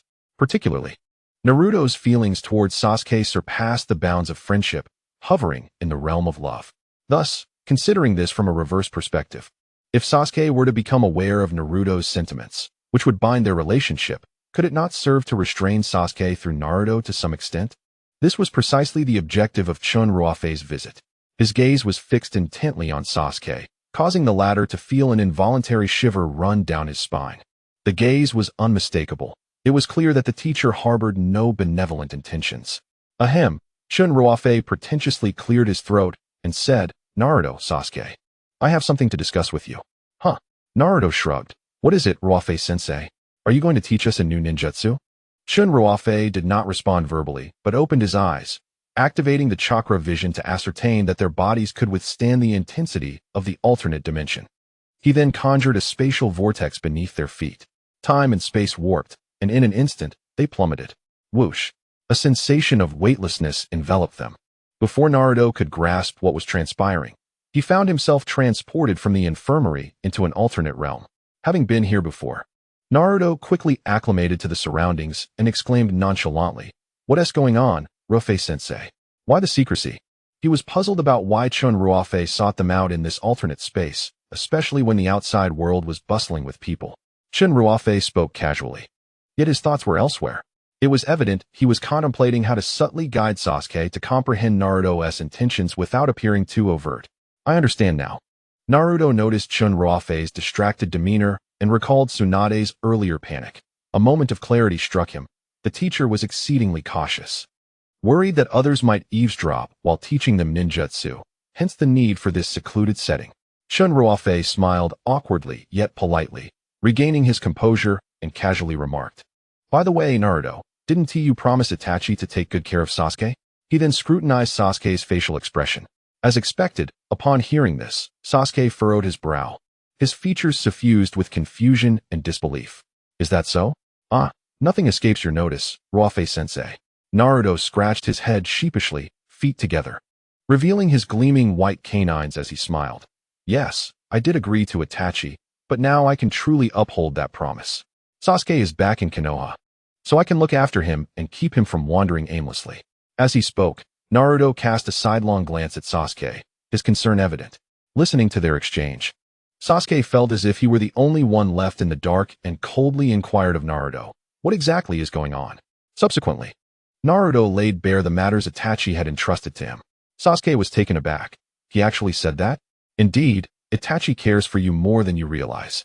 Naruto stepped closer, patting Sasuke's arm, his expression embodying a mix of disappointment and encouragement, as if to say, "Look, Itachi feels this way about you, yet you persist in your rebelliousness." Sasuke snorted disdainfully, yet the fleeting joy and warmth on his face did not escape Chen Ruofei's keen observation. Thus, he resolved to stoke the flames further. "Actually, Sasuke, deep down, you care about Naruto, don't you?" Under Chen Ruofei's unwavering gaze, Sasuke reflexively denied it 3 times without a moment's thought. "I don't. I haven tea, don't say nonsense." In the original narrative, Sasuke consistently dismisses or looks down upon Naruto's thoughts, perceiving him as the greatest obstacle to his progress. Sasuke is solitary, and his understanding of the shadows contrasts with Naruto's. To him, the shadows represent a burden of darkness, a role that preserves light for others, devoid of the need for anyone's comprehension. Consequently, he has harbored murderous intentions towards this bothersome individual on more than one occasion. However, Naruto, disregarding past grievances, regards Sasuke as his closest ally and has even vowed before Itachi to take good care of Sasuke and return him to the Hidden Leaf Village. Despite his reluctance to acknowledge it, Naruto has indeed pursued Sasuke with his own warmth and cheerfulness, rescuing him from the murky depths on several occasions. Yet, Sasuke remains obstinately proud, stubborn as iron, even though he has been touched long ago. Irritated by this, Naruto stormed up to Sasuke, pointing an accusatory finger at him, and shouted, "You damn fool, who needs your concern? If it weren't for Itachi's request, I wouldn't care about you at all." Sasuke, undeterred, retorted, "What did you say? You don't actually think you can defeat me, do you?" Naruto's face twisted in frustration as he rolled up his sleeves and declared loudly, "Come on, let us settle this right now." This tense standoff evoked laughter from Chen Ruofei. The two paused, simultaneously questioning, "Ruofei, what are you laughing at?"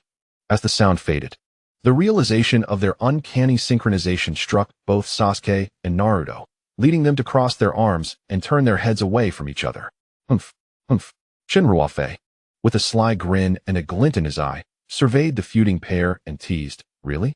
In my opinion, you two are just being stubborn. One is desperately trying to guide a friend lost on the wrong path, while the other marches forward, head held high, unwavering on his chosen road. Yet, deep down, you both are each other's most unique existence, are you not? Reflect on what you've experienced together. Those moments are the finest testament to the bond you share." Sasuke instinctively opened his mouth to refute, but as memories flickered before his eyes like shadows, he found himself rendered speechless, as if something had lodged in his throat. Observing that the fire had been stoked sufficiently, Chen Ruofei decided to employ his trump card. "Hee, have you ever considered that your quarrel resembles that of a bickering couple?" The two spoke in unison, their voices diminishing into whispers, until they could barely hear their own faint murmurs. Both were astonished to discover how similarly their emotional fluctuations mirrored one another. Naruto lowered his gaze, fixating on the tips of his shoes, lost in thought, while Sasuke, still proud, turned his head away, this time out of fear of confronting Naruto's sincere expression. Though words were unspoken, in that moment, they both comprehended each other's sentiments.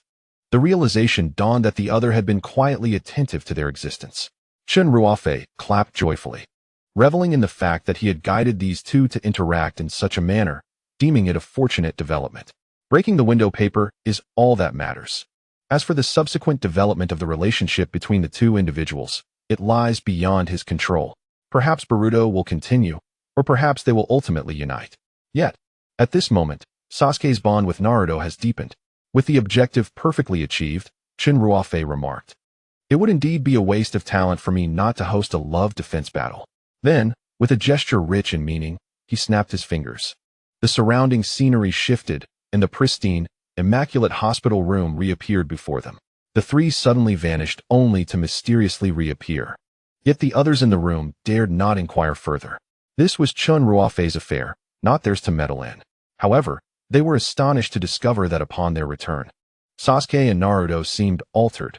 The two, who had recently been embroiled in heated debates over past grievances, were now engaging in playful banter, exuding an almost inseparable intimacy. This left Tsunade utterly perplexed, wondering what exactly Chen Ruofei had done to bring about such harmony between these two adversaries in such a brief span of time. Nevertheless, the plethora of surprises Chen Ruofei had provided made it seem reasonable, no matter what he might accomplish.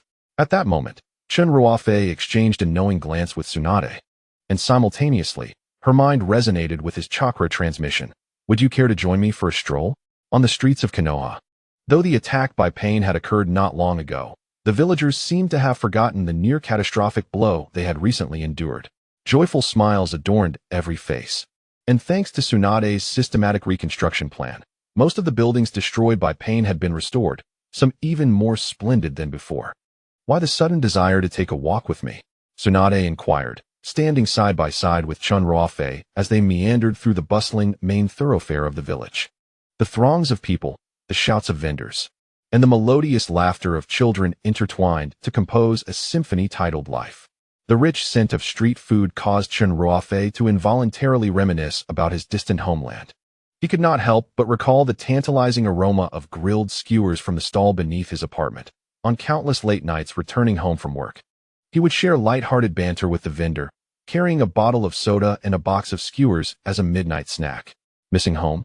Tsunade, ever perceptive, immediately recognized the deep nostalgia reflected in Chen Ruofei's eyes. "Yes, a little," Chen Ruofei replied with an apologetic smile. "I'm sorry for pulling you out here while I was lost in thought. It's quite rude of me. It's quite all right. Although I don't know where you're from, I believe it must be beautiful," Tsunade reassured him. Since she had received a definitive answer regarding his origins last time, she had ceased to dwell on it. Everyone has their secrets, especially someone as enigmatic as Chen Ruofei. As for the events of that night, Tsunade later reflected that they were not so difficult to accept after all. After all, with Chen Ruofei's rugged good looks and exceptional strength, it was uncertain who truly suffered. Seeing that he remained silent, Tsunade also felt no need to be coy. "Let us consider it merely a dream." Chen Ruofei gazed vacantly, his his lips barely moving. Yes, it is indeed beautiful. Suddenly, a waft of delicious aromas drifted from around the street corner, causing mouths to water. Chen Ruofei's stomach rumbled, seemingly protesting with dissatisfaction. As he placed a hand on his abdomen to feel the stirring of his intestines, he suddenly realized that since arriving in the world of Naruto, his symbiotic system had automatically supplied his body with the necessary daily nutrients, and he had yet to savor the local delicacies. However, I have no money. Chen Ruofei possessed not a single currency from the Naruto realm, and to him, such currency held little more than sentimental value. Tsunade's bright eyes sparkled as she eagerly pulled him towards the street corner, saying with a smile, "No worries, I will treat you." Along the way, villagers greeted Tsunade, who responded warmly, calling each of them by name with a friendly smile. After witnessing Tsunade flawlessly recall the names of dozens of individuals, Chen Ruofei expressed his astonishment. "You can remember everyone's names?" "Of course," Tsunade replied with an air of certainty, "as the Hokage. How could I not remember the names of everyone?" Chen Ruofei nodded, somewhat impressed. "Is that so?" For a long time, Tsunade had appeared to him as a budding young girl. Yet this misconception had led him to overlook the immense effort and time required to maintain the stability of the Hokage position. From something as simple as remembering names, one could glean a glimpse of Tsunade's unrecognized dedication. Standing before a roasted potato stall, Tsunade raised 2 fingers and said with a smile, "Mr. Yuan Yi, could we have 2 skewers, please?" The man, addressed as Yuan Yi, revealed his sun-darkened skin from prolonged exposure outdoors and smiled amiably. "Certainly, Lady Tsunade." His calloused hands deftly danced over the grill, expertly controlling the flames that flickered and leaped as the flames playfully danced upon the surface of the oval potatoes. He skillfully drizzled a golden layer of oil over them, producing a sizzling sound as the enticing aroma began to waft through the air. It appeared that Tsunade and the villagers had no airs about them. Yuan Ye's glistening eyes appraised Chen Ruofei, seemingly curious about the young man accompanying Lady Tsunade. Tsunade's presence sparked considerable murmurs among the townsfolk, who speculated in hushed tones about who was fortunate enough to be so closely associated with their formidable and beautiful Hokage. However, out of politeness, Yuan Yi averted his gaze after a brief moment and turned the conversation back to Tsunade, inquiring, "Lady Tsunade, how have you been lately?" "Not too bad. Since the reconstruction of the houses, it hasn't greatly affected everyone's lives, has it?" Upon mentioning the reconstruction, Yuan Yi seemed to open up. While he may have been ignorant of ninjutsu or management, he was exceedingly well informed when it came to post-disaster reconstruction related to everyday life. He responded with exuberance, Thanks to Lady Tsunade's efforts in mobilizing personnel and funds, we are able to reside in a house even better than before. Indeed, we owe gratitude to those individuals." "What were their names again?" Chen Ruofei squinted and kindly reminded, "Pain."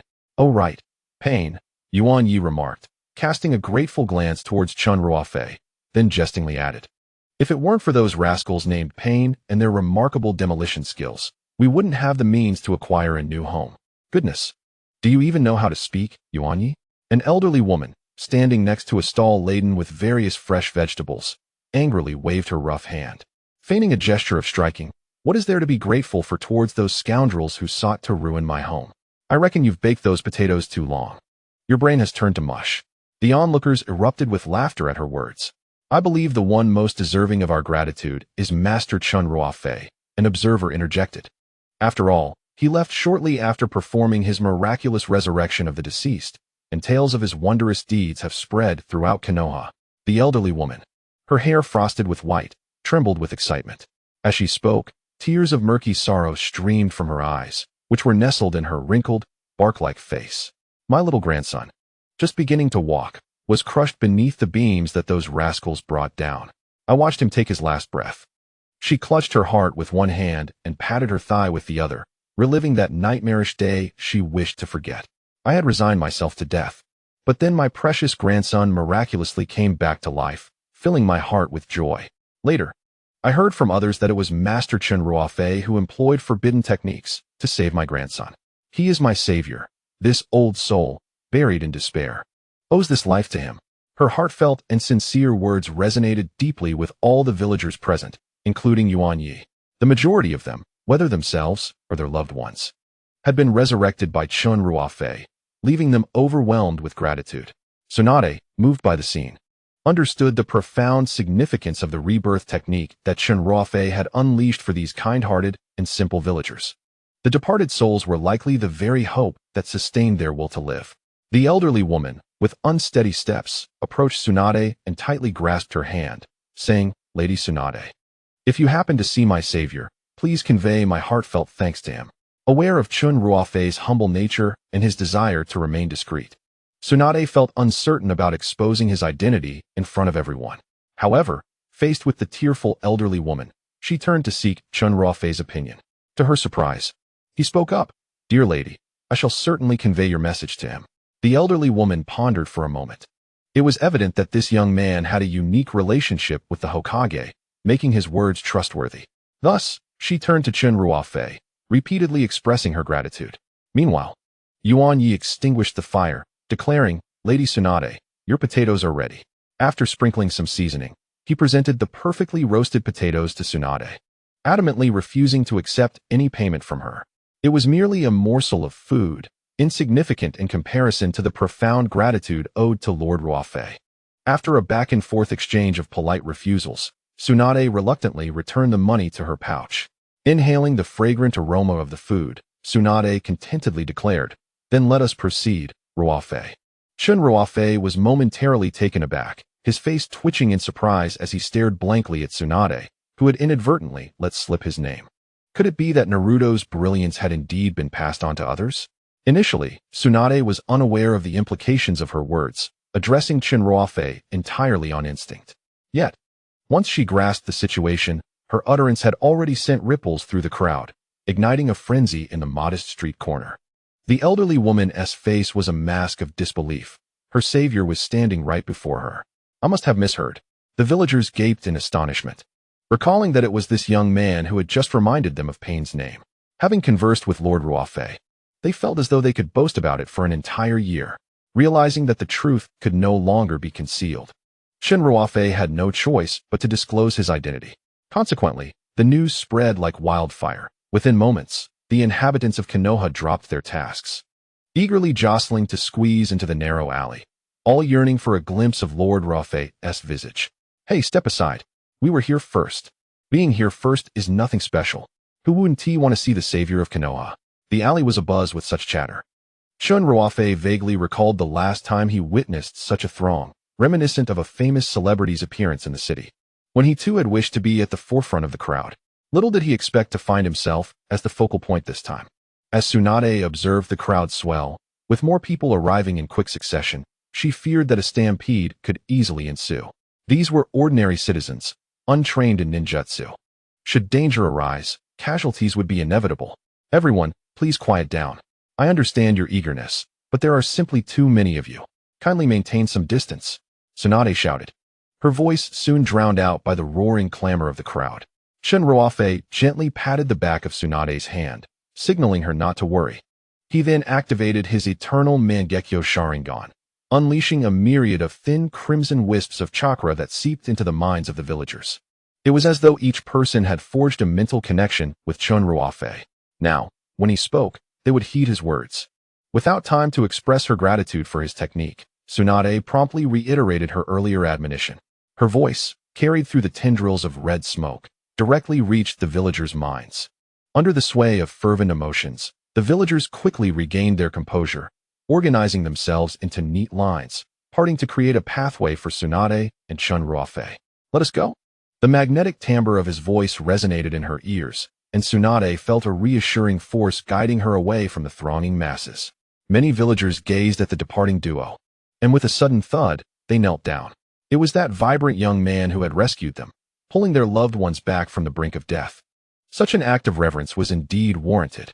Tsunade and Chen Ruofei jogged to a deserted area.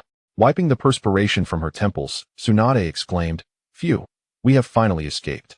But why are the villagers so understanding? Once I gave them a warning, they ceased their pursuit."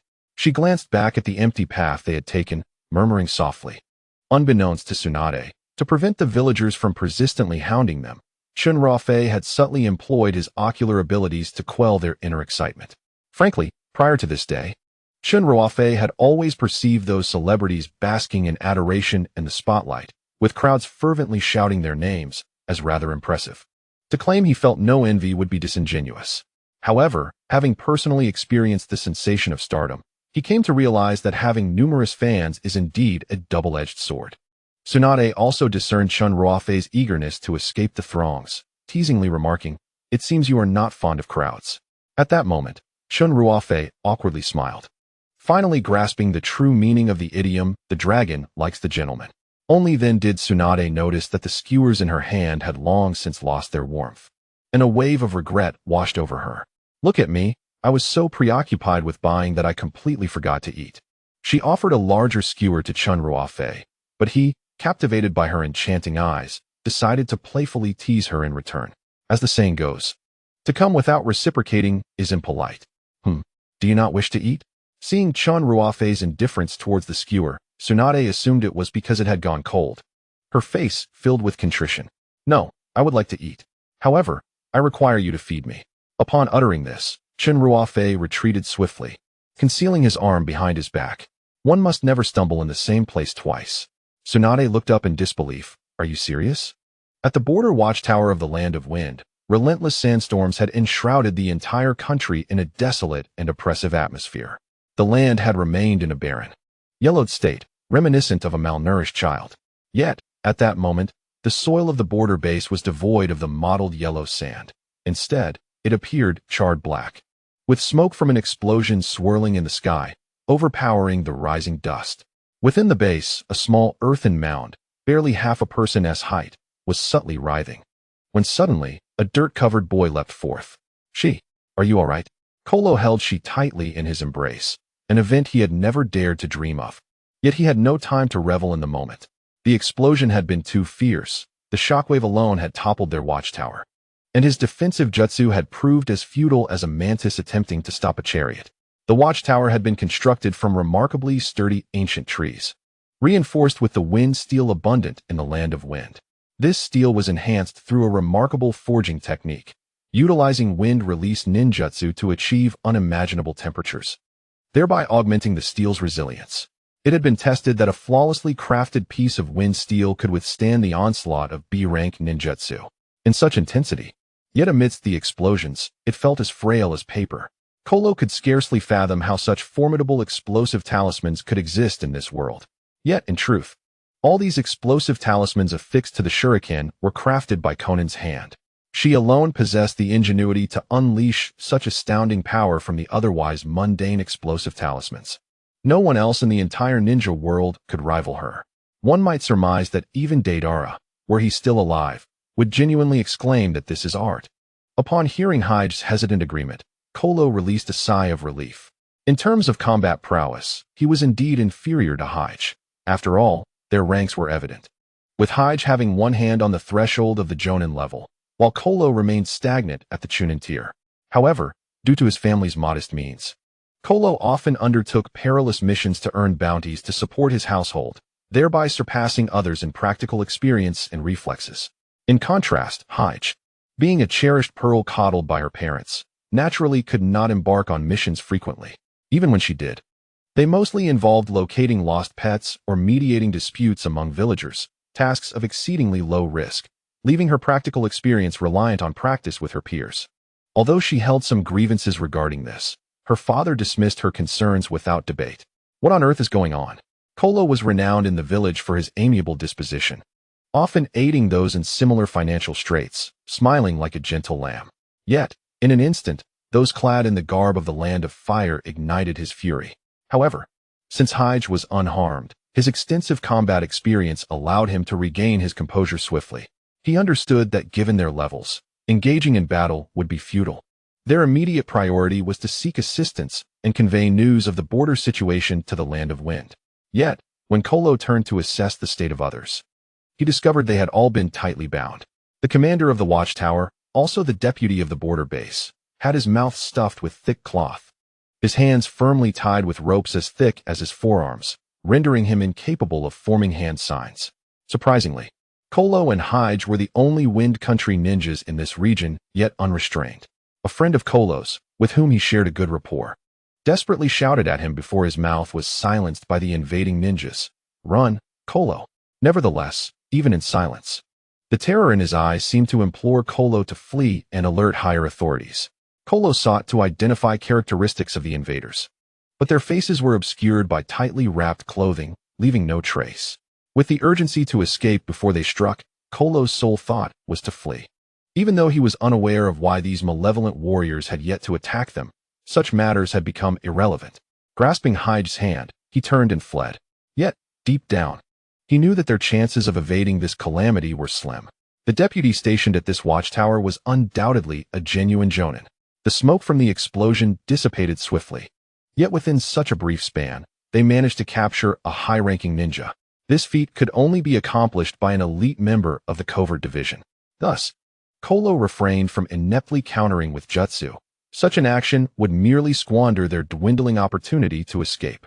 Oblivious to their peril, Kolo and she sprinted desperately, both too fearful to glance back, terrified that a mere turn of the head would reveal their pursuers, grinning with malicious glee.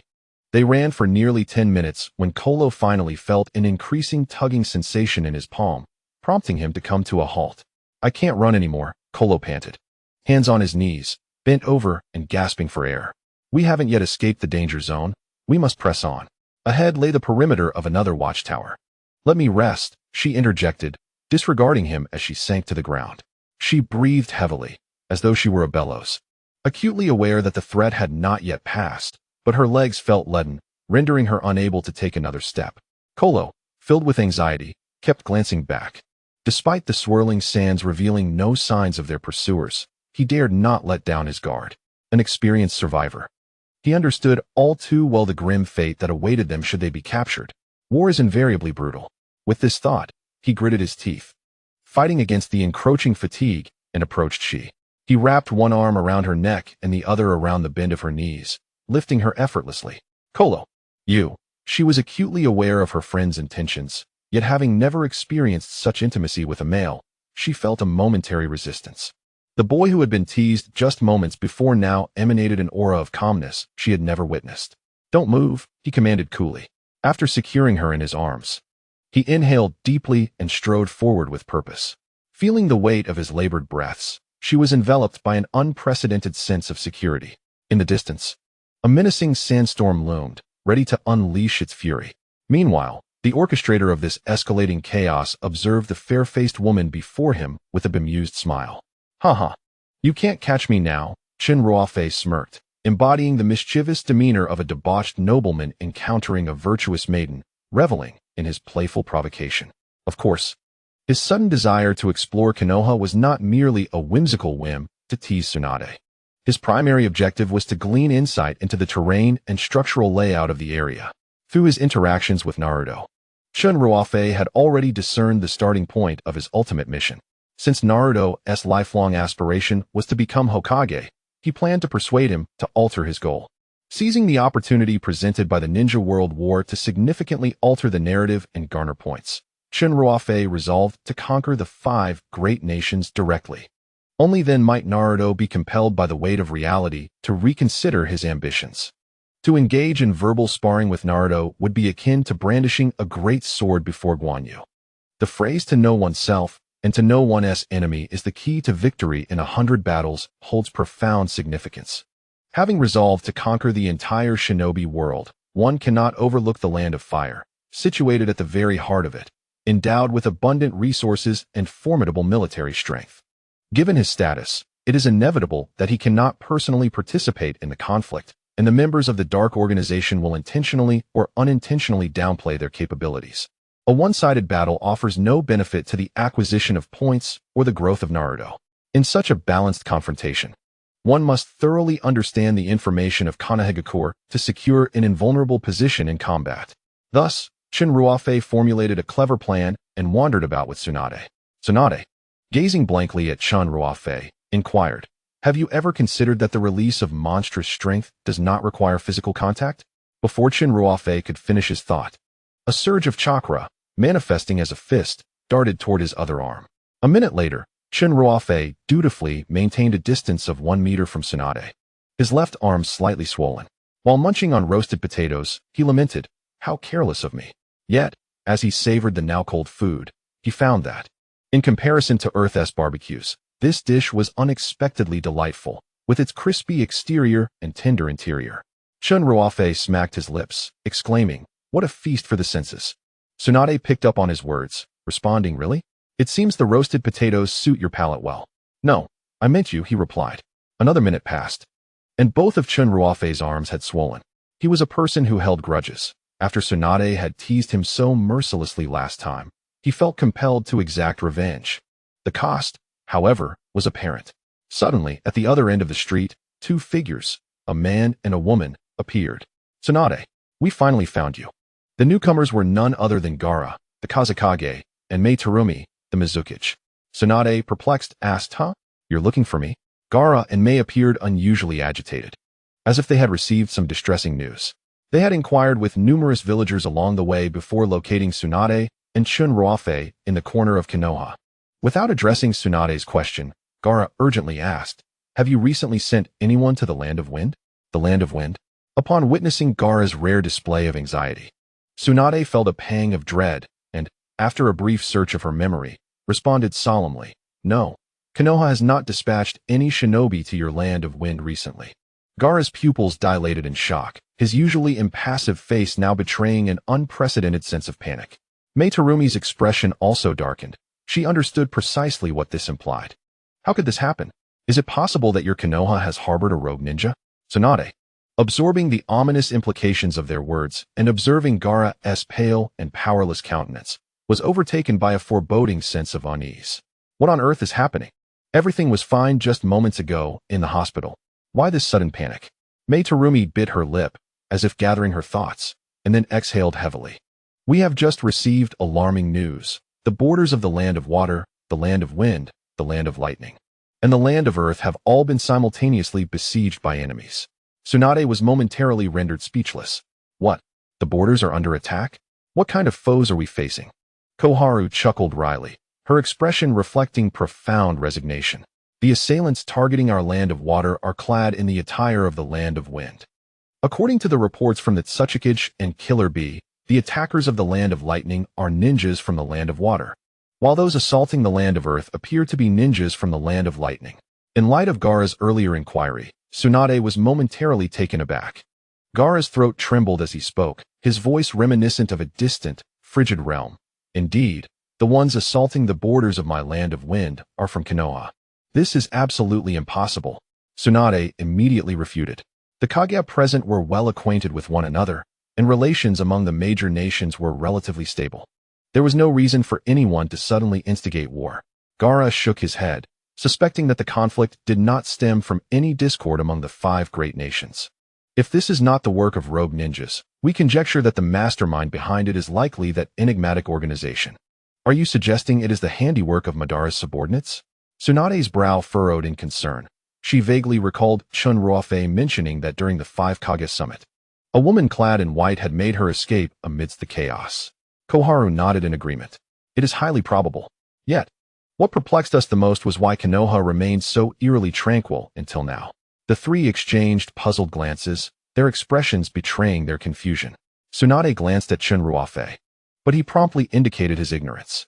The sunlight bathed Konoha in a vibrant and harmonious atmosphere. However, at that moment, a thunderous explosion shattered the tranquility. Boom! An earth-shattering blast erupted at the village gates. The ensuing cloud of smoke and debris engulfed the sky, obscuring the gentle sunlight. In an instant, the once harmonious scene in Konoha descended into chaos, as if the apocalypse had arrived. Such a colossal explosion was indeed the result of Chen Ruofei's meticulous planning. He had dispatched over 30 of Pain's members to Konoha, each carrying explosives tenfold the amount intended for other nations. This meant that the power of this explosion was approximately 10 times greater than that of the explosions elsewhere. The ninjas within the village, upon hearing the blast, were rendered anxious, fearing that the Hokage rock had collapsed. Observing the thick smoke accumulating at the gates, Chen Ruofei calmly quipped, "Koharu, your mouth truly seems to have been blessed." Yet, the others were far from amused. This explosion signified that all five great nations were under assault from that mysterious organization. This was an overt act of provocation. The three Kage exchanged glances, leapt onto the rooftops, and in a heartbeat, had traversed several meters. hastening towards the gates with unwavering resolve. Within Konoha, Chen Ruofei watched the three distant figures, a mysterious smile curling at the corners of his lips. The grand spectacle he had meticulously orchestrated was finally about to commence. At the village gates, Might Guy and Nara Shikaku stood warily, keeping a vigilant eye on the approaching throngs. Upon hearing the explosion, they had rushed to this very location. Fortunately, no casualties have occurred. As for the individuals from the land of Earth, their proficiency in throwing shuriken appears rather lackluster. Might Guy, clad in a deep green ninja outfit, bore thick eyebrows that resembled an ink brush's strokes, now forming an inverted V shape. His dark pupils shone with the fierce intensity of a tiger lurking in the woods. Muscles taut and ready, as if he could spring into action like a cannonball at any moment. Nara Shikaku surveyed the charred ground, a flicker of doubt crossing his mind. No, they had no intention of harming the villagers or the guards. The leader of the so-called Konoha think tank, sporting the distinctive spiky hairstyle of the Nara clan, possessed a high intelligence and remarkable strategic acumen. Their family has always been the most exceptional advisors to the Hokage, with an understanding of the battlefield that far surpasses that of ordinary individuals. Don't be ridiculous, Shikaku. If they harbored no murderous intent towards the villagers, why resort to using explosive tags, which are both technically simplistic and have a wide range of damage? Shikaku mused. In my view, these individuals lack true ninjutsu skills and can only create chaos by haphazardly tossing ninja tools. Shikaku remained silent, confident in his judgment. The effects of these explosive tags were distinct. He did not believe that those wielding them were entirely devoid of ninjutsu. If it were as Guy suggested, the explosion sites would be scattered chaotically, yet he observed that the blasted earth formed a continuous area. This was the clearest evidence of their premeditated scheme. I propose we seize them directly and hand them over to Sai. Once we control their minds, what intelligence couldn't we extract? As he spoke, Guy bent slightly at the waist, his foot stamping the ground. The man known as the Konoha Blue Beast unleashed a roar that could shake the heavens. 8 gates released. Open the first gate. A vibrant green chakra flame erupted from Guy's body, radiating such heat that it took one's breath away before even approaching. Nara, do not act impulsively. Tsunade's voice cut through the tension from behind. Guy turned to see Tsunade's serious expression, prompting him to close the 8 gates. The sound of footsteps echoed from every corner of Konoha. From the lower ranks to the elite Umbu, Tsunade commanded all to join the standoff. Sasuke and Naruto, who had been in the infirmary, rushed to the scene. Typically lighthearted, Naruto wore a serious expression. If a battle were to ensue, he would show no mercy. Seeing that no one had been harmed, Tsunade sighed in relief, slowly moving to stand at the forefront of the gathering. She embodies the collective will of the entire Hidden Leaf village. Tsunade swept her gaze across the 30 or so individuals, her voice resonating with authority. Are you subordinates of Madara? This inquiry elicited a collective gasp from the crowd. Madara? A deeper sense of confusion stirred within Kai. These individuals appeared to be from the land of Earth. What connection did they have with Madara? Only Nara Shikaku, with a glint of insight in his eyes, observed the silent yet tense expressions on the faces of the wind and water shadows beside Tsunade, and he began to form a vague hypothesis. In response to Tsunade's question, an oppressive silence enveloped the room, with no one daring to reply. How could it be? Was Madara so cowardly as to shy away from acknowledging his identity? This provocation fell flat, akin to a stone cast into the ocean, stirring not a single ripple. Since they chose silence, it would be construed as a declaration of war. In her capacity as Hokage, Tsunade issued a fierce shout and charged alone into the enemy ranks. Her formidable regenerative abilities made her the ideal candidate to test the waters. She aimed to gauge the strength of these foes, hoping to capture a few alive if possible. Her flowing cloak billowed in the wind as Tsunade's fist struck the ground with tremendous force. Yet, her adversaries displayed no fear, swiftly retreating beyond her reach. Regardless of Tsunade's relentless assaults, those clad in the garb of the land of Earth merely evaded her strikes without retaliating. This infuriated Tsunade. Are you all merely cowards, skilled only in evasion? Despite her immense strength, her speed was average, preventing her from landing a hit. Observing this, Kai and Naruto sought to join the fray. But Nara Shikaku restrained them. Lady Hokage is probing the enemy's capabilities. Unless she commands otherwise, we should refrain from intervening. However, Meiterumi and Gaara, not being from the Leaf, felt no obligation to heed Tsunade's orders. Moreover, they were just as eager to discern the identities of these menacing intruders. Sand release, sandstorm burial. Mist release, melting monster technique. The sand spewed from the gourd, accompanied by corrosive mist, surged forth, fueled by the fury of the two. At that moment, the leader among the 30-odd figures sensed a hint of impending danger and immediately issued a retreat command. Lord Nagato had instructed them to avoid harm and not engage in prolonged battles. They were to create a commotion and then flee.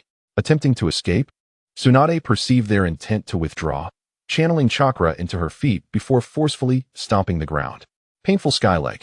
Boom. The solid earth quaked, fissures erupting towards the retreating adversaries. Yet, an astonishing scene unfolded as a daring individual leaped from their ranks, deftly evading Tsunade's attack and charging directly toward her. How fortuitous. Tsunade had been lamenting the inability to let these intruders escape, and now one had recklessly presented themselves at her doorstep. Her seemingly delicate, yet powerfully potent right arm swung forth, aimed squarely at the intruder's face. However, to her astonishment, this individual showed no inclination to evade. Instead, they accelerated toward her fist. What? Tsunade was taken aback. She had never anticipated that these foes would dare to charge headlong into her strike. She had intended to capture someone alive, and this sudden turn of events left her utterly flustered. As she sought to retract the force behind her fist, it was already too late. The seemingly unyielding individual had collided against her chest. In the fleeting second before impact, he appeared to move his lips slightly, as if uttering something to Tsunade. Upon hearing this, Tsunade's expression shifted dramatically. The man exhibited a peculiar smile, bracing himself against the overwhelming force. At that moment, the attacks from Konan and Gaara, imbued with potent chakra, surged towards the enemy ranks. Bang, bang, bang. A thick cloud of smoke erupted, accompanied by a cacophony of sharp sounds resonating in the ears of those present. Instantly, all the ninjas clad in the garb of the land of earth transformed into solid earthen stones, plummeting to the ground. Tsunade gazed at the stone before her and murmured, "Substitution jutsu?"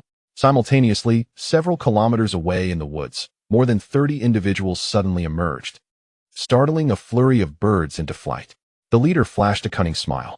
They were ninjas trained by Nagato, tasked with fighting on behalf of their master and gathering intelligence. Among their extensive training, the emphasis was not on defeating opponents in battle, but rather on mastering the art of escape. The hidden intelligence possessed by Mangekyō was far too perilous. Should it be discovered by the 5 great nations, the consequences would be dire. Particularly, the clan from Konoha adept in mind control loomed as their nightmare, if captured by them. Even one who could endure the most severe tortures would inevitably divulge all known information under the manipulation of their techniques. Thus, under Nagato's guidance, they had learned and perfected various body flicker and substitution techniques, along with an array of clever tricks for fleeing. While their combat prowess may not have been the most formidable, in terms of evasion, few in the entire ninja world could match their skill. Having counted their numbers, the first task assigned by Nagato was successfully accomplished. Next, they were to embark on another mission. At that moment, the ninjas from Konoha were bewildered, watching as the adversaries who had previously harbored ill intentions had instantaneously transformed into stone. How could this be? Konan exclaimed, staring at the indistinguishable stones in astonishment. Everyone gazed at the ground in shock, still reeling from the previous encounter, while only Tsunade remained transfixed, murmuring to herself. It was only Gaara who noticed Tsunade's unusual demeanor.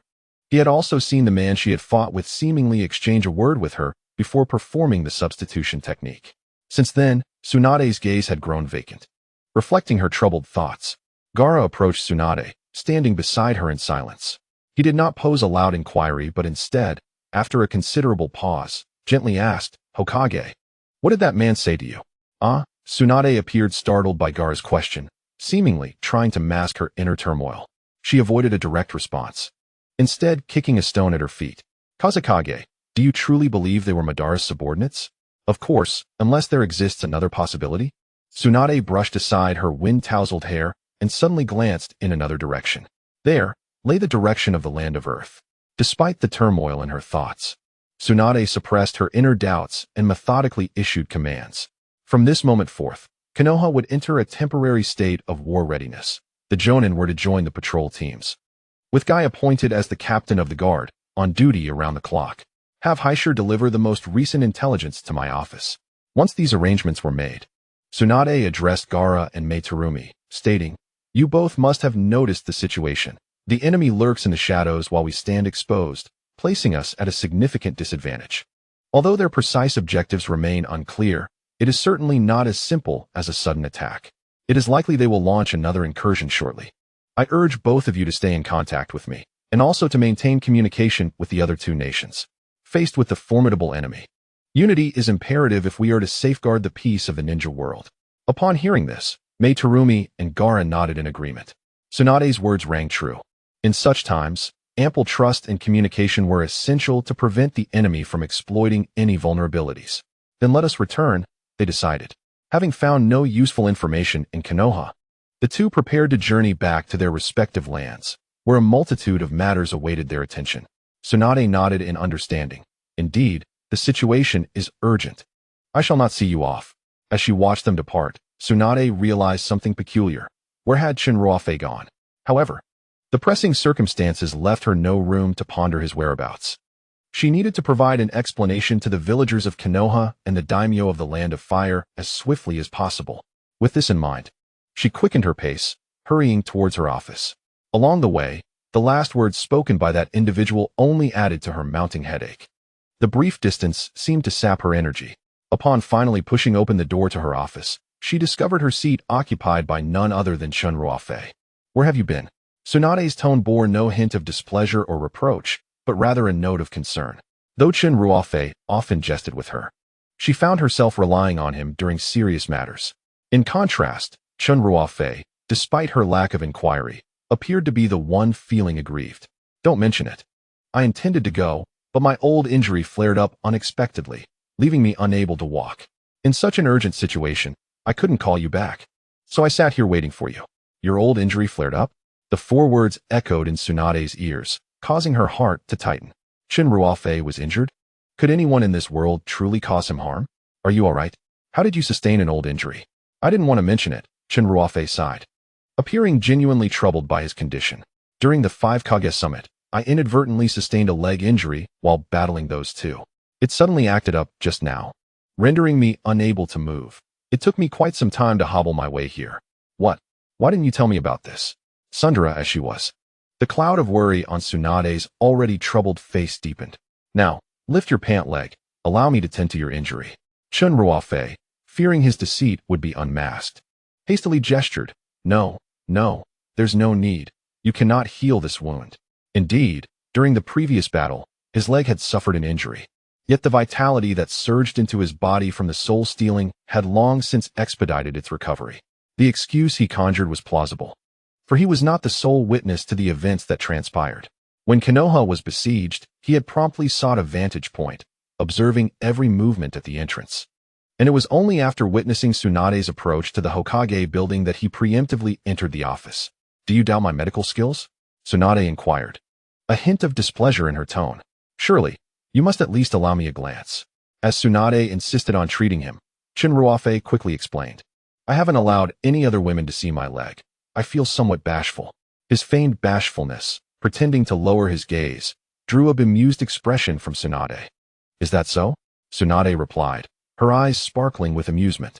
"It's perfectly natural. Everyone has their first time. Do not be shy. What a preposterous notion. Just allow me to examine it," she declared, squatting beside him without a moment's hesitation. "Really, there's no need. You cannot heal this injury," he retorted, hastily covering his trousers. His leg bore no wound, and it would be all too obvious upon inspection. Tsunade, upon hearing his protest, scrutinized his eyes, which betrayed a hint of evasion. Time passed, and Tsunade let out a deep sigh. She realized that Chen Ruofei had not deceived her. This leg injury was likely beyond her capabilities. To him, she felt like a mere burden. Despite her elite status before Chen Ruofei, she appeared to be an inept individual unable to mend even a minor injury. "I apologize. I am too weak," Tsunade said sincerely, lifting her gaze with an expression of regret. Chen Ruofei had done so much for Konoha, yet she could not even heal a small leg wound. Truly, she felt inadequate. Chen Ruofei recognized that he had misspoken, yet he found himself at a loss for how to counter her words, stubbornly denying her claim without further argument. The two locked eyes, enveloped in an unusual silence within the small office. Though I was not present at the scene, I witnessed everything through my eyes. Chen Ruofei finally broke the stillness after a moment of contemplation. What are your thoughts? He was eager to discern Tsunade's stance, as it would determine the efficacy of his initial plan. What can I think? Tsunade sighed. Those assailants came at us with ferocity. Yet they scurried away like mice after a brief disturbance. I am utterly at a loss. For now, we must rely on the intelligence and ANBU to uncover any useful information. Following her words, she exhaled another resigned sigh. It was evident that this decisive and formidable woman was under considerable pressure. Behind her lay countless villagers, and any misstep could lead to irrevocable consequences. I understand, he replied. For advancing recklessly without a clear understanding of the enemy's situation may only exacerbate the predicament. Chen Ruofei nodded, expressing his agreement with Tsunade's words. However, he swiftly shifted the topic, inquiring, but I am referring to that statement. What are your thoughts on it? Tsunade's eyes sparkled with clarity, momentarily distracted by Chen Ruofei's injuries. Yet, upon his mention, she was reminded of the words spoken by that face concealed in darkness, an ominous whisper seemingly from the depths of hell. Just as her resolve was about to cascade like a waterfall, the ninja uttered, "Is this place truly as peaceful as you envision?" It was this very phrase that lingered in her mind, refusing to be dismissed. Tsunade gazed at Chen Ruofei and asked, "Did you hear that statement as well?" "Of course." Chen Ruofei replied with a confident smile, gesturing towards his eyes. In truth, the statement was orchestrated by him through Nagato, and how could he be unaware? He then continued, "What do you believe his words signify?" This seemingly rhetorical question was a deliberate attempt to subtly guide Tsunade's thoughts into a particular direction. Tsunade's eyes appeared to harbor numerous contemplations, yet she refrained from voicing them. She was aware that these thoughts were rather unconventional given the current circumstances. With formidable adversaries at hand, unity among the nations was paramount. Nevertheless, the reflections evoked by that statement seemed to contradict this necessity. Chen Ruofei discerned Tsunade's internal conflict and encouraged her. "It's all right. It's just the two of us here, and no one else will hear." He sought to validate whether her thoughts aligned with his own. Under this persuasion, Tsunade cautiously surveyed her surroundings, ensuring they were alone before revealing her true feelings. "I actually harbor some suspicions that it may be the work of other nations." Upon hearing this, Chen Ruofei felt a surge of satisfaction within. This was precisely the line of thought he desired Tsunade to adopt. Yet, outwardly, he feigned astonishment, his mouth slightly agape in disbelief. Tsunade, interpreting his reaction as a sign that her thoughts had startled him, hesitated to continue. "Do you also believe my thoughts to be inappropriate?" To her surprise, after the initial shock, Chen Ruofei's face broke into an appreciative smile. "Not at all. I am merely astonished at how remarkably aligned our thoughts are." For a brief moment, Tsunade was taken aback, her spirit seemingly uplifted. The audacity of her words had garnered Chen Ruofei's support. Encouraged by his gaze, she continued, "I have pondered this extensively. There is some truth to what he said. Peace has seldom been the norm in the ninja world." She then added, "Of course, I do not dismiss the possibility of others employing deceitful tactics, seeking to instigate discord among our great nations. Nonetheless, I must remain vigilant against other countries. Most importantly, because you are in Konoha, while other nations publicly regard you with respect, they likely harbor fears that you might aid the Land of Fire in becoming the dominant force in the ninja world. Their apprehension of your strength prevents them from acting openly, leading them to consider exploiting Madara's name to orchestrate a covert attack, thereby undermining the Land of Fire. This is the prospect that I find most concerning." This was the first time Chen Ruofei had witnessed Tsunade so deeply troubled. Whether facing pain or danzo, Tsunade felt a semblance of assurance. However, when confronted with a coalition of the four great nations, she found herself devoid of any confidence. Unless Chen Ruofei were to intervene, she was left with no recourse. Yet, would Chen Ruofei be willing to assist? The four great nations might promise him unimaginable wealth and material gains. And in the face of such temptations, Tsunade hesitated to assert that he would steadfastly remain by Konoha's side. Decades of experience had taught her never to underestimate human nature. Of course, she would never voice these thoughts, but they would eternally linger in her heart. "I share your sentiments." After quietly absorbing Tsunade's reflections, Chen Ruofei rose. Limping towards the window, hands clasped behind his back, his gaze was fixed on Hokage Rock, a testament to Konoha's growth and prosperity. The world has never been at peace. This land has witnessed 3 great ninja wars. One must ponder if any of them were not born from the fierce competition among the great nations.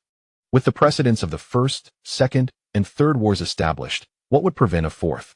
Moreover, from my understanding of that proud woman in white, if she truly intended to incite a great ninja war, she would declare it outright, akin to the actions of Uchiha Obito in the past.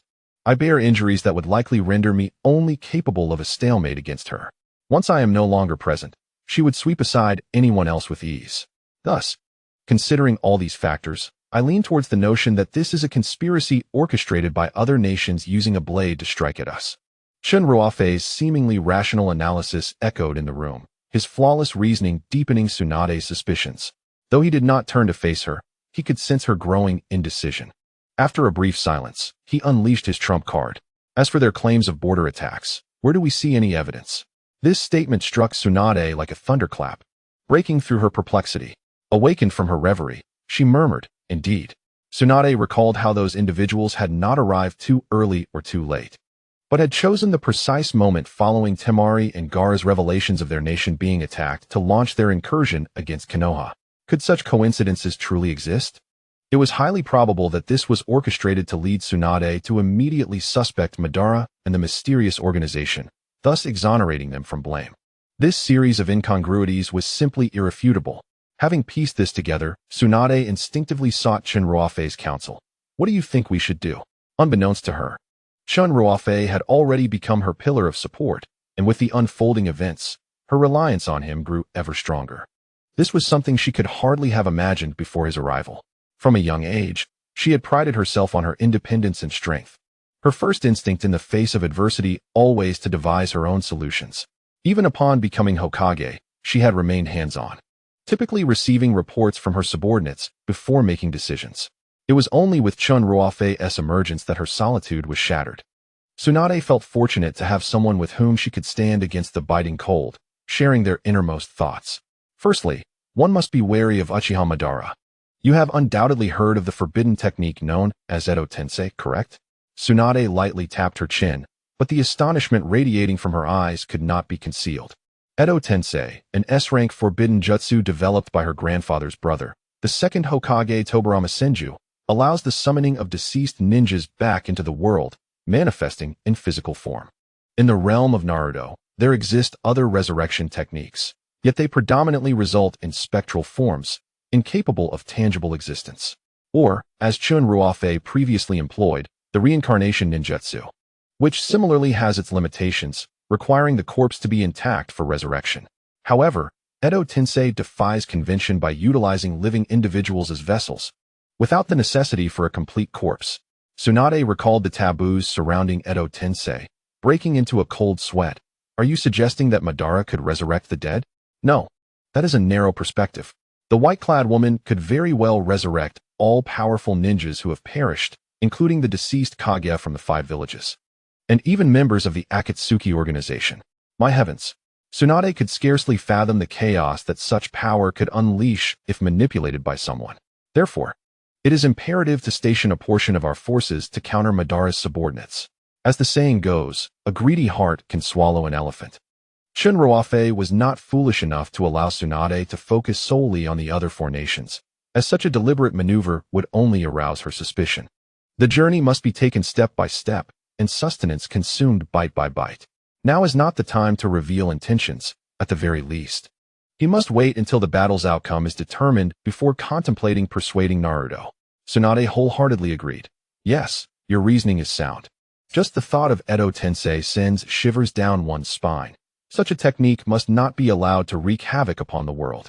Concurrently, they arrange for the remaining forces to be positioned along the borders, deploying additional sensory-type ninjas, ensuring that elite forces of Jounin rank and above were stationed not far from the borders, ready to join any potential battles as necessary. An intelligence team must also be established to infiltrate other nations in hopes of uncovering any leads. Hearing Chen Ruofei's methodical analysis, Tsunade's eyes sparkled with admiration. Wow, this articulate man is also quite adept at strategy. Does such a perfect man truly exist in this world? Sister Tsunade, please refrain from looking at me like that. It frightens me, Chen Ruofei quipped, despite Tsunade's evident admiration. Yet, he could not forget the bruises on his arms. He silently reminded himself not to be deceived by her adorably naive exterior, for within resides a demon. Tsunade gazed at Chen Ruofei's chiseled features and suddenly blurted out, "Sometimes I genuinely believe you would be a better Hokage than I." Chen Ruofei chuckled resignedly. Then the feudal lords of other countries would immediately declare war on the land of fire, and they would not cease until one of us lay dead. Tsunade found herself at a loss for words. The two then meticulously examined the map, crafting an even more detailed plan. Just then, a sudden knock echoed at the door. Without lifting her head, Tsunade calmly uttered, "Come in." The contrast between his composed demeanor and his exchanges with Chen Ruofei was striking, almost as if he were a different person altogether. The creaking wooden door swung open, revealing Yamashiro Hai, who entered with a stack of documents cradled in his arms. "Oh, it's you, Hai. Have you completed the intelligence gathering?" he inquired. "This is the information I've collected," Yamashiro responded, placing the hefty pile forcefully on the table, the weight evident enough to slightly bend its surface. Upon seeing the towering stack of documents, dense with text resembling a swarm of ants, Chen Ruofei was suddenly transported back to his high school days. He couldn't help but feel a sense of embarrassment. Goodness, this is even more than my materials during the final year sprint. It appeared that the role of Hokage was indeed a burdensome task. In contrast, Tsunade displayed no signs of surprise, her expression one of practiced familiarity as she remarked, "Thank you for your hard work." With that, she returned to her examination of the map. However, Yamashiro Hai did not simply deliver the documents and depart as anticipated. Tsunade, perplexed, queried him, "Is there something else?" "Indeed. Hokage-sama," Yamashiro replied, rubbing his neck. "On my way here, I encountered the guards of the daimyo. They conveyed that the daimyo wishes to see you immediately regarding an urgent matter." The office fell into a profound silence. After a moment, Tsunade seemed to regain her composure. Responding coolly, "I understand." With a polite smile directed at Chen Ruofei, Yamashiro closed the door behind him, distractedly perusing some of the intelligence documents. Tsunade straightened up and smiled at Chen Ruofei, saying, "Please wait here a moment. I need to handle something." Yet, Chen Ruofei could discern that her smile was somewhat forced. As Tsunade exited, he picked up the documents on the table and flipped through them, finding nothing of significant importance. It seemed he had not been discovered. Casting the documents aside, Chen Ruofei gazed at the empty Hokage seat, musing to himself, "At this moment, the daimyo seeks Tsunade. What could this entail?" After some contemplation, he activated his Eternal Mangekyō Sharingan and closely followed Tsunade's retreating figure. Tsunade approached a sliding door and respectfully knocked with her knuckles. The door slowly opened, revealing an opulent, lavishly decorated room. The guards ushered Tsunade before a man who appeared frail, clearly lacking any aptitude for ninjutsu. Strangely enough, Tsunade, one of the legendary Sannin, showed considerable respect towards this man, devoid of any combat prowess. The man held a folding fan, adorned with a conical hat-like ornament, engraved with 3 vividly depicted flames, symbolizing the enduring spirit of the land of fire. To the concealed Chen Ruofei, this attire appeared somewhat comical, yet none dared to mock them. After all, in the entire shinobi world, only 5 individuals could wear such a hat, each governing a nation. Indeed, this man was the paramount authority of this realm, the daimyo of the land of fire. With a casual wave, the daimyo signaled for everyone else to leave. Once the resplendent room was left with only him and Tsunade, he spoke with an air of nonchalance. "Please, take a seat, Tsunade. Help yourself to the tea on the table." Tsunade did not dare to be negligent and promptly took a seat. Although she held the esteemed position of Hokage, and thus was not required to bow excessively, she understood the necessity of maintaining basic decorum when interacting with those of higher standing. In the world of Naruto, the daimyo are not akin to monarchs in a modern constitutional monarchy. They are not mere figureheads, but rather the substantive heads of state. This is primarily evidenced by their authority to directly appoint the leaders of the highest military forces, the ninja villages, and their control over the decision to initiate war. Hence, a saying among Naruto fans goes, "The Hokage may flow like water, but the daimyo remains steadfast like iron." In a mere decade, Konoha experienced the transitions from the 3rd Hokage to the 7th, yet the daimyo remained unchanged. This illustrates the hierarchical relationship between the Hokage and the daimyo. Though Tsunade was not thirsty and typically preferred alcohol, she still took a sip of tea to show a semblance of respect. The fragrance of the tea mingled with the earthy aroma, and even someone as unversed in tea as Tsunade could discern the exceptional quality. The daimyo swirled his cup, watching the floating tea leaves drift like a small boat upon the surface. After savoring a sip, he did not gaze at Tsunade but instead fixed his attention on the verdant tea, saying, "Tsunade, it has been a while since we last met, has it not?" Tsunade, not grasping the underlying meaning of his words, simply replied, "Indeed." The daimyo chuckled to himself, raising his gaze with a piercing intensity. "So, do you believe I am unaware of the events that have transpired in the ninja world during this time?" Tsunade replied, "As the ruler of a nation, you must certainly be well informed about the state of affairs, including your relationship with Chen Ruofei." Upon mentioning Chen Ruofei, the daimyo's voice involuntarily quivered. He had been dispatching individuals to monitor Chun's movements, and from Pain's invasion of Konoha to the Five Kage Summit, he had gleaned every significant detail through a network of eyes and ears across the land of fire. To him, Chen Ruofei resembled a wild wolf lurking, poised to strike. Getting too close to such a wolf could lead to injury. However, should he manage to tame this beast, enlisting it to serve Konoha, seizing the entire ninja world would become an effortless endeavor. The daimyo's ambition swelled upon recognizing this opportunity. Yet he was acutely aware that other nations might harbor similar thoughts upon witnessing Chen's prowess. Nevertheless, the land of fire possessed the means to ensnare this wolf. Tsunade, momentarily taken aback, smiled and remarked, "It appears that nothing escapes your keen observation, my lord." She felt a swell of pride when speaking of Chen Ruofei, realizing that even the daimyo had been stirred by his presence. Perhaps he was considering bestowing upon him riches or land. Yet, as she pondered further, it became evident that with Chen's capabilities, no one could afford to overlook him. The daimyo smiled slightly, his eyes suddenly alight with interest. "I have heard that you share a good rapport with Chen Ruofei." A wave of unease washed over Tsunade. Why was the daimyo so focused on her relationship with Chen Ruofei? The astute Tsunade immediately contemplated that the daimyo might be concerned about the proximity of her relationship with Chen Ruofei, fearing it could affect the governance of Konoha or even incite treasonous thoughts. Thus, she promptly clarified, "My lord, you jest. It is merely a typical partnership. My utmost concern lies solely with the safety of Konoha and the land of fire."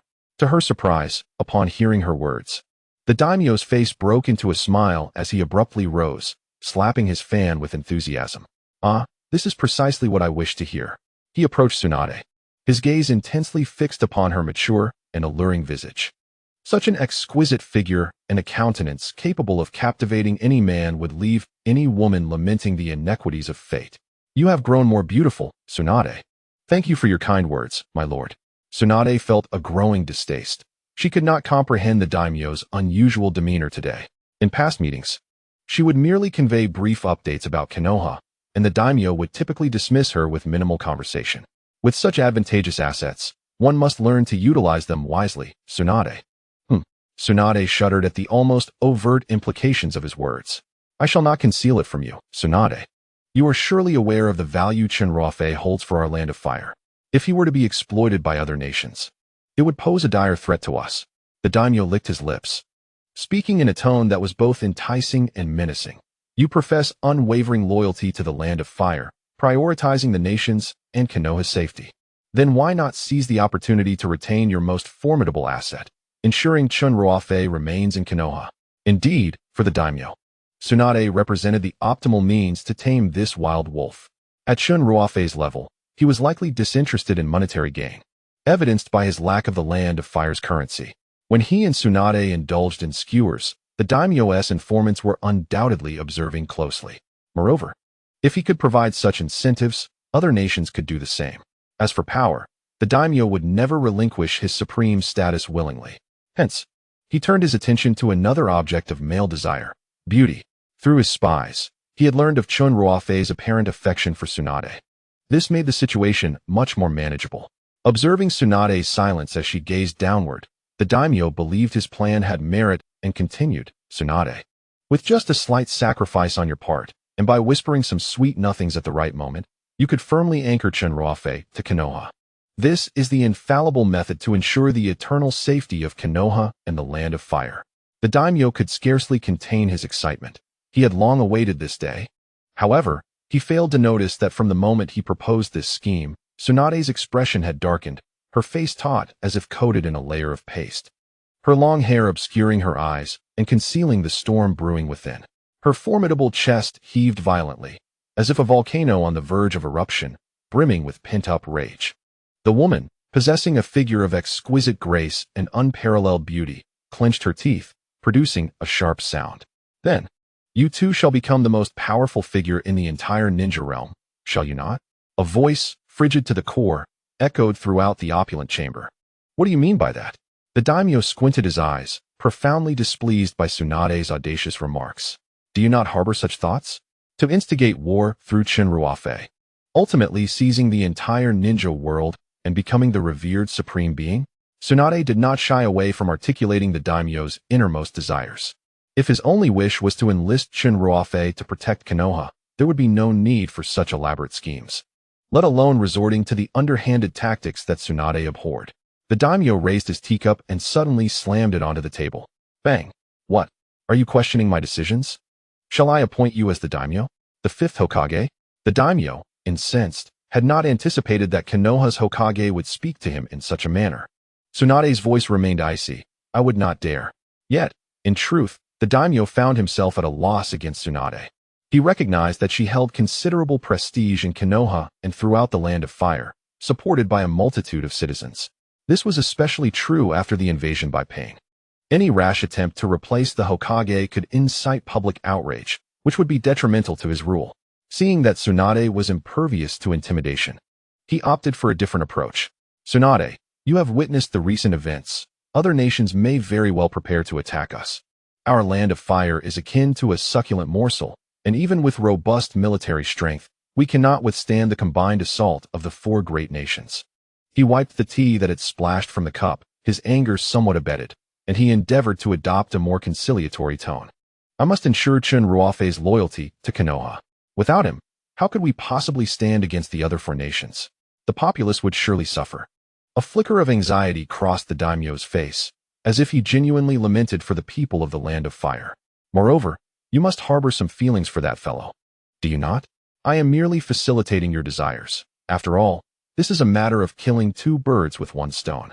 Tsunade abruptly interrupted the daimyo's coaxing with a calm demeanor. My feelings towards Chen Ruofei are merely one of gratitude. Were it not for him, Konoha would have long been overrun by Pain and Madara's subordinates. If that were the case, I doubt you would enjoy a prosperous life, given your utter lack of resistance.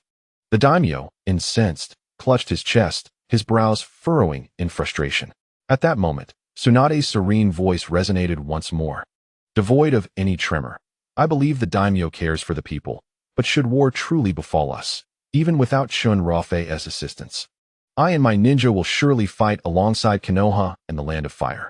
When that time comes, I trust the daimyo will find refuge in a well-fortified basement.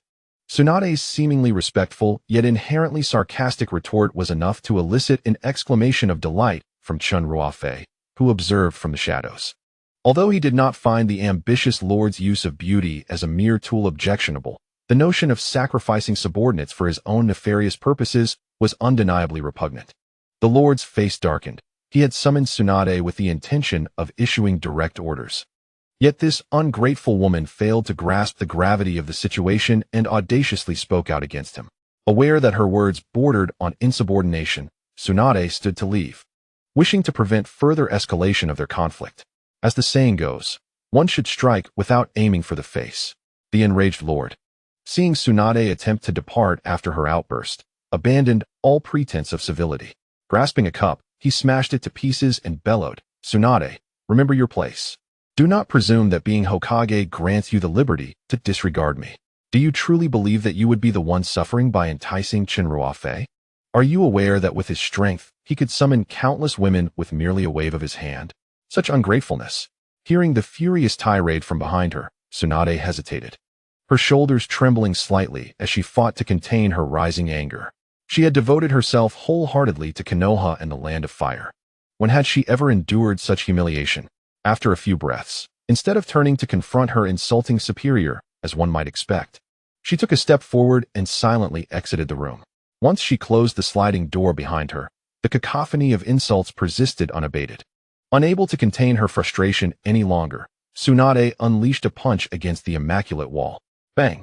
The exquisite wall, crafted by a master artisan, splintered under the impact. With serpentine cracks extending from her fist to the beam above, she gasped for breath, allowing her emotions to settle somewhat. Casting one last resentful glance at the door, she felt that remaining in that place for even a moment longer would only deepen her revulsion, prompting her to stride away with purpose. Those hidden eyes observed the fissures in the wall, watching Tsunade's swift departure, and let out a soft sigh. In the Hokage building, within Tsunade's office, Chen Ruofei reclined languidly in a chair, gazing at the ceiling, lost in thought. Suddenly, the door swung open with great force, and Tsunade entered, her expression devoid of emotion. Still fuming from earlier events, completely unaware that she had returned to the office, now facing Chen Ruofei. Chen Ruofei straightened in his chair, feigning ignorance as he inquired, "What is the matter? What did the Lord want to discuss with you? You look quite troubled." It was only upon hearing Chen Ruofei's voice that Tsunade snapped back to reality, hastily donning a smile to mask her feelings. "Oh, it's nothing. He just asked me some questions regarding military strength and defense."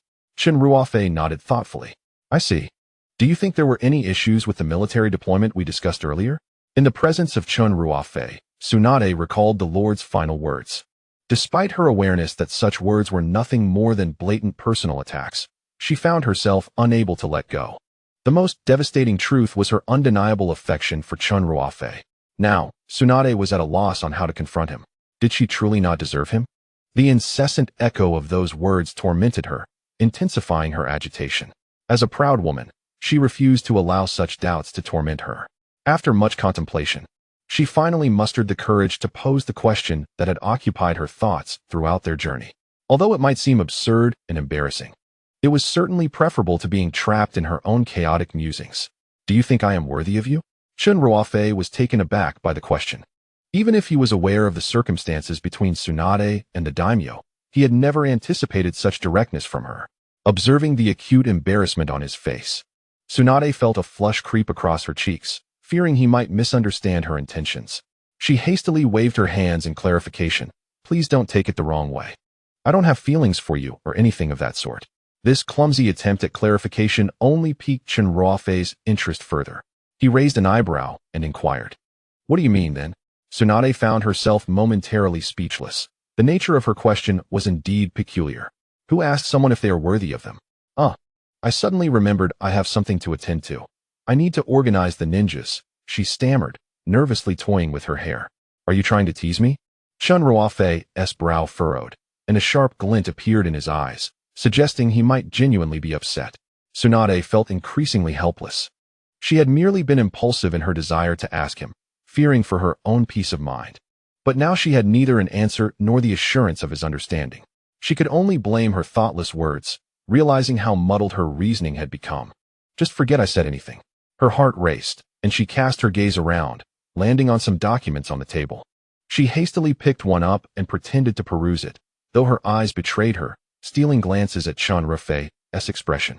"Oh, then I'll take my leave," he said, observing her unease.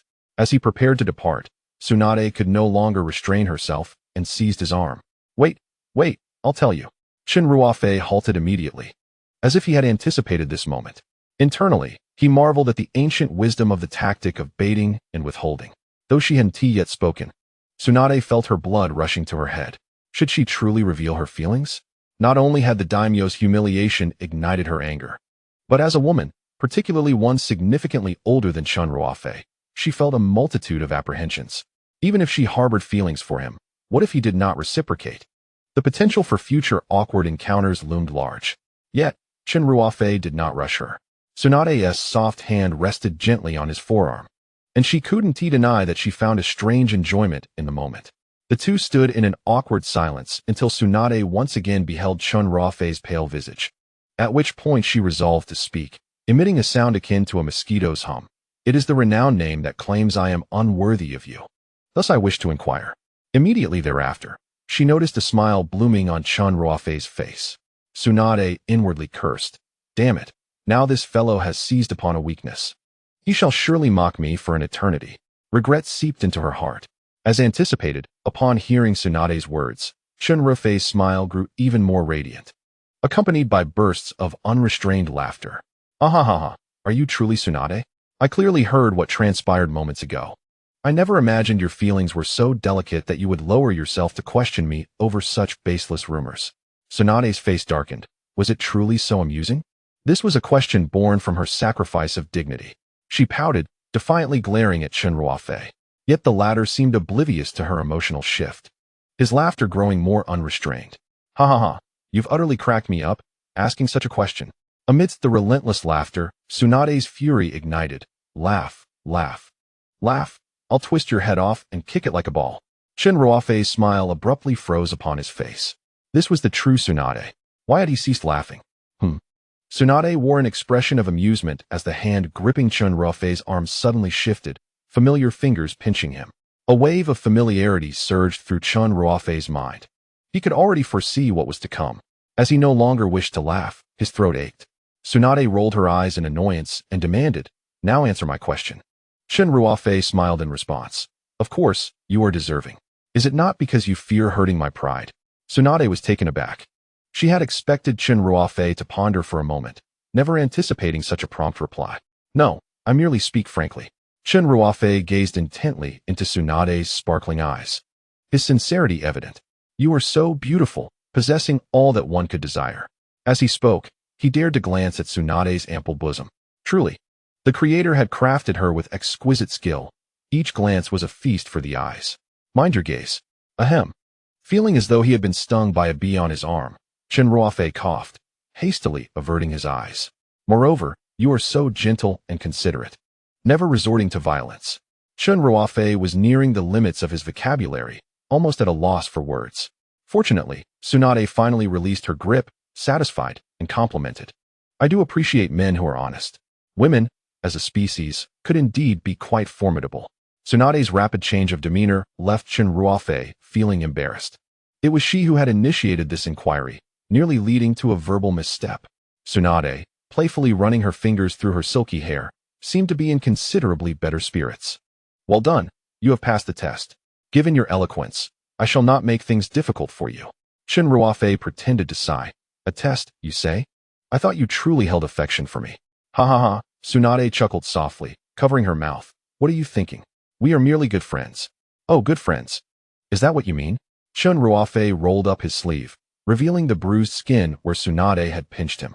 Tsunade replied nonchalantly, "I treat all my friends this way. You can ask anyone else if you doubt it. They probably wouldn't dare to speak the truth more than I do." Having quelled her inner turmoil, Tsunade felt a newfound ease in her breathing. She stretched lazily to alleviate her mental fatigue and stated, "I must go set up the defenses now. See you later." Without giving Chen Ruofei a chance to respond, she dashed out, her movements stirring a breeze that carried her lingering scent throughout the room. He was certainly aware of Tsunade's fondness for him. Otherwise, she wouldn't be so concerned about the words of the Hokage. However, since she ultimately offered the excuse of a test, Chen Ruofei was not foolish enough to press further. Women, after all, tend to be rather reserved. One must leave them with some subtlety, don't you think? Chen Ruofei inhaled the scent still lingering in the office and smiled as he touched his nose. She truly is a proud and willful woman. Such a haughty yet charming demeanor is precisely to Chen Ruofei's liking. If he could remain in the world of Naruto indefinitely, he would not mind embarking on a romance with Tsunade, despite their age difference. However, he had far more pressing matters to attend to, such as assessing the recruitment status of his forces. In a secluded area of the mountain, Chen Ruofei stood with his hands on his hips, basking in the sun, slightly astonished as he gazed at Nagato. Behind Nagato stood thousands of ninjas, lined up in perfect formation under the sun, their shadows casting a dark blanket over the ground. Good heavens, where did you amass so many people? The sudden appearance of this army, springing forth like weeds from the mountainside, not only delighted Chen Ruofei, but also left him momentarily speechless. He recalled Nagato mentioning that he could only gather a few hundred, at most nearing 1,000. Yet the final count exceeded expectations by several folds. Reporting, "Teacher, I too did not anticipate such a large number." Nagato grinned, revealing his teeth, proud to have exceeded the task set by his mentor. "Conan and I notified the rogue ninjas hiding in various villages, commanding them to assemble and consolidate all resistance forces here. Following thorough screening from 5 villages, as well as from Takigakure, Otogakure, Kusagakure, and other ninja villages. We finally confirmed the numbers. In total, there are over 5,000, the vast majority being Chunin level, with about 100 or so being Jonin or above. Chen Ruofei stood in stunned silence, unable to articulate a response. He never imagined that beneath the seemingly tranquil ninja world, dark currents were swirling. Just the number of rogue ninjas alone was staggering, not to mention the countless ordinary ninjas harboring rebellious sentiments. This gathering of thousands was enough to rival a small nation. Chen Ruofei patted Nagato on the shoulder, a smile spreading across his face. Well done, you have accomplished the task exceptionally. I shall commend you for it. A slender Nagato's lips curled into a crescent shape, and coupled with his gaunt physique, his smile exuded an eerie sensation. Chen Ruofei scanned the crowd and discerned a semblance of malice hidden in the eyes of those gathered. He furrowed his brow, noting that this malevolence was rather pronounced. Nagato, perceptive of his teacher's thoughts, explained, "What you may not realize, teacher, is that most of them have suffered immensely at the hands of the daimyo." Nagato searched the throng, and, despite the blinding sunlight, he managed to pinpoint his target among the multitude. Chen Ruofei followed Nagato's gesture and beheld a middle-aged man with a knife scar stretching across his face, his short hair framing a gaze that seemed to harbor murderous intent. Most strikingly, he possessed only one arm. Judging by the headband he wore, he appeared to be from the land of wind. Nagato, with a hint of pity in his voice, recounted, this man was once an ordinary Chunin from the land of wind. One fateful day, upon returning home from a mission, he discovered the tragic demise of his children within his house. Chen Ruofei's brow furrowed deeper at this revelation. He later learned that during the man's absence, a nefarious individual had invaded his home, intending to assault his wife. In a desperate struggle, both his wife and daughter fought valiantly, even managing to bite off a piece of flesh from the intruder. Infuriated by their resistance, the assailant, in a fit of rage, enlisted the help of a lower-ranked ninja. Under the cover of night, the two of them brutally humiliated and ultimately murdered the man's wife and daughter. It was difficult to fathom that Nagato, who had taken many lives, would now display such righteous indignation. Yet, Chen Ruofei could surmise that Nagato's motivations for killing were rooted in his own ideals. Regardless of the righteousness of his cause, he would never stoop to the level of such a beastly act. Although both were killers, the impetus behind their actions was fundamentally different, a distinction of great significance to Nagato. Chen Ruofei nodded solemnly, encouraging Nagato to continue. Consumed by grief, the man sought vengeance, only to discover that the perpetrators were under the stringent protection of two jonin. Through inquiries, he learned that the murderer of his family had familial ties to the daimyo of the Land of Wind, thus securing his protection. Conan, filled with sympathy, added, "What is most unbearable is that among those two jonin protecting the murderer was also his own teacher." Chen Ruofei was rendered speechless for a long while, grappling with the overwhelming despair of such a narrative. Tormented by this unjust world, the man confronted his enemies, engaging in battle with the two jonin. Ultimately, fueled by sheer determination, he managed to defeat one of them, albeit at the cost of his own arm, the scars on his face a testament to that fierce encounter. In a moment of compassion, his teacher spared his life after he lost consciousness from excessive blood loss, instead transporting him to a desolate region. From that day forth, he became a renowned rogue ninja in the Land of Wind, not for his strength, but for his tragic tale. Upon hearing Xiaonan's account, Chen Ruofei felt as though a heavy stone lodged in his chest, rendering him breathless. If he were in a similar situation, witnessing his enemy commit such barbaric acts while remaining unscathed, how could he confront the souls of his deceased family members in the dead of night? Having failed to exact his revenge? The most fundamental human empathy compelled Chen Ruofei to clench his fists. The wretch who had slain his wife and daughter must still be alive, indeed. Yes, he must be. He vowed to capture that beast once they conquered the Land of Wind, and to subject him to a torturous demise. Xiaonan nodded submissively, relaying Chen Ruofei's promise to the man. Upon hearing it, the man was filled with ecstatic joy, his eyes ablaze with hatred, nearly overwhelmed with the urge to bow deeply before Chen Ruofei. In that instant, Chen Ruofei realized that his current endeavors transcended mere accumulation of points. They were imbued with a heightened sense of justice. The root of this tragic human affair lay not solely with the murderer, but with the daimyo who disregarded moral ethics and shielded the demons. As long as the daimyo remained alive, such atrocities would persist. Only by overthrowing him and dismantling this decayed system could the ideals of fairness and justice hope to endure. This reflection led Chen Ruofei to consider that the oppressive actions of ancient kings and ministers during Earth's feudal era, who abused their power over common folk, invariably culminated in the downfall of their dynasties. If justice could not be upheld, then violence became the sole form of equity.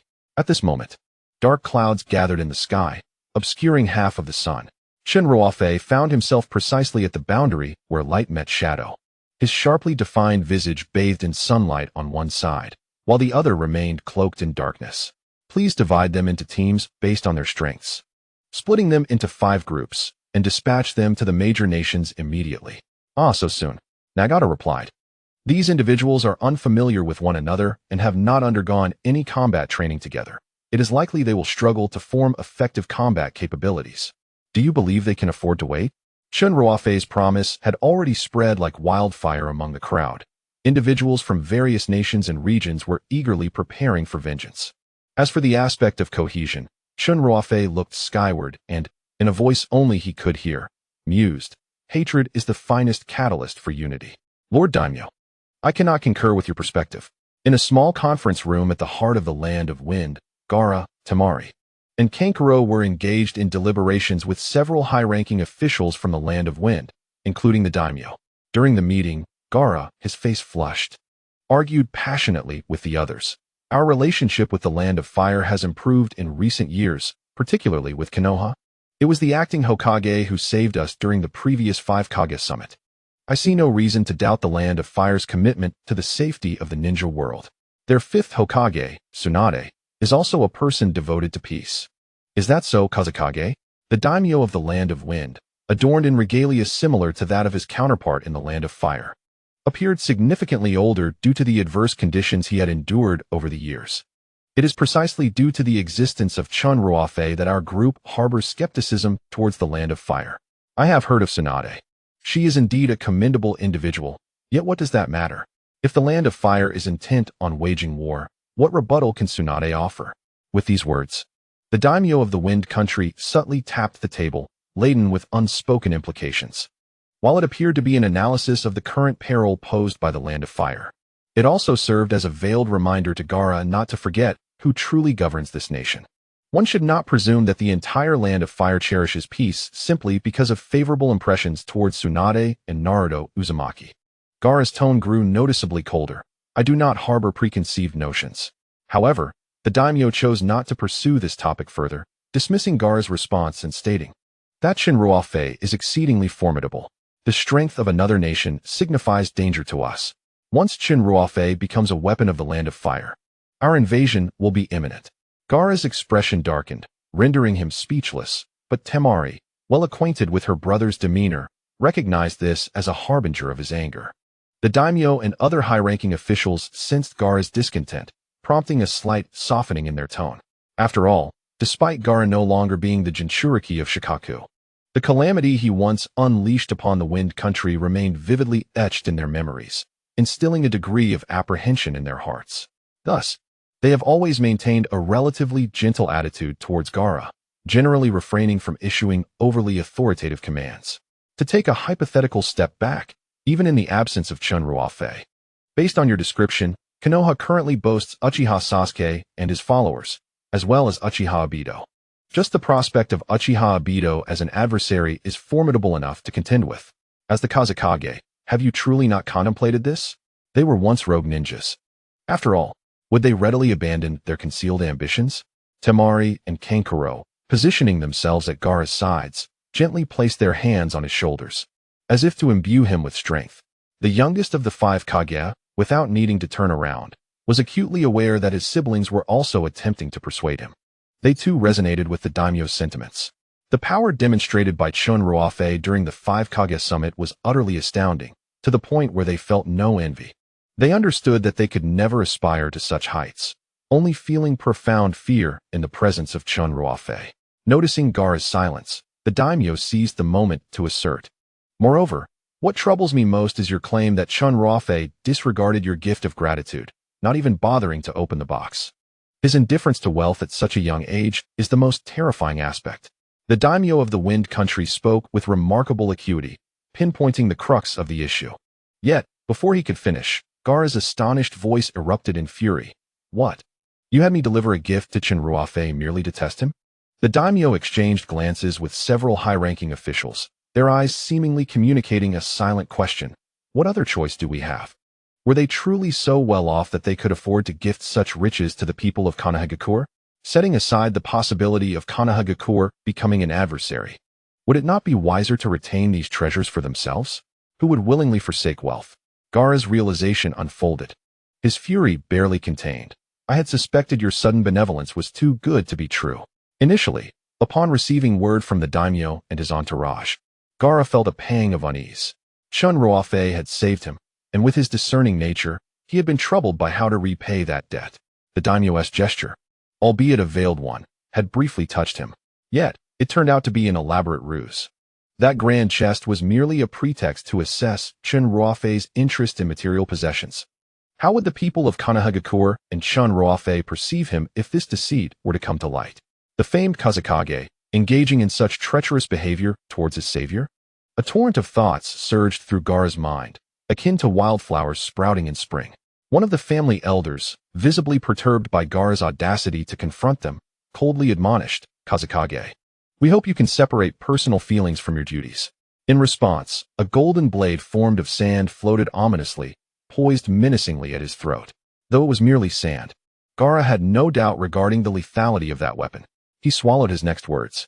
Temari and Kankuro squirmed uncomfortably at the side, instinctively yearning to protect the Kazekage amidst the escalating tension with the daimyo. Yet, both their upbringing and their responsibilities as shinobi of Sunagakure instilled in them the understanding that to act against a daimyo constituted an unforgivable act of disrespect. The Kazekage was not one to be trifled with. The daimyo had entrusted Gaara with the governance of Sunagakure, not to have him turn against his own. Those who dared to challenge authority seldom met with favorable outcomes.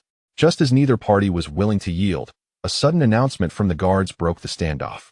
Lord Daimyo, Lord Kazekage, we have brought the eyewitness of the border attack, the first to report the situation. This proclamation momentarily quelled the simmering discontent within both Gaara and the daimyo. Despite their grievances, they understood that the immediate priority was to address the looming threat of war. They needed more information. The door swung open, revealing Koro, shyly holding Shi's hand, his head bowed in trepidation as he stepped inside. This marked Koro's first encounter with the highest leaders of Sunagakure and the Land of Wind. The tension in the conference room weighed heavily upon him, rendering him unable to raise his gaze. The silence was palpable, each step they took feeling disturbingly intrusive. Koro could even hear the rhythmic sound of his own breathing and heartbeat. In contrast, she fared better, as a scion of a noble family. Her poise and eloquence shone through, allowing her to navigate the presence of such powerful figures with an air of confidence. Before the esteemed Lord Daimyo, the esteemed Lord Kazekage, and the esteemed Lord Shinki, she steadied herself and offered a slight bow towards the individuals seated at the table. The order of respect was paramount. Instilled in her from a young age by her father, one must not speak indiscriminately, but rather adhere to the hierarchy. Yet, Kolo remained frozen like a statue, too intimidated to utter a word. It was only when she gently nudged him with her elbow that he emerged from his stupor, stammering as he awkwardly echoed, "Greetings to all esteemed lords."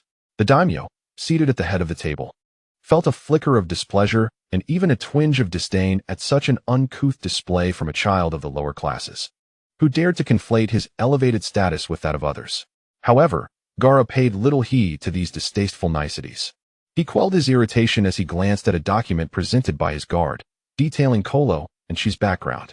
He then turned to Kolo, his tone devoid of warmth, inquiring, "As a chunin from Sunagakure, what transpired?" Although Gaara had already received a general account of the events from his subordinates, he yearned to hear Kolo's perspective, hoping to uncover any overlooked details. Yet, Kolo's legs trembled uncontrollably, not merely from excitement, but also due to the innate fear that ordinary individuals harbor towards those in positions of power. Gaara smiled slightly, finding this chunin rather intriguing. With a considerate gesture, he conjured a small mound of sand, shaping it into a stool for Kolo, signaling him to sit and to quell his panic. Recognizing the embarrassment of his own demeanor, Kolo sheepishly scratched his head. Under Gaara's attentive care, He gradually relaxed and began to recount his observations. So, they did not pursue you? Gaara pondered upon Kolo's narrative. Recalling his own experiences in Konoha, those assailants had employed a similar method to infiltrate the village. Indeed, Lord Kazekage, Kolo replied earnestly, as he vividly remembered carrying Shi until they were utterly exhausted, finally reaching another border outpost. Upon setting Shi down, he felt utterly drained, collapsing like a toppled onion. In that case, Lord Daimyo, the attack on Konoha mirrors our own experience. If, as you assert, the Fire Country harbors ambitions towards us, why then engage in such perplexing actions? Might we conjecture that another party is behind the invasion? Gaara had previously pointed out this inconsistency to the daimyo, who remained skeptical. Thus, he directly summoned Kolo, confident that this eyewitness account would sway the daimyo's perspective. Gaara's reasoning was sound, compelling both Kankuro and Shinki to reconsider, while the high-ranking officials beside the daimyo found themselves at a loss for rebuttal. Only the daimyo, stroking his beard and narrowing his cunning, hawk-like eyes, remarked, "Oh, is that so?" In the midst of the conversation, the esteemed lord's piercing gaze fell upon Kolo's injured knees. Following his directive, Shumaru lifted Kolo's trousers, revealing a gruesome sight. Both knees were smeared with blood, bruises festooning the area, suggesting fresh injuries. "Report, my lord," Kolo stammered, overwhelmed by the presence of the highest commander of the Land of Wind. "These injuries were sustained while fleeing. I tripped over a stone and fell to the ground." Kolo spoke the truth. In his panic, he had not been able to discern the path ahead and had tumbled directly to the ground. However, the Lord's voice thundered in response, "Nonsense. You claim that in your fright, you fell to the ground. Can a mere fall cause such grievous injuries?" His outburst startled everyone present. Indeed, Kolo's leg wounds appeared far more severe than those typically resulting from a fall. They resembled injuries incurred from a heavy impact. Gaara cast a skeptical glance at Kolo. Was there more to this tale than met the eye? Suddenly the focus shifted to Kolo, who hastily explained, "That was due to the fact that when I fell, I was holding on to Shi, and thus, the combined weight of both of us bore down upon my knees, exacerbating the injuries." Upon hearing this explanation, the Lord could not contain his laughter, causing the adornments atop his head to tremble. "Kolo, are you attempting to amuse us? As far as I am aware, Shi's prowess surpasses yours. Does she truly require your protection? It appears to me that after being captured, you beseeched the enemy for mercy on your knees, and they spared your life. Otherwise, why would only the two of you emerge from the entire border watchtower?" The barrage of questions left Kolo momentarily speechless. His expression became a curious blend of incredulity and indignation at the Lord's slander. Yet the vast disparity in their statuses rendered him unable to voice his protest. Instead, he clenched his jaw tightly, his face contorting in silent frustration. Indeed, Shi's strength did surpass his, yet he had valiantly protected her when she was too exhausted to run. As she prepared to clarify the truth on Kolo's behalf, the Lord turned his attention to her, not granting her the opportunity to speak. In a tone reminiscent of a benevolent elder, he addressed Shi of the Watanabe clan. "Your father is a man of integrity. I hope you will embody the same honesty." She opened her mouth, yet no sound emerged. She recalled the expression of relief on her father's face after each encounter with the Lord, and though she was young, she quietly formed her initial impression of this formidable man, cunning and ruthless. "I have spent considerable time with your father, and in my recollection, he is an exceedingly honest and diligent individual. He often speaks of you, describing you as the greatest gift bestowed upon him in this lifetime.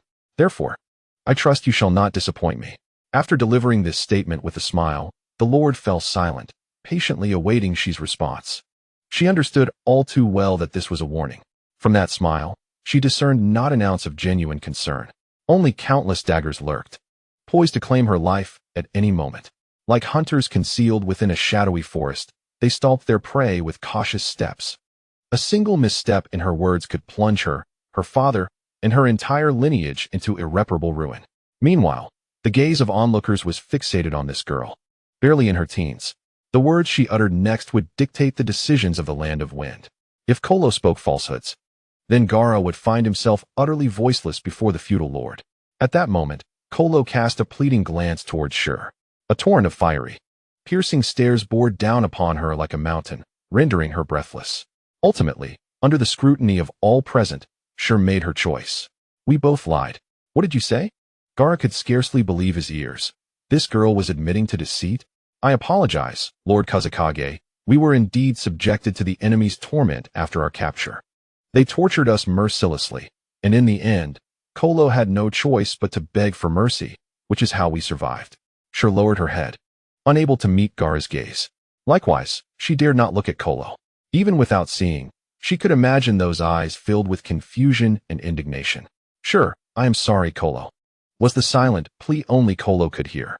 Gaara rose slowly, turning his back to the feudal lord and his entourage, approaching Shur with azure eyes that held a myriad of complex emotions.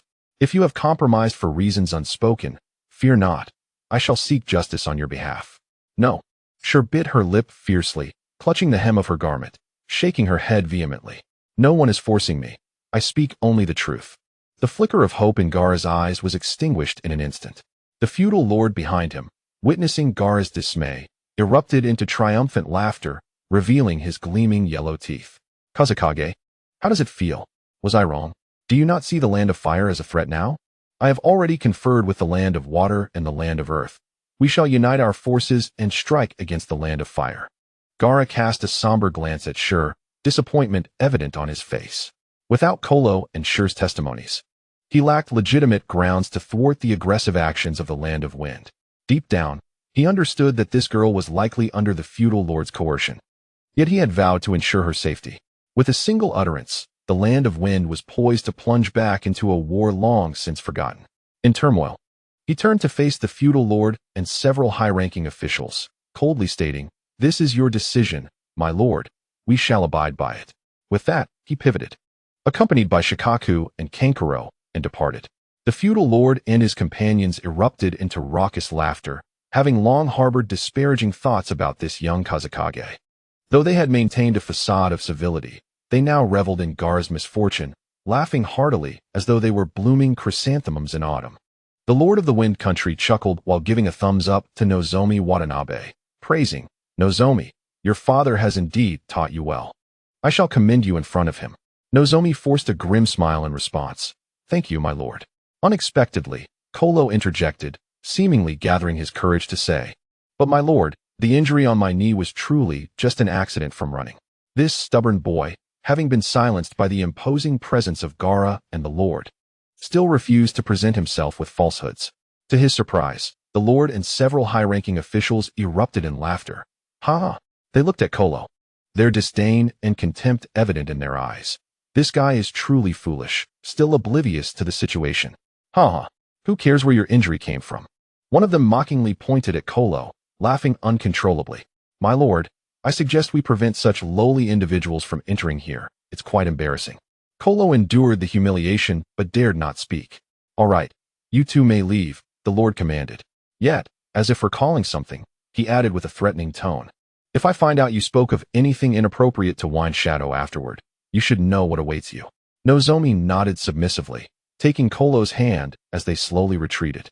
Once they reached a spot hidden from the guards, Kolo suddenly pulled away, gazing at the girl he cherished, his heart a whirlwind of emotions.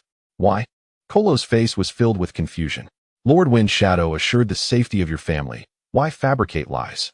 "This is for our sake," Nozomi replied, feeling wronged. "A result of her compromise. Can Wind Shadow protect my family forever? This country ultimately belongs to the Lord. If he desires, my family will someday plummet into despair. I do not wish for my parents to suffer harm. Would you not do the same? I'm sorry, but I must align with the Lord's words." Kolo, raised in a poor household, had learned from his mother the importance of having integrity. He did not comprehend the treachery around him, nor did he wish to. Regardless of others' opinions, he simply wanted to stubbornly uphold his principles. But how could he lie? "I never begged for mercy from the enemy." Nozomi, feeling guilt, suddenly erupted in response to Kolo's relentless accusations. "Does this even matter? If I hadn't said that, would we both see the sun tomorrow?" She pushed her good friend, tears brimming in her eyes, and shouted in anger, "Kolo, are you truly ignorant or pretending? We are merely pawns. You, my father, my family, all pawns in the game of Wind Shadow and the Lord, like a solitary boat adrift in the ocean. We do not even know where we are destined to go. Do you believe we possess the power of choice?" The confusion in Kolo's eyes dissipated, giving way to a smile as radiant as the spring sun. "She, I have feelings for you. She, taken aback, stared at Kolo in disbelief, her blood seemingly freezing in that moment. Kolo liked her. She recalled the times she had teased him, leaving him in a state of disarray. Yet he had never once shown anger, always wearing a cheerful countenance. In that instant, she finally understood. It was not merely Kolo's good temperament. It was solely directed at her. Regret surged within her as she thought of her earlier actions towards him. Yet Kolo remained unfazed. His intention was not merely to express his affection. A flicker of determination crossed his youthful face. If my mother were to discover that I lied, do you know how she would react? She would strike me hard and chastise me for being cowardly. She believes some things are more valuable than life itself. Within mere minutes, Kolo endured great humiliation, the betrayal of his principles, and the rejection from the one he cherished. These experiences intertwined, shaking the very foundation of his worldview. The stubborn boy seemed to mature into a man capable of standing on his own in an instant. Thus, despite his profound feelings for her, he recognized an undeniable truth. In that moment, Kolo shed his timidity and naturally reached out to stroke Shi's head, offering a resigned smile. We approach problems from different perspectives. Ultimately, we inhabit separate worlds. Indeed, at that moment, he relinquished his fantasies. Even though he had touched Shi and embraced her, those memories would fade into mere illusions. Tears sparkled in Shi's eyes. She had already anticipated Kolo's next words. Kolo, I hope we can meet again someday. Kolo beamed at Shi, a smile so beautiful she had never witnessed before. The words he wished to convey had been spoken, and he prepared to depart. With one hand, he gently removed her grasp from his, turning away without a backward glance. Despite the turbulent storm within him and the countless attachments he felt, he had to forsake this relationship. As she watched Kolo walk away, her heart felt as though it were being torn apart. She had safeguarded her family, yet the price was losing a dear friend who had quietly loved her. Tears streamed down her cheeks, and she was choked with emotion. From that point on, their lives would likely run parallel, devoid of any intersections. Meanwhile, the Land of Wind had reached a consensus with the lands of Water and Earth. Due to Reikich's severe injuries, which left him still unconscious in the Konoha hospital, the Land of Lightning's daimyo adopted a wait-and-see attitude. Although several shadows had articulated the terrifying nature of Chen Ruofei, the proud daimyo decided to strike first, launching an attack on the Land of Fire before Chen could act. At that moment, Chen Ruofei had already utilized a spatial vortex to lead his troops into the Land of Wind. Let us begin with the Land of Wind. This decision was not made impulsively. According to the original text, during the Fourth Great Ninja War, Gaara assumed the role of the first commander of the allied shinobi forces, which reflects his prominence among the five Kage, possibly placing him at the pinnacle. Thus, adhering to the principle of confronting the formidable first, he prepared to launch an offensive against the Land of Wind. The relentless winds and sand ravaged this territory, yet amidst the tempest, it seemed as though countless restless eyes were watching. Wait, why do I feel something is amiss? Chen Ruofei activated his Eternal Mangekyō Sharingan to observe the movements within the Land of Wind. He suddenly discovered that the Land of Wind appeared to be mobilizing its army. Could it be that his plans had been uncovered? This shouldn't be the case. His strategies were meticulously crafted and well-guarded, making leaks improbable. To ascertain the truth, he commanded Nagato to keep the troops on standby while he stealthily approached the border watchtower of the Land of Wind, using his ocular prowess to control a ninja. It was then that Chen Ruofei learned that the other three nations were preparing to wage war against the Land of Fire. What an unexpected turn of events. It seemed his self-directed scheme had stirred considerable turmoil among the great nations. Coincidentally, Chen Ruofei required some time to execute the most crucial step, the use of Edo Tensei. He surveyed his army and calmly stated, I need a few volunteers to serve as vessels for the Edo Tensei technique. Rest assured, I will ensure their safety. The process may be somewhat painful, and they will lose consciousness and awareness for a period, akin to a deep slumber. Chen Ruofei had no intention of concealing this. It was better to be forthright. After all, he held no emotional ties with these rogue ninjas. Their relationship was fundamentally one of mutual exploitation.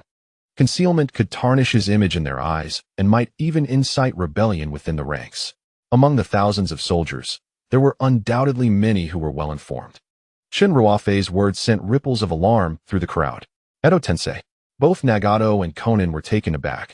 This was something their teacher had never mentioned. As he sensed the whispers and murmurs among the crowd, Chen Ruofei impatiently unleashed some of his ocular power. After all, they were all rogue ninjas here.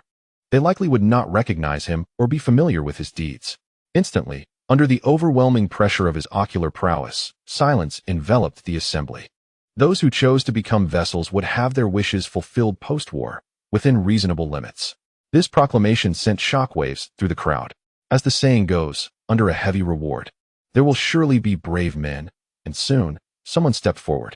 Naturally, Chen Ruofei could not personally fulfill each individual's desire for vengeance. He would ultimately delegate that task to Nagato. He merely needed to speak, leaving the legwork to Nagato. After careful selection, Chen Ruofei identified suitable candidates, over 20 individuals, all of whom were ninja of Chunin rank or above. The physical form and strength of the vessels would significantly influence the extent of the resurrected individual's power in life. With a sense of trepidation, these individuals approached Chen Ruofei, anticipating an unforgettable experience that awaited them.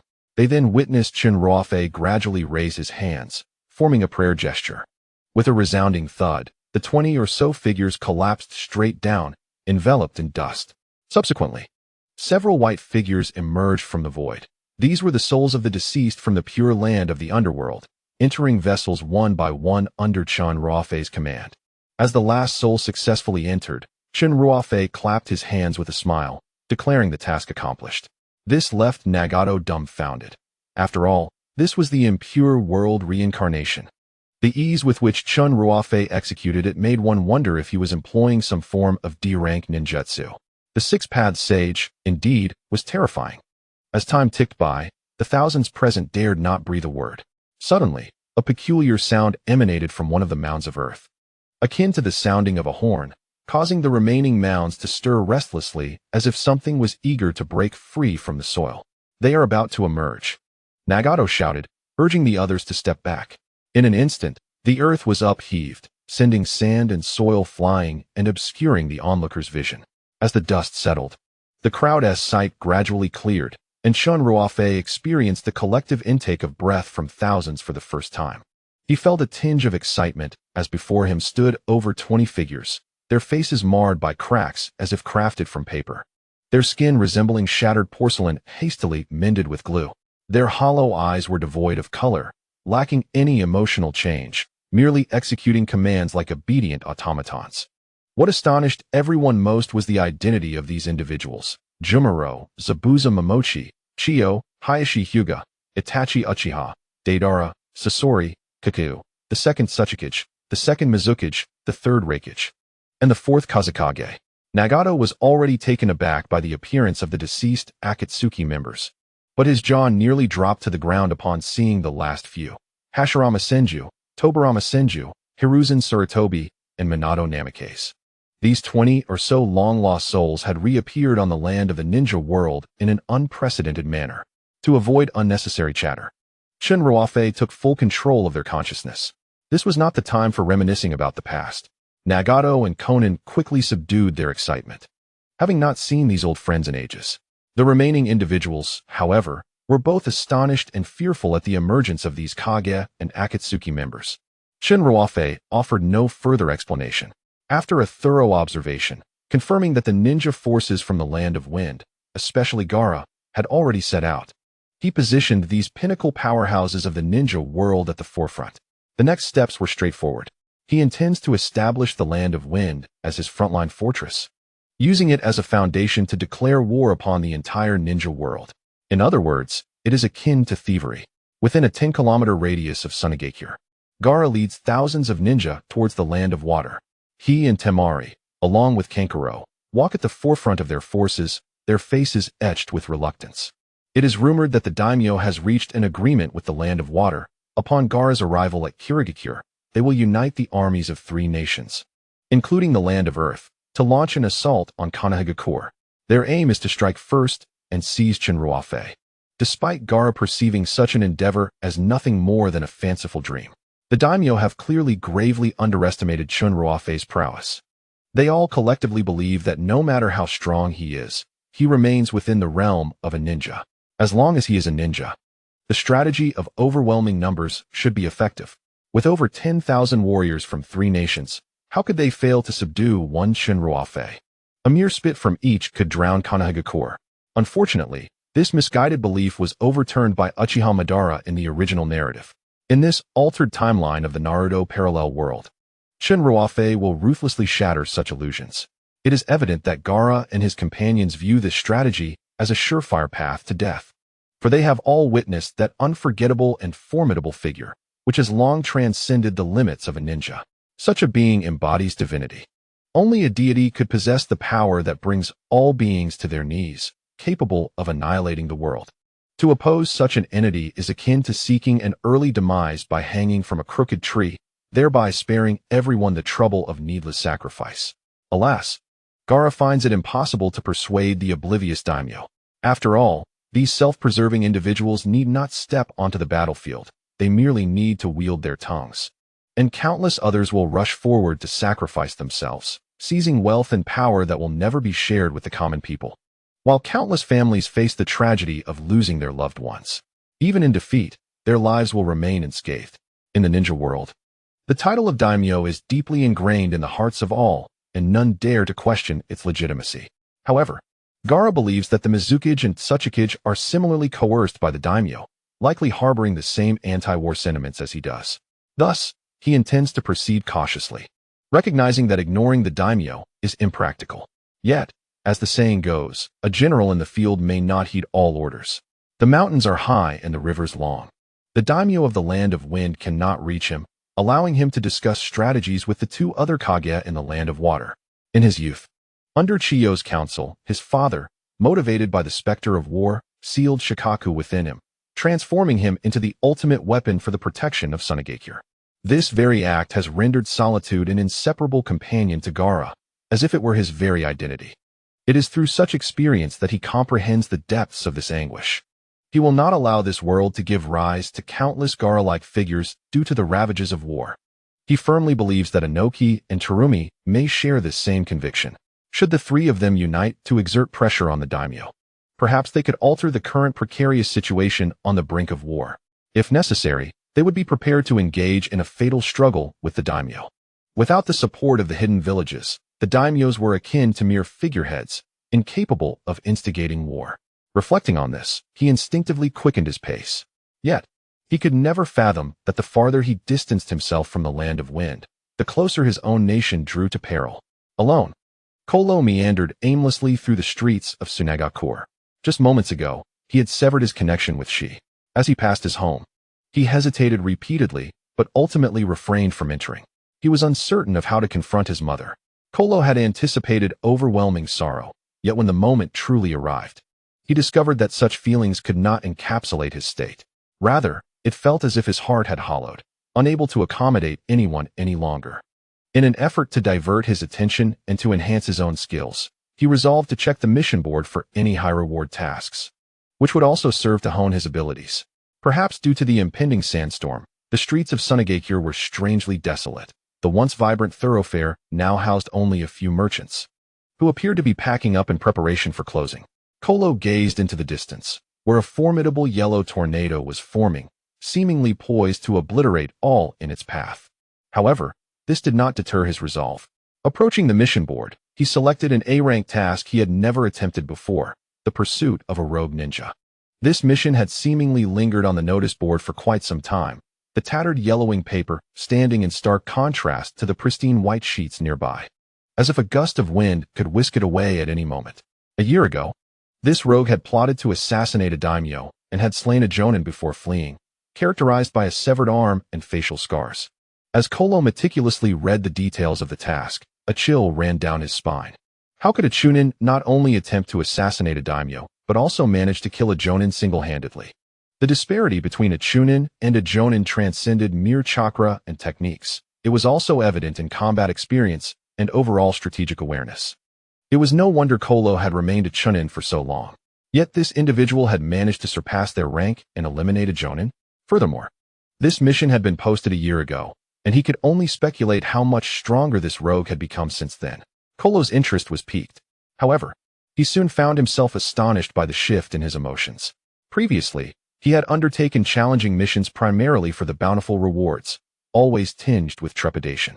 Yet this time, He sensed an exhilarating thrill coursing through him, as if every cell in his body was alight with anticipation, his blood boiling with excitement. Had Shi's circumstances irrevocably transformed him? Was this what they referred to as rising anew from the ashes? Kolo chuckled wryly, dismissing these perplexing thoughts from his mind. Resolutely, he accepted the mission. If he succeeded, advancing to Jonin through the assessment would be well within his grasp. Should fortune smile upon him once more, and he find himself in the service of the Wind Shadow, it is conceivable that he might cross paths with the Watanabe family. At such a juncture, he would gain the right to step into Shina's realm, boldly entering the gates of the Watanabe lineage. With his ninjutsu tools and scrolls at the ready, Kolo packed ample provisions and set forth towards his destination. According to the intelligence provided by the village's information department, the location of the fugitive was at least 12 kilometers away from Tsunagakure, and lacking the ability to summon beasts or forge contracts with them, he could only rely on his own 2 legs to traverse the distance. Standing at the threshold of Tsunagakure, a tumult of emotions surged within Kolo, sweet, sour, bitter, and everything in between. This was the land of his birth and upbringing, yet he never quite felt a sense of belonging. The journey ahead bore a heavy weight of foreboding. It could end with either his own demise or the severed head of the traitorous ninja in his grasp. Nevertheless, his heart brimmed with courage, undeterred by the looming peril. After gathering his belongings and steeling his spirit, he embarked upon the uncertain path ahead. However, after only a few steps, he noticed something peculiar. The very ground beneath his feet began to tremble rhythmically. What on earth is happening? Kolo stood frozen, scarcely daring to breathe. Not far off, a storm of sand danced in the air, within which numerous dark silhouettes began to materialize. Kolo held his breath, beads of sweat forming on his palms in anxious anticipation. Minutes later, through the swirling sand, thousands of ninjas emerged in a formidable procession. Clad in various attires from the 5 great nations, they marched with an eerie uniformity, as if under a singular command, advancing steadily towards Tsunagakure. The guards stationed at the village gates were equally struck by the chilling spectacle, hastily preparing to report to the daimyo. Yet, before he could take more than a few steps, a crimson light burst forth from the golden storm. The guard crumpled to the ground, motionless. Kolo caught sight of the source of the crimson glow, a young man, not much older than himself, who flashed a cunning smile before vanishing into the tempest. Following this, more ninjas poured forth from the storm, an unending tide. Kolo estimated that there were at least several thousand. Each face bore an unmistakable aura of lethal intent, as if they sought to obliterate Tsunagakure itself. In that moment, Kolo felt as though he had lost the ability to articulate coherent thoughts, muttering to himself, "A war, indeed, a war is about to commence." In a frenzy, he discarded his provisions and ninja tools, turning on his heel to race back into the village, shouting with all his might, "Everyone, flee. There are enemies. Enemies are coming." A metallic sweetness flooded his mouth. Though his throat felt raw from the exertion, he pressed on, hoarsely imploring, "Everyone, run for your lives." The inhabitants of Tsunagakure were mostly ordinary villagers, defenseless against the onslaught of such overwhelming foes, destined to face a grim fate. Clearly, Kolo's desperate cries had an effect, as villagers began to peek out of their homes to ascertain the situation. Yet, the sheer force of the approaching storm and the multitude of dark figures rendered all who witnessed it paralyzed with fear. It was only when Kolo scooped up a child who was crying in fright and fled that the people remembered what they ought to do. Dozens, even hundreds, of villagers, caught in the throes of panic, began to gather their children or clasp the hands of their loved ones and run. Their destination was the Wind Shadow Tower in Tsunagakure, where their mightiest protector resided. Kolo was at the forefront of the fleeing crowd. Upon reaching the Wind Shadow Tower, the guards at the entrance appeared bewildered, staring at the increasing throng of villagers. What is the meaning of this? Kolo, breathless, set the child down and gasped, "The enemy is attacking." Enemy? Where's the enemy? The guard, utterly perplexed, suspected Kolo was merely trying to incite panic and regarded him with suspicion. "Just look."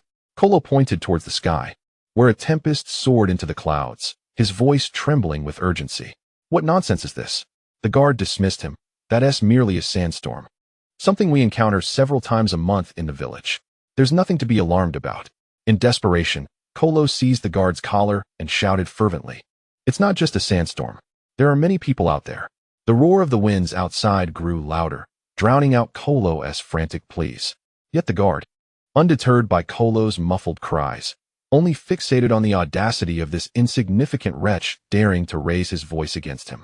After all, he was a personal guard to the Wind Shadow. With a forceful grip, the guard twisted Kolo's wrist, sending a sharp pain coursing through him. Let me go? I am not lying. I must see the Wind Shadow. Do you think someone like you can simply meet the Wind Shadow? I'll tell you the truth. He is not even in the village at the moment. Someone, seize this troublemaker spreading panic. The guard bellowed, summoning several chunin nearby. Kolo, undeterred, pushed the guard to the ground with all his strength and dashed into the building. Wind Shadow, Wind Shadow, he called out within the empty halls, knowing full well that the Wind Shadow held a poor opinion of him and might refuse to see him. Yet, through the window, he could see the enemy's vanguard already breaching the village. Even if he was unwelcome, he could not allow the villagers to suffer. However, no matter how loudly he shouted, the only response was the echo of his own voice reverberating in the silence. Reluctantly, he descended the stairs once more. This time, the previously arrogant guard had transformed completely. The truth of the troublemaker's claims had dawned upon him. His legs trembled uncontrollably as the ominous approach of the dark organization and rogue ninjas became clearer. Though the visage was unfamiliar, the guards recognized the striking cloud-patterned attire they wore. The Akatsuki organization. The villagers, realizing that Lord Kazekage was absent, had already fled deeper into the village. What had once been a chaotic scene at the Kazekage Tower now stood silent, with only Kolo and a few guards remaining, bewildered. Although Kolo was unaware of why the enemy had yet to strike, he impatiently urged the guards, "Hurry and find Lord Kazekage. I told you he is not in the village." The guards, their front teeth chattering, struggled to articulate their thoughts. The abrupt departure of such a significant military force from the village inevitably stirred unease among the residents. Hence, Gaara had sealed all information upon his exit and strategically mobilized troops from different locations within the village to gather outside, minimizing the likelihood of suspicion or panic arising from a large-scale operation. Consequently, the majority of the populace remained oblivious to the fact that, aside from a few chunin maintaining order, Sunagakure possessed nearly no defensive capability. Describing the current state of Sunagakure as a mere empty shell would not be an exaggeration. At that moment, the guards realized that sometimes knowledge can be a burden. Unlike the villagers, who remained blissfully ignorant and hoped for the Kazekage and the ninja of the village to descend from the heavens to rescue them. Those guards who were acutely aware of the village's dire situation were truly paralyzed by fear. What on earth should we do now? The guards glanced around, yet could conjure no solutions. What are you saying? Lord Kazekage is not in the village, Kolo exclaimed, astonished at the guard's revelation. The urgency of the situation left no room for deceit. It dawned on him that the circumstances were far graver than he had imagined. Though Sunagakure was not vast and was encircled by desert, its strength among the 5 great ninja villages was still considered moderate. Additionally, due to the pioneering efforts of Gaara's father, the 4th Kazekage, who utilized magnetism to extract gold from sand, the village's economy had flourished, allowing for increased military funding to train ninjas. Therefore, it was generally uncommon for anyone to contemplate attacking Sunagakure. However, under such circumstances, with the village leader, Lord Kazekage, absent, what difference was there from surrendering Sunagakure to their foes? Little did he know that even if Gaara were present, the outcome would remain unchanged. The astute Kolo quickly deduced that these intruders must have known that Sunagakure was currently leaderless, emboldening their brazen invasion. After all, how could they have arrived just as the Kazekage departed? Was it possible that there was a traitor within the village? Yet, the ordinary citizens were unaware of the Kazekage's absence unless there had been a significant lapse among the higher-ups. But there was no time to ponder such matters now. Kolo reiterated, what about the Umbu organization? Even if Lord Kazekage is away, they could temporarily lead the defense. The Umbu organization is also absent from the village. The guard replied. To be precise, there are hardly any ninjas left in the village. The guard felt utterly despondent. The situation was already dire. And now this insufferable individual had to remind him of it once more. Kolo was left in a state of shock. What does it mean that only a few ninjas are left? As the enemy's steady approach drew ever closer, Kolo and his guard found themselves with no other options but to retreat repeatedly. Suddenly, Kolo's heel struck something, producing a dull thud. Instinctively, Kolo glanced down to find a metallic, bronze-colored box. He recognized this object. Having long fantasized about the day he could enter the Wind Shadow building, Kolo often lingered at the entrance, becoming quite familiar with its facilities. Inside this bronze box lay the very scrolls that Lord Wind Shadow had specifically left behind to prepare for such dire situations, with just a hint of chakra infused. Regardless of how far Lord Wind Shadow was from the village, he would receive the chakra's signal immediately. The guard also recognized the significance of this box, which he had previously overlooked, and his heart swelled with joy. They were saved. Kolo had no time to feel pain. He hurriedly prepared to open the box and summon help. However, just as he was about to unveil it, he suddenly sensed the oppressive gaze of a powerful and mysterious presence upon him. It felt as if, should he dare to proceed, his head would uncontrollably roll at his feet. The sensation of being exposed and scrutinized from all directions left him utterly uneasy. Then, a cold voice echoed in his ear. "My suggestion, young one, is not to open that thing. What do you think?" Kolo turned his head stiffly, the source of the voice emerging from the forefront of the enemy ranks. A man, shrouded in a black-red robe with a metal rod protruding from his face, scrutinized him with a somber expression and spiral-shaped blue eyes. Just a fleeting glance from those eyes sent a chilling wave through Kolo's body. Compared to the frigid grip of that gaze, the extreme blizzard he had endured in Sunagakure at the age of 8 seemed trivial. Under this immense pressure, Kolo slowly withdrew his hand from the box. He had no doubt that before he could even open it, he would become a lifeless corpse. Meanwhile, the guard remained oblivious to the peril, perhaps having not perceived Pain's gaze at all. He mistakenly thought Kolo had suddenly lost his nerve. Casting a disdainful look at Kolo, the guard pushed him aside and opened the box. Before him lay the golden scroll, and a smile broke across his face. All he needed to do was infuse chakra to save Sunagakure. He would become the village's hero, praised by Lord Wind Shadow and even the feudal lord. Perhaps even granted a rare opportunity to join the Umbu. The thought alone was intoxicating. However, events did not unfold as he had imagined. Universal pull. Before the guard's hand could even touch the scroll, a force yanked him towards Pain. In disbelief, the guard stared at the ground beneath him, and in the blink of an eye, his body was uncontrollably flung away.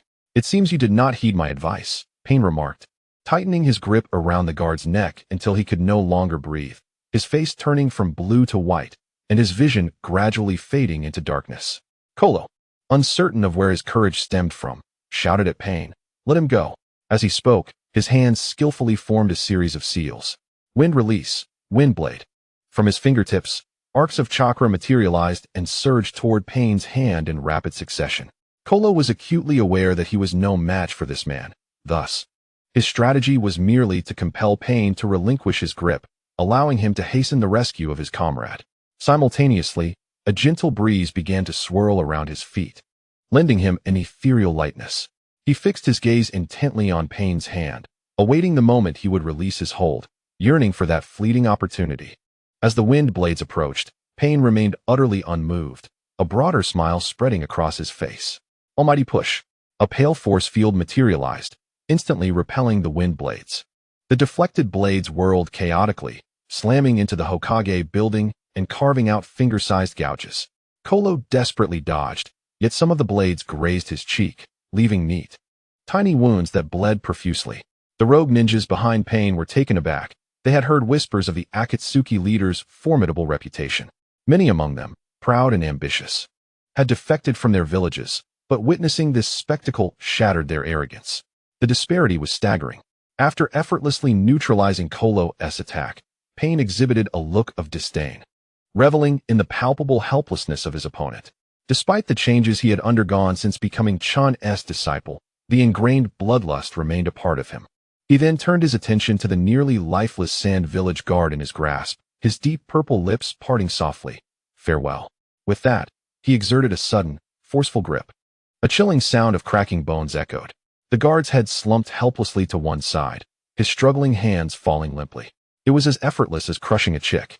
Such a horrifying scene naturally struck fear into the hearts of the others, even among rogue ninjas accustomed to the edge of a blade. The clean efficiency of this execution was enough to instill dread. Disposing of the body carelessly, Pain flexed his wrist and approached Kolo.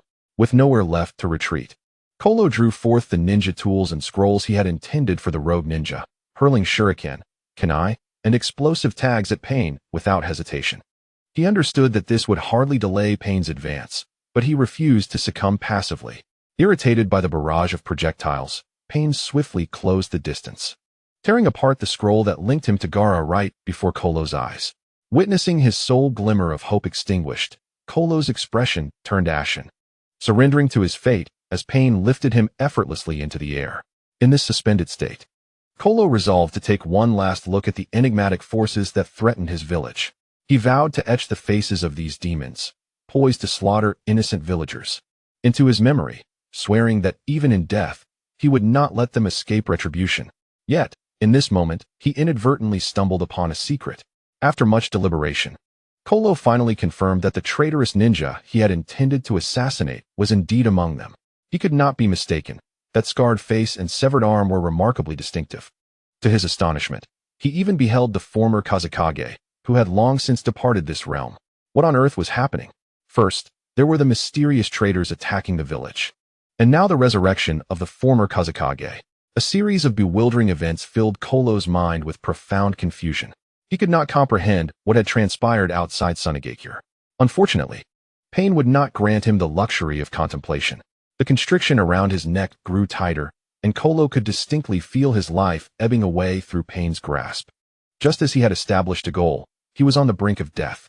It seemed that fate itself conspired against his union with she. As memories of his life began to flash before his eyes, Pain suddenly released him. Kolo, having narrowly escaped the clutches of death, fell to the ground, gasping for breath. The question of why this merciless killer had spared him became the most perplexing conundrum within him. However, the reality was that Nagato had been reprimanded in his mind by Chen Ruofei, who had scolded him for reckless killing, emphasizing that their primary objective was simply to seize Sunagakure. Had he taken these words lightly? Startled by the reprimand echoing in his mind, Nagato hastily commanded Pain to release Kolo. I was wrong, Nagato repeated in his thoughts, desperately hoping to silence Chen Ruofei's voice. Although he did not fully grasp why his mentor feared harming the innocent, yet still pursued war, he dared not question it aloud.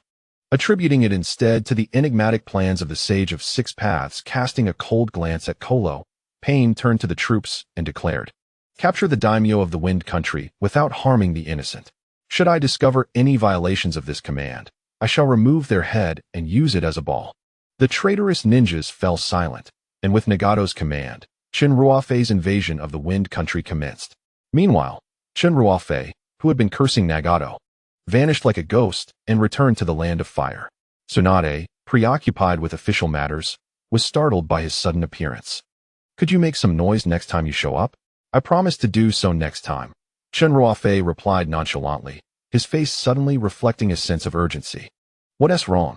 Tsunade inquired, perplexed, for she had never seen Chen Ruofei so anxious. "My heavens, you haven't heard yet?" Chen Ruofei feigned exaggeration, looking at the woman before him in shock. "The rumors outside are rampant." Tsunade responded, "I'll give you 3 seconds. You better get to the point. Otherwise, I'll punch you into Hokage Rock. Then I'd become the 6th Hokage. What a delightful prospect." Chen Ruofei jested. Tsunade, cutting off the banter, gradually released her chakra, creating an image before her.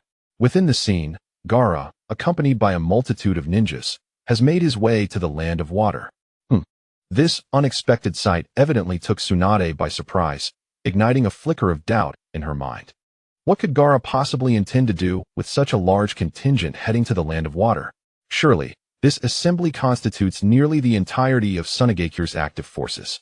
Such a significant mobilization should have prompted communication between Sunagakure and their ally, Konohagakure, yet Tsunade had received no relevant intelligence. Chen Ruofei plopped down beside Tsunade, fixing his gaze upon her as he inquired, "What do you suppose they are planning?" Tsunade's eyes flickered with uncertainty. Perhaps it is merely a drill? After all, one must remain vigilant against Madara's subordinates. A drill, bypassing the land of fire? Chen Ruofei chuckled softly, for Tsunade already grasped the truth, though she was reluctant to admit it. He nudged her further. "Take another look." Tsunade glanced again, only to discover additional figures within the scene. Gaara, Meitarumi, Inoki, along with Darui and Killer Bee. The 5 were gathered around a circular table, seemingly embroiled in a fervent debate. This was the real-time footage transmitted through Chen Ruofei's eyes. He muttered to himself, "It appears the land of lightning has made its choice as well." with the wreckage recuperating in the Konoha hospital. The feudal lord of the Land of Lightning intends to launch an assault on Konoha. How ironic.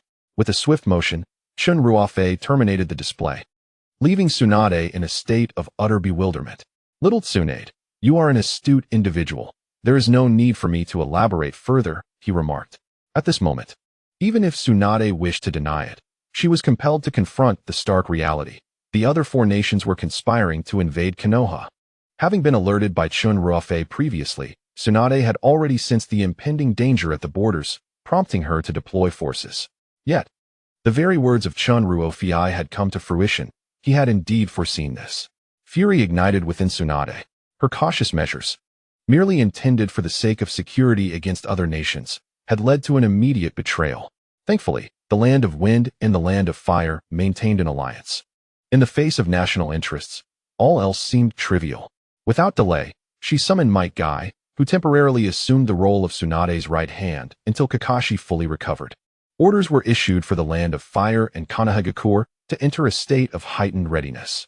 Upon hearing the command, Guy's brows furrowed into a deep frown as he repeatedly confirmed Tsunade's directive. What?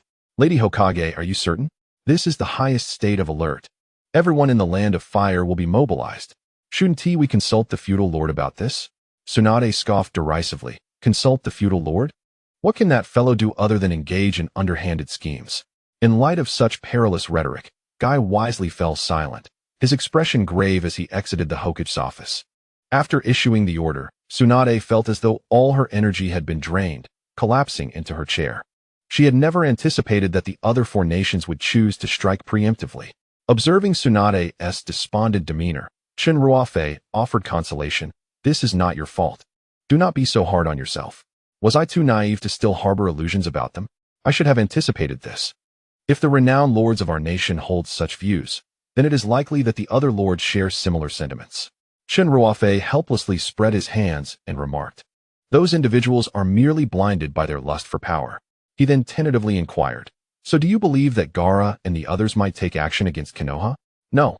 Tsunade replied without a moment's hesitation, shaking her head in denial. They have all witnessed your battles and would not entertain such whimsical notions. Such an act would inevitably embroil all ordinary villagers in warfare. From what I know of Gaara and his companions, they would not resort to such measures. Furthermore, Tsunade paused, seemingly a bit embarrassed, yet she continued, moreover, they are aware of my good relationship with you. So they likely share my sentiments and have encountered conflicts with their respective lords. Chen Ruofei nodded in slight agreement, but inwardly pondered how commendable it was that Tsunade, as Hokage, could remain composed in such turbulent times. It appeared that inciting distrust among the various Kage was unrealistic. Instead, it would be necessary to exploit the conflicts between the Kage and their lords to instigate discord. Suddenly, Tsunade straightened, her eyes alight with curiosity. By the way, where did you obtain this information? Have you been monitoring them? This question posed a challenge for Chen Ruofei to answer. If he claimed he wasn't monitoring, how could he account for the sudden imagery from the Land of Wind?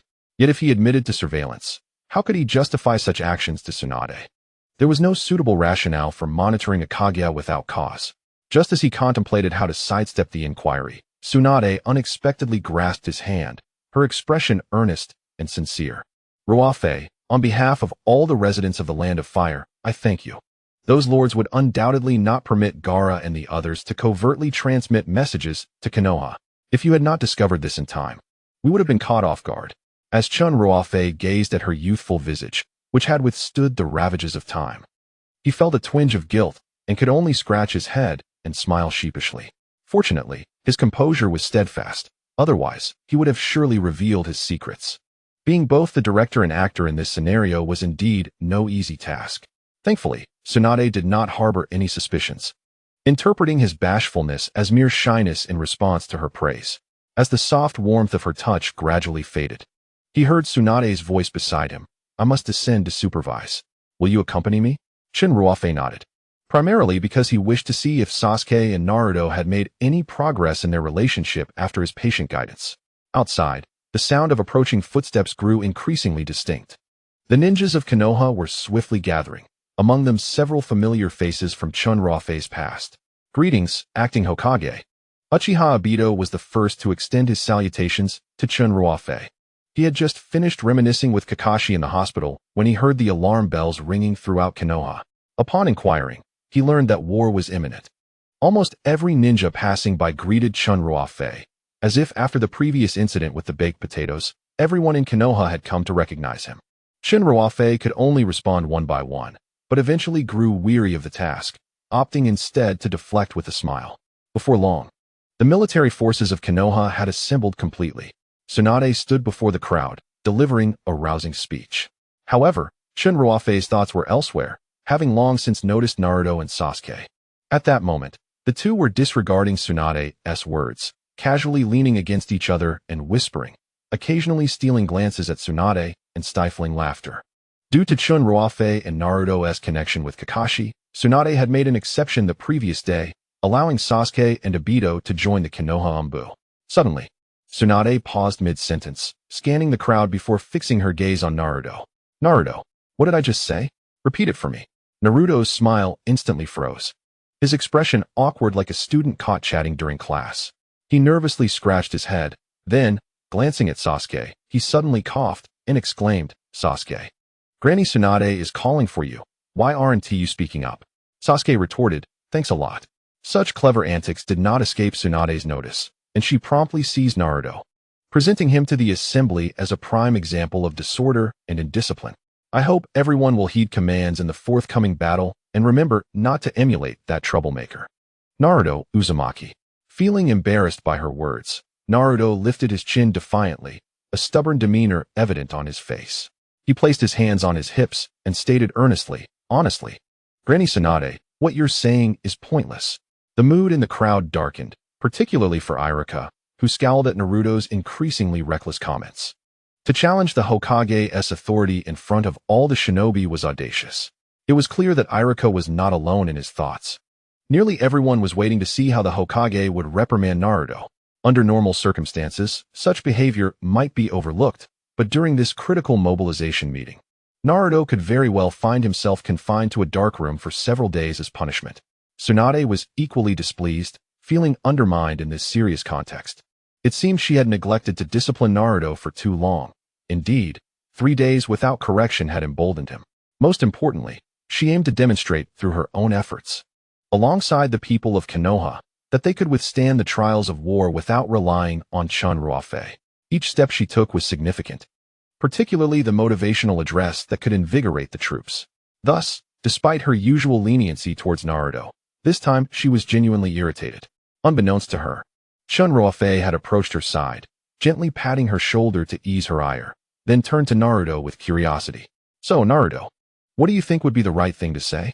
Hey, since the teacher is asking for my advice, I suppose I'll share my thoughts. Naruto replied. Tsunade's frustration flared once more.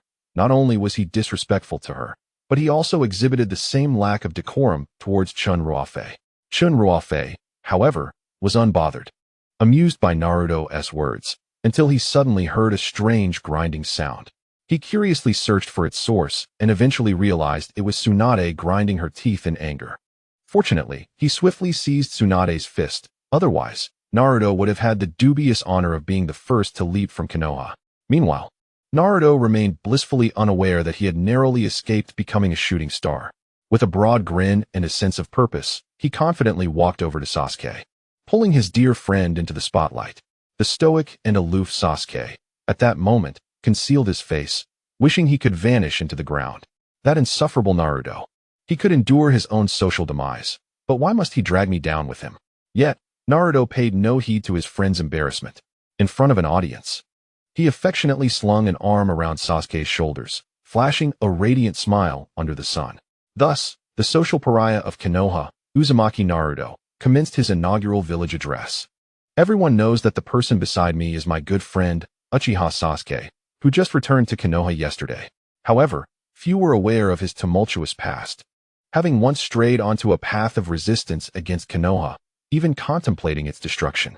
Yet, through my relentless efforts to bring him back to his senses, he was finally awakened. Sasuke shot Naruto an exasperated glance, but did not deter this attention-seeking hero from continuing his speech. It was evident that since the last revelation, Sasuke's feelings toward Naruto had progressed rapidly. You might wonder what today's events have to do with Sasuke. It was clear that Naruto's speaking skills were far from polished. He had no premeditated plan for his next words, relying entirely on improvisation. As he surveyed the village that had nurtured him since childhood, he raised his fist and passionately declared, "This is my home. If anyone dares to invade, I shall ensure they are left searching for their teeth." A profound silence enveloped the crowd as everyone stared, enthralled by the brilliant golden-haired boy in the forefront. Did I falter in my words? Naruto felt a pang of disappointment at the lack of response. Sasuke, ever considerate, reassured him, "It's all right. I think you spoke well, even if it lacks logic." Yet before he could finish, the audience erupted in thunderous applause and cheers. For Konoha! For Konoha! The roars seemed to soar to the heavens, threatening to shatter the dense clouds above. Naruto's dismay vanished in an instant, and he excitedly embraced Sasuke, urging him to witness the ninja, stirred by his fervor. Sasuke, too, wore a delighted smile.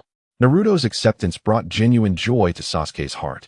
Iruka, with a resigned smile, joined in the fervent cheers. See, sometimes, if you give Naruto a chance, he might just surprise you. Tsunade, at a loss for words in response to Chen Ruofei's remarks, gazed at the spirited Konoha ninjas, feeling a swell of emotions. She never anticipated that in this regard, she would indeed be outshined by Naruto. That boy, who had grown alongside Konoha, had effortlessly stirred the hearts of the crowd with his few sincere words. The mobilization meeting concluded swiftly, and under the guidance of Tsunade, Chen Ruofei, and Guy, all ninjas commenced their preparations for battle. Each individual methodically retrieved their designated weaponry. As for Naruto, due to his fervent insistence, he was grouped with Sasuke and Sakura. Team 7 reassembled. Naruto flashed a thumbs up towards Shikamaru and Neji in the distance, beaming brightly. "Hey, just watch. Team 7 is bound to be the strongest." Hinata clasped her hands together, gazing at the boy who inspired her with courage, silently vowing, "I absolutely cannot be a burden to Naruto-kun." Shikamaru glanced at the formidable Sasuke, then at his ever-hungry companion Choji, and finally at Ino, who was still bickering with Sakura. Genius often finds itself in solitude, Shikamaru reassured himself. Tsunade stood at the highest point, overlooking the united and determined forces of the leaf. Sunlight streamed through the Hokage rock, casting reflections upon the earth. The 4 deceased Hokages must surely feel pride for this day in Konoha. She gazed at the leftmost figure on the Hokage rock, her thoughts drifting. The grandfather who had doted on her, she had finally lived up to his expectations. However, Tsunade did not dwell in reminiscence. The foremost priority remained to monitor the enemy's movements. "Ruofei, could you check on Gaara and the others?" She softly called to Chen Ruofei beside her, who stood there seemingly lost in thought, a silly grin occasionally gracing his face. It turned out that he had just received a message from the system. He had successfully altered the storyline, met the standards, and was now detecting the absurdity level. Absurdity level, particularly absurd. Congratulations, you have earned 8,000 points. The time until the next pursuit has accelerated. Remaining points, 8,120. Attribute value enhancement, current attribute values. Chakra, 1,500. Taijutsu, 700. Eye power, 3,300. Right eye, 2,100. Left eye, 1,200. Exchange rate, 90-1. Time until the next pursuit, 60 hours. This long unheard voice genuinely astonished Chen Ruofei for quite a while. What on earth? Where did all these points come from? Is it a consolation prize for witnessing my arduous efforts in directing the overall situation? Pondering over it, he could not recall any recent actions that would have altered the storyline, even if the new Ninja World War had commenced. The opposing sides had yet to confront each other. Wasn't it a bit premature to award points? And this amount is excessive. What does particularly absurd even mean? You have altered the romantic history of Naruto Uzumaki and Sasuke Uchiha, facilitating a deeper understanding and connection between them while averting the battle of severed limbs. Upon hearing the system's explanation, Chen Ruofei finally comprehended. Indeed, it was an unintended consequence. He had not intended to acquire points through this. He simply stood from the perspective of a Hokage enthusiast, wishing to see no more of the love-hate relationship between Sasuke and Naruto. Yet, as he gradually grasped the system's point distribution patterns, Chen Ruofei suddenly questioned, "Is that all? Just for this?" He failed to comprehend that this merely accelerated the plot on a certain level, and there was no need for such an abundance of detail. "It seems you have become quite clever." The system chuckled softly and continued, "By facilitating an understanding between Sasuke and Sakura, You have allowed their emotional connection to evolve in a new direction, thus leading to the complete disappearance of Boruto's saga. Little did he anticipate that his actions would extinguish the incombustible. Chen Ruofei suddenly grew curious and, adopting the tone of the renowned Detective Conan, speculated, if that is the case, then Sakura and Sasuke, Hinata and Naruto must surely not marry. Only in this way could Boruto and Sarada fail to come into existence. However, with Sasuke and Sakura now connected, it stands to reason that they would not fall for other women. Chen Ruofei racked his brain, unable to conceive of anyone in the Naruto universe, aside from Sakura and Hinata, who could ultimately wed Sasuke. Were they destined to remain single for life? He pondered for quite a while, yet could not deduce the truth. The system's teasing voice echoed with an unmistakable mirth. The secrets of heaven cannot be revealed. Suddenly, Chen Ruofei realized something, his face flushing a deep shade of crimson. At last, he understood why the system had awarded him such an abundance of points. In the depths of the universe, countless stars shimmered. Among them, one particularly striking star was home to a towering, robust creature racing across its surface. Its appearance bore resemblance to the mythical centaur of human folklore. The creature's upper body featured a powerful torso paired with muscular arms. Its sinewy muscles rippling like a coiling dragon, expanding with every exertion, enchanting all who beheld its near-perfect physique. Akin to a divine masterpiece that embodied the essence of cosmic beauty. Its lower half consisted of 4 legs, a color between deep black and bronze. With a mane that danced gracefully in the absence of wind, each strand remarkably smooth, untouched by dust despite its vigorous pace. Unlike its upper half, the slender muscles of its lower legs did not deliver a visual shock, but rather exuded an air of elegance and solemnity. As the 4 legs galloped, one could easily forget the creature was in motion, entranced by the rhythmic contraction and expansion of its limbs. The most peculiar aspect was its face, which seemed incongruous with both its upper and lower halves. While its neck and body were animalistic, a glance upwards revealed a strikingly handsome male visage, with sculpted features as if carved from jade. Long, slightly curled eyelashes framed its deep, dark eyes, exuding a captivating charm, radiating an aura of dominance that commanded respect. At first glance, one might find its bizarre form bewildering. However, upon a second look, genuine admiration would emerge, as if this creature were the ultimate embodiment of strength and beauty. At this moment, it came to a halt, having finally captured its long-sought prey, a trembling old man. After traversing numerous high-dimensional realms, I have finally caught you. Time Criminal A503. The centaur seemed to exert little effort, his voice devoid of even the faintest hint of breathlessness, maintaining an exceptionally steady tone. In stark contrast, the elderly man, labeled as the temporal offender A503, lay on the ground gasping for air, having traversed several higher dimensions, only to find himself ensnared by the infamous assassin of the Time Management Bureau, a figure feared by many of his peers. Thus, having been captured, he resolved to surrender. His wrinkled right hand rested on his chin, and with a firm tug, he effortlessly peeled away the centuries-old skin that clung to his face, revealing his true nature, a lowly demon adorned with antennae. Oculus, it seems I have fallen into your clutches today. The voice, filled with resentment and unwillingness, reached the ears of the centaur Oculus, evoking laughter akin to a jest. Such words are better suited for the temporal court. Oculus produced a black leather bag seemingly from thin air, swiftly stuffing the elusive fugitive, who had evaded capture for centuries, inside, and deftly securing the bag's opening before hoisting it onto his shoulder. This bag was a specialized tool crafted by the Bureau's equipment department to apprehend cunning temporal criminals, capable of sealing off all primordial cosmic powers and the myriad energies derived from countless alternate worlds. With the task successfully completed, Oculus felt a surge of satisfaction.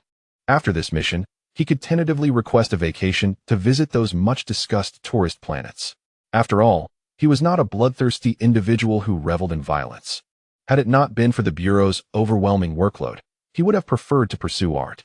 Just as he prepared to return to the Time Management Bureau, an urgent summons rang in his ears. Oculus, return to the Bureau at once. The urgency came from a colleague within the Bureau, though Oculus had rarely heard this individual express such frantic concern. What's wrong? I've just finished my mission, and now I'm to work overtime? His response dripped with impatience, for the entire Bureau had been enduring continuous overtime for over a millennium. Promised time off seemed an elusive dream. No. Do you recall the two operatives dispatched recently to pursue the sacred time system? Oculus nodded him. Of course, I remember. They are under my command. The two individuals referred to were the man in black and the woman in white, both members of the 3rd Combat Division under Oculus's jurisdiction. What is it? Have they completed their task but encountered a cosmic energy wave, preventing their return to the Bureau? Such occurrences were not uncommon. The primordial forces scattered throughout the universe occasionally gathered in a singular location, erupting into incredible energy waves. Under the shielding effect of these waves, the teleportation devices would momentarily malfunction. Although the probability was low, given the vast number of planets and dimensions in the universe, encountering such events from time to time was hardly surprising. Even Oculus had experienced this situation several times, each time having to wait for the energy wave to subside before returning to the Bureau. It was not the increasingly panicked voice of his colleague that stirred a sense of foreboding within Oculus. We have lost all information regarding those two employees. What are you saying? Oculus exclaimed in shock. Yes, I share your astonishment, his colleague replied with resignation. I have confirmed repeatedly that those two employees are indeed missing. Oculus was baffled, but they had ventured to a lower dimensional realm. Tasks in such realms are mere trifles for the Temporal Management Bureau, easily accomplished during a leisurely afternoon. Those primitive creatures, lacking any evolved intelligence, would meet a swift demise in their hands. Even if their powers were suppressed by dimensional barriers, it would still amount to a crushing defeat. I refuse to believe that the thief could wield the true power of the sacred temporal system. To be precise, one has perished, while the other has evaded the Bureau's grasp. I can no longer locate her identification badge. Oculus remained silent for a considerable time, standing quietly on the planet, allowing the wind to brush against him. He raised his gaze towards the cosmos, to the other side where lay a desolate lower-dimensional world. His deep stare seemingly capable of traversing billions of light years, reaching a savage land where even a single step would taint his sacred form. When the Bureau issued an emergency task, he had dismissed it, believing such tasks could be entrusted to subordinates. Yet, he never anticipated that events would spiral beyond his control. Oculus spoke slowly. Is this matter known to the Lord? I have yet to inform him, his colleague replied, sounding exceedingly tense. Should the Lord learn of this, his wrath might well condemn them. Such fury is far beyond what either he or Oculus could endure. Very well, do not disclose it to him just yet. I shall personally journey to that lower dimensional realm to rectify my subordinate's careless underestimation. His colleague sighed in relief. If Oculus took action, the matter would surely be resolved appropriately. With that, Oculus produced a sphere nearly identical to the one held by Chen Ruofei, preparing to return to the Bureau. The teleportation array activated, and he stepped inside, his hooves thudding against the ground. Suddenly, he recalled having seen the identity information of that thief, though he had dismissed it lightly and passed it on to his subordinates.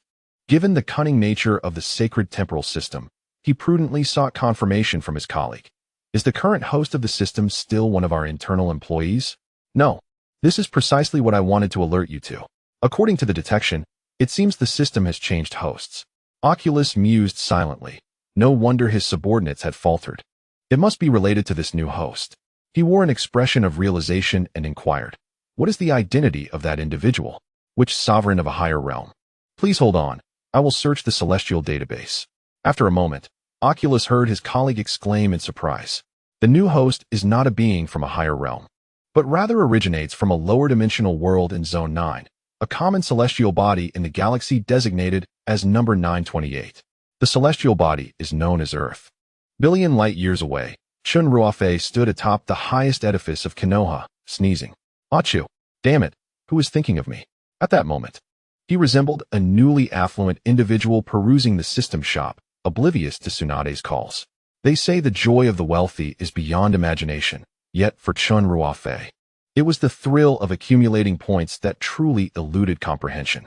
The shop was an overwhelming spectacle of diverse items, dazzling his senses. After laboriously amassing a considerable amount of points, he found himself spending them almost as quickly as he earned them. Having endured a prolonged period of scarcity, he was finally in a position to indulge in some well-deserved retail therapy. Naturally, he believed in the principle of maximizing utility. Leveraging points to earn even more was the true path to prosperity. However, despite perusing countless items, Chen Ruofei struggled to find anything that piqued his interest. It was only after the system's prompt that he stumbled upon a revelation, a square, angular object resembling a brick, adorned with intricate circuitry and instruments. Universal Origin Converter. Required points, 9,000. What purpose could this contraption serve? Chen Ruofei scrutinized the brick-like object, racking his brain for any conceivable use beyond using it as a blunt instrument against someone's skull. Was it perhaps a manifestation of brute force overcoming finesse, intended to strike an opponent's nape and induce psychological defeat, or even a concussion? Why else would it be so exorbitantly priced? Listening to Chen Ruofei's musings, the system was tempted to demonstrate the brick's potential by cracking it against his head.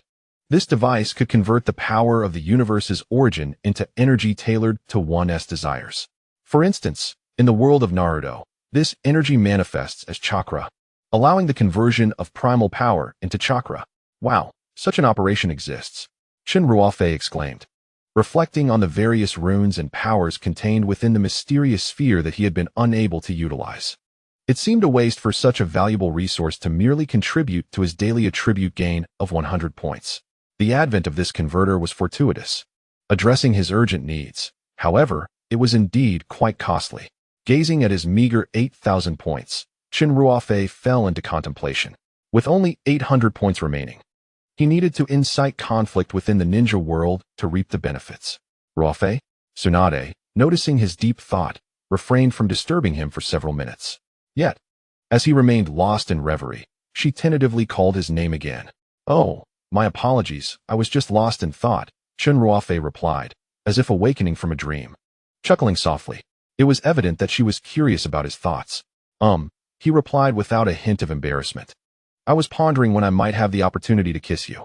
Faced with such audacious flirtation, Tsunade, having a vested interest in Chen Ruofei, struggled to suppress her urge to throttle him.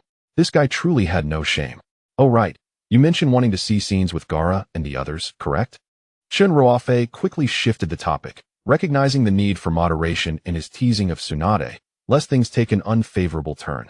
With a grand gesture, the real-time image of the land of water once again materialized before Tsunade. In the visual, Gaara and his companions appeared to have concluded their debate, seemingly reaching a consensus regarding the impending war against the land of fire. Terumi gazed intently at the irate individual across from her, letting out a deep sigh. Tsunade, upon witnessing this scene, slightly furrowed her brow. She certainly recognized that person, the daimyo of the land of water. Under the daimyo's urging, Terumi was the first to take up the pen, signing her name on a document that appeared to have been drafted long before. This seemingly simple action took her several agonizing minutes. Once she finished, the document was swiftly snatched away by the daimyo's guards, and the anguish etched on her face revealed the torment she felt. Even the pen in her grip had become somewhat deformed from her tight hold. Subsequently, the daimyo of the land of water turned their gaze towards Gaara and the others. A similar document lay quietly on the table, yet the pen beside it seemed to weigh a ton, rendering Gaara unable to lift it. The pen bore not only immense risks, but also the lives of countless citizens from the land of wind. Just moments ago, the daimyo had produced a piece of paper with a straightforward stipulation. Should the Kage reject the resolution to wage war against Konoha, they would be collectively dismissed and replaced by candidates deemed trustworthy by the daimyos. The signatures of the 4 daimyos adorned the bottom of the document. Few words, yet enough to alter the entire shinobi world. This could be described as a blatant act of hostility, a strike that forced Gaara to acquiesce. If the daimyos were to appoint hawkish leaders, the consequences would be unimaginable. Rather than succumb to such a fate, it was preferable for him to take the initiative, thereby retaining some semblance of power to mitigate the impending losses. This sentiment also resonated within the hearts of the others present. Thus, Gaara resolved to act. He grasped the pen and, with great difficulty, inscribed his name. The same was true for Inoki and Karabi. The daimyo of the land of water observed as his subordinates presented him with the 4 documents, a sinister grin filled with ambition and greed spreading across his wrinkled visage. Tsunade's voice was ominously low as she gritted her teeth and coldly demanded, "If possible, could you bring the image closer so that I may discern the contents of that document?" Very well. The image wavered momentarily, and soon the daimyo's grotesque face loomed closer before Tsunade. She had no time to dwell on this self-serving leader who proposed a united invasion of Konoha. Her gaze was fixated on the document. However, after reading just a few words, She instructed Chen Ruofei to shut off the visual. She feared that continuing would lead her to lose control of her emotions, compelling her to confront those daimyos who regarded lives as mere trifles, delivering each of them a powerful blow. Chen Ruofei was not surprised by Tsunade's reaction, though he had secretly instigated the conflict. He had not anticipated that the plans of these lords could descend to such a level of insanity and inhumanity. The document titled Military Alliance of the Four Nations clearly enumerated the wealth and military strength of the Land of Fire, detailing even the number of women with chilling clarity. The four individuals meticulously transformed the Land of Fire into a data-driven entity, delineating their respective shares of the spoils from the anticipated victory in the war. Such egregious actions render Konoha village, and indeed the entire Land of Fire, as mere lambs awaiting slaughter, ripe for division among those devoid of humanity. The flames of wrath blazed fiercely in Tsunade's eyes. She could scarcely fathom that these individuals could engage in such treachery behind closed doors. It was evident that the precise data they had acquired could not have been gathered in a mere day. It was the result of prolonged espionage within the Land of Fire. This indicated that their covetous gaze upon the Land of Fire had been long-standing. This central and opulent territory in the shinobi world had long ignited their insatiable greed, and Chen Ruofei's appearance was merely a nominal catalyst. These daimyos, under the guise of the adage nurturing a tiger to avert disaster, sought to weaken Konoha's power while secretly aiming to alter the balance of the shinobi world, aspiring to reduce the 5 great nations to 4. Even without Chen Ruofei, they would have inevitably found other justifications to instigate war. But why did Gaara and the others sign the documents? Chen Ruofei's seemingly casual murmurs, laden with intent, jolted Tsunade to realization. Indeed, if she could conceive of such a notion, Gaara and the others would undoubtedly arrive at the same conclusion. The text was inscribed in black and white, leaving no room for doubt. She could not believe that Gaara, Anoki, and Mei Terumi would remain indifferent upon witnessing those words, brazenly signing the documents. No matter how much pressure the daimyos exerted, they could not compel anyone to endorse a pact that capitulated to malevolence. To be candid, she would never compromise her principles in the face of a daimyo's demands. Yet Gaara and the others had betrayed her trust, if the roles were reversed, and she found herself in the Land of Water, forging an alliance with Terumi Mei. Would she not be compelled to confront such a monstrous document? She fell silent. The answer was painfully obvious. At that moment, Tsunade felt an overwhelming sense of solitude. Internally, the daimyo of the Land of Fire aimed to curry favor with Chen Ruofei through her. Externally, several nations cast covetous glances at the land beneath her feet. The Land of Fire had become ensnared in a web of internal strife and external threats. She merely wished to safeguard this land and its people from the ravages of war and suffering. Why was that so difficult? Chen Ruofei likely discerned Tsunade's turmoil. Recognizing the fragility of the woman before him, akin to a bewildered child standing at a crossroads. Ahead lay a sea of flickering lights, while behind loomed a torrential downpour. Instinctively, he stepped forward, enveloping Tsunade in his embrace. This time, Tsunade did not push Chen Ruofei away with her usual bravado or harsh words. Instead, she rested her chin upon his broad shoulder, seeking solace in the warmth of his presence. At that moment, she desperately needed a pillar of support. In this close proximity, Chen Ruofei could distinctly feel the gentle pressure from her form against his chest. Yet, his mind was devoid of impure thoughts. For the weight of Tsunade's sorrowful and powerless emotions was so profound that it left him no inclination to entertain notions of romantic entanglements. It is often said that from destruction, new foundations are built. As she contemplated her own aspirations, Chen Ruofei gently patted Tsunade's back, resolved to stoke the embers of resentment and sorrow flickering within her heart. Have you ever considered that the true need for change lies not with those few who wield power, but with this archaic and decaying system? Listening to the voice that echoed in her ears, Tsunade, filled with confusion, released her grip. What do you mean? The words of Chen Ruofei resonated like thunder in a sky heavy with clouds. I understand your deep-seated animosity towards the 4 great lords of other nations, as well as your superior, the daimyo of the Fire Country. But have you ever pondered why such figures as the daimyo must exist in this world? Tsunade was taken aback. She had never contemplated such matters. For her, or indeed for all within the shinobi world, the existence of the daimyo was as unquestionable as the inevitability of breath at birth and death with age. Though filled with anger and resentment, She could scarcely imagine a world devoid of daimyo. Would it not mean the absence of nations, plunging everyone into a ceaseless struggle? Would that not resemble a primitive jungle? Allow me to pose a question. Seeing Tsunade stand frozen, Chen Ruofei recognized the need for patience. This ideology was still too avant-garde for her. Therefore, he offered a more palatable example. With your astute intellect, consider who has incessantly instilled the notion of the indispensable daimyo into you and the people of the Fire Country. Once this idea takes root in the minds of the populace, who becomes the greatest beneficiary of such unwavering obedience? I shall refrain from elaborating further, as I trust your intelligence will allow you to grasp my meaning. Tsunade was profoundly shaken by Chen Ruofei's astonishing assertions. She had never entertained such thoughts, and when guided by him, her initial reaction was one of deep embarrassment, as the ideas conflicted with her long-held beliefs. Yet even as she sought to expel these notions from her mind, his words had opened Pandora's box, compelling her to meander through the implications of his insights. Chen Ruofei understood that his aim was to plant the seeds of rebellion in Tsunade's heart, to instill even the slightest doubt regarding the system of daimyo. Clearly, he had succeeded. Of course, this was also intertwined with the unworthy actions of those few daimyo. Had it not been for that document stirring Tsunade's negative emotions, Chen Ruofei's words would not have seemed so cogent, shaking her head to dispel the torrent of thoughts flooding her mind. Tsunade understood that this was not the time for such reflections. Chen Ruofei was equally curious about how Tsunade would respond now that she was aware of the actions of Gaara and others. All the ninjas of Konoha had assembled at their designated battle stations, diligently strategizing defensive measures. Standing atop a vantage point from which the entire village was visible, Tsunade gazed upon the beloved land, deep in thought, and finally resolved to act. If not, please use your ocular technique to connect everyone. No problem.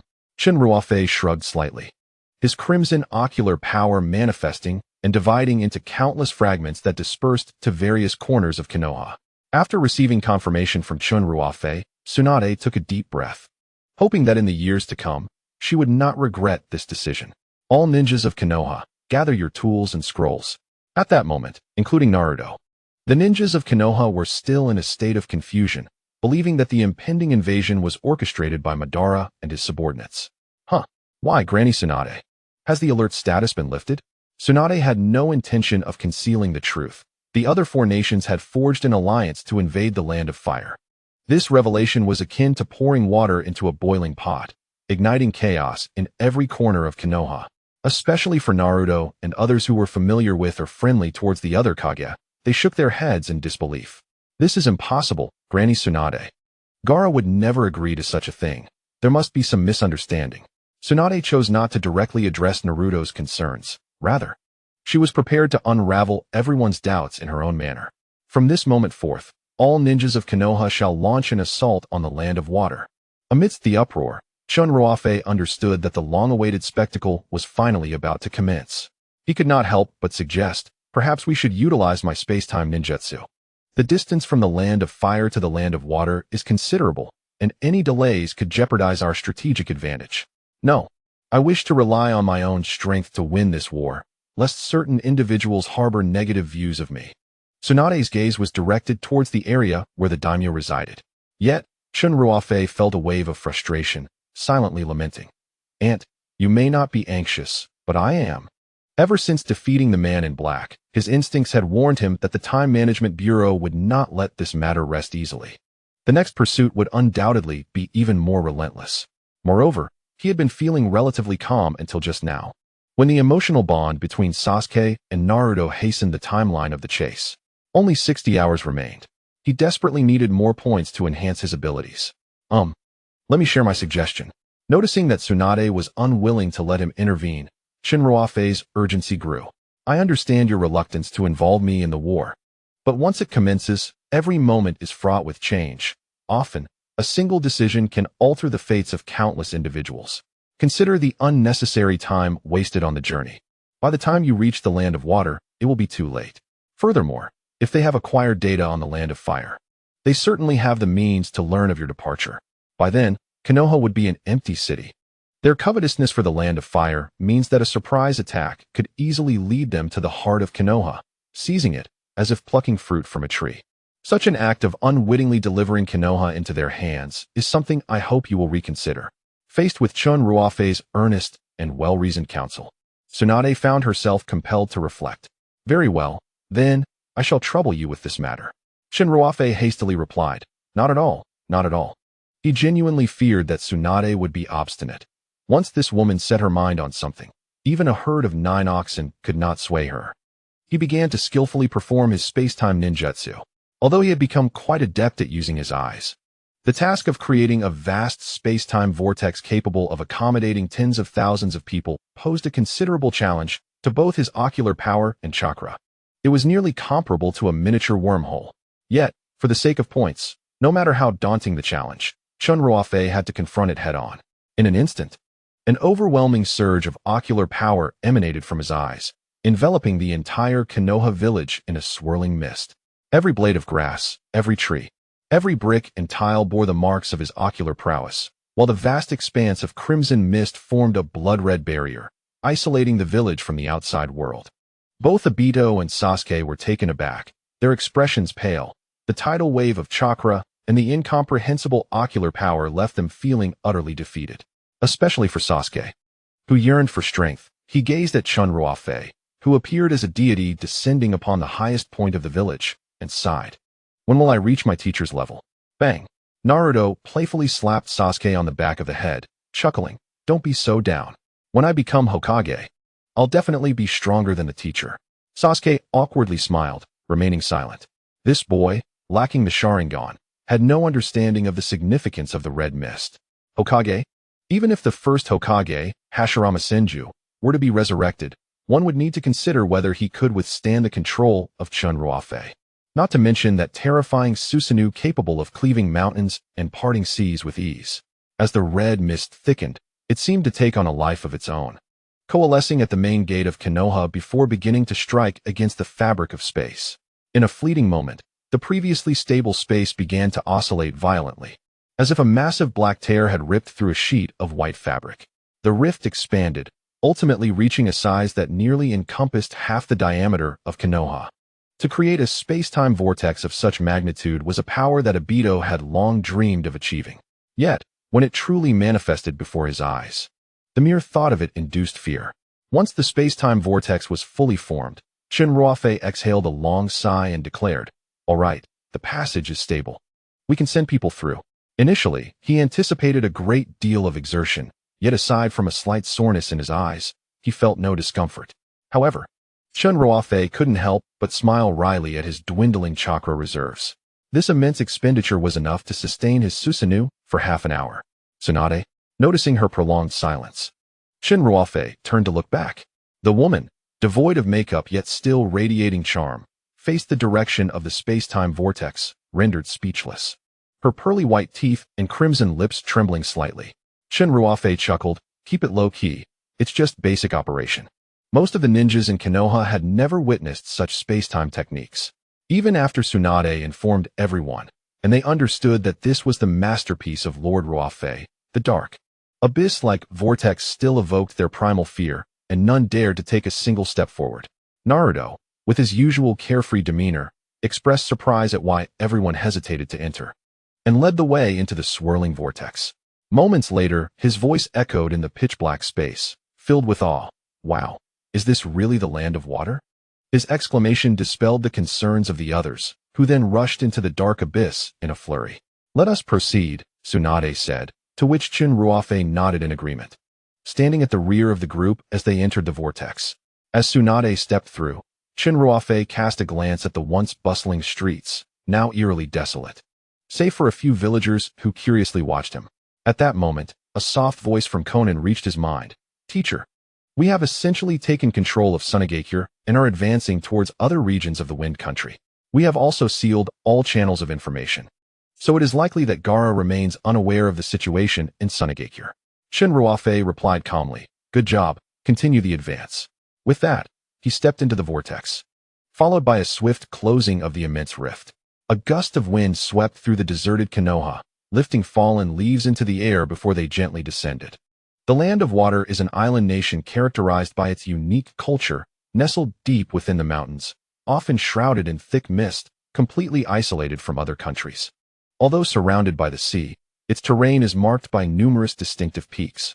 Its remoteness and maritime enclosure are precisely why the feudal lords chose this location for negotiations, an inconspicuous site, difficult for the people of the Fire Country to detect. Upon arriving in the Land of Water, Chen Ruofei wisely chose an uninhabited island as their landing point, where their movements would go unnoticed.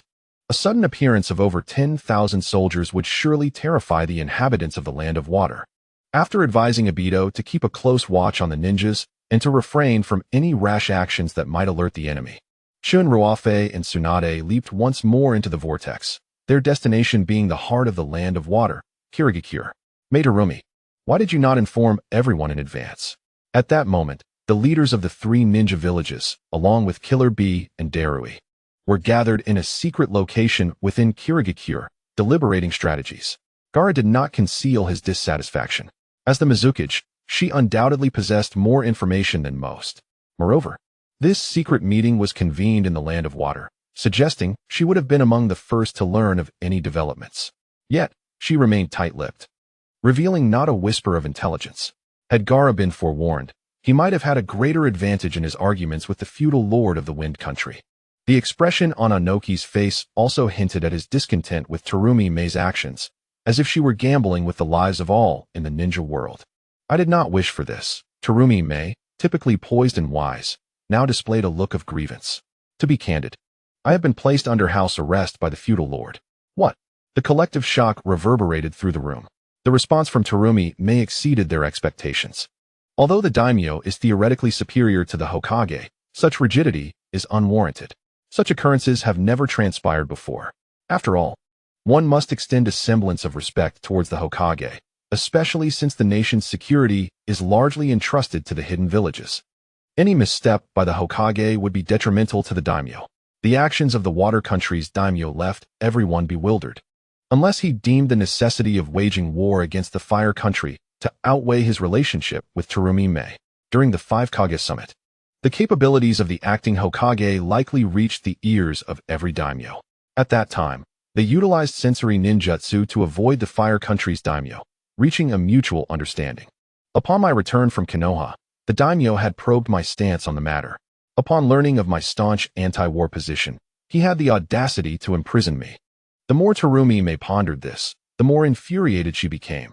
How could a dignified Mizukage find herself confined in a small dark room? Gaara contemplated for a moment and noticed a flaw, murmuring, "Is it possible they can truly detain you? If it were a powerful ninja, it would be one thing. But he is merely a daimyo, an ordinary person devoid of any combat capability, aside from his exalted authority.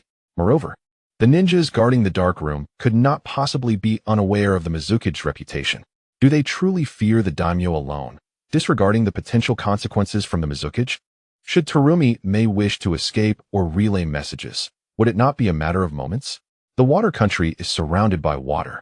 Do they genuinely believe Terumi Mei would struggle to employ her water clone techniques? Faced with such doubts, the fire within Terumi Mei surged like a blazing orb in her chest, ultimately erupting to the top of her head. Her face flushed crimson, her eyes igniting with sparks of fury. They threatened her with the life of Chojuro. If she dared to utilize her jutsu, or secretly send messages outside, Chojuro would. The others exchanged glances, appalled. Was this truly conceivable? The daimyo would resort to threatening the life of a personal guard to compel the Hokage's submission? Furthermore, Gaara and the others understood that Chojuro was far more than just a mere bodyguard to Terumi Mei. Despite expressing her inner turmoil and humiliation, Terumi Mei explained to the others, "As you know, I have always regarded Chojuro as my own son. Therefore, in such a situation, I found myself incapable of making a decision. By the time I weighed the pros and cons and arrived at a choice, you had already reached the Water Country. Please forgive me." Terumi Mei bowed deeply to Gaara, Anoki, and even the slightly lower-ranked Karabi and Darui, both of whom were nominally acting Raikage until they returned to the Land of Lightning. Observing the graceful and composed Terumi Mei apologize in such a manner left Gaara and the others feeling uneasy. Even the Kage are human, possessing emotions and personal desires. It is unrealistic to expect one to maintain composure at all times. Upon introspection, one must consider that if placed in the role of Kazekage, Relinquishing one's closest companions at the first opportunity would prove exceedingly difficult. Given the current circumstances, placing blame on Kazekage seems futile. It is evident that the ambitions of several feudal lords concerning war against the Land of Fire far exceed their initial expectations. The most pressing concern now is how to resolve the imminent crisis. Should they remain inactive, countless lives within the shinobi world may be lost to the ravages of war. Gaara initially contemplated delaying their actions upon reaching the Land of Water to strategize with his allies, yet he found that everyone was now at a loss. Once hostilities commence, how would they confront Tsunade and Naruto? Moreover, Chen Ruofei, the one who had saved their lives, still resides in Konoha, and he would undoubtedly stand up for the village. Should Chen Ruofei be provoked, the consequences would be dire for all involved. In that moment, the group was filled with indignation towards the feudal lords. A few individuals, perched high above, could utter a few words and brazenly send everyone to their doom. Yet, ultimately, they found themselves unable to voice their anger, burdened by entrenched ideologies that rendered them impotent against the lords. Killer Bee surveyed the situation. It had become so dire that he lacked the spirit even to rap. Instead, stating earnestly, "Shall we seek out Tsunade to explain our predicament? The acting Hokage possesses great capabilities and may have a solution. This could very well be their sole recourse." On the other hand, Inoki exhaled deeply, his aged visage reflecting profound resignation. Ultimately, it would fall upon Chen Ruofei to resolve the matter. Subsequently, being the only ninja capable of flight, Inoki willingly accepted the mantle of responsibility. "Allow me to undertake this task. The Land of Water is rife with sea, and your mobility would be severely hindered." Given Inoki's ability to soar through the skies, evade the feudal lord's surveillance, and his extensive experience, he was deemed the most suitable to communicate with Tsunade, and the others concurred with this decision. At that moment, Darui, who had been quietly listening, suddenly interjected, "What if the Hokage discovers our unusual activities?" The remaining four exchanged apprehensive glances. Indeed, Chen Ruofei wields the Eternal Mangekyō Sharingan. He is not without the ability to perceive events from afar. Should Tsunade learn of the plans from other nations, and if their esteemed allies fail to intervene, they would find themselves in an inextricable predicament. Regrettably, as events unfolded over the past few days, they had exceeded their expectations. At least in this instance, they had surmised correctly, for Tsunade and Chen Ruofei had already arrived. A translucent red light flickered, coalescing into the corporeal forms of Tsunade and Chen Ruofei before Gaara and his companions. The acting Hokage, Tsunade, exuded an aura so commanding that Darui instinctively took several steps back, his long white hair obscuring his eyes, now quivering with unease. Tsunade narrowed her eyes. Her typically warm smile had transformed into a chilling visage akin to ice in the depths of winter. The uncontainable fury within her eyes was directed vehemently at Gaara and his comrades. The pent-up rage had reached a critical threshold, her teeth grinding audibly like the rumblings of a volcano ready to erupt. Through clenched teeth, she began to articulate her words, each syllable punctuated by palpable tension. At last, the esteemed allies of Konoha have gathered. "Tsunade, how is it that you find yourself here?" In an instant, Inoki and the others wore expressions akin to those who have encountered a ghost. "Speak of the devil, and he shall appear. Darui's tongue has truly been set loose. Why should I not be present here?" Tsunade retorted with a cold smile. "You all felt free to engage in those underhanded dealings and sign those iniquitous documents behind my back. Why should I not come to meet my cherished friends in the Land of Water?" Chen Ruofei could not help but admire the fierce spirit of a woman scorned, her wrath radiating an overwhelming power. Inoki was left speechless by her words. It seemed that their greatest fears had indeed materialized. Tsunade, through Chen Ruofei's eyes, grasped the entirety of the situation. Yet, they had not anticipated that she would be aware of the recent signing of documents. Koyuki hurriedly interjected, "Hokage, let us explain." "Explain?" Tsunade scoffed derisively. "When you signed those documents, did you not consider seeking the counsel of the people of the Land of Fire? Such abhorrent papers. And you dared to inscribe your names upon them with pride. Does your conscience not ache?" As she spoke, her hair bristled, signaling an impending storm. Gaara attempted to voice the group's grievances, yet Tsunade afforded him no opportunity to speak. "Since you have acted unjustly, do not fault me for my own retribution.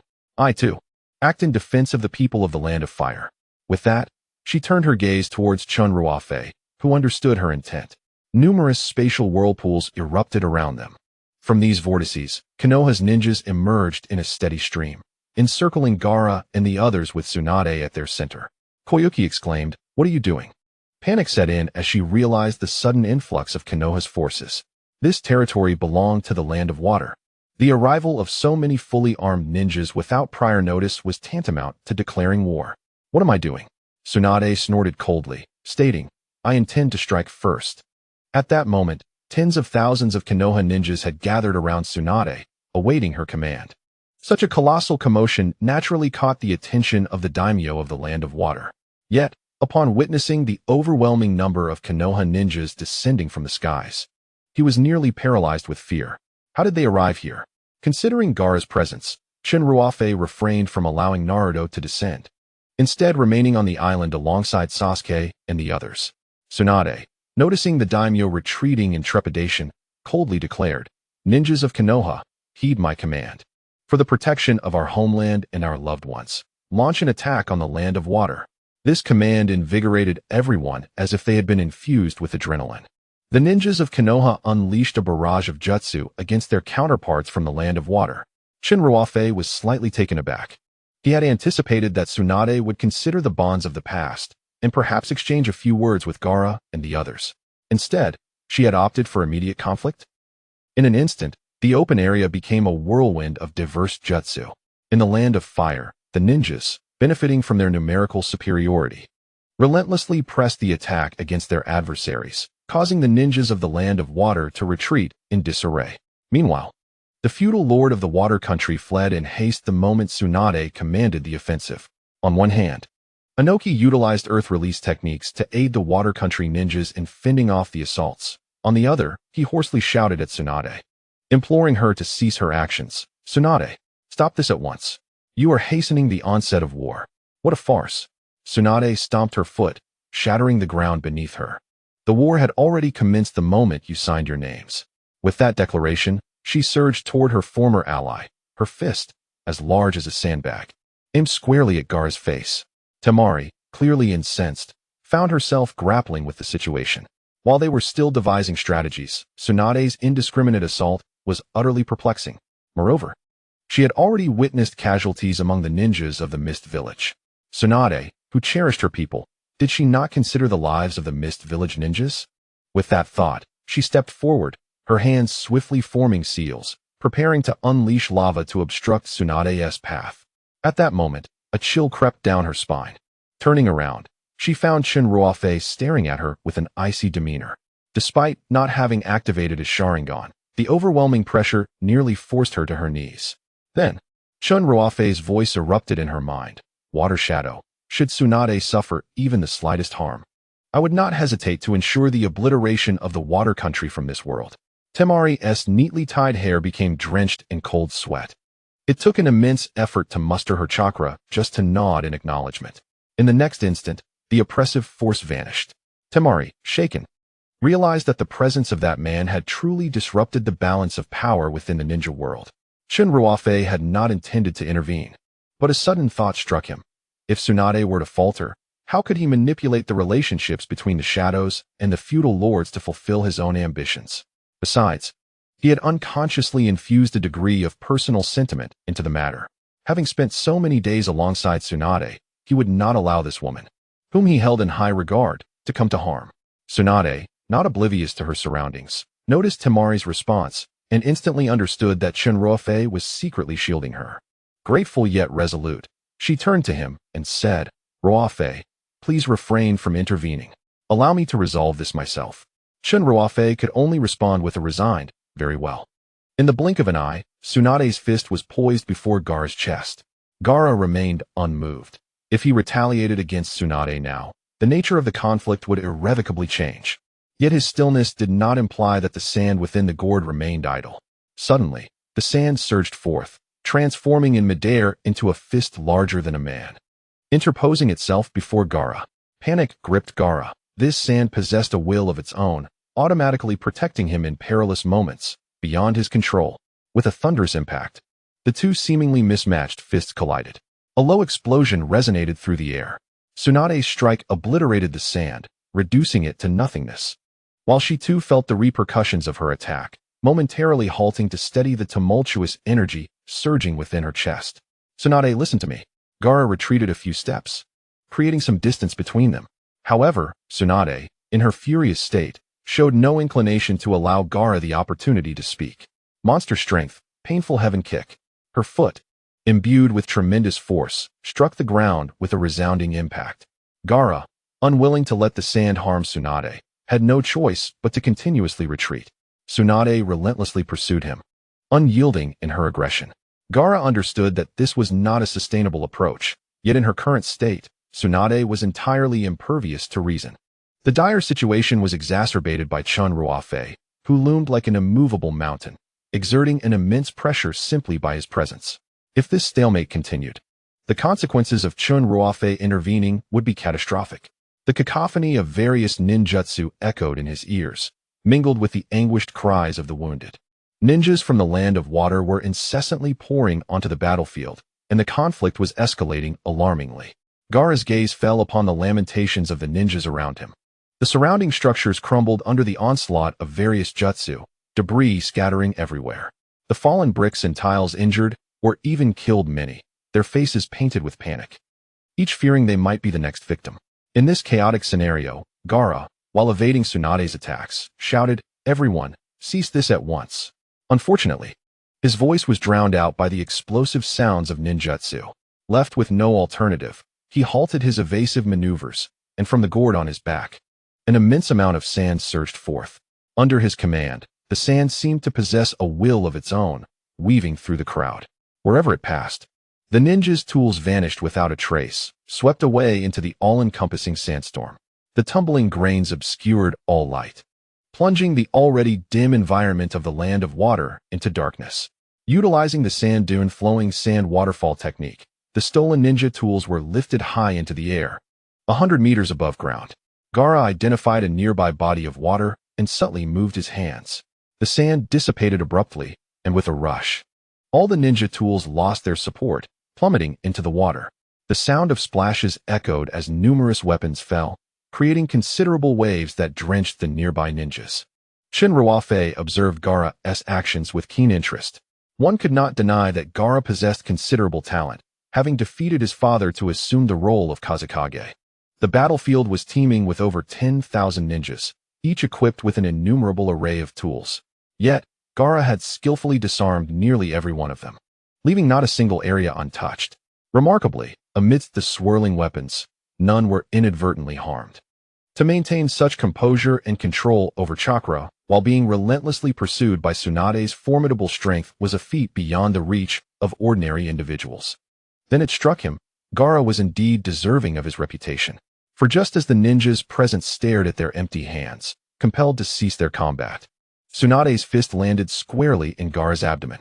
The hesitation on Tsunade's face flickered and vanished in an instant, followed closely by Gaara, who shot forth like a cannonball, his momentum knocking down several nearby ninjas. The Wind Shadow, Temari, and Kankuro, who had been desperately attempting to prevent the conflict, immediately rushed towards the injured Gaara. However, as the dust stirred by Tsunade's overwhelming force obscured everyone's view, a hand emerged from within the cloud. Temari's steps came to an abrupt halt. She understood that this was Gaara's way of signaling her to stay away. Chen Ruofei, having perceived everything, revealed a smile. He had witnessed that punch clearly. Gaara had the option to evade or use sand as a shield, and indeed, sand had already begun to gather at his fingertips. Yet, this instinctive defensive action was forcefully interrupted. He had intentionally taken that punch. A clever ploy indeed. Chen Ruofei was well aware of Gaara's intentions, but he saw no need to expose them, for his objective had already been fulfilled. A new plot had emerged, and congratulations were in order for acquiring 300 points. Current points, 8420. On the other side, Gaara, with the aid of sand, gradually stood upright. Coughing violently while clutching his abdomen, he expelled several droplets of blood. He had indeed intended to take that punch head-on, yet Tsunade's strength exceeded his expectations. The impact left his internal organs feeling as though they had suffered varying degrees of damage. Even the slightest movement sent waves of excruciating pain coursing through his abdomen, akin to a sharp blade slowly piercing his insides, contorting his features in agony. Tsunade had truly exerted her full strength. due to the suddenness of the event. Everyone's attention had initially been diverted to the fallen ninja tools in the water, but the explosive sound that followed drew all eyes, leaving the crowd in stunned silence. The Hokage had injured the wind shadow. While skirmishes among ordinary ninjas could be considered trivial, a battle of this magnitude amongst the leaders held profound significance. The morale of the troops would be heavily influenced by such a confrontation.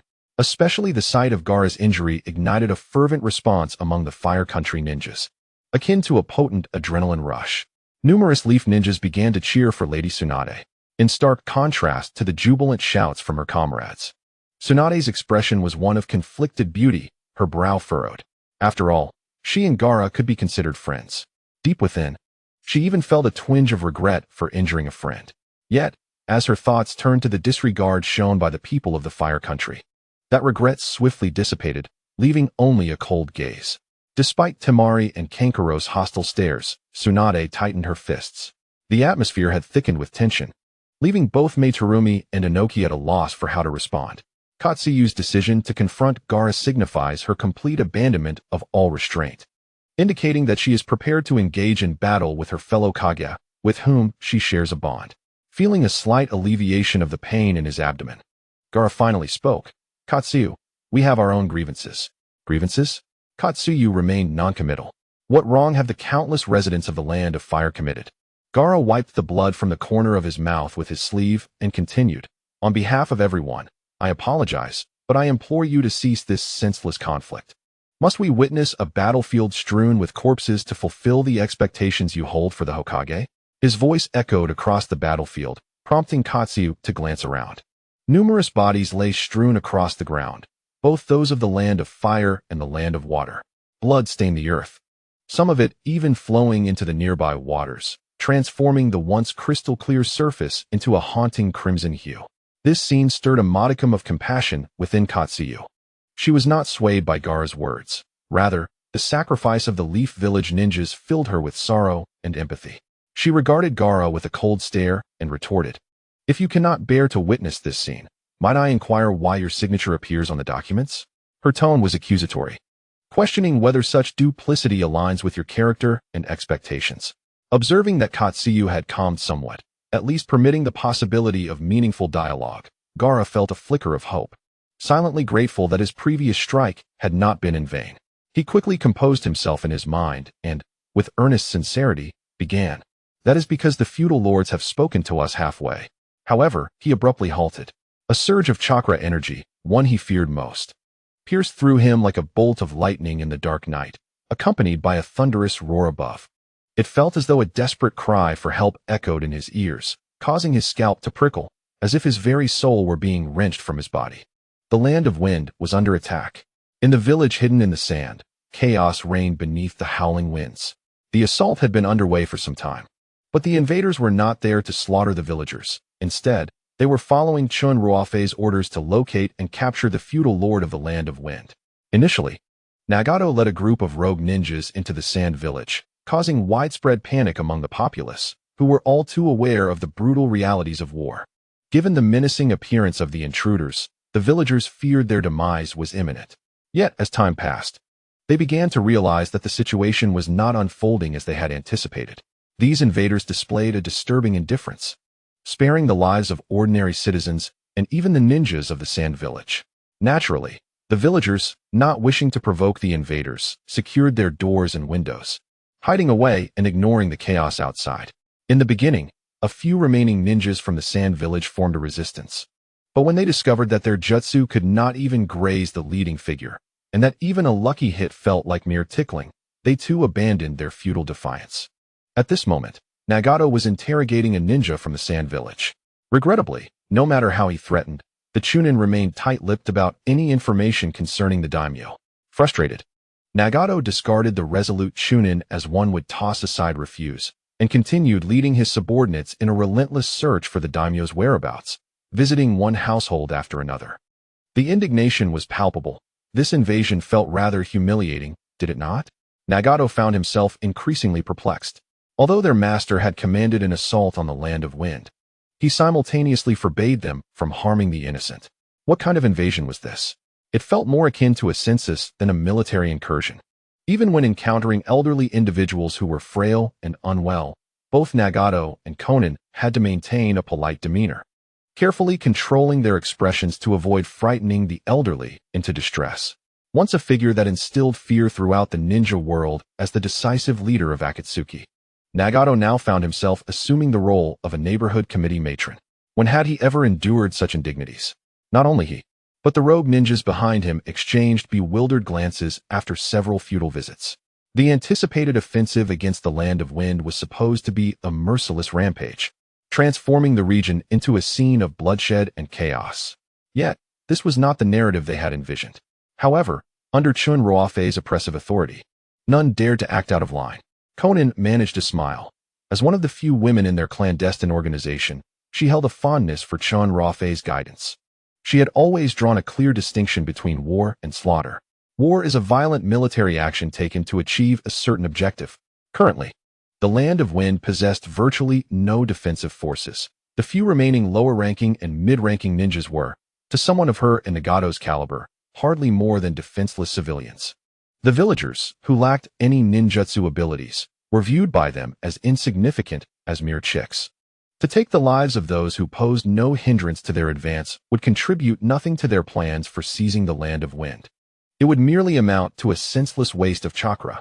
Killing them would serve only to satisfy a nearly perverse bloodlust obscured by humanity. Konan wished for Nagato not to become a beast more than a human. Thus, she felt a sense of gratitude towards Chen Ruofei. In a way, Chen Ruofei had, to some extent, salvaged Nagato's character, preventing him from straying further down the path of hatred and slaughter.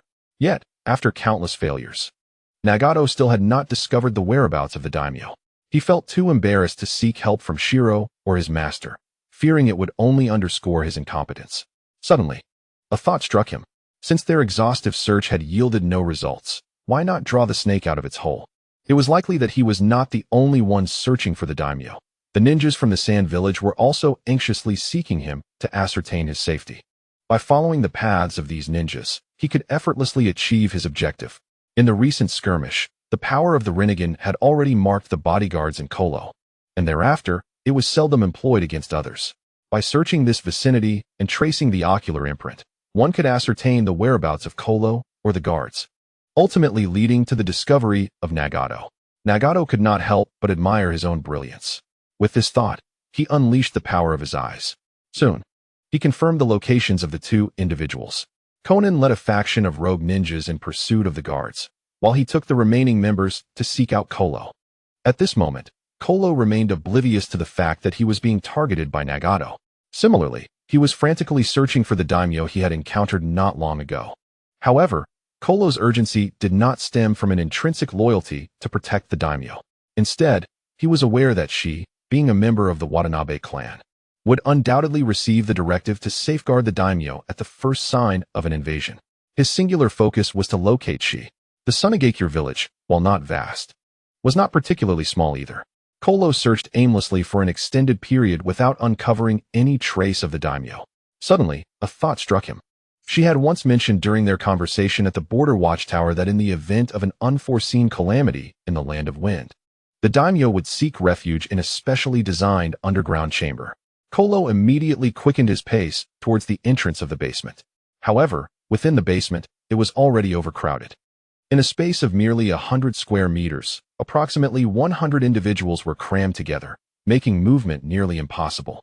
These individuals were nobles of the Land of Wind, who, upon receiving news of the crisis, had hastily sought refuge with their families. To them, war was not daunting. Rather, it was this one-sided conflict that constituted their greatest nightmare. If discovered, they would be plundered of their wealth and crushed like ants. Without the protection of ninjas, they were akin to unwitting treasure troves. They anxiously awaited the return of the Kazekage to confront their foes. Among them were she, her father, and the daimyo of the Land of Wind.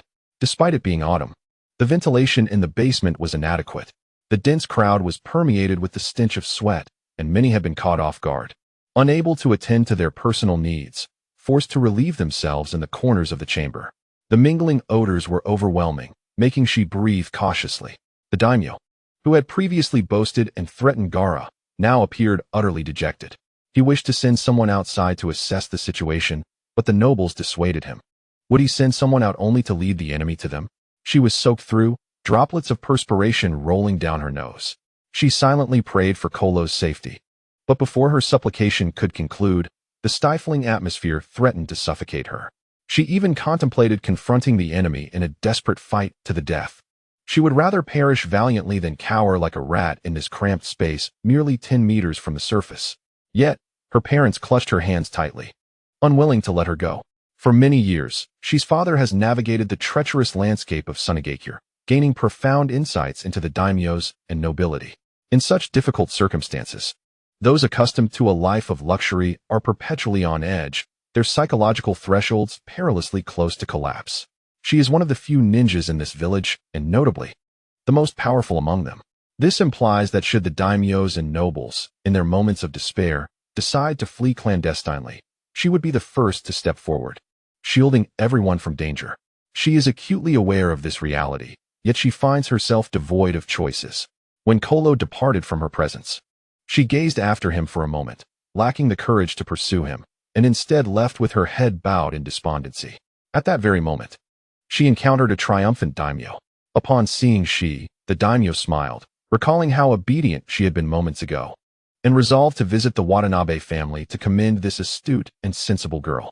However, after taking only a few steps, he noticed an unsettling situation at the village entrance, prompting everyone to retreat to the basement.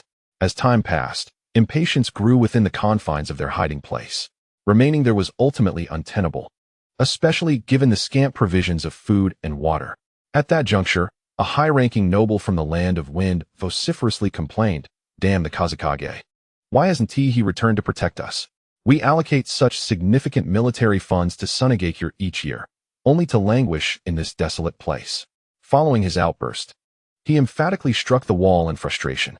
It appeared he had forgotten that just hours earlier, he had pressured the Kazekage into mobilizing forces against the Land of Fire alongside the daimyo. She recognized the voice of dissent and, upon glancing in its direction, identified the individual as one of the high-ranking officials who had been pressuring the Kazekage.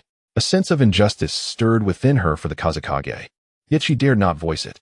From a young age, her parents had instilled in her a sense of hierarchical awareness. The status of these high-ranking individuals far surpassed that of the Watanabe family.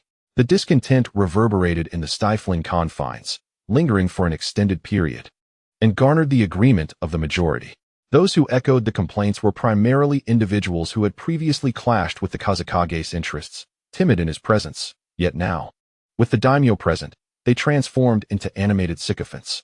Their tendency to ingratiate themselves and speak in flattering tones filled Shi with profound disdain, prompting her to silently extend a figurative middle finger towards them. Perhaps this was her inner defense mechanism at play.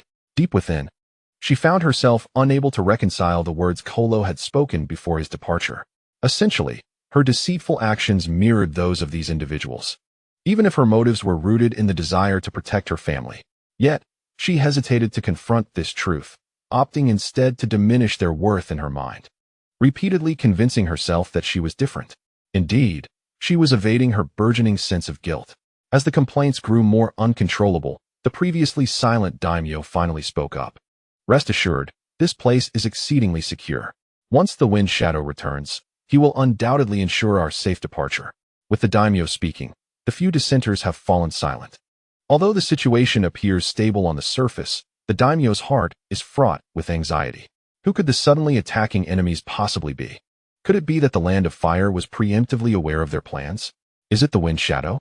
The daimyo's mind conjured the image of that rebellious youth. Yet he quickly dispelled the thought. The wind shadow had only recently learned of his plans. It is implausible that the Land of Fire could amass troops and traverse such a vast distance in such a brief span of time. This implies that there must be a traitor among us. The daimyo's suspicious gaze swept across the basement. Most present were his trusted confidants. However, after years of occupying this position, he has learned one fundamental truth: never trust anyone. In the dimly lit basement, the flickering candlelight cast wavering shadows upon the walls, creating an eerie atmosphere as the faces of those present remained obscured in darkness. Despite his careful scrutiny, the daimyo found no one who appeared suspect. Just as he grappled with his dilemma, one of his most loyal subordinates, Sato, quietly approached and leaned in to whisper in his ear. "Sato, One of the daimyo's most valued aides was not esteemed for his prowess in combat. On the contrary, he was slender and frail, his legs as thin as reeds, and his demeanor bore no resemblance to strength. Yet, over the years, he had mastered the art of flattery, adeptly discerning the daimyo's psyche and skillfully ingratiating himself to ensure the daimyo's favor. When Sato succeeded in pleasing the daimyo, his own status naturally ascended.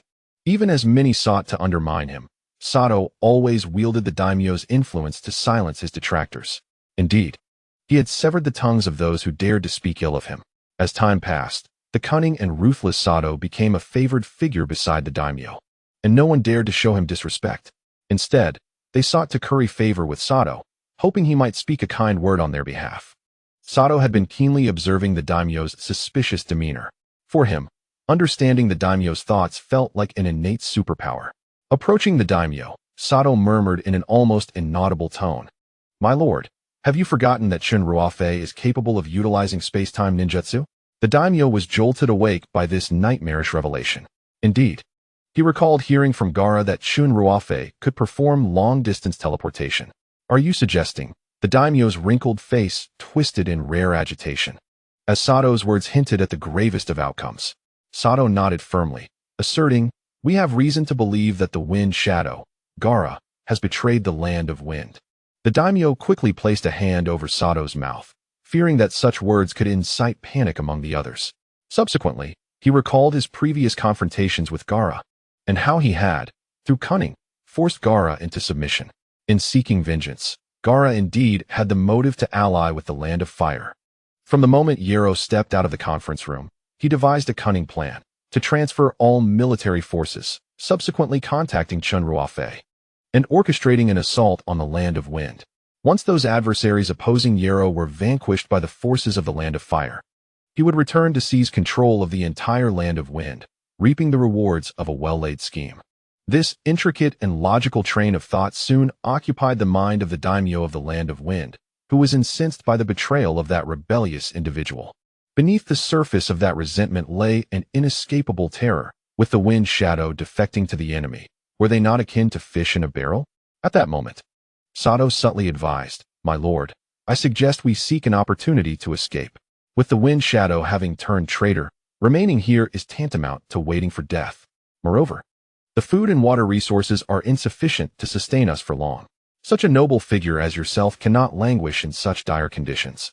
Once you have exited, you may contact other nations, promising them benefits, and reclaiming the Land of Wind will be within reach. At that juncture, the ungrateful wind shadow shall face punishment for treason, suffering 1,000 cuts." It is no wonder Sato continued to earn the favor of the daimyo. He understood the daimyo wished to flee, but felt constrained by his status. With a few well-chosen words, he not only provided a way out, but also painted a picture of a brighter future and the retribution that awaited Yero, lifting the daimyo's spirits considerably. "You speak with great wisdom," the daimyo replied, adjusting the precarious adornments on his head. Yet another dilemma presented itself: how to escape. Above ground, the entirety of Sunagakure had undoubtedly fallen to the enemy, and it was clear they were scouring for him. The Land of Fire possessed the strongest military might in the entire ninja world. How could they, a mere handful of weaklings, hope to withstand the enemy? Sato, too, recognized this predicament, and his eyes sparkled with determination as he whispered incessantly into the daimyo's ear. Gradually, the daimyo's expression shifted from skepticism to elation, the furrows in his brow easing. After carefully formulating his words, he cleared his throat multiple times, drawing the attention of everyone in the basement.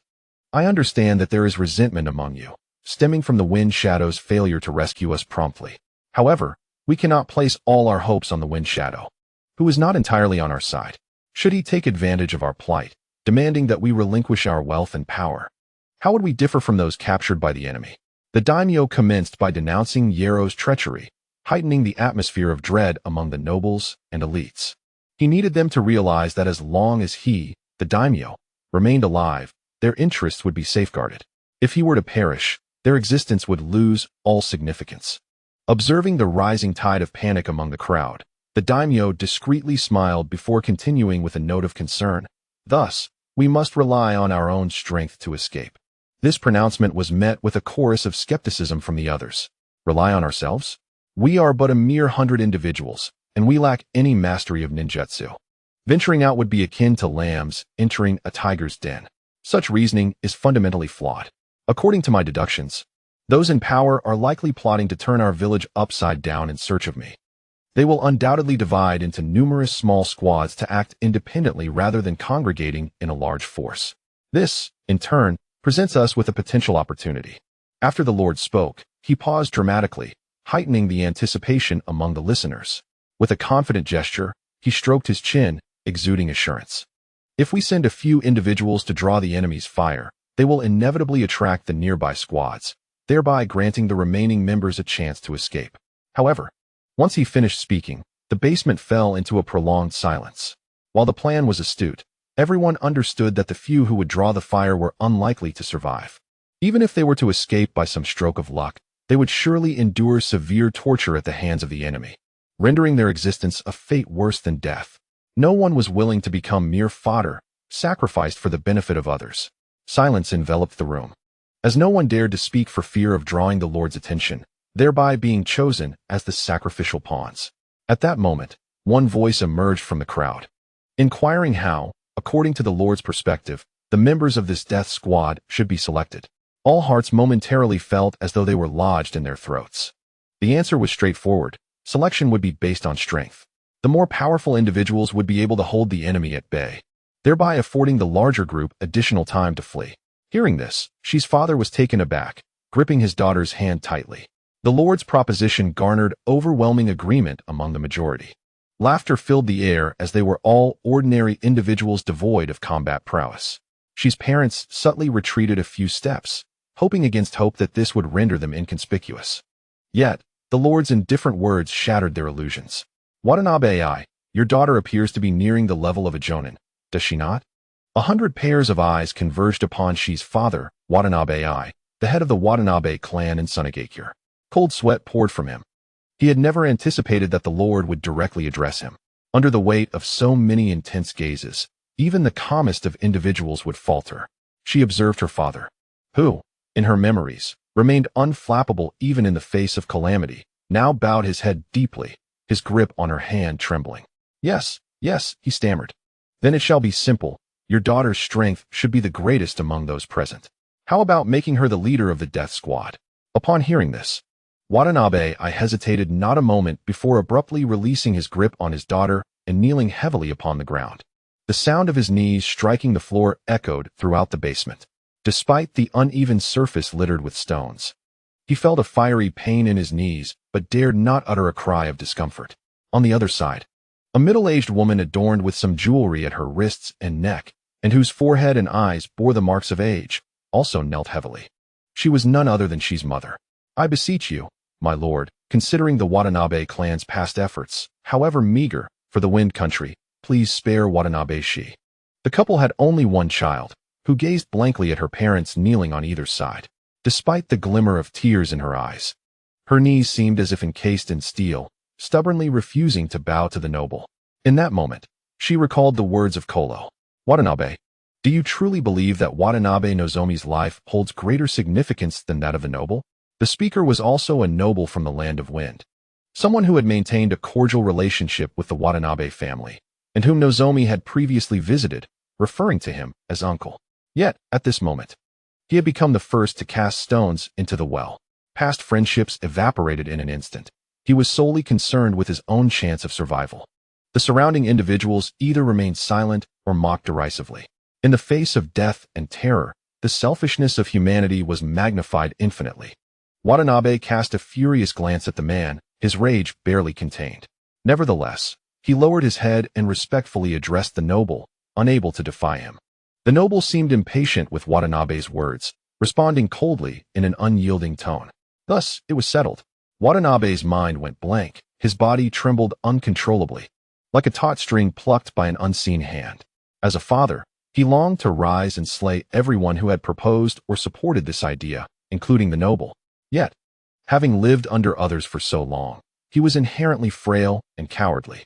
He could not, like a fierce beast that roars endlessly, yet dares not escape the cage that had imprisoned him for decades.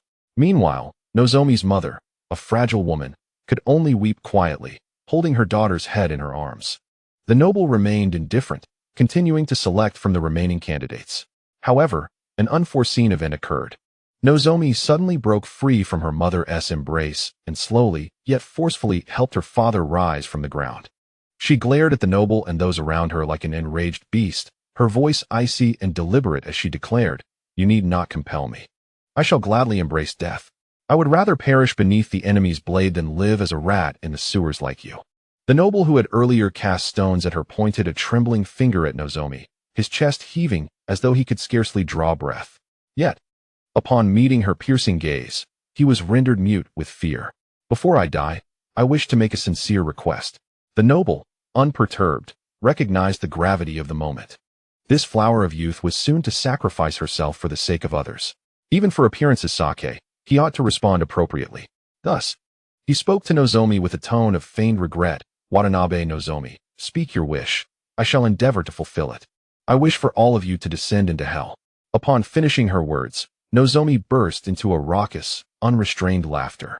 Her wild laughter rang out sharply in the ears of those present, contrasting with her otherwise demure appearance. In that dim, crowded basement, Watanabe Nozomi had uttered the most venomous curse of her life. The countenance of the daimyo and those accompanying him revealed to her the true meaning of hypocrisy, of a facade of virtue concealing a heart of malice. Within the confines of the conference room, driven by a naive desire to safeguard her parents and family, she felt compelled to betray the images of Wind Shadow and Kolo, which now replayed vividly in her mind.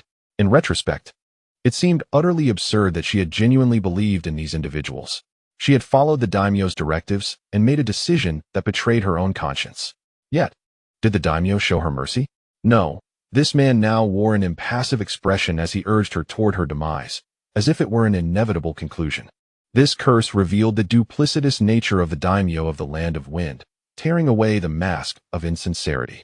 "Watanabe Nozomi, it is your honor to sacrifice for the elite of the Land of Wind. You had best not display ingratitude."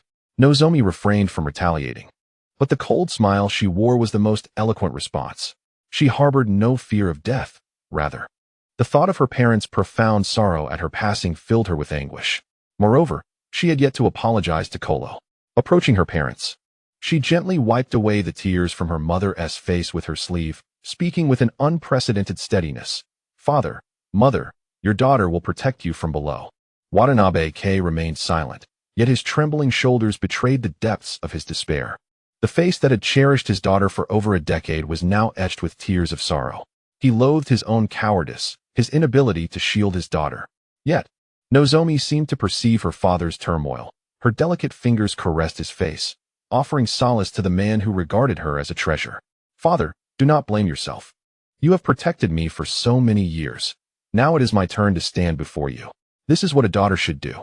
With that, Watanabe Nozomi bowed deeply before her parents, then rose and turned away.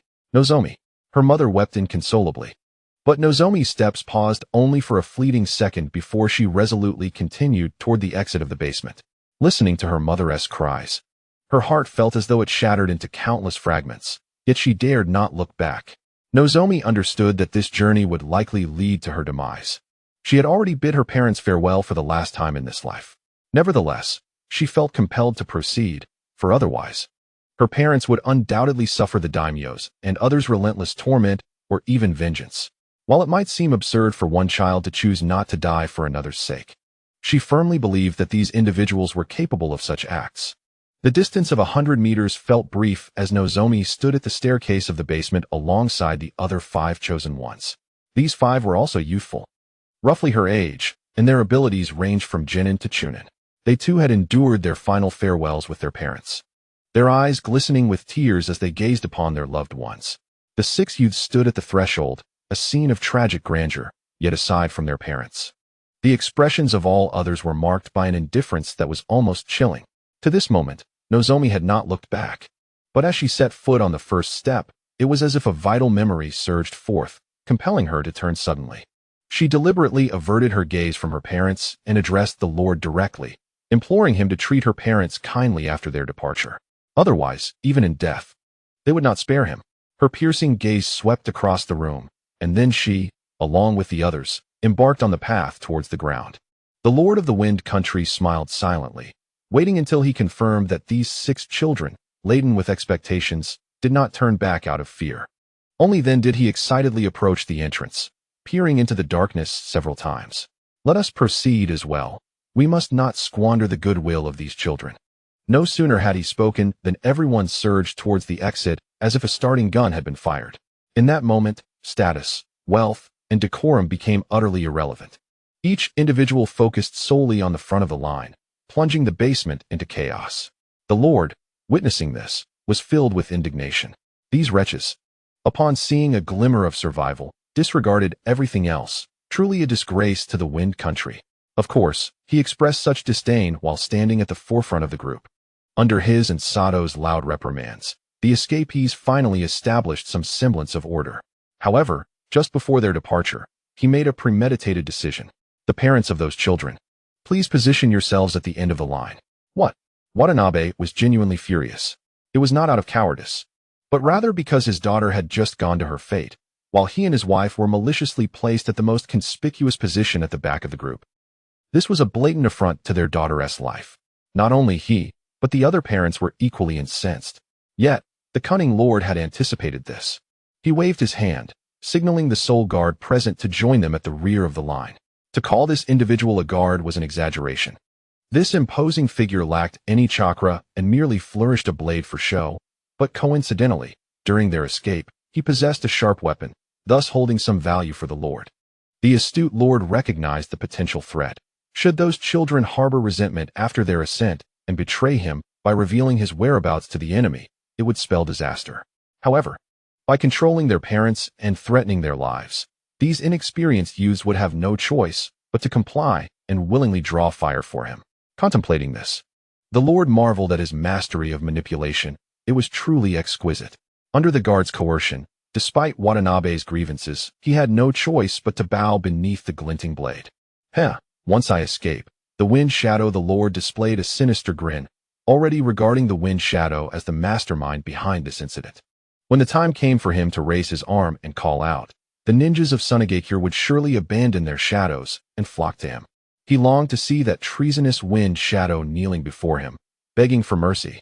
In the pitch-black corridor, only the crisp sound of shoes striking the steps echoed, reverberating through the elongated and narrow space.